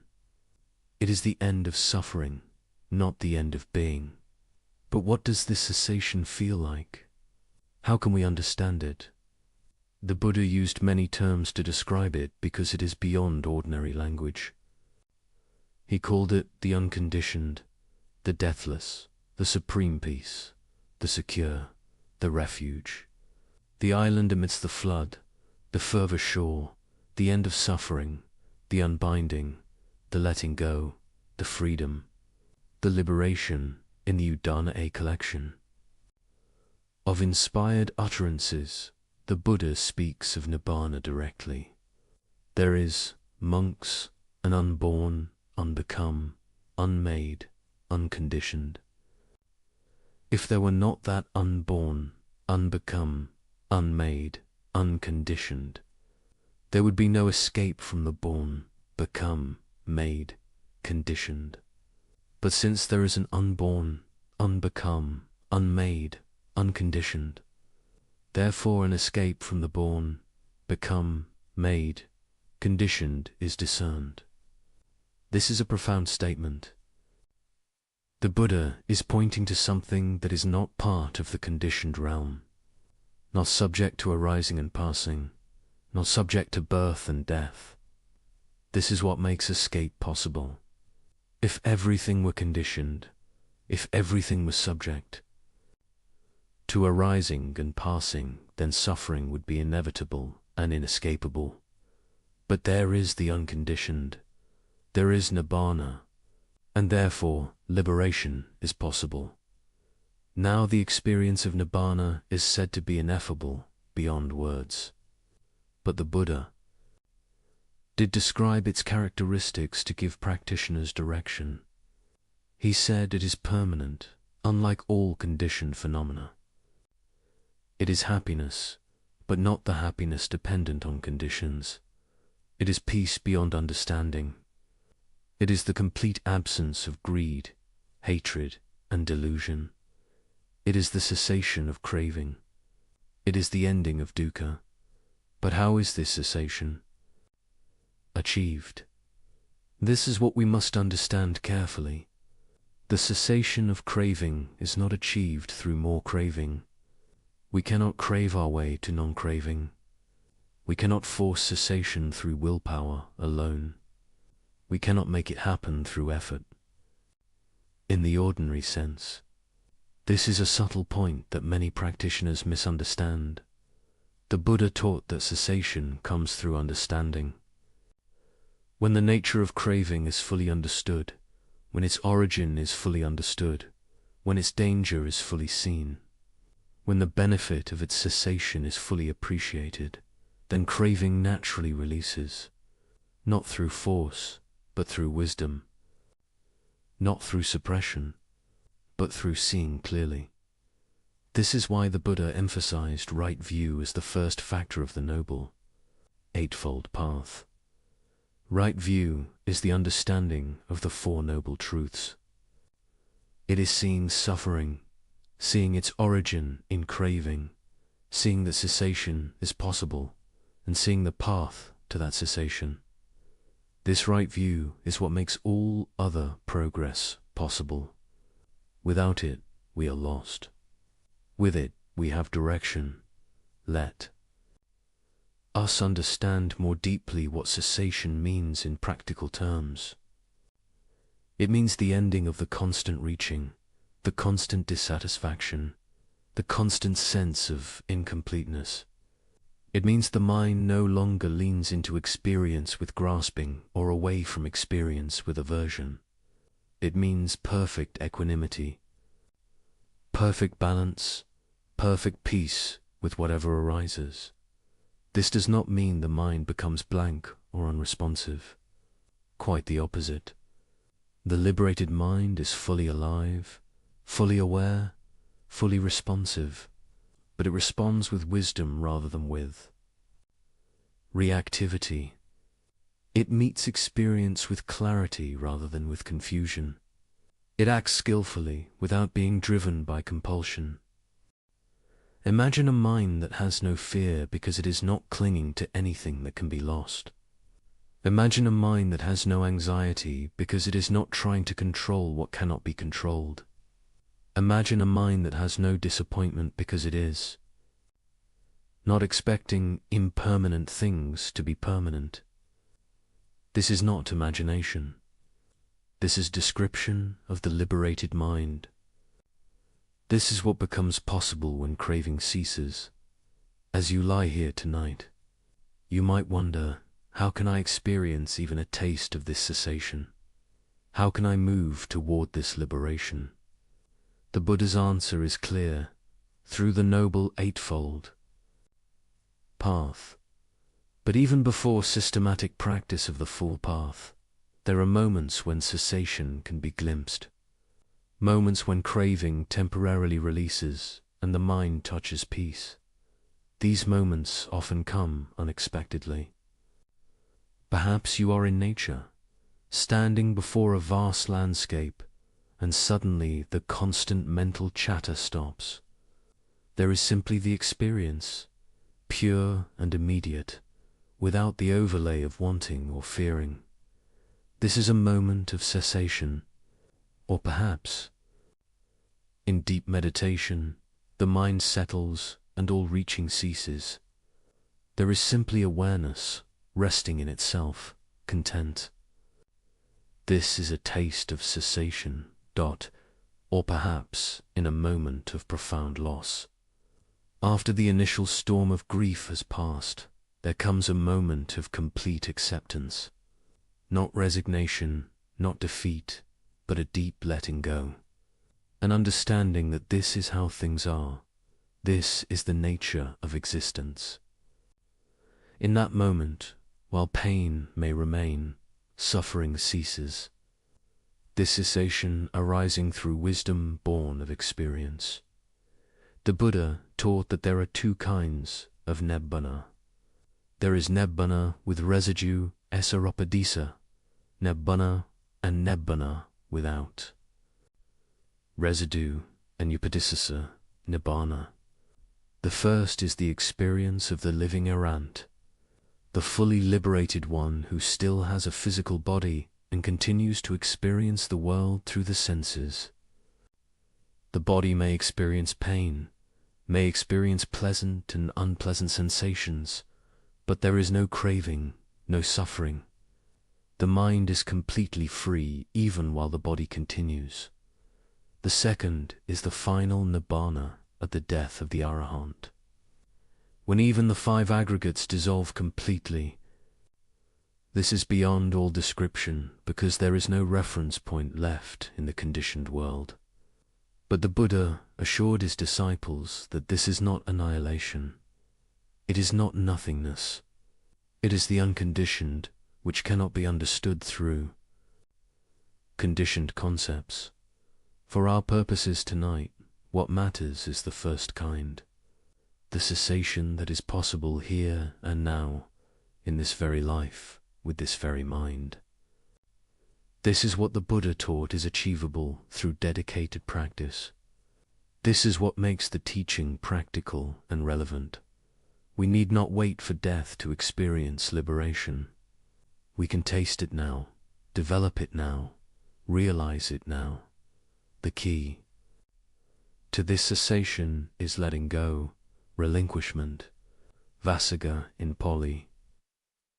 This is perhaps the most important word in the Buddha's practical teachings. Letting go.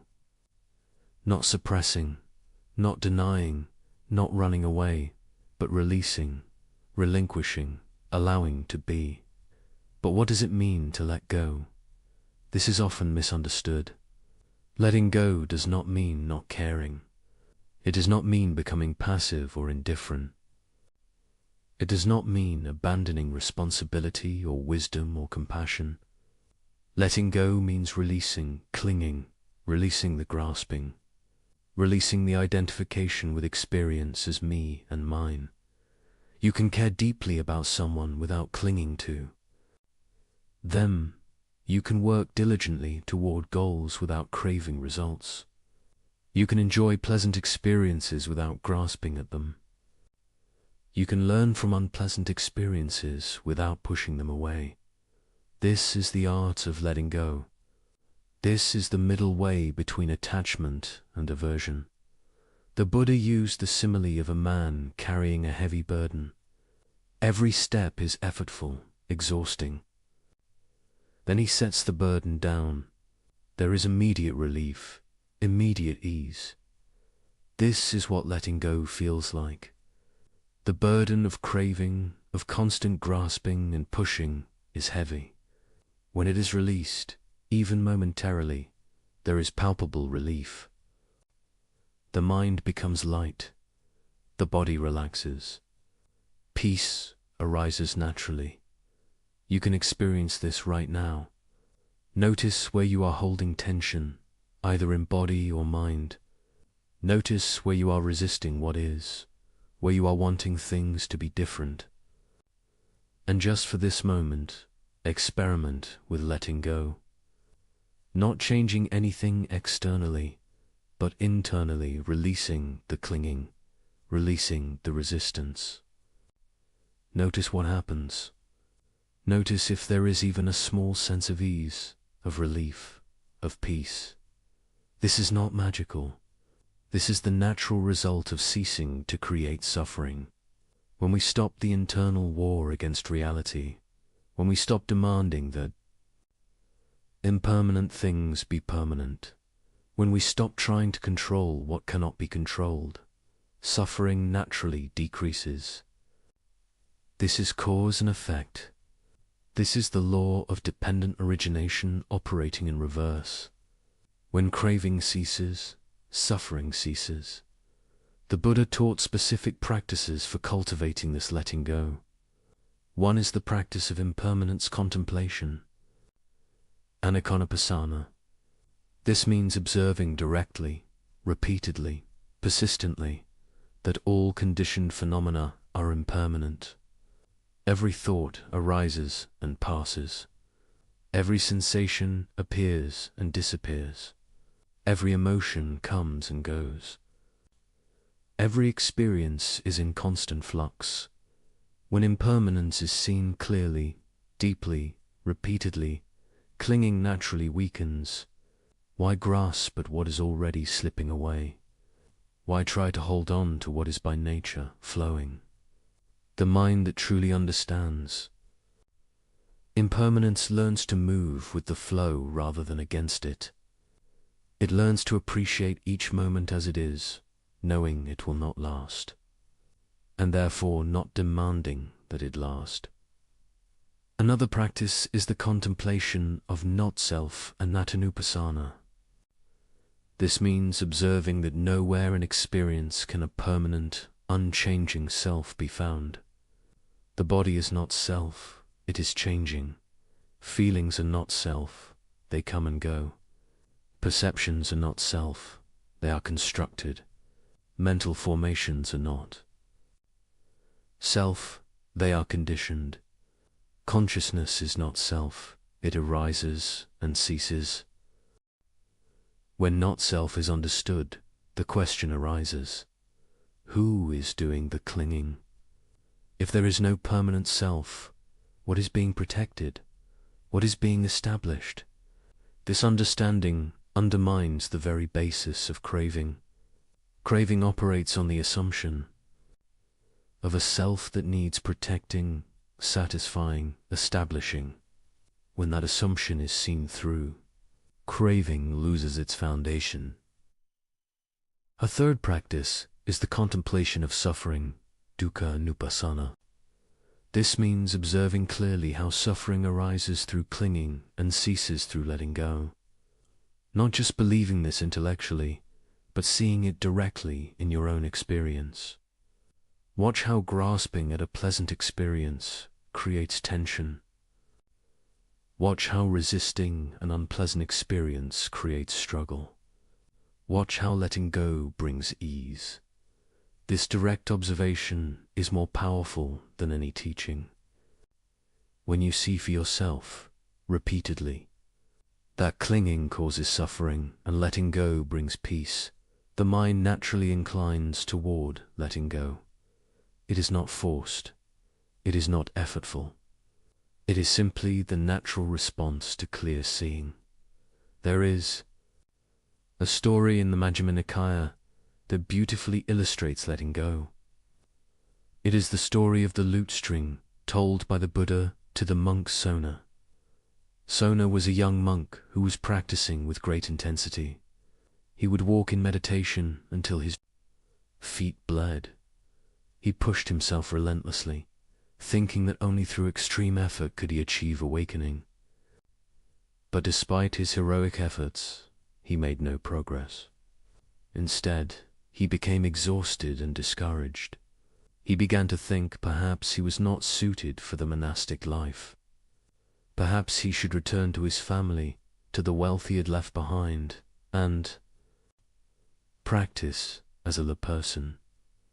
The Buddha, through his telepathic powers, knew what Sona was thinking. He appeared to him and asked Sona, "When you were a householder, were you skilled at playing the lute?" Sona confirmed that he was. The Buddha then asked, when the strings of your lute were too tight, was it in tune and playable? Sona replied, no, benedablecir. And when the strings were too loose, was it in tune and playable? No, benedablecir. But when the strings were neither too tight nor too loose, but adjusted to an even pitch, was your lute then in tune and playable? Yes, venerable sir. The Buddha then taught, in the same way, Sona, excessive energy leads to restlessness, and insufficient energy leads to laziness. Therefore, Sona, resolve on an even level of energy, find the right pitch for your faculties, and take up your task there. Sona followed this advice. He adjusted his practice, finding the middle way between extreme effort and laxity. Soon after, he achieved full liberation. He became an arahant. This story teaches us about letting go in a profound way. Letting go is not a matter of more effort, more striving, more forcing. It is a matter of balance, of finding the right adjustment, of allowing rather than demanding. When the mind is too tight with effort, there is strain. When the mind is too loose with laxity, there is no progress.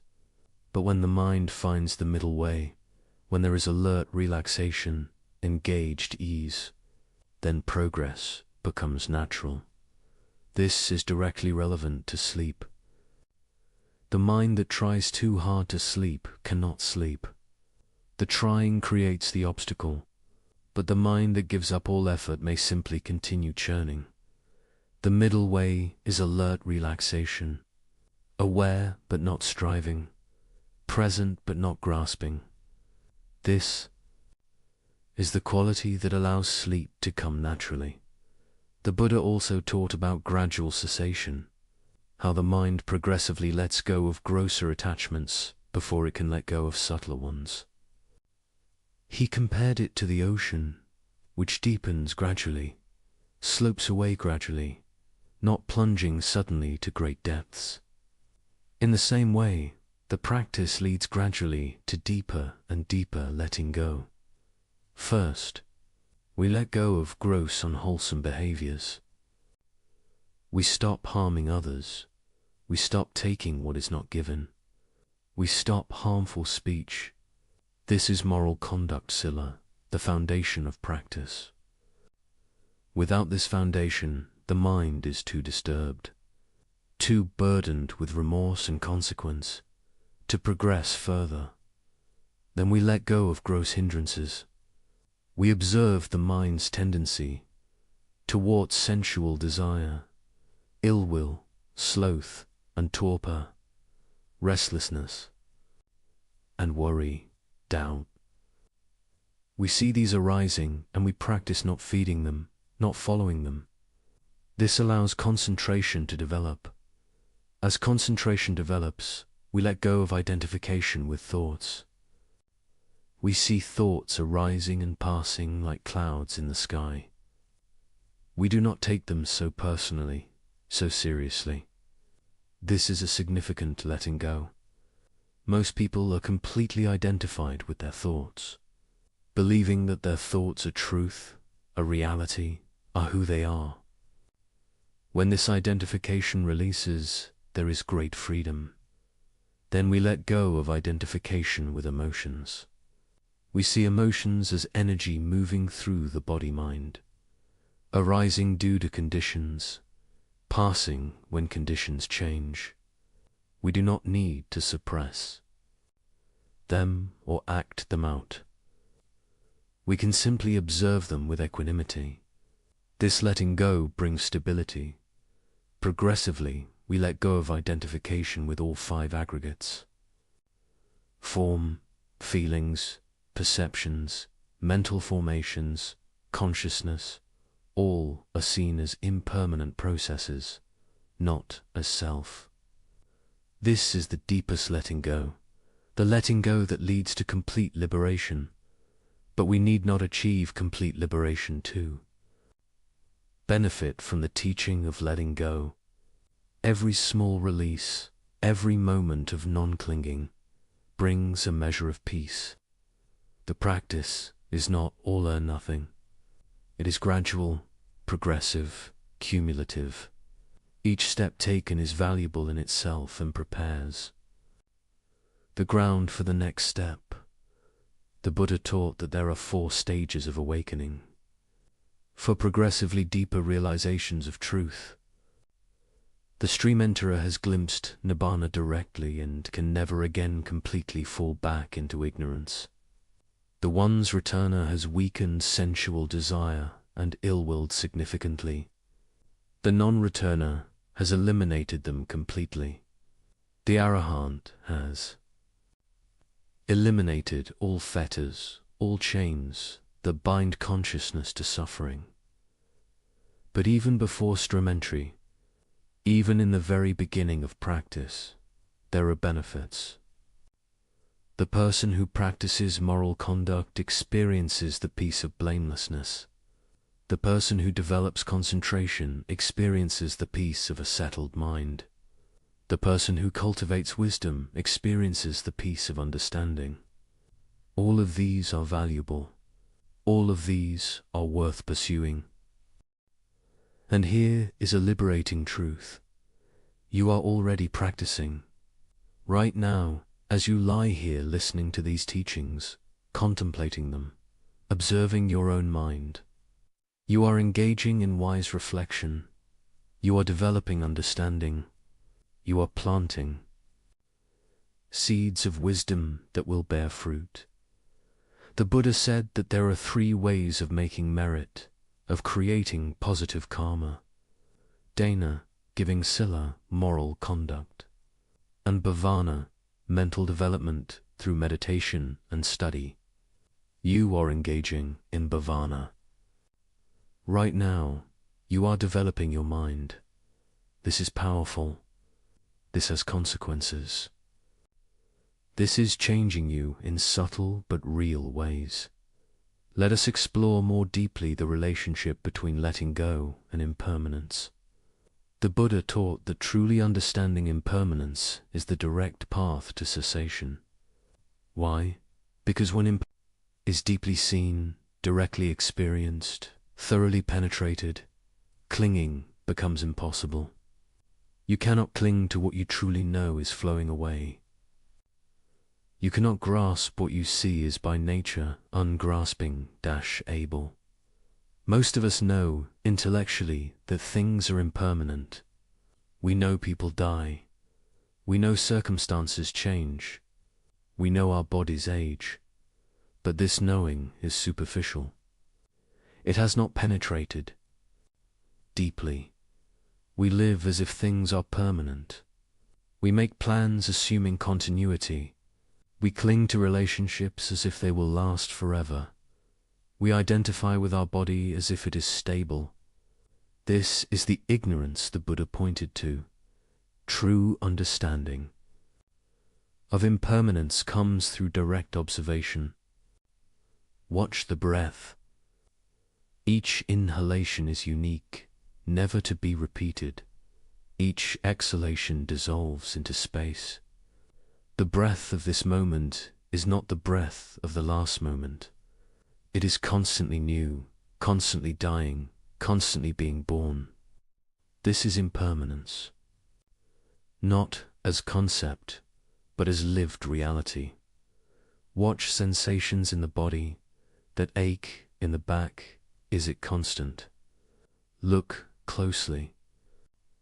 Is it not a flow of sensations, sometimes sharp, sometimes dull, sometimes spreading, sometimes concentrated, appearing, disappearing, changing moment by moment? Where is the solid, unchanging ache? It cannot be found. There is only flow. Watch. Emotions. Anger arises. Seems overwhelming. Appears as if it will last forever. But watch it carefully without feeding it with thoughts. See how it changes. See how it has a peak and then begins to subside. See how it is made of components, body sensations, mental images, evaluative thoughts. See how these components themselves are changing. The anger that seems so solid reveals itself as a process, a flow, empty of permanent essence.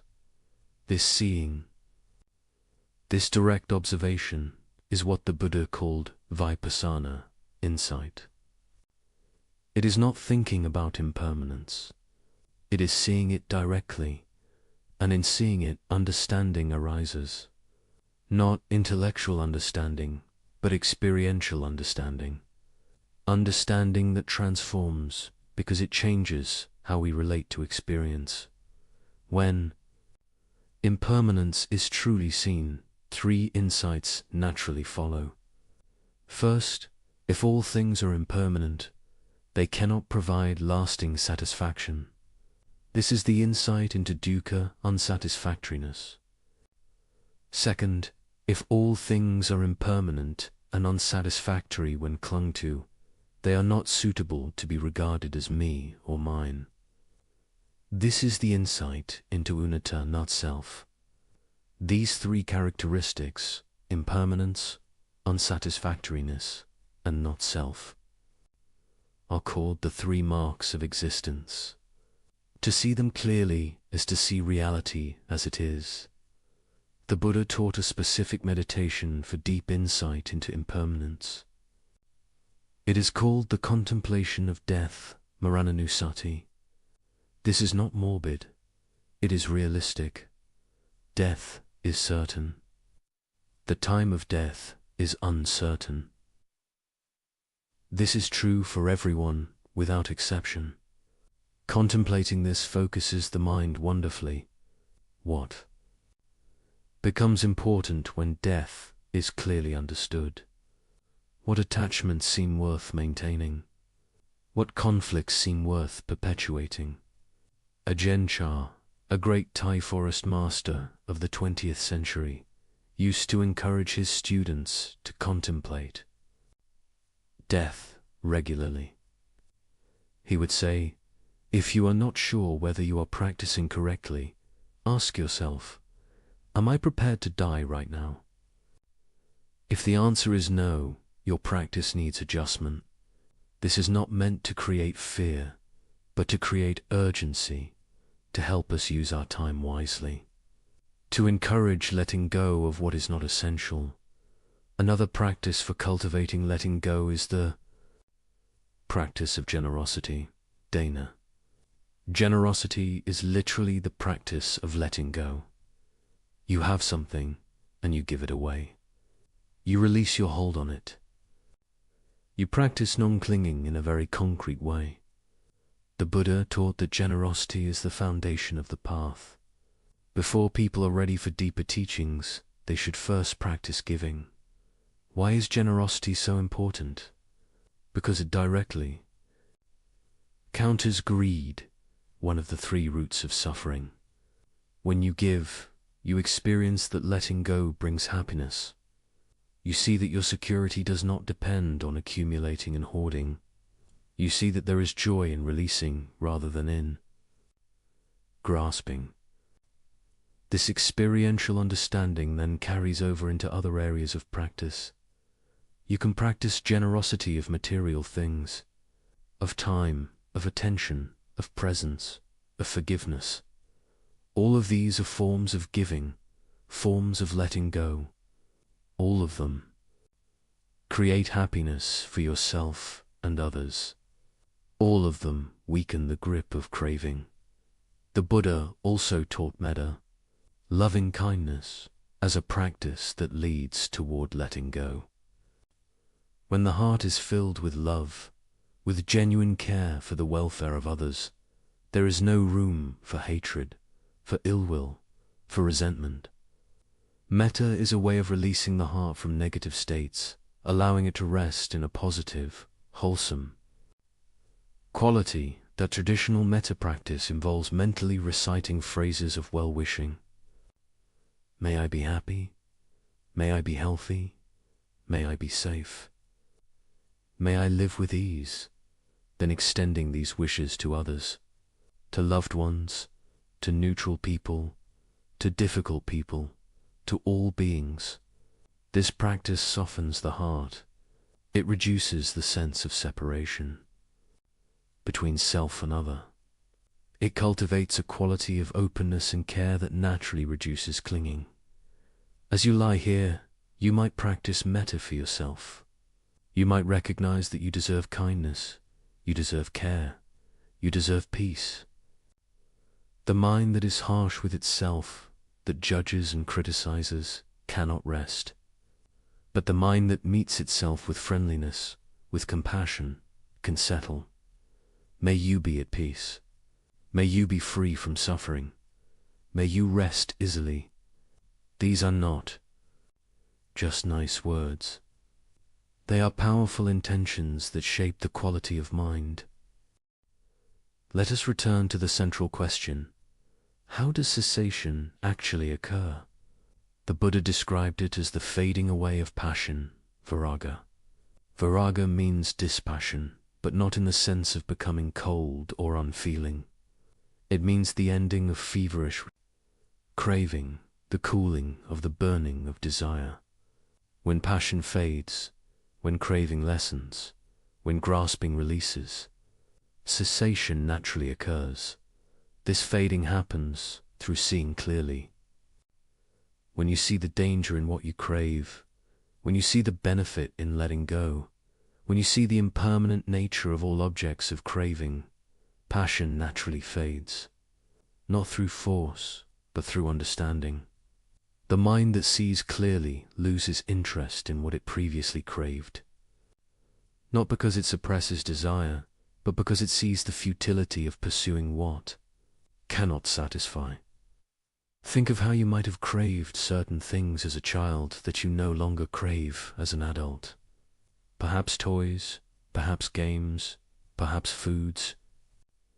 These cravings do not end through willpower. They ended through growing in understanding, through seeing that these things no longer satisfy in the way you need. This is natural maturation. The spiritual path is the same process, but applied to all cravings, even the subtlest ones. The Buddha compared this process to the ocean gradually evaporating under the heat of the sun. Drop by drop, the ocean decreases. In the same way, moment by moment, through clear seeing, through understanding, through non-engagement with craving, the ocean of suffering gradually evaporates. There may not be a dramatic moment where everything suddenly changes, though such moments do occur for some. More commonly, there is gradual transformation, gradual lightening, gradual peace. This gradual path should encourage us. We need not achieve complete enlightenment in one night. We need only take one step, understand one thing, let go of one clinging. This is enough. This is valuable. This is progress. And each step makes the next step easier. There is a beautiful teaching in the Itavataka, a collection of short discourses. The Buddha says, there are these two kinds of happiness, the happiness of household life and the happiness of renunciation. Of these two, the happiness of renunciation is supreme. There are these two kinds of happiness, the happiness connected to attachment and the happiness not connected to attachment. Of these two, the happiness not connected to attachment is supreme. There are these two kinds of happiness, the happiness of the senses and the happiness not of the senses. Of these two, the happiness not of the senses is supreme. This teaching points to progressive, letting go leading to progressively deeper happiness. We might think that letting go means losing happiness, but the Buddha teaches the opposite. The happiness that comes from letting go is superior to the happiness that comes from grasping. Why? Because it is not dependent on conditions. It does not fade. It does not disappoint. It is the happiness of freedom itself. You might taste this even now.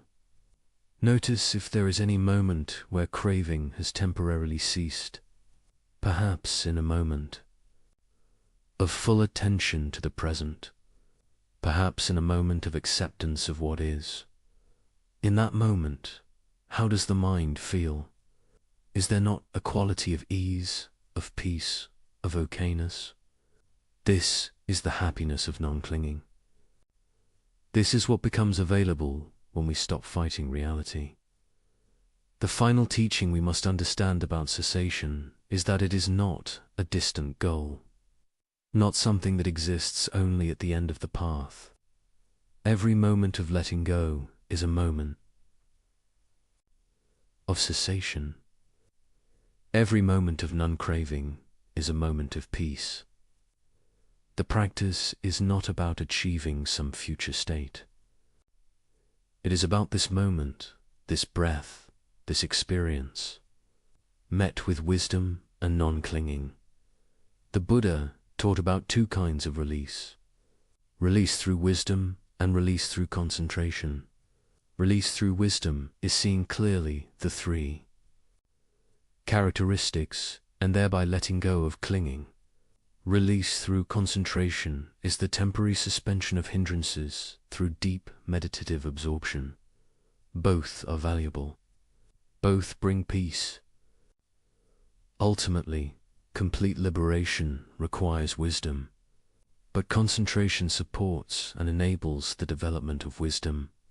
As you lie here, you might experience moments of deep concentration naturally arising. The mind settles, becomes absorbed in the teachings, becomes quiet. These are valuable moments. They give the mind rest. They show what is possible. They create faith that peace is achievable. Do not grasp at them. Do not try to force them to continue. Simply appreciate them when they occur and let them go when they pass. This itself is practice of letting go. We must also understand that letting go does not mean we become passive or indifferent. The Buddha was enormously active. He taught for 45 years after his enlightenment, traveling constantly, establishing the Sangha, guiding thousands of students. He was not passive, but he was free from craving. His actions came from wisdom and compassion, not from craving and aversion. This is the key difference. You can engage fully with life while letting go of clinging. You can work diligently without craving results. You can love deeply without grasping at the beloved. You can care about outcomes without being attached to. Then, this is the middle way, the balanced way, the wise way. It is not cold detachment. It is warm engagement combined with wisdom. As we come to the end of this exploration of cessation, let us reflect on what we have understood. Cessation is possible. It is the ending of craving through understanding. It comes through seeing clearly the impermanent, unsatisfactory, and not self-nature of all conditioned phenomena. It develops gradually through practice, and it brings happiness that surpasses all conditioned happiness. This is the third noble truth, the truth that gives hope, the truth that motivates practice. Because of this truth, we know that our efforts are not in vain. We know that peace is possible. We know that the suffering we experience is not necessary, not permanent, not inevitable. This knowledge gives us strength to practice, patience to persist, faith to continue. And now, having understood that cessation is possible, having glimpsed what it might mean to let go, we turn to the practical question: how? What is the actual path? What are the specific practices that lead to this? Cessation. This is the fourth noble truth, the truth of the path, the most practical and detailed teaching the Buddha gave. Let us explore this path together, the path that leads from suffering to peace. from bondage to liberation, from ignorance to wisdom. And so we come to the end of this journey through the Buddha's wisdom. We have traveled together through the landscape of suffering and its cessation, through the territory of craving and letting go, through the understanding that transforms. How we meet each moment. Let us rest now in what we have explored. There is no need to hold tightly to any of it. These teachings are not possessions to be grasped. They are signposts pointing to truth, invitations to look more deeply at your own experience. The words will fade, but the understanding they point to can continue to unfold. Remember the essence. Suffering arises from misunderstanding, from relating to experience through the lens of craving and clinging. When we see clearly the impermanent, flowing nature of all things, when we understand that grasping at what cannot be held creates pain, when we learn to meet life with wisdom rather than with compulsive reactivity, suffering naturally decreases. Peace naturally arises. This is not distant philosophy. This is immediate, practical truth. Right now, in this moment, as you lie here, you can practice what we have explored. Simply notice experience as it is. The breath moving in and out. Sensations in the body appearing and disappearing. Thoughts arising and passing like clouds. All of it flowing, changing, empty of permanent essence. And notice your relationship to this flow. Are you fighting against it? Are you wanting it to be different? Or can you, just for this moment, allow it to be exactly as it is? Can you rest in the flow rather than struggling against it? This is the practice. This is the path. This is what leads from agitation to peace. The Buddha taught that we should be like the earth, like water, like fire, like wind. The earth receives all things, pleasant and unpleasant, clean and dirty, without preference, without rejection. Water flows around obstacles, adapting to conditions without resistance. Fire burns all things equally, transforming without attachment. Wind moves through space freely, unobstructed. This is the quality of the awakened mind, receptive, flowing, transforming, free. You need not achieve this perfectly. You need only incline toward it. The mind that inclines toward wisdom, toward letting go, toward understanding, this mind is already on the path, already changing, already moving toward peace. As you settle deeper into rest, know that this is not wasted time. This listening, this contemplation, this gentle observation of your own experience, all of this is practice. You are cultivating the seeds of wisdom. These seeds will grow in their own time, according to their own nature. Your task is simply to plant them, to water them with attention, to provide the conditions for growth. The growing itself happens naturally. Let go now of any effort to understand completely, to remember everything, to achieve anything. Let these teachings settle into the deeper levels of mind where they can work silently, transforming from within. Trust the process. Trust the wisdom of the Buddha who walked this path before you. Trust your own capacity for understanding, for letting go, for finding peace. The Buddha's final words to his disciples were these: all conditioned things are subject to decay. Strive with diligence. This is not a harsh command. It is a gentle encouragement. Everything changes. This moment will pass. This night will end. This life will conclude. Knowing this, use your time wisely. Practice with sincerity. Develop understanding. Cultivate peace. But strive with the right kind of effort. Remember Sona and the lute string.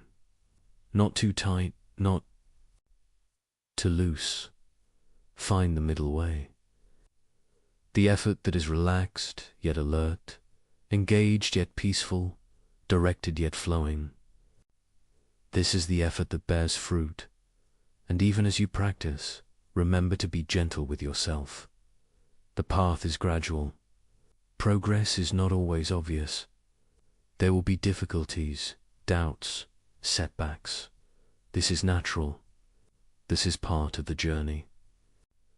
The Buddha himself, before his awakening, experienced 6 years of intense struggle. But he persevered, he adjusted his approach, and he found the way. You too will find the way in your own time, according to your own conditions. For now, simply rest. Let the body be at ease. Let the breath flow naturally. Let thoughts come and go without engagement. There is nowhere you need to be, nothing you need to do, nothing you need to become. Just this moment, just this breath, just this awareness. Simple, natural, complete. That wisdom you have touched tonight will continue to work within you. In dreams, in the space between sleeping and waking, in the quiet moments of tomorrow, insights will arise. Understandings will deepen. Peace will grow. Trust this process. It is the nature of wisdom to unfold, to reveal itself progressively, to transform the mind gradually but surely. May you rest in peace. May you awaken with clarity. May you move through your days with the wisdom of impermanence, lighting your path. May you find the freedom that comes from letting go. May you know the happiness that does not depend on conditions. May you be well. May you be at ease. May you be free from suffering. These teachings have been offered by countless awakened beings across the centuries, transmitted from teacher to student in an unbroken lineage of wisdom. You are part of this lineage now. You have received the teachings. You have contemplated them. You have begun to understand. This connects you to all who have walked this path before, and to all who will walk it after. Rest now in this connection. Rest in the timeless truth that the Buddha discovered. Rest in your own capacity for awakening. Rest in the peace that is always available when we stop fighting against reality and learn to flow with it. The Buddha once said, "Peace comes from within. Do not seek it without." This is the final teaching. What you are seeking is not far away. It is not in some future achievement or attainment. It is here, now, in the simple act of letting go, of accepting what is, of resting in awareness itself. So let go now. Release the day that has passed. Release concern for the day to come. Release even these teachings. Let everything settle. Let everything be. And in this letting go, discover what remains when all grasping ceases. Discover the peace that has always been here, waiting beneath the turbulence, waiting beneath the striving, waiting to be recognized. Sleep well, rest deeply, and may the wisdom of the Buddha's teachings bring you lasting peace, now and always. Imagine this, Baghdad, the year 1091, the most powerful city on earth, a place where knowledge flows like water, where libraries tower higher than palaces, where scholars debate in marble halls that echo with the voices of genius, and at the center of it all, sitting on the intellectual throne of the Islamic world, are the philosophers. Not just any philosophers. These are men who believe they've cracked the code. Men who think they've unlocked the secrets of existence itself. Men who claim to know God's mind through pure reason alone. Their names, you might not recognize them today, but in the 11th century, they were superstars. Al-Farabi, the second, teacher, they called him. Second only to Aristotle himself, Ibn Sina, known in the West as Avicenna, a man who wrote over 400 books, a genius who mastered medicine, mathematics, astronomy, and philosophy before he turned 21. These weren't just smart men, they were legends, rock stars of the mind, and they had built something extraordinary, an empire of thought. For nearly 400 years, their system had stood unshaken, a grand intellectual cathedral built on Greek foundations. Plato and Aristotle filtered through, Islamic civilization refined into something even more powerful. They promised something irresistible, certainty, not the messy, complicated certainty of faith, not the uncertain certainty of religious experience.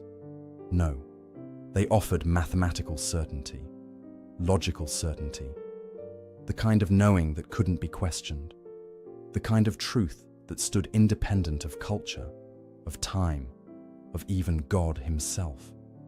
Think about that for a moment. These philosophers claimed they could prove the nature of reality through reason alone. They could demonstrate how the universe worked. They could explain the divine. They could map the soul, all without revelation, all without prophets, all without scripture, just pure, cold, beautiful logic. And people believed them. The educated, elite of the Islamic world hung on their every word. Their books were copied and studied in every major city. Their ideas shaped how people understood everything: medicine, law, theology, politics. The philosophers had become the ultimate authority. But here's what made them truly dangerous. It wasn't just what they said, it was how certain they were when they said it. They didn't present their ideas as theories, as possibilities, as best guesses about the nature of things. They presented them as facts, necessary truths that couldn't possibly be otherwise. Take their view of God, for example. The philosophers had it all figured out. God was the necessary being, the unmoved mover, the first cause from which everything else flowed in a perfect, eternal chain of existence. Beautiful, right? Elegant, sophisticated, intellectually satisfying. But here's the problem. Their God was a mathematician's God, a logician's God, a God who operated according to eternal, unchangeable laws that even he couldn't break. Their God didn't really create the universe. Not in the way you and I think of creation. No, the universe just sort of emanated from him, like light from the sun, eternally, necessarily, without choice, without will, without any personal involvement. Their God didn't know you, not individually, not personally. He knew universals, categories, the general principles of things, but your specific pain, your particular joy, your individual struggles, those were beneath divine knowledge, too small, too contingent, too unimportant. And miracles, prophets, divine intervention in human affairs, the philosophers smiled at such primitive notions. Everything happened according to natural law, unbreakable causal chains that stretched from eternity past to eternity future. There was no room for the supernatural, no space for the miraculous, no possibility of God reaching down into his creation to change things. The universe was a perfect machine, and the philosophers had figured out how it worked. Now you might be thinking, so what? Why does this matter? Here's why. Because at the time, this wasn't just philosophy. This was the foundation of everything. If the philosophers were right, then huge chunks of Islamic belief made no sense. Prayer. Why pray to a God who can't hear your specific words? Prophecy. Why would God send messengers if he already set everything in motion eternally? The afterlife? How could there be bodily resurrection in a universe governed by unbreakable natural laws? Free will. How could humans make real choices in a cosmos where every event necessarily follows from the one before? The philosophers had built a system so tight, so logically coherent, so seemingly unassailable, that it threatened to swallow religion whole. And they knew it. They didn't see this as a problem. They saw it as progress. Religion, they whispered, in their private circles was for the masses, the uneducated, the simple-minded who needed stories and rituals to keep them in line. But for the intellectual elite, for the truly enlightened, philosophy was the real path to truth. Everything else was just useful fiction. Imagine living in that world. Imagine being a young scholar, training in the great institutions of Baghdad, learning from the best minds of your generation, and slowly realizing that the philosophy you're learning, the system everyone praises, the intellectual tradition everyone reveres, quietly undermines everything you believe in. That was the world of the 11th century. Philosophy sat on its throne, unchallenged, unquestioned, seemingly unquestionable. Its authority was absolute. Its confidence was total. Its certainty was complete. The philosophers had won, or so they thought. Because somewhere in that world, a man was beginning to ask dangerous questions. Questions that would shake the throne of knowledge to its foundations. Questions that would expose cracks in the seemingly perfect edifice. Questions that would launch the most devastating intellectual assault the philosophical tradition had ever faced. His name was Abu Hamid Muhammad ibn Muhammad al-Ghazali, and he was about to start a war, not with swords, not with armies, with something far more dangerous. With doubt, the philosophers had built their empire on the promise of certainty, on the claim that reason alone could deliver absolute truth. But what if that certainty was an illusion? What if the foundations weren't as solid as they appeared? What if the throne of knowledge was built on sand? Al-Ghazali was about to find out, and when he did, nothing would ever be the same. The stage is set. The players are in position. The greatest intellectual drama of the medieval world is about to begin. A drama of ideas, yes, but also of crisis, of personal anguish, of a brilliant mind turning against itself, because this wasn't going to be a detached, academic exercise. This was going to be personal. Al-Ghazali wasn't just going to critique the philosophers from the outside, he was going to demolish them from within. He knew their arguments better than they did. He had mastered their logic. He had climbed to the very peak of their system, and from that height, he could see what no one else could see. The fatal flaws, the hidden contradictions, the unexamined assumptions, the cracks in the throne. But seeing them would cost him everything: his career, his reputation, his peace of mind. Because once you start questioning certainty itself, there's no safe place to stand. Once you begin doubting the foundations, the entire structure becomes unstable, including the ground beneath your own feet. Philosophers promised a path to unshakable truth. Al-Ghazali was about to discover that the only thing certain in this world is uncertainty itself, and that realization would nearly destroy him. But first, he had to climb their ladder, master their system, become one of them. Only then could he bring it all crashing down. The throne of knowledge stood tall and proud in 1091. By the time Al-Ghazali was done, it would never stand quite so tall again. This is his story. This is the story of the man who broke philosophy, and it begins with a simple, terrifying question. A question he couldn't shake. A question that kept him awake at night. A question that would haunt him for years. How do I know that I know? Such a small question. Such devastating consequences. There's a moment that comes to every brilliant mind. A moment when everything changes. When the fortress of certainty you've built around yourself suddenly feels less like protection and more like a prison. For Al-Ghazali, that moment came at the height of his power. The year was 1095.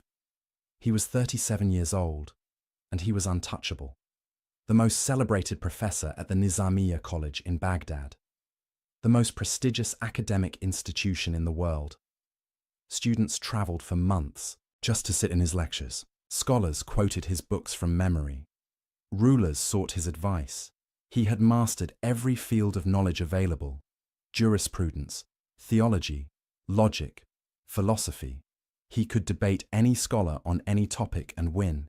He had everything a medieval intellectual could dream of: fame, respect, security, authority. But something was wrong, terribly wrong. It started small, a whisper at the edge of his mind. A question that appeared during a lecture, uninvited. A doubt that crept in while he was writing, unexpected. At first, he brushed it away. He was Al-Ghazali, the proof of Islam, the renewer of faith.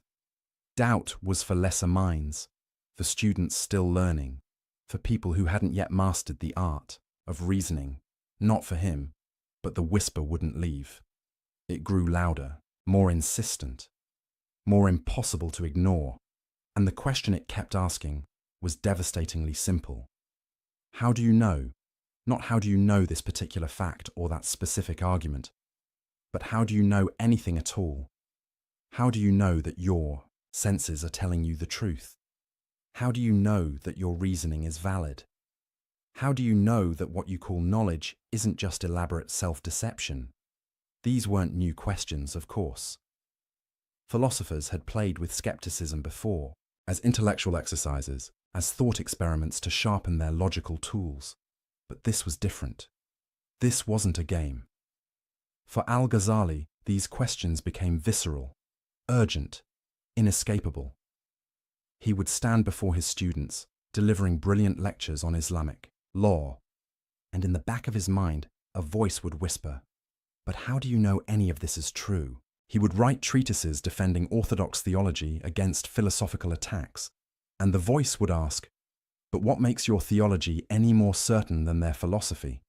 He would cite authorities, hadith, Quranic verses, logical proofs, and the voice would push back.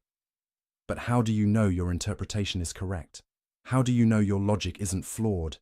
How do you know anything?" This is what intellectual crisis actually feels like, not like a dramatic moment of revelation, not like suddenly seeing the truth, more like drowning in slow motion, like watching the ground beneath you turn to quicksand, like feeling the walls of your mind close in. Al-Ghazali later described it as a sickness, a disease of the soul that spread through every part of his being. He couldn't eat. He couldn't sleep. He couldn't teach without feeling like a fraud. Because, here's what he realized. All his life, he had been in the business of certainty. As a jurist, he issued legal rulings. This is permissible. That is forbidden. These are definitive judgments backed by divine law. As a theologian, he defended religious truth. God is like this. Reality works like that. These are facts about existence itself. As a professor, he transmitted knowledge. Learn this, master that, build your understanding on these foundations. His entire career was built on the assumption that certain knowledge was possible, that you could know things for sure, that truth was accessible, that the human mind could grasp reality. But now that assumption was crumbling, and it all started with sense perception, Al-Ghazali began asking himself, why do I trust my senses? Sure, they usually seem reliable. I see a table, I touch it, it's solid, it's there. But I also dream, and in dreams, I'm absolutely convinced that what I'm experiencing is real. I see dream tables, I touch dream walls, I have dream conversations, and in the dream, it all feels completely certain. It's only when I wake up that I realize none of that was real. So here's the terrifying question. How do I know I'm not dreaming right now?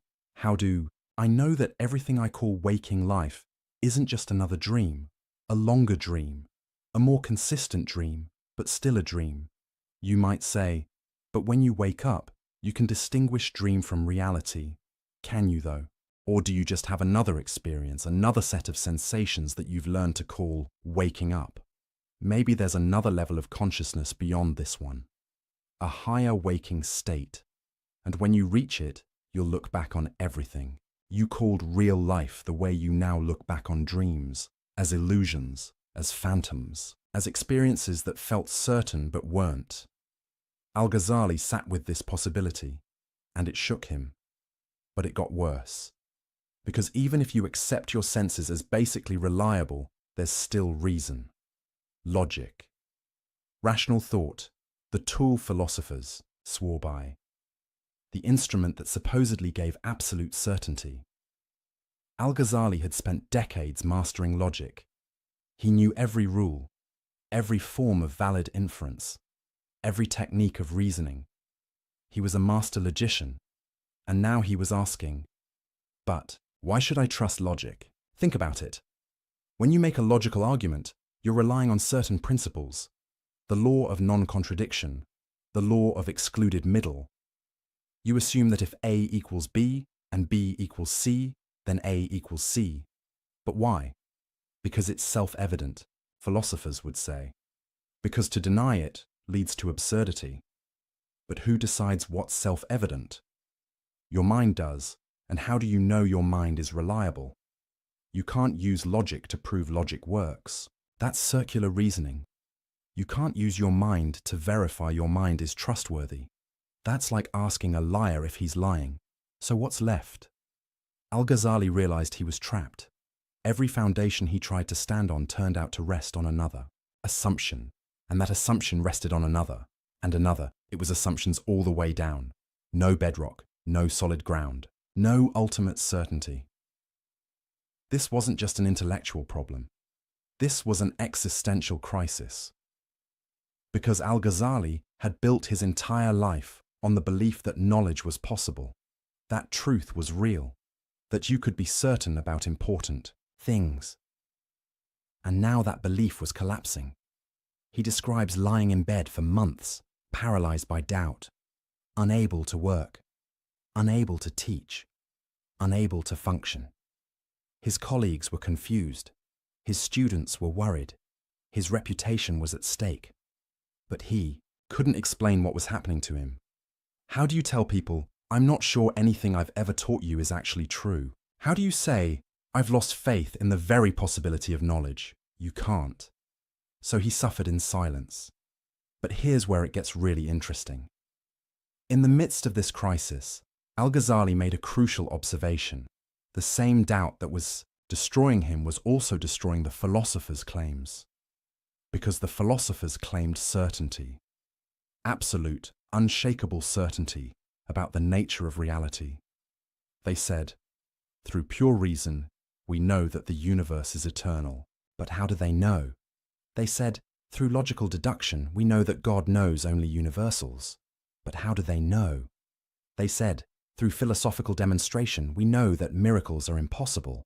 But how do they know? They were using the same tools Al-Ghazali now doubted. Sense perception, logical reasoning, rational inference. They were building their grand system on the same shaky foundations. But unlike Al-Ghazali, they hadn't questioned those foundations. They assumed reason was reliable. They assumed logic gave certainty. They assumed the human mind could grasp ultimate truths, without proof, without justification, without examining their own assumptions. And that was their fatal mistake. Because if you claim certainty, you better be able to prove you have it, and the philosophers couldn't. They just assumed they could know. They took it for granted. They built an empire of thought on an unexamined foundation. Al-Ghazali saw this now, saw it with a clarity born of personal suffering. He had been where they were, confident, certain, secure in his knowledge, and he had discovered that certainty was an illusion, a comforting lie we tell ourselves to avoid confronting the abyss of uncertainty beneath everything we think we know. This realization changed everything. Al-Ghazali wasn't going to critique the philosophers from a position of rival, certainty. He wasn't going to say, your system is wrong and mine is right. He was going to do something far more devastating. He was going to show that their certainty was unjustified, that their claims to knowledge were baseless, that their entire edifice of thought rested on assumptions they couldn't defend. He was going to use doubt as a weapon, not to destroy knowledge entirely, not to embrace complete skepticism, but to demolish the philosophers' arrogance, their certainty, their claim to have figured it all out, because he had learned something in his crisis, something the philosophers in their confidence had missed. Uncertainty isn't weakness, it's honesty. Doubt isn't the enemy of truth. It's the beginning of wisdom, and the willingness to question everything, even your own mind, is the only real path to understanding. The philosophers had never done that. They had never truly doubted, never really questioned their foundations, never honestly asked, "How do I know that I know?" They had been too busy building their systems to examine the ground beneath them. Al-Ghazali had looked down, and he had seen the abyss. And from that abyss, he was going to launch his attack, not as a rival philosopher offering a competing system of certainty, but as someone who had been to the edge and back, someone who knew what the philosophers didn't. That certainty itself is the problem, that the claim to absolute knowledge is the original sin of philosophy, that you can't build a tower to heaven when you're standing on quicksand. He began to write. Slowly, at first, testing his thoughts, working through his arguments. The title came to him clearly. Tahafut al-Falasifa, the incoherence of the philosophers. Not the errors of the philosophers, not against the philosophers. The incoherence, the internal contradictions, the logical breakdowns, the places where their system fell apart under its own weight. He wasn't going to refute them with a rival system. He was going to show that their system refuted itself. This was going to be surgical, precise, devastating.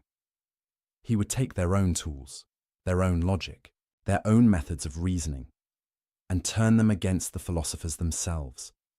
He would show that on their own terms, using their own standards, their conclusions didn't follow, that their certainty was unjustified, that their claims were incoherent, that the throne of knowledge they sat on was a house of cards. And when he was done, philosophy would never be the same. But this wasn't going to be easy, because to dismantle the philosophers, he first had to master them completely. He had to understand their system better than they did, see its weaknesses from the inside. He had to become one of them before he could destroy them, and that journey would take him to the darkest corners of thought, to questions that had no comfortable answers, to ideas that threatened everything he believed.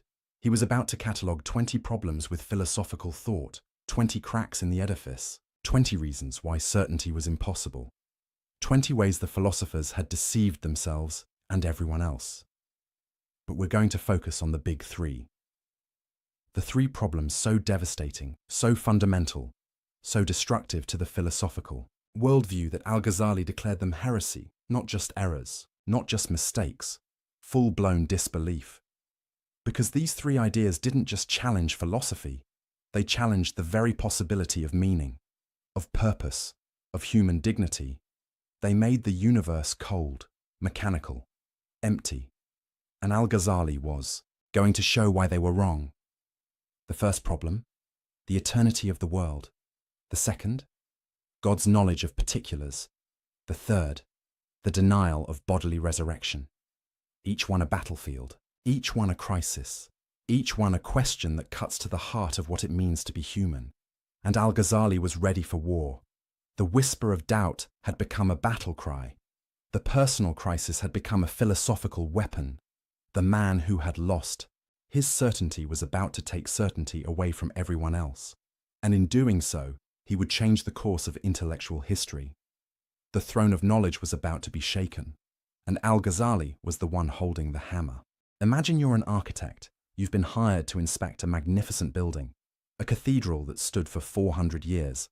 Everyone says it's perfect, unshakable, a masterpiece of engineering.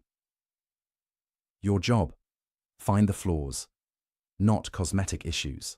Not minor cracks in the paint, structural problems, fatal weaknesses, the kind of flaws that mean the whole thing could come down. That's what Al-Ghazali was about to do to philosophy, but he wasn't going to be random about it. He wasn't going to just throw criticisms at the wall and see what stuck. He was methodical, strategic, surgical.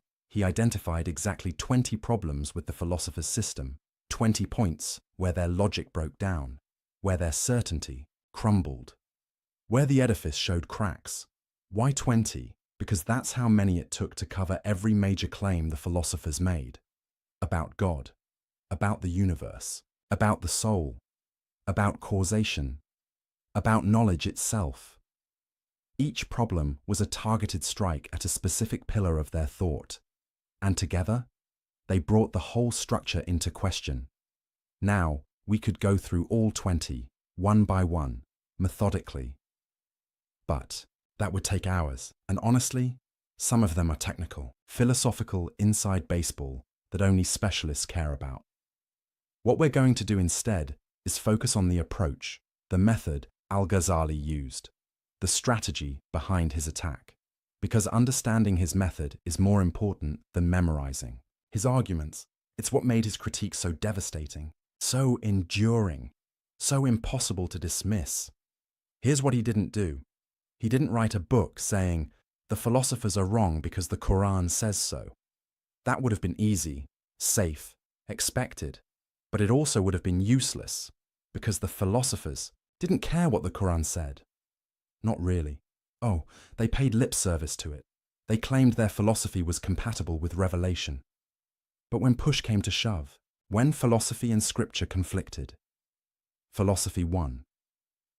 Every time, they would reinterpret scripture to fit their conclusions, allegorize away any contradictions, explain away any tensions. The revealed text became clay in their hands, something to be molded to fit their preconceived rational system. So Al-Ghazali knew, quoting scripture at them wouldn't work. He needed to beat them at their own game. He needed to use their tools, their methods, their standards of proof. He needed to show that even by their own criteria, their system failed. This is what makes his approach brilliant. He essentially said, okay, philosophers, you claim logical certainty. You say your conclusions necessarily follow from rational premises. Let's test that.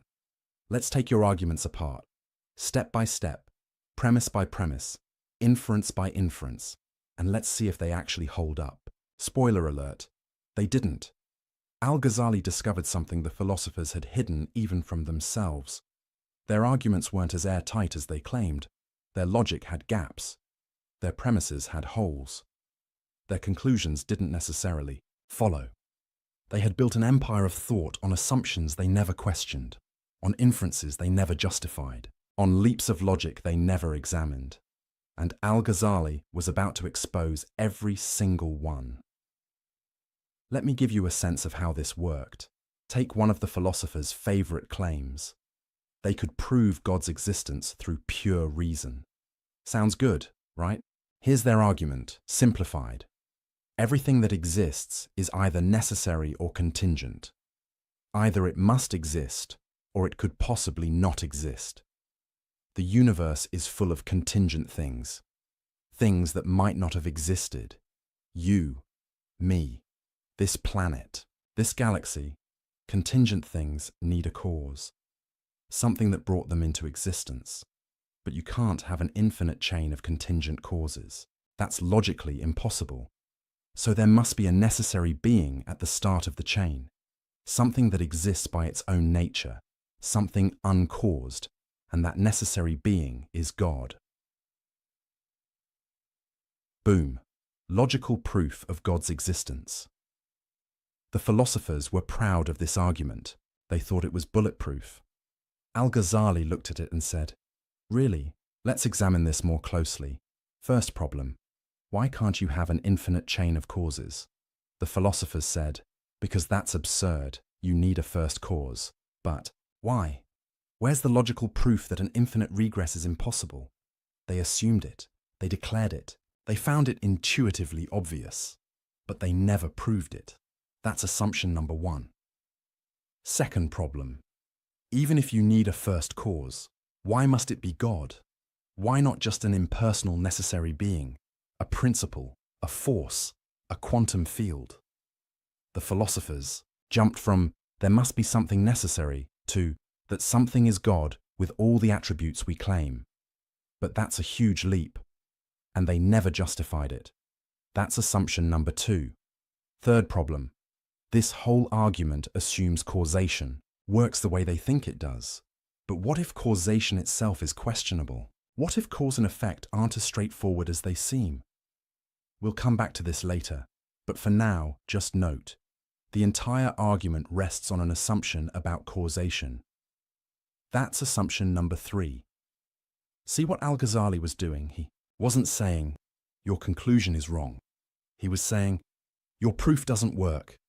You claim logical certainty, but you're actually making multiple unproven assumptions. You're not proving anything. You're just asserting things and calling it proof. This is devastating, because the philosopher's whole appeal was certainty, rational demonstration, logical necessity. If their proofs don't actually prove anything, if they're just sophisticated-sounding assertions, then their entire project collapses. They're not doing something fundamentally different from theologians or mystics or prophets. They're just dressing up their assumptions in logical clothing and pretending it's knowledge. Al-Ghazali did this 20 times. 20 major philosophical claims. 20 supposedly airtight arguments. And in each case, he showed the proof doesn't hold. The logic has gaps. The certainty is illusory. But here's where it gets really interesting. Al-Ghazali wasn't trying to prove the philosophers wrong about everything. That's not the point. The point was to show their certainty was unjustified. Maybe the universe is eternal. Maybe it's not. But you can't prove it through pure reason. Maybe God knows only universals. Maybe he knows particulars. But you can't demonstrate it logically. Maybe bodily resurrection is impossible. Maybe it's not. But you can't rule it out with philosophy. Al-Ghazali was attacking their epistemological arrogance, their claim to have certain knowledge about things that by their nature transcend human reason. He was saying, you don't know as much as you think you know. And more importantly, you can't know it the way you claim to know it. The tools you're using, sense perception, logical inference, rational demonstration, they're not capable of giving you certainty about ultimate questions. You've overestimated what reason can do. This is a profound insight, because Al-Ghazali wasn't anti-reason. He wasn't saying logic is useless. He was saying, reason has limits. Logic has boundaries. There are questions the human mind simply can't answer with certainty, and the philosopher's mistake was thinking they could transcend those limits.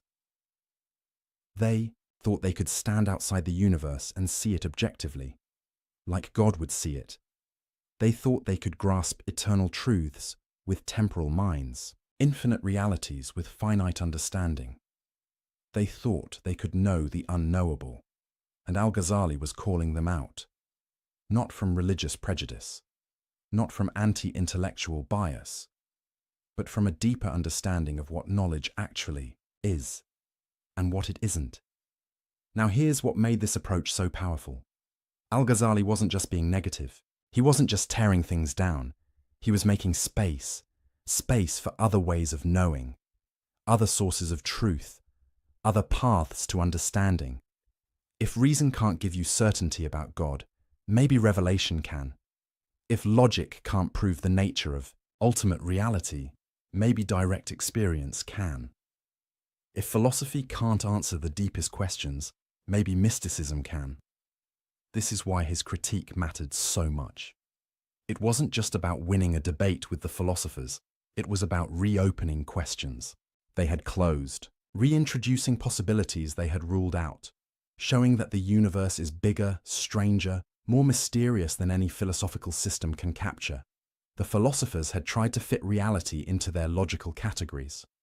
Al-Ghazali was showing that reality wouldn't fit, that there are aspects of existence that slip through the nets of rational analysis. That mystery isn't just what we haven't figured out yet. It's fundamental to what we are and where we are. But Al-Ghazali wasn't done, because among his 20 problems, 3 stood out. 3 issues so serious, so fundamental, so destructive to religious belief, that he couldn't just say, the proof is questionable. He had to go further. He had to say, if you believe these 3 things, you've crossed a line. You're not just philosophically mistaken, you're religiously deviant. You've abandoned beliefs so central to Islamic faith that you can't claim to be Muslim while holding them. This was serious. In Islamic intellectual history, calling someone's position heretical wasn't something you did lightly. It had legal consequences, social consequences. It could destroy careers and reputations. But Al-Ghazali felt he had no choice, because these 3 philosophical positions didn't just contradict scripture. They made religion meaningless. They made worship pointless. They made revelation unnecessary. If the philosophers were right about these 3 things, then Islam, as practiced by millions of believers, was built on a lie. Prayer became talking to yourself. Prophecy became delusion. The afterlife became fantasy. Al-Ghazali couldn't allow that to stand. So he drew a line in the sand. 20 problems with philosophy. Yes, the philosophers were wrong about many things, but 3 problems were in a different category. 3 positions were not just philosophical errors, they were religious disasters. The first, the eternity of the world. The philosophers claimed the universe has always existed. It didn't have a beginning. It won't have an end. It eternally emanates from God, the way light eternally emanates from the sun. Why did Al-Ghazali consider this heretical? Because if the world is eternal, then God didn't create it. Not in any meaningful sense. He didn't choose to bring it into being. He didn't will it to exist. He didn't make something from nothing. The universe just is, necessarily, eternally, without any real creative act on God's part. And if God didn't create, then what's his relationship to the universe? He becomes just another part of the cosmic machinery, not a creator, not a lord, not someone who acts, just the necessary being at the top of an eternal chain. This empties religion of meaning, because the whole point of worship is acknowledging that God made you, that you owe your existence to his choice, his will, his creative power. But if the universe is eternal, if God didn't really create, then what are you thanking him for? The second position, God's knowledge of particulars. The philosophers argued that God knows universals but not particulars. He knows humanity but not individual humans. He knows events but not specific events.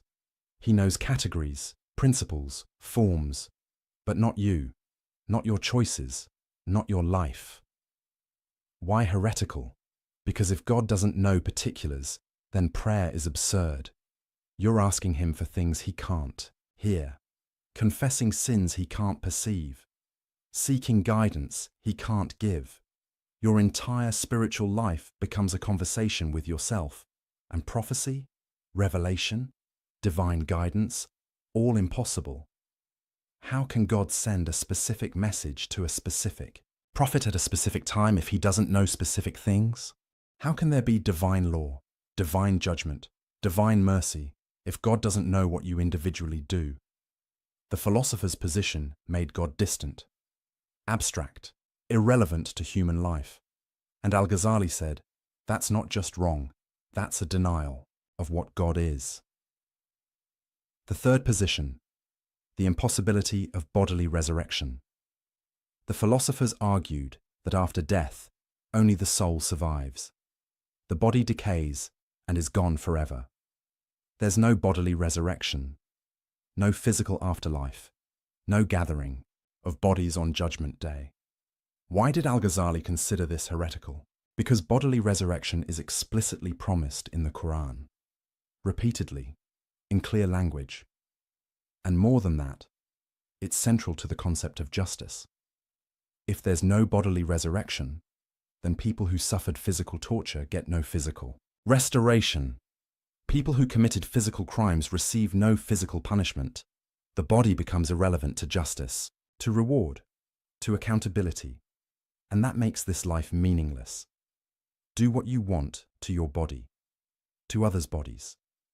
It doesn't matter, because the body is just temporary housing, something you shed like clothing.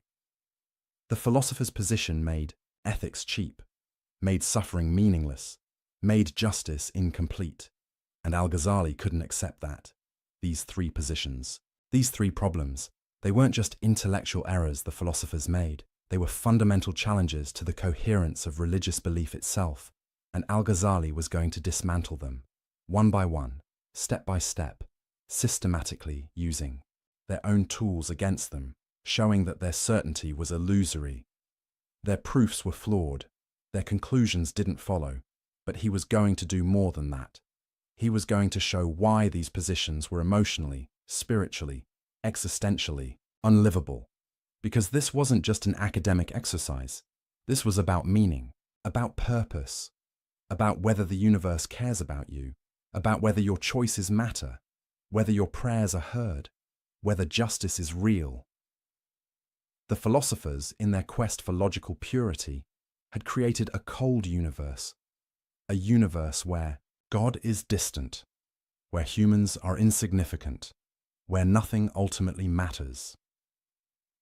Al-Ghazali was about to warm it back up, not through sentiment, not through wishful thinking, but through rigorous philosophical argument, showing that the philosophers' cold universe wasn't logically necessary, that their conclusions didn't follow from their premises, that you could be just as rational, just as logical, just as philosophically rigorous, while believing in a God who acts, who knows, who cares.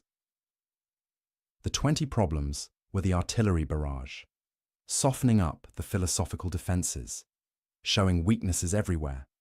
But the 3 heretical positions, those were the main assault, the focused attack on the heart of the philosopher's system, and Al-Ghazali was ready. He had the arguments, he had the method, he had the motivation. He knew what was at stake, not just winning a debate, not just defending orthodoxy, but preserving the possibility of meaning in a universe that philosophy was threatening to make meaningless. The throne of knowledge was trembling, the cracks were showing, and Al-Ghazali was about to strike at the foundations. 3 devastating blows, 3 knockout punches, 3 final arguments, starting with the most fundamental question of all. Did the universe have a beginning, or has it always existed? The philosophers said, always existed, obviously.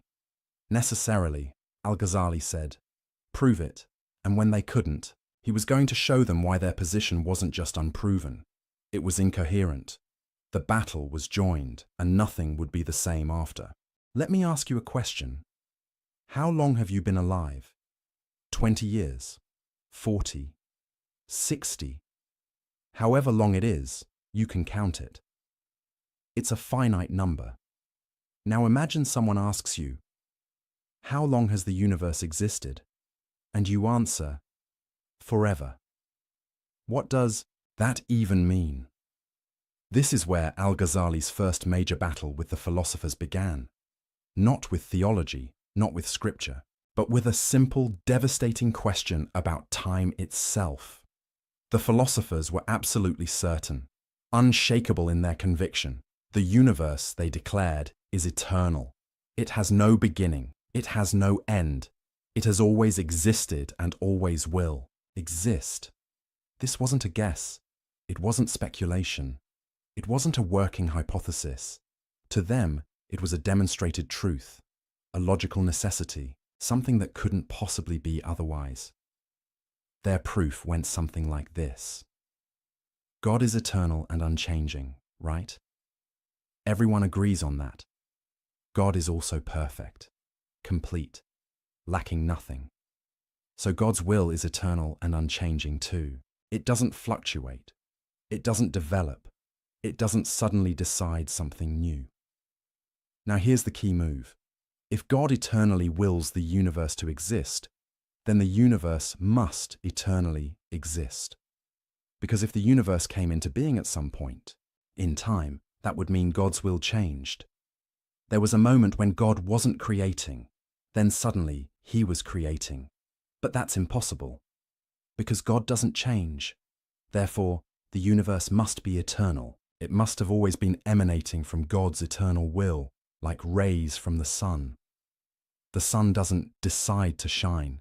It shines eternally. And its light exists eternally as a result. Same with God and the universe. Elegant, right? Logical, seemingly airtight. The philosophers thought they'd solved one of the biggest questions in existence. Al-Ghazali read this argument and saw something they didn't: a catastrophe waiting to happen. Because if the universe is eternal, then God didn't create it. Not really. Oh sure, the philosophers would say God is the cause of the universe, but that's not the same as creation. Creation means bringing something into existence that didn't exist before. Creation means choosing to make something, willing it to be, deciding that it should exist. But if the universe has always existed, if it's eternal, then there was never a moment of creation, never a choice, never a divine decision. The universe just is, has always been, will always be, and God's relationship to it becomes mechanical, automatic, impersonal, like the relationship between the sun and its light. The sun doesn't love its light, doesn't know its light, doesn't care about its light. The light just necessarily flows from the sun's nature. Is that really what we mean by God? A cosmic mechanism that necessarily produces a universe the way a fire necessarily produces heat? Al-Ghazali saw where this led. If God didn't choose to create, then he doesn't choose anything. If he doesn't choose, then he doesn't act. If he doesn't act, then he doesn't respond to prayers, doesn't send prophets, doesn't intervene in human affairs. He becomes the philosopher's abstraction, the unmoved mover, the distant principle, not the God of Abraham, not the God of Moses, not the God of Muhammad, not a God worth praying to. This was unacceptable. So, Al-Ghazali set out to demolish the philosopher's argument, and he started by asking the question they'd never properly considered. What does it actually mean for something to be eternal?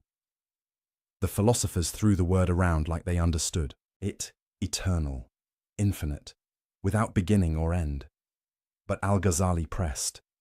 Do you really know what you're talking about? Can you actually conceive of an infinite past? Think about it carefully. If the universe has existed forever, then an infinite amount of time has already passed. An infinite number of years, an infinite number of days, an infinite number of moments. But here's the problem. You can't traverse an infinite distance, by definition. If something is infinite, you can never reach the end of it. So how did we get to today? If an infinite amount of time had to pass before we arrived at this moment, we should never have arrived at this moment. Because you can't finish traveling through infinity, it's like saying, I started counting from negative infinity and I just reached zero. That's nonsense. You could never start from negative infinity. There's no starting point, and even if you could, you'd never finish counting up to zero, because infinity has no end. Same with time. If the past is infinite, then we could never have reached the present. But we did reach the present. We're in it right now. Therefore, the past can't be infinite. The universe must have had a beginning. This is what philosophers call the impossibility of traversing an actual infinite, and Al-Ghazali wielded it like a sword. The philosophers tried to respond. They said, but you're thinking about infinity wrong. Past infinity isn't like a distance you travel. It's just there, all at once. Al-Ghazali pushed back. Okay, let's try a different angle. Imagine the universe is eternal, like you say. That means the number of past days is infinite, right? But the number of past years is also infinite. Now here's my question. Are there more past days than past years? The philosophers hesitated. On one hand, obviously there are more days than years. 12 times more, roughly. On the other hand, both numbers are infinite, and infinity equals infinity. You can't have one infinity bigger than another infinity. That contradicts what infinity means. So which is it? Are there more past days than past years? Or are they equal, If you say there are more days, you're admitting that one infinity can be bigger than another, which is absurd. If you say they're equal, you're admitting that 12 days equals 1 year, which is also absurd. Either way, you're trapped. This is the problem with treating infinity as if it's just a really big number. It's not. Infinity doesn't behave like numbers behave. You can't do arithmetic with it. You can't compare infinities. You can't traverse them. So when you say the past is infinite, you're not actually saying something coherent. You're using a word that sounds profound, but actually refers to nothing you can meaningfully conceive. The philosophers squirmed. They tried another defense. Okay, but here's the thing. God is outside of time. He's eternal in a different sense. So when God creates the universe, he's not doing it at a point in time. He's doing it eternally. The universe doesn't have a beginning in time because time itself is part of the universe. Al-Ghazali smiled at this. So you're admitting the universe has a beginning? That it's not eternal after all? Because if time is part of the universe, and the universe came from God, then the universe began to exist. You're just saying it began, to exist with time rather than in time. But either way, it began. It's not eternal. You've conceded my point while trying to argue against it. The philosophers realized they were in trouble. Every defense they mounted created new problems. But Al-Ghazali wasn't done. He had another angle of attack, an even more devastating one. He said, let's grant for a moment that the universe could be eternal, just for argument's sake. Let's imagine an infinite past actually makes sense. Even so, I can show you that it's not necessary, that God could have created the universe at any point in time, and if it's not necessary for the universe to be eternal, then your whole argument collapses. Here's how this worked. The philosophers claimed God's eternal will necessitates an eternal universe. But Al-Ghazali asked, why? Why couldn't God eternally will to create the universe at a specific moment? Think about it. You can decide today to do something tomorrow. Your decision is made today, but the action happens tomorrow. Your will exists at one time. The effect of your will exists at another time. So why couldn't God's eternal will produce a temporally originated universe? God could eternally intend, let the universe begin at moment X. That intention is eternal, unchanging, always part of God's will. But the universe itself still has a beginning, still comes into existence at a specific point. The philosophers said, but that means God's will has to wait, and God doesn't wait. Al-Ghazali countered, no, you're confusing God's will with God's action. God can will something eternally and actualize it temporally. Your problem is you've collapsed will and action into the same thing, but they're not the same, even for God.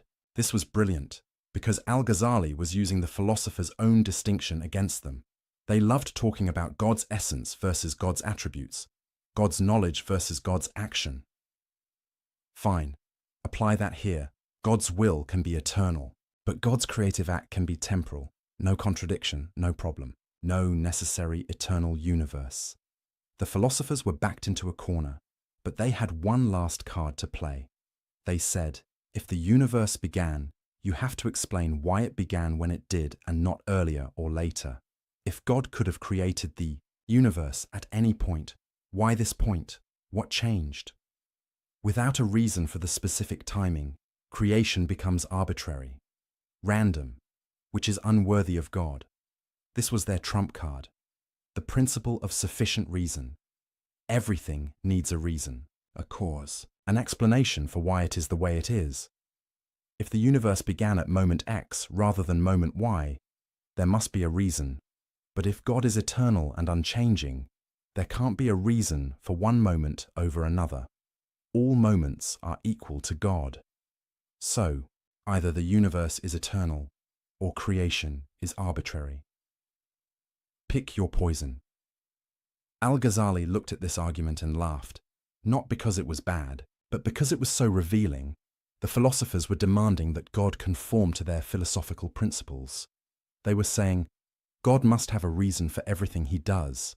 and that reason must be accessible to human understanding. But why? Who says God needs to justify his choices to philosophers? Who says divine wisdom has to make sense according to human logic? The philosophers had forgotten something crucial. God is not like us. His knowledge is not like our knowledge. His will is not like our will. His reasons are not like our reasons. To demand that God provide a philosophical explanation for why he created when he did is to put philosophy above God.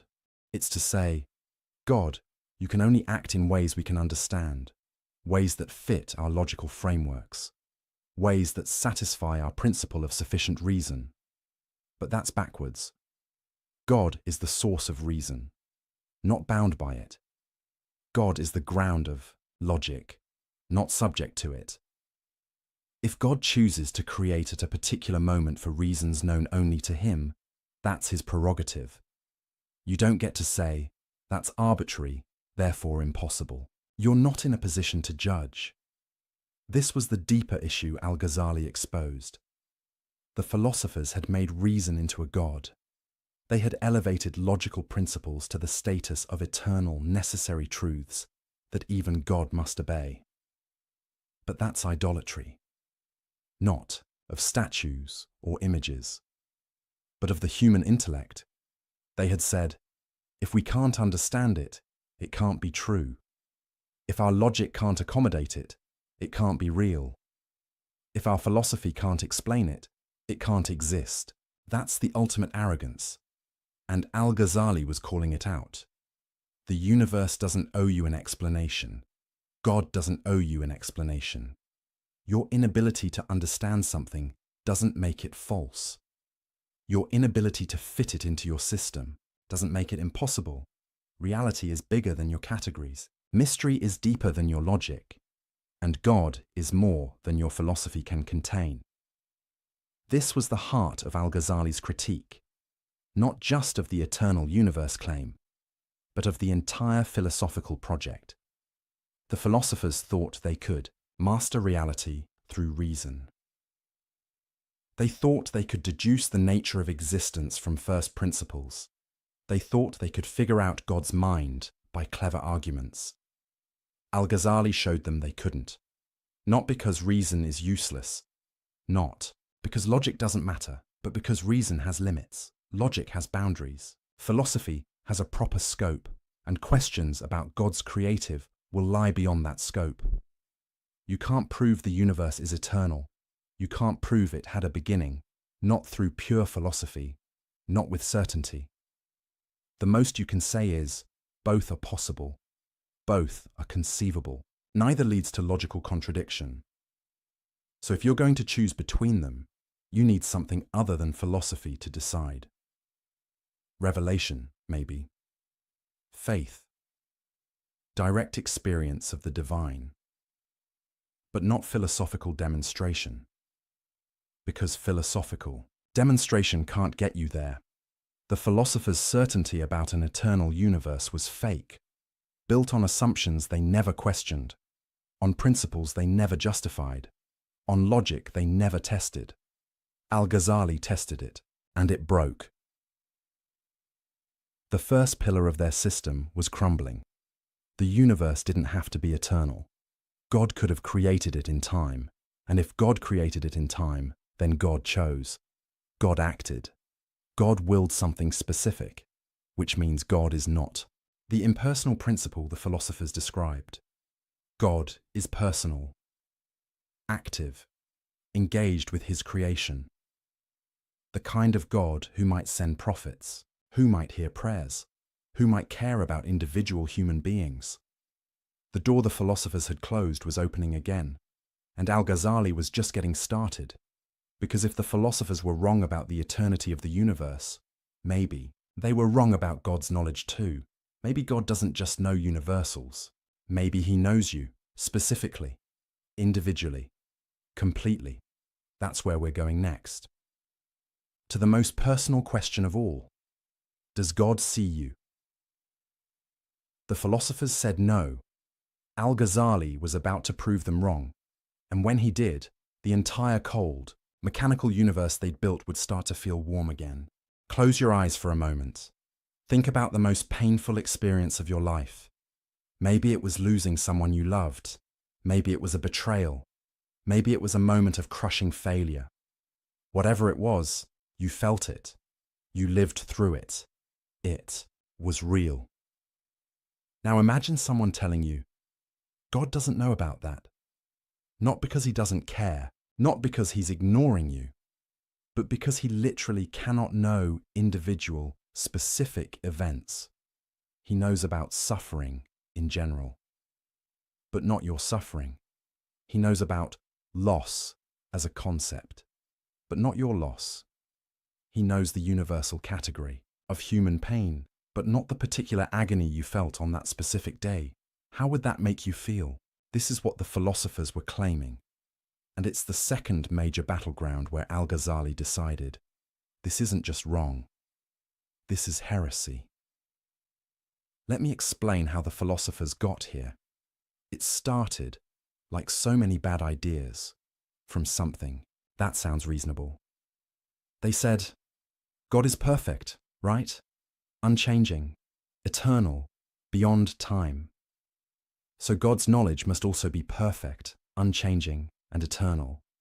God can't learn new things, can't discover facts he didn't know before, can't be surprised by events. So far, most theologians would agree. But then, the philosophers made a fatal move. They said, if God's knowledge is unchanging, then God can only know unchanging things. Things that are eternally true, always the same, never in flux. And what are those things? Universals, essences, eternal forms. God knows humanity as an eternal essence, but not individual humans who are born and die. God knows motion as a principle, but not specific movements happening at specific times. God knows existence as a concept, but not particular existence that come and go. In philosophical jargon, they were saying, God knows universals but not particulars. Let that sink in for a moment. According to the philosophers, God doesn't know what you had for breakfast this morning, the specific words you spoke to your friend yesterday, the exact thought running through your mind right now, the particular choice you're about to make. Not because these things are hidden from him, but because they're beneath his type of knowledge. God's knowledge is too lofty, too eternal, too perfect to concern itself with the messy, changing, temporary details of individual existence. He knows the forms, the patterns, the eternal truths, but the specific instances, the individual cases, the particular moments, those are irrelevant to divine knowledge. The philosophers thought this made God more perfect, more transcendent, more sublime, more worthy of worship. They thought they were honoring God by elevating his knowledge above mundane particulars.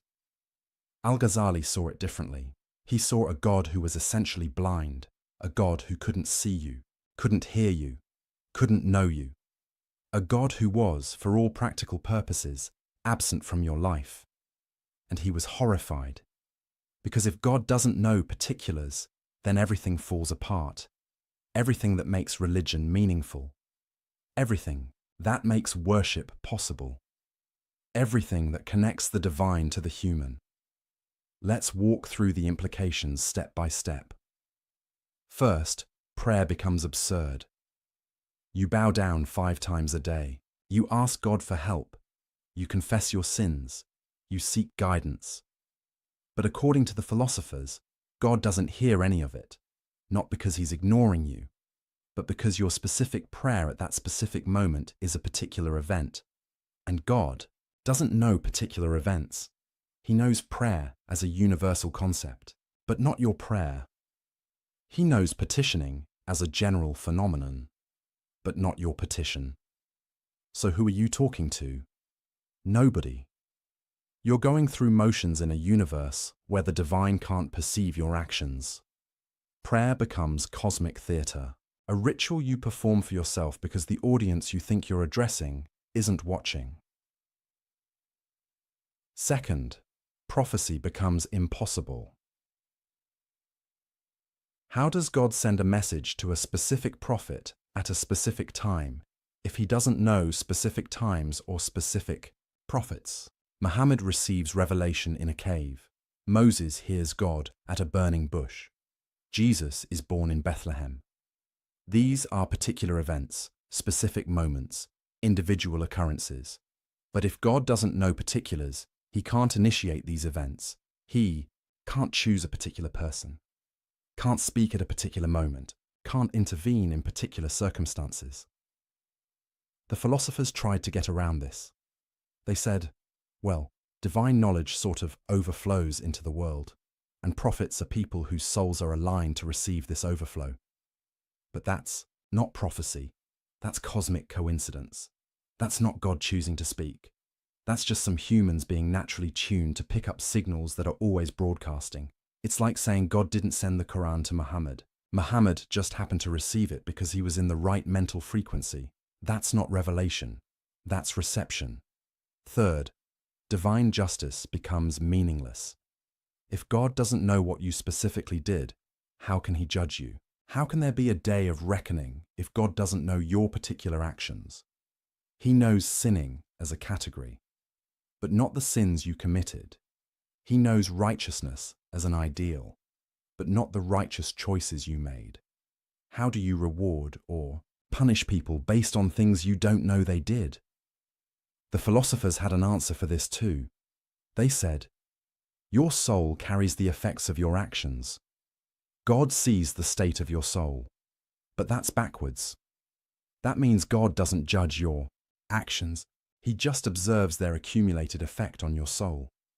It's like saying a teacher doesn't grade your test. She just looks at how smart you became after taking it. That's not justice. That's just observing outcomes.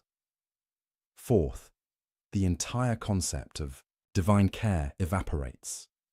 When the Quran says God is closer to you than your jugular vein, what does that mean if God doesn't know you exist? When it says he knows what's in your hearts, is that a lie? When it says he responds to those who call on him, is that false advertising? The philosophers were forced to reinterpret all these passages. They said, these verses speak metaphorically for the common people, but the real truth is more abstract.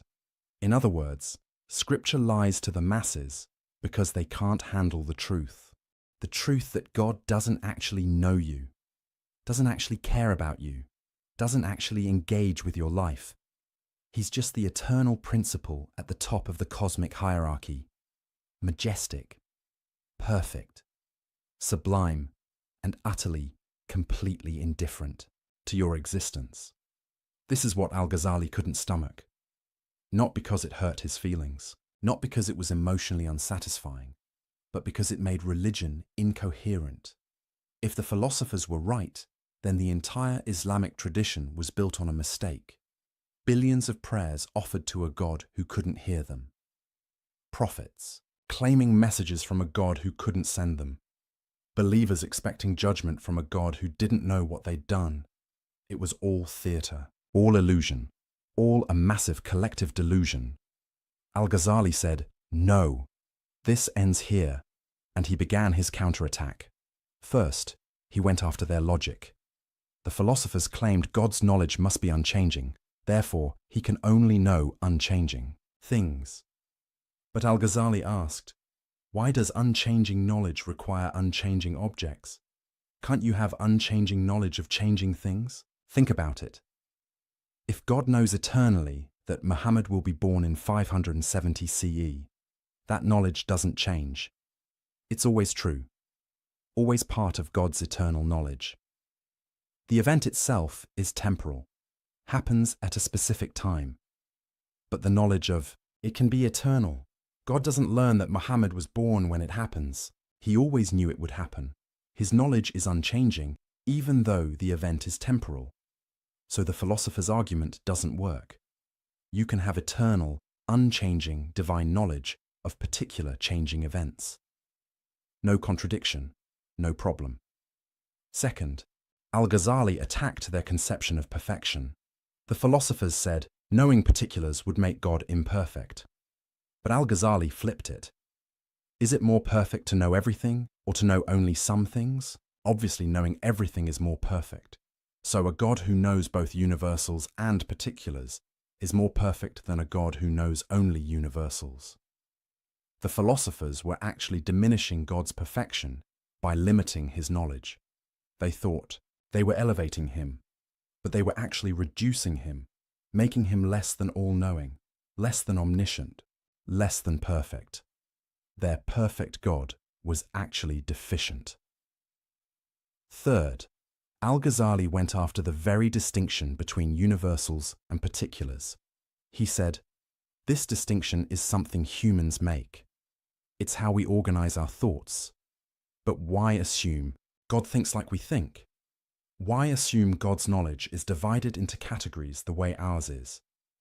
Maybe to God, there is no difference between universal and particular. Maybe he knows everything in a way we can't comprehend, a way that transcends our categories." The philosophers had committed the sin they always accused others of. They had anthropomorphized God, not by giving him a body, but by giving him a human-like mind, by assuming his knowledge works like their knowledge, just bigger, just more perfect. But what if God's knowledge is radically different from human knowledge? What if it's not just quantitatively greater, but qualitatively other? Then all their reasoning about what God must or must not know falls apart, because they're reasoning from false assumptions about the nature of divine knowledge. Fourth, Al-Ghazali pointed to the absurd consequences. If God doesn't know particulars, does he know himself? After all, God is a particular being, not a universal concept. There's only one God, one specific, unique, particular divine reality. So if God can only know universals, can he not know himself? The philosophers squirmed at this. Some said, God is an exception. He knows himself even, though he's particular. But Al-Ghazali pounced. So particulars can be known by God. You just admitted it. If God can know one particular, himself, why not other particulars? Your rule about God only knowing universals has a huge exception, which means it's not really a rule. Others said, God isn't particular. He's beyond the universal particular distinction. Fine, Al-Ghazali said. Then why can't his knowledge also be beyond that distinction? Why can't he know in a way that includes both universals and particulars? Every defense the philosophers mounted created new problems. They were trapped, contradicting themselves, tying themselves in logical knots. Fifth, and most devastatingly, Al-Ghazali showed that their position made prediction impossible. The philosophers believed in astrology, in reading the stars to predict future events. But how can you predict a particular future event if God doesn't know particular events? If the cosmos is governed by divine knowledge, and divine knowledge doesn't include particulars, then particular events aren't part of the cosmic order. They're just random, unpredictable, outside the scope of rational understanding. But the philosophers wanted it both ways. They wanted a rationally ordered universe where everything follows from divine knowledge, but they also wanted to limit divine knowledge to universals. You can't have both. Either the universe is rationally ordered down to its particulars, in which case God must know those particulars, or God doesn't know particulars, in which case the universe is ultimately chaotic and unpredictable at the level of individual events. The philosophers were caught in a contradiction of their own making. Al-Ghazali exposed it mercilessly.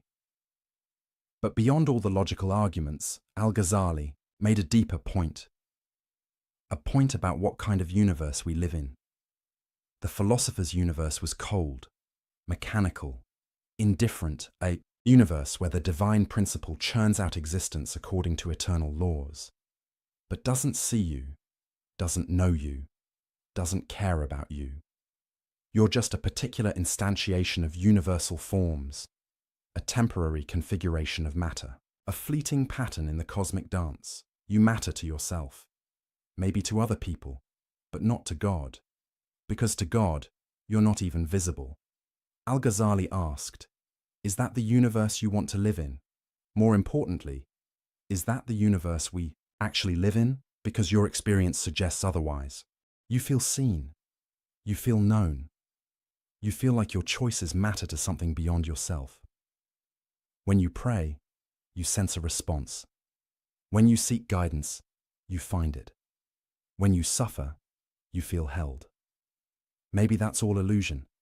Maybe it's wishful thinking. Or maybe the philosophers are wrong. Maybe God does know particulars, does see individuals, does care about specific people. Maybe the universe is warmer than the philosophers imagined. Maybe you matter more than their system allows. This was the choice Al-Ghazali presented, not as a logical proof, not as a philosophical demonstration, but as an existential question. Which universe do you actually live in?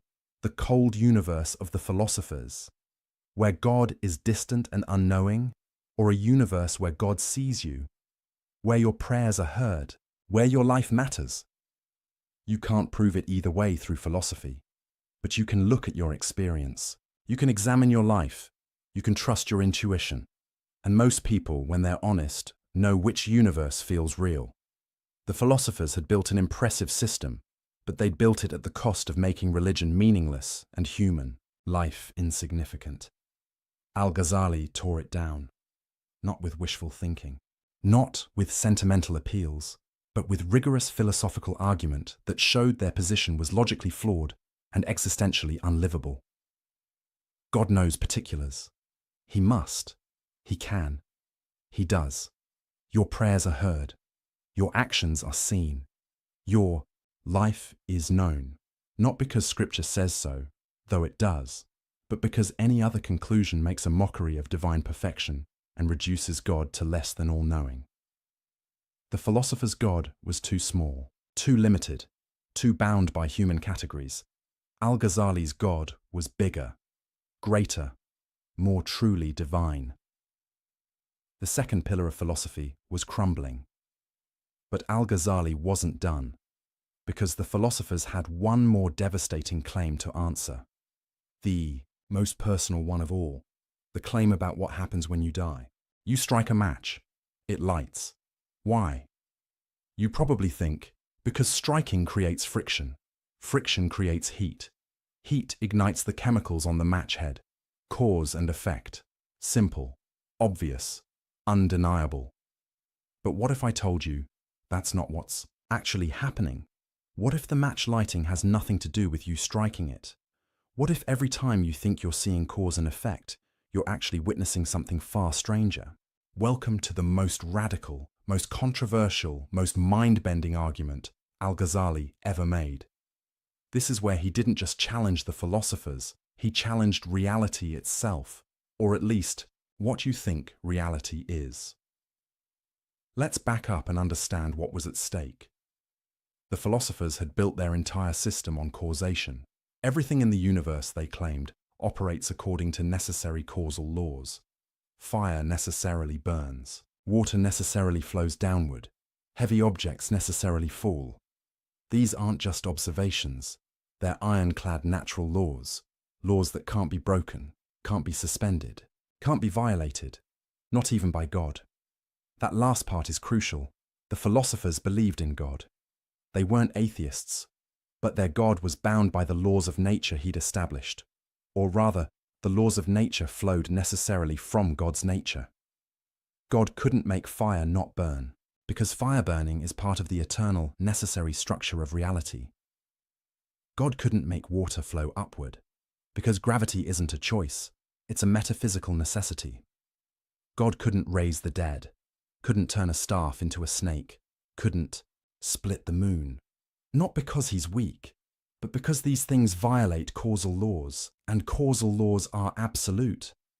This is why the philosophers rejected miracles, not because they hadn't heard the stories, but because miracles are impossible. Logically impossible, metaphysically impossible, causally impossible. If you accept that causes necessarily produce their effects, then you have to reject any story where a cause fails to produce its effect. Moses throws down his staff. Does it become a snake? The philosophers said, no, impossible. Staves don't become snakes. Jesus speaks to a dead man. Does he rise? The philosophers said, no, impossible. Dead tissue doesn't reanimate. Muhammad points to the moon. Does it split? The philosophers said, no, impossible. Celestial bodies don't split from verbal commands.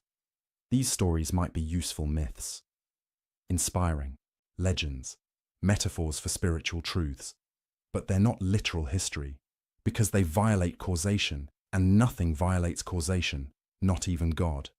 Do you see the problem? If miracles are impossible, then prophecy is questionable. If prophets can't perform miracles, how do you know they're really sent by God? Anyone can claim divine authority. The miracle is supposed to be the proof. But if miracles don't happen, there's no proof. Just claims, just stories, just legends that may or may not be true. The entire foundation of revealed religion rests on the possibility of divine intervention in the natural order.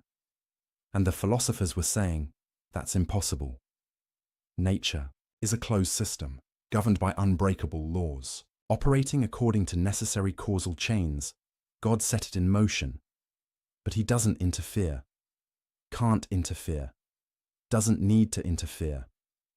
Everything unfolds according to the eternal plan encoded in natural law. Al-Ghazali looked at this and saw the ultimate expression of philosophical arrogance. They weren't just making a claim about how nature usually works. They were making a claim about what God can and cannot do. They were putting limits on divine power, constraints on divine action, boundaries on divine will, and they were doing it in the name of reason, logic, philosophical necessity. Al-Ghazali decided this has to be destroyed, not just criticized, not just questioned, utterly demolished. And to do it, he was going to attack causation itself, not just the philosopher's theory of causation, but the very idea that causes necessarily produce effects. This is where Al-Ghazali became truly radical. Here's his argument, and fair warning, it's going to make your head spin. When you see fire touch cotton, and the cotton burns, you believe the fire caused the burning. But Al-Ghazali asked, did you actually see causation? Or did you just see sequence? You saw fire touch cotton, then you saw cotton burn. Two events, one after another. But did you see the fire making the cotton burn? Did you see the causal power transferring from fire to cotton? No, you just saw event A, then event B. You inferred causation. You assumed it, you concluded it, but you didn't observe it.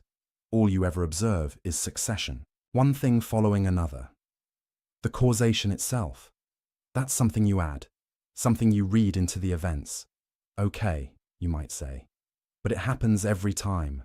Fire always burns cotton. That can't be coincidence, can't it? What if God creates the burning of cotton every time fire touches it? Not because the fire causes it, but because that's his habit, his custom, his regular pattern. God sees fire touch cotton, and in that moment, he creates burning in the cotton, not because he has to, not because the fire forces him to, but because he chooses to. Every single time, consistently, reliably, predictably. So predictably that you mistake his habit for a necessary law. This is the doctrine of occasionalism, the idea that God is the only real cause, the only actual agent, the only true power in the universe. Everything else? Occasions for God's action. Fire doesn't burn cotton. God burns cotton on the occasion of fire touching it. Your hand doesn't move your pen. God moves your pen on the occasion of your willing it. Bread doesn't nourish you. God nourishes you on the occasion of you eating bread. There are no natural causes, no necessary connections, no causal powers in created things, just God, acting constantly, creating each moment fresh. Now you might be thinking, this is insane. This contradicts everything we know about how the world works. Does it, though? Al-Ghazali pointed out. You've never actually seen a necessary connection between cause and effect. You've seen constant conjunction, regular sequence, habitual association. But necessity. Where do you observe that? When you say, fire must burn cotton, what does must mean? Does it mean you've never seen fire fail to burn cotton? That's just observation of past patterns. Does it mean you can't imagine fire not burning cotton? That's just limits of your imagination. Does it mean there's some metaphysical force compelling fire to burn? Where's your evidence for that? The philosophers claimed necessity, but they couldn't prove it. They just assumed that because something always happens, it must happen. But always and must are different things. Maybe fire has always burned cotton, but that doesn't mean it has to burn cotton. Maybe God has always chosen to create burning when fire touches cotton, but that doesn't mean he couldn't choose otherwise. The difference matters enormously, because if causation is just God's habit, then God can change his habits. He can make fire not burn, water not wet, gravity not pull, not as violations of natural law, because there are no natural laws, only divine habits, and habits can be broken. This is how miracles become possible. Moses throws his staff. Normally God would keep it as wood, but this time he transforms it into a snake, not a violation of causation, because there is no causation to violate. Just God doing something different than his usual habit. Jesus touches a dead man. Normally, God keeps dead tissue dead, but this time he restores life, not breaking natural law, because there is no natural law, only God's customary action. Muhammad points to the moon. Normally, God maintains the moon's unity, but this time he splits it. Same thing. God exercising his freedom to act differently than usual. No logical impossibility. No metaphysical violation. No problem. The philosophers hated this argument. They threw everything they had at it. First objection. If causation isn't real, then knowledge is impossible. Science is meaningless. You can't predict anything. Al-Ghazali's response. Why not? God acts consistently. His habits are reliable. You can study those habits, learn the patterns, make predictions based on God's customary behavior. The difference is, you recognize those patterns as descriptions, not prescriptions. They tell you what God usually does, not what he must do. Science still works. You just understand its limits. Second objection. If God creates everything directly, then humans have no causal power. We're not agents. We don't really act. Al-Ghazali bit the bullet. Correct.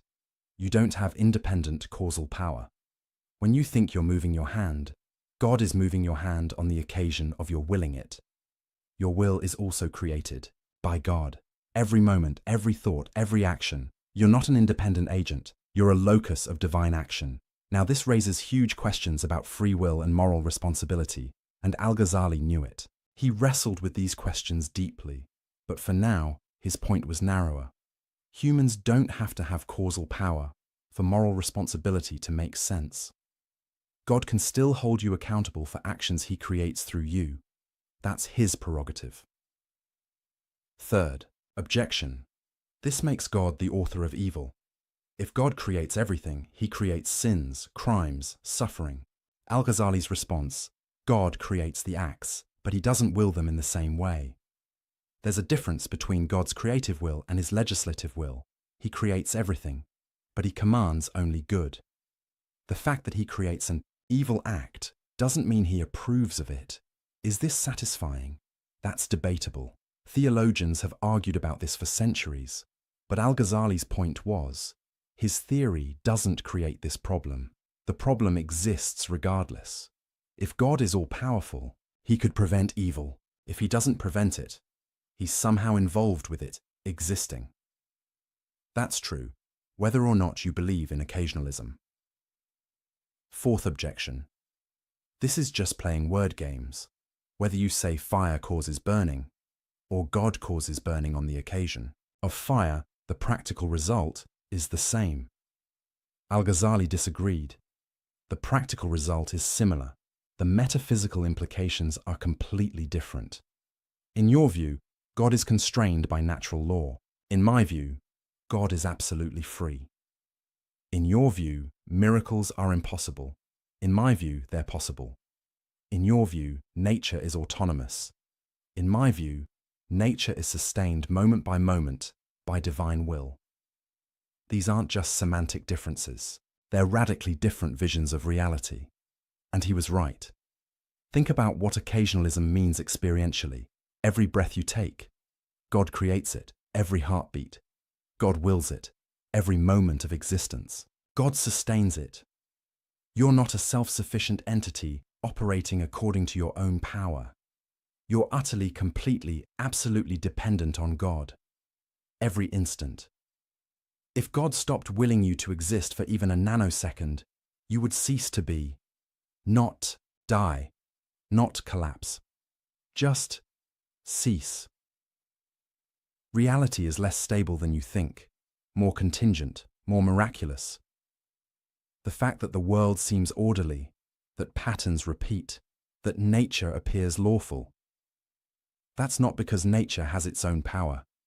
It's because God is faithful. He chooses to act consistently, to maintain patterns, to sustain the world in a regular way. But he's under no obligation to do so. Every moment the universe doesn't dissolve into chaos is an act of divine mercy. Every moment fire burns cotton is an act of divine choice. Every moment you exist is a gift. This is a universe of radical dependence, radical contingency, radical divine involvement. Not the distant, mechanistic universe of the philosophers, but a universe where God is intimately involved in every event, every action, every moment. Some people find this comforting. God is never absent, never distant, always acting. Others find it terrifying. There's no stability, no natural law, no independence. Al-Ghazali found it liberating because it meant God was free, truly free, not bound by anything, not by logic, not by necessity, not by natural law, only by his own wisdom and mercy. And that meant miracles were possible, revelation was possible, divine intervention was possible.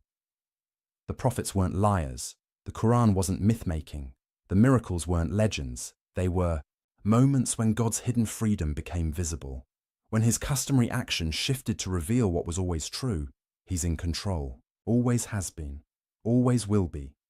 Now here's what's brilliant about Al-Ghazali's strategy. He didn't claim he could prove occasionalism was true. He just claimed he could show that the philosopher's theory of causation couldn't be proven.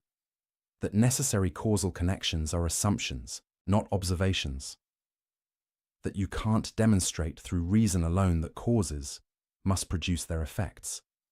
And if you can't demonstrate it, then you can't rule out miracles on philosophical grounds. The philosopher's certainty about causation was just another example of unwarranted confidence. They claimed to know something they couldn't possibly know. They elevated their observation of patterns into metaphysical necessity. They confused, "This is how things always happen," with, "This is how things must happen." And that confusion allowed them to reject miracles, prophecy, and divine intervention. Al-Ghazali's occasionalism was a philosophical nuclear option. It didn't just challenge the philosopher's theory of causation. It obliterated the very concept of natural causation. It said, there are no secondary causes, no created powers, no autonomous natural processes, just God, acting, always and everywhere. Was Al-Ghazali right? That's a question philosophers and theologians still debate. But right or wrong, he accomplished his goal. He showed that the philosopher's rejection of miracles wasn't based on demonstrated truth. It was based on assumptions, preferences, philosophical commitments. And those commitments couldn't be proven, which meant miracles couldn't be ruled out, which meant revelation couldn't be dismissed, which meant the prophets couldn't be rejected on philosophical grounds. The third major pillar of the philosopher's system was demolished. They claimed the universe operated according to necessary causal laws that even God couldn't violate, Al-Ghazali showed. That's not knowledge. That's assumption. You don't know that fire must burn. You just know it always has. You don't know that causes must produce effects. You just observe regular sequences. You don't know that miracles are impossible. You just prefer a world without them. But preference isn't proof. Observation isn't necessity. Habit isn't law. The philosophers had built their confident rejection of miracles on sand, and Al-Ghazali had washed it away. But he'd done something else too. Something perhaps more important. He'd shown that the universe is stranger, more mysterious, more dependent on the divine than the philosophers imagined. That what looks like ironclad natural law might be divine custom. That what seems like independent causation might be continuous creation. That what appears to be a mechanistic universe might be a stage for constant divine action. Whether you accept his occasionalism or not, he'd opened a door to wonder, to mystery, to possibilities beyond what reason can prove or disprove. The philosophers had closed that door. They'd said, "We know how reality works." Necessarily, certainly, Al-Ghazali had pried it open again, and through that open door, the light of something beyond philosophy could shine through. Not irrationality, not anti-intellectualism, not blind faith, but an acknowledgement that reason has limits. That certainty is rare. That mystery is real. And in that acknowledgement, space for revelation, for prophecy, for divine action, for a God who isn't bound by philosophers' categories, for a universe that's bigger than logic can contain, for possibilities that reason can't rule out. The match still lights when you strike it, but now you know that's not inevitable, that's not necessary, that's not an iron law, that's God, choosing, acting, sustaining the pattern. And he could choose otherwise. He usually doesn't, but he could. And sometimes, for prophets, for signs, for miracles, he does. And there's nothing the philosophers can do about it, because their certainty was always an illusion. Their necessary connections were always assumptions. Their closed universe was always just a cage they built around their own imagination. Al-Ghazali broke the cage, and the philosophers would never get it closed again. Let me tell you about a man who knew too much. Not in the sense that he'd discovered dangerous secrets, but in the sense that he'd pushed his mind to see contradictions everywhere, to question everything so thoroughly that certainty became impossible, to analyze so deeply that the ground beneath every thought turned to quicksand. That man was Al-Ghazali, and in the process of dismantling the philosophers, he was dismantling himself. Because here's what happens when you truly commit to radical doubt. When you question not just conclusions but methods, not just theories, but the tools used to build theories. When you push skepticism all the way to its logical conclusion, you don't end up with alternative certainty, you end up with intellectual paralysis. You don't discover solid ground, you discover there is no solid ground. And that realization doesn't feel like victory. It feels like madness. Al-Ghazali was winning his war against the philosophers. He'd shown their arguments didn't prove what they claimed. Their certainty wasn't justified. Their system rested on assumptions they couldn't defend. But in doing so, he'd also shown something more troubling, that all rational argument might rest on assumptions that can't be defended. That certainty itself might be impossible to achieve through reason alone, that the tools we use to know things might be unreliable at their core. This is the metacritique, the argument that turns back on itself. It's not just, the philosophers are wrong about X, Y, and Z. It's, philosophy itself can't deliver what it promises. Reason itself has fatal limitations.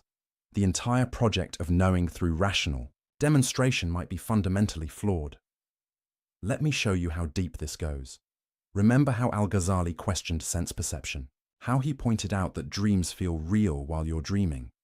That was effective against the philosophers, but it's also effective against anyone claiming knowledge, including Al-Ghazali himself. How does he know his critique of the philosophers is valid? He used reasoning.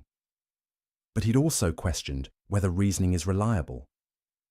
He observed contradictions in their arguments.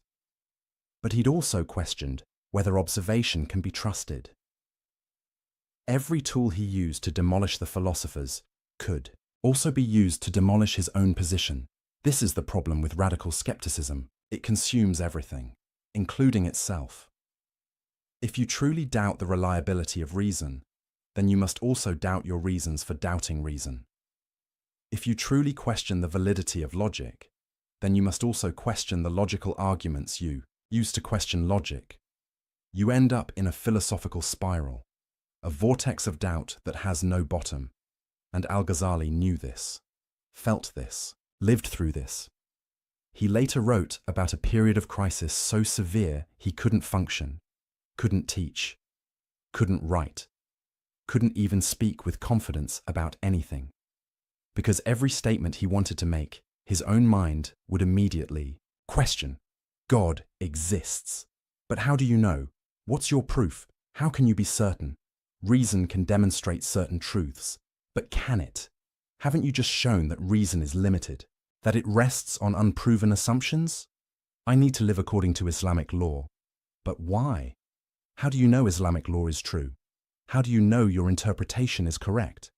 Round and round, question after question, doubt feeding on doubt.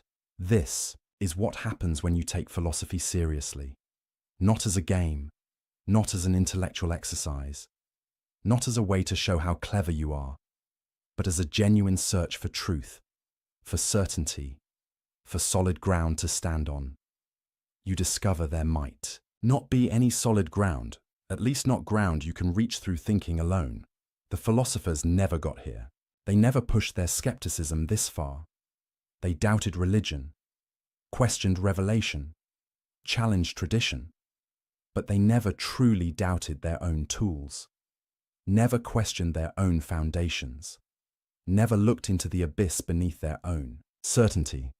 They thought they'd escape the quicksand of uncertain opinion and reach the bedrock of demonstrated truth. Al-Ghazali discovered there is no bedrock, or if there is, reason can't reach it, because every foundation you propose can be questioned, every axiom can be challenged, every proof requires assumptions, even the principles of logic itself. Why should you accept the law of non-contradiction, the principle that something can't both be and not be at the same time? The philosophers said, because it's self-evident. To deny it is absurd. But self-evident to whom? Absurd by what standard? Your mind finds it self-evident. But how do you,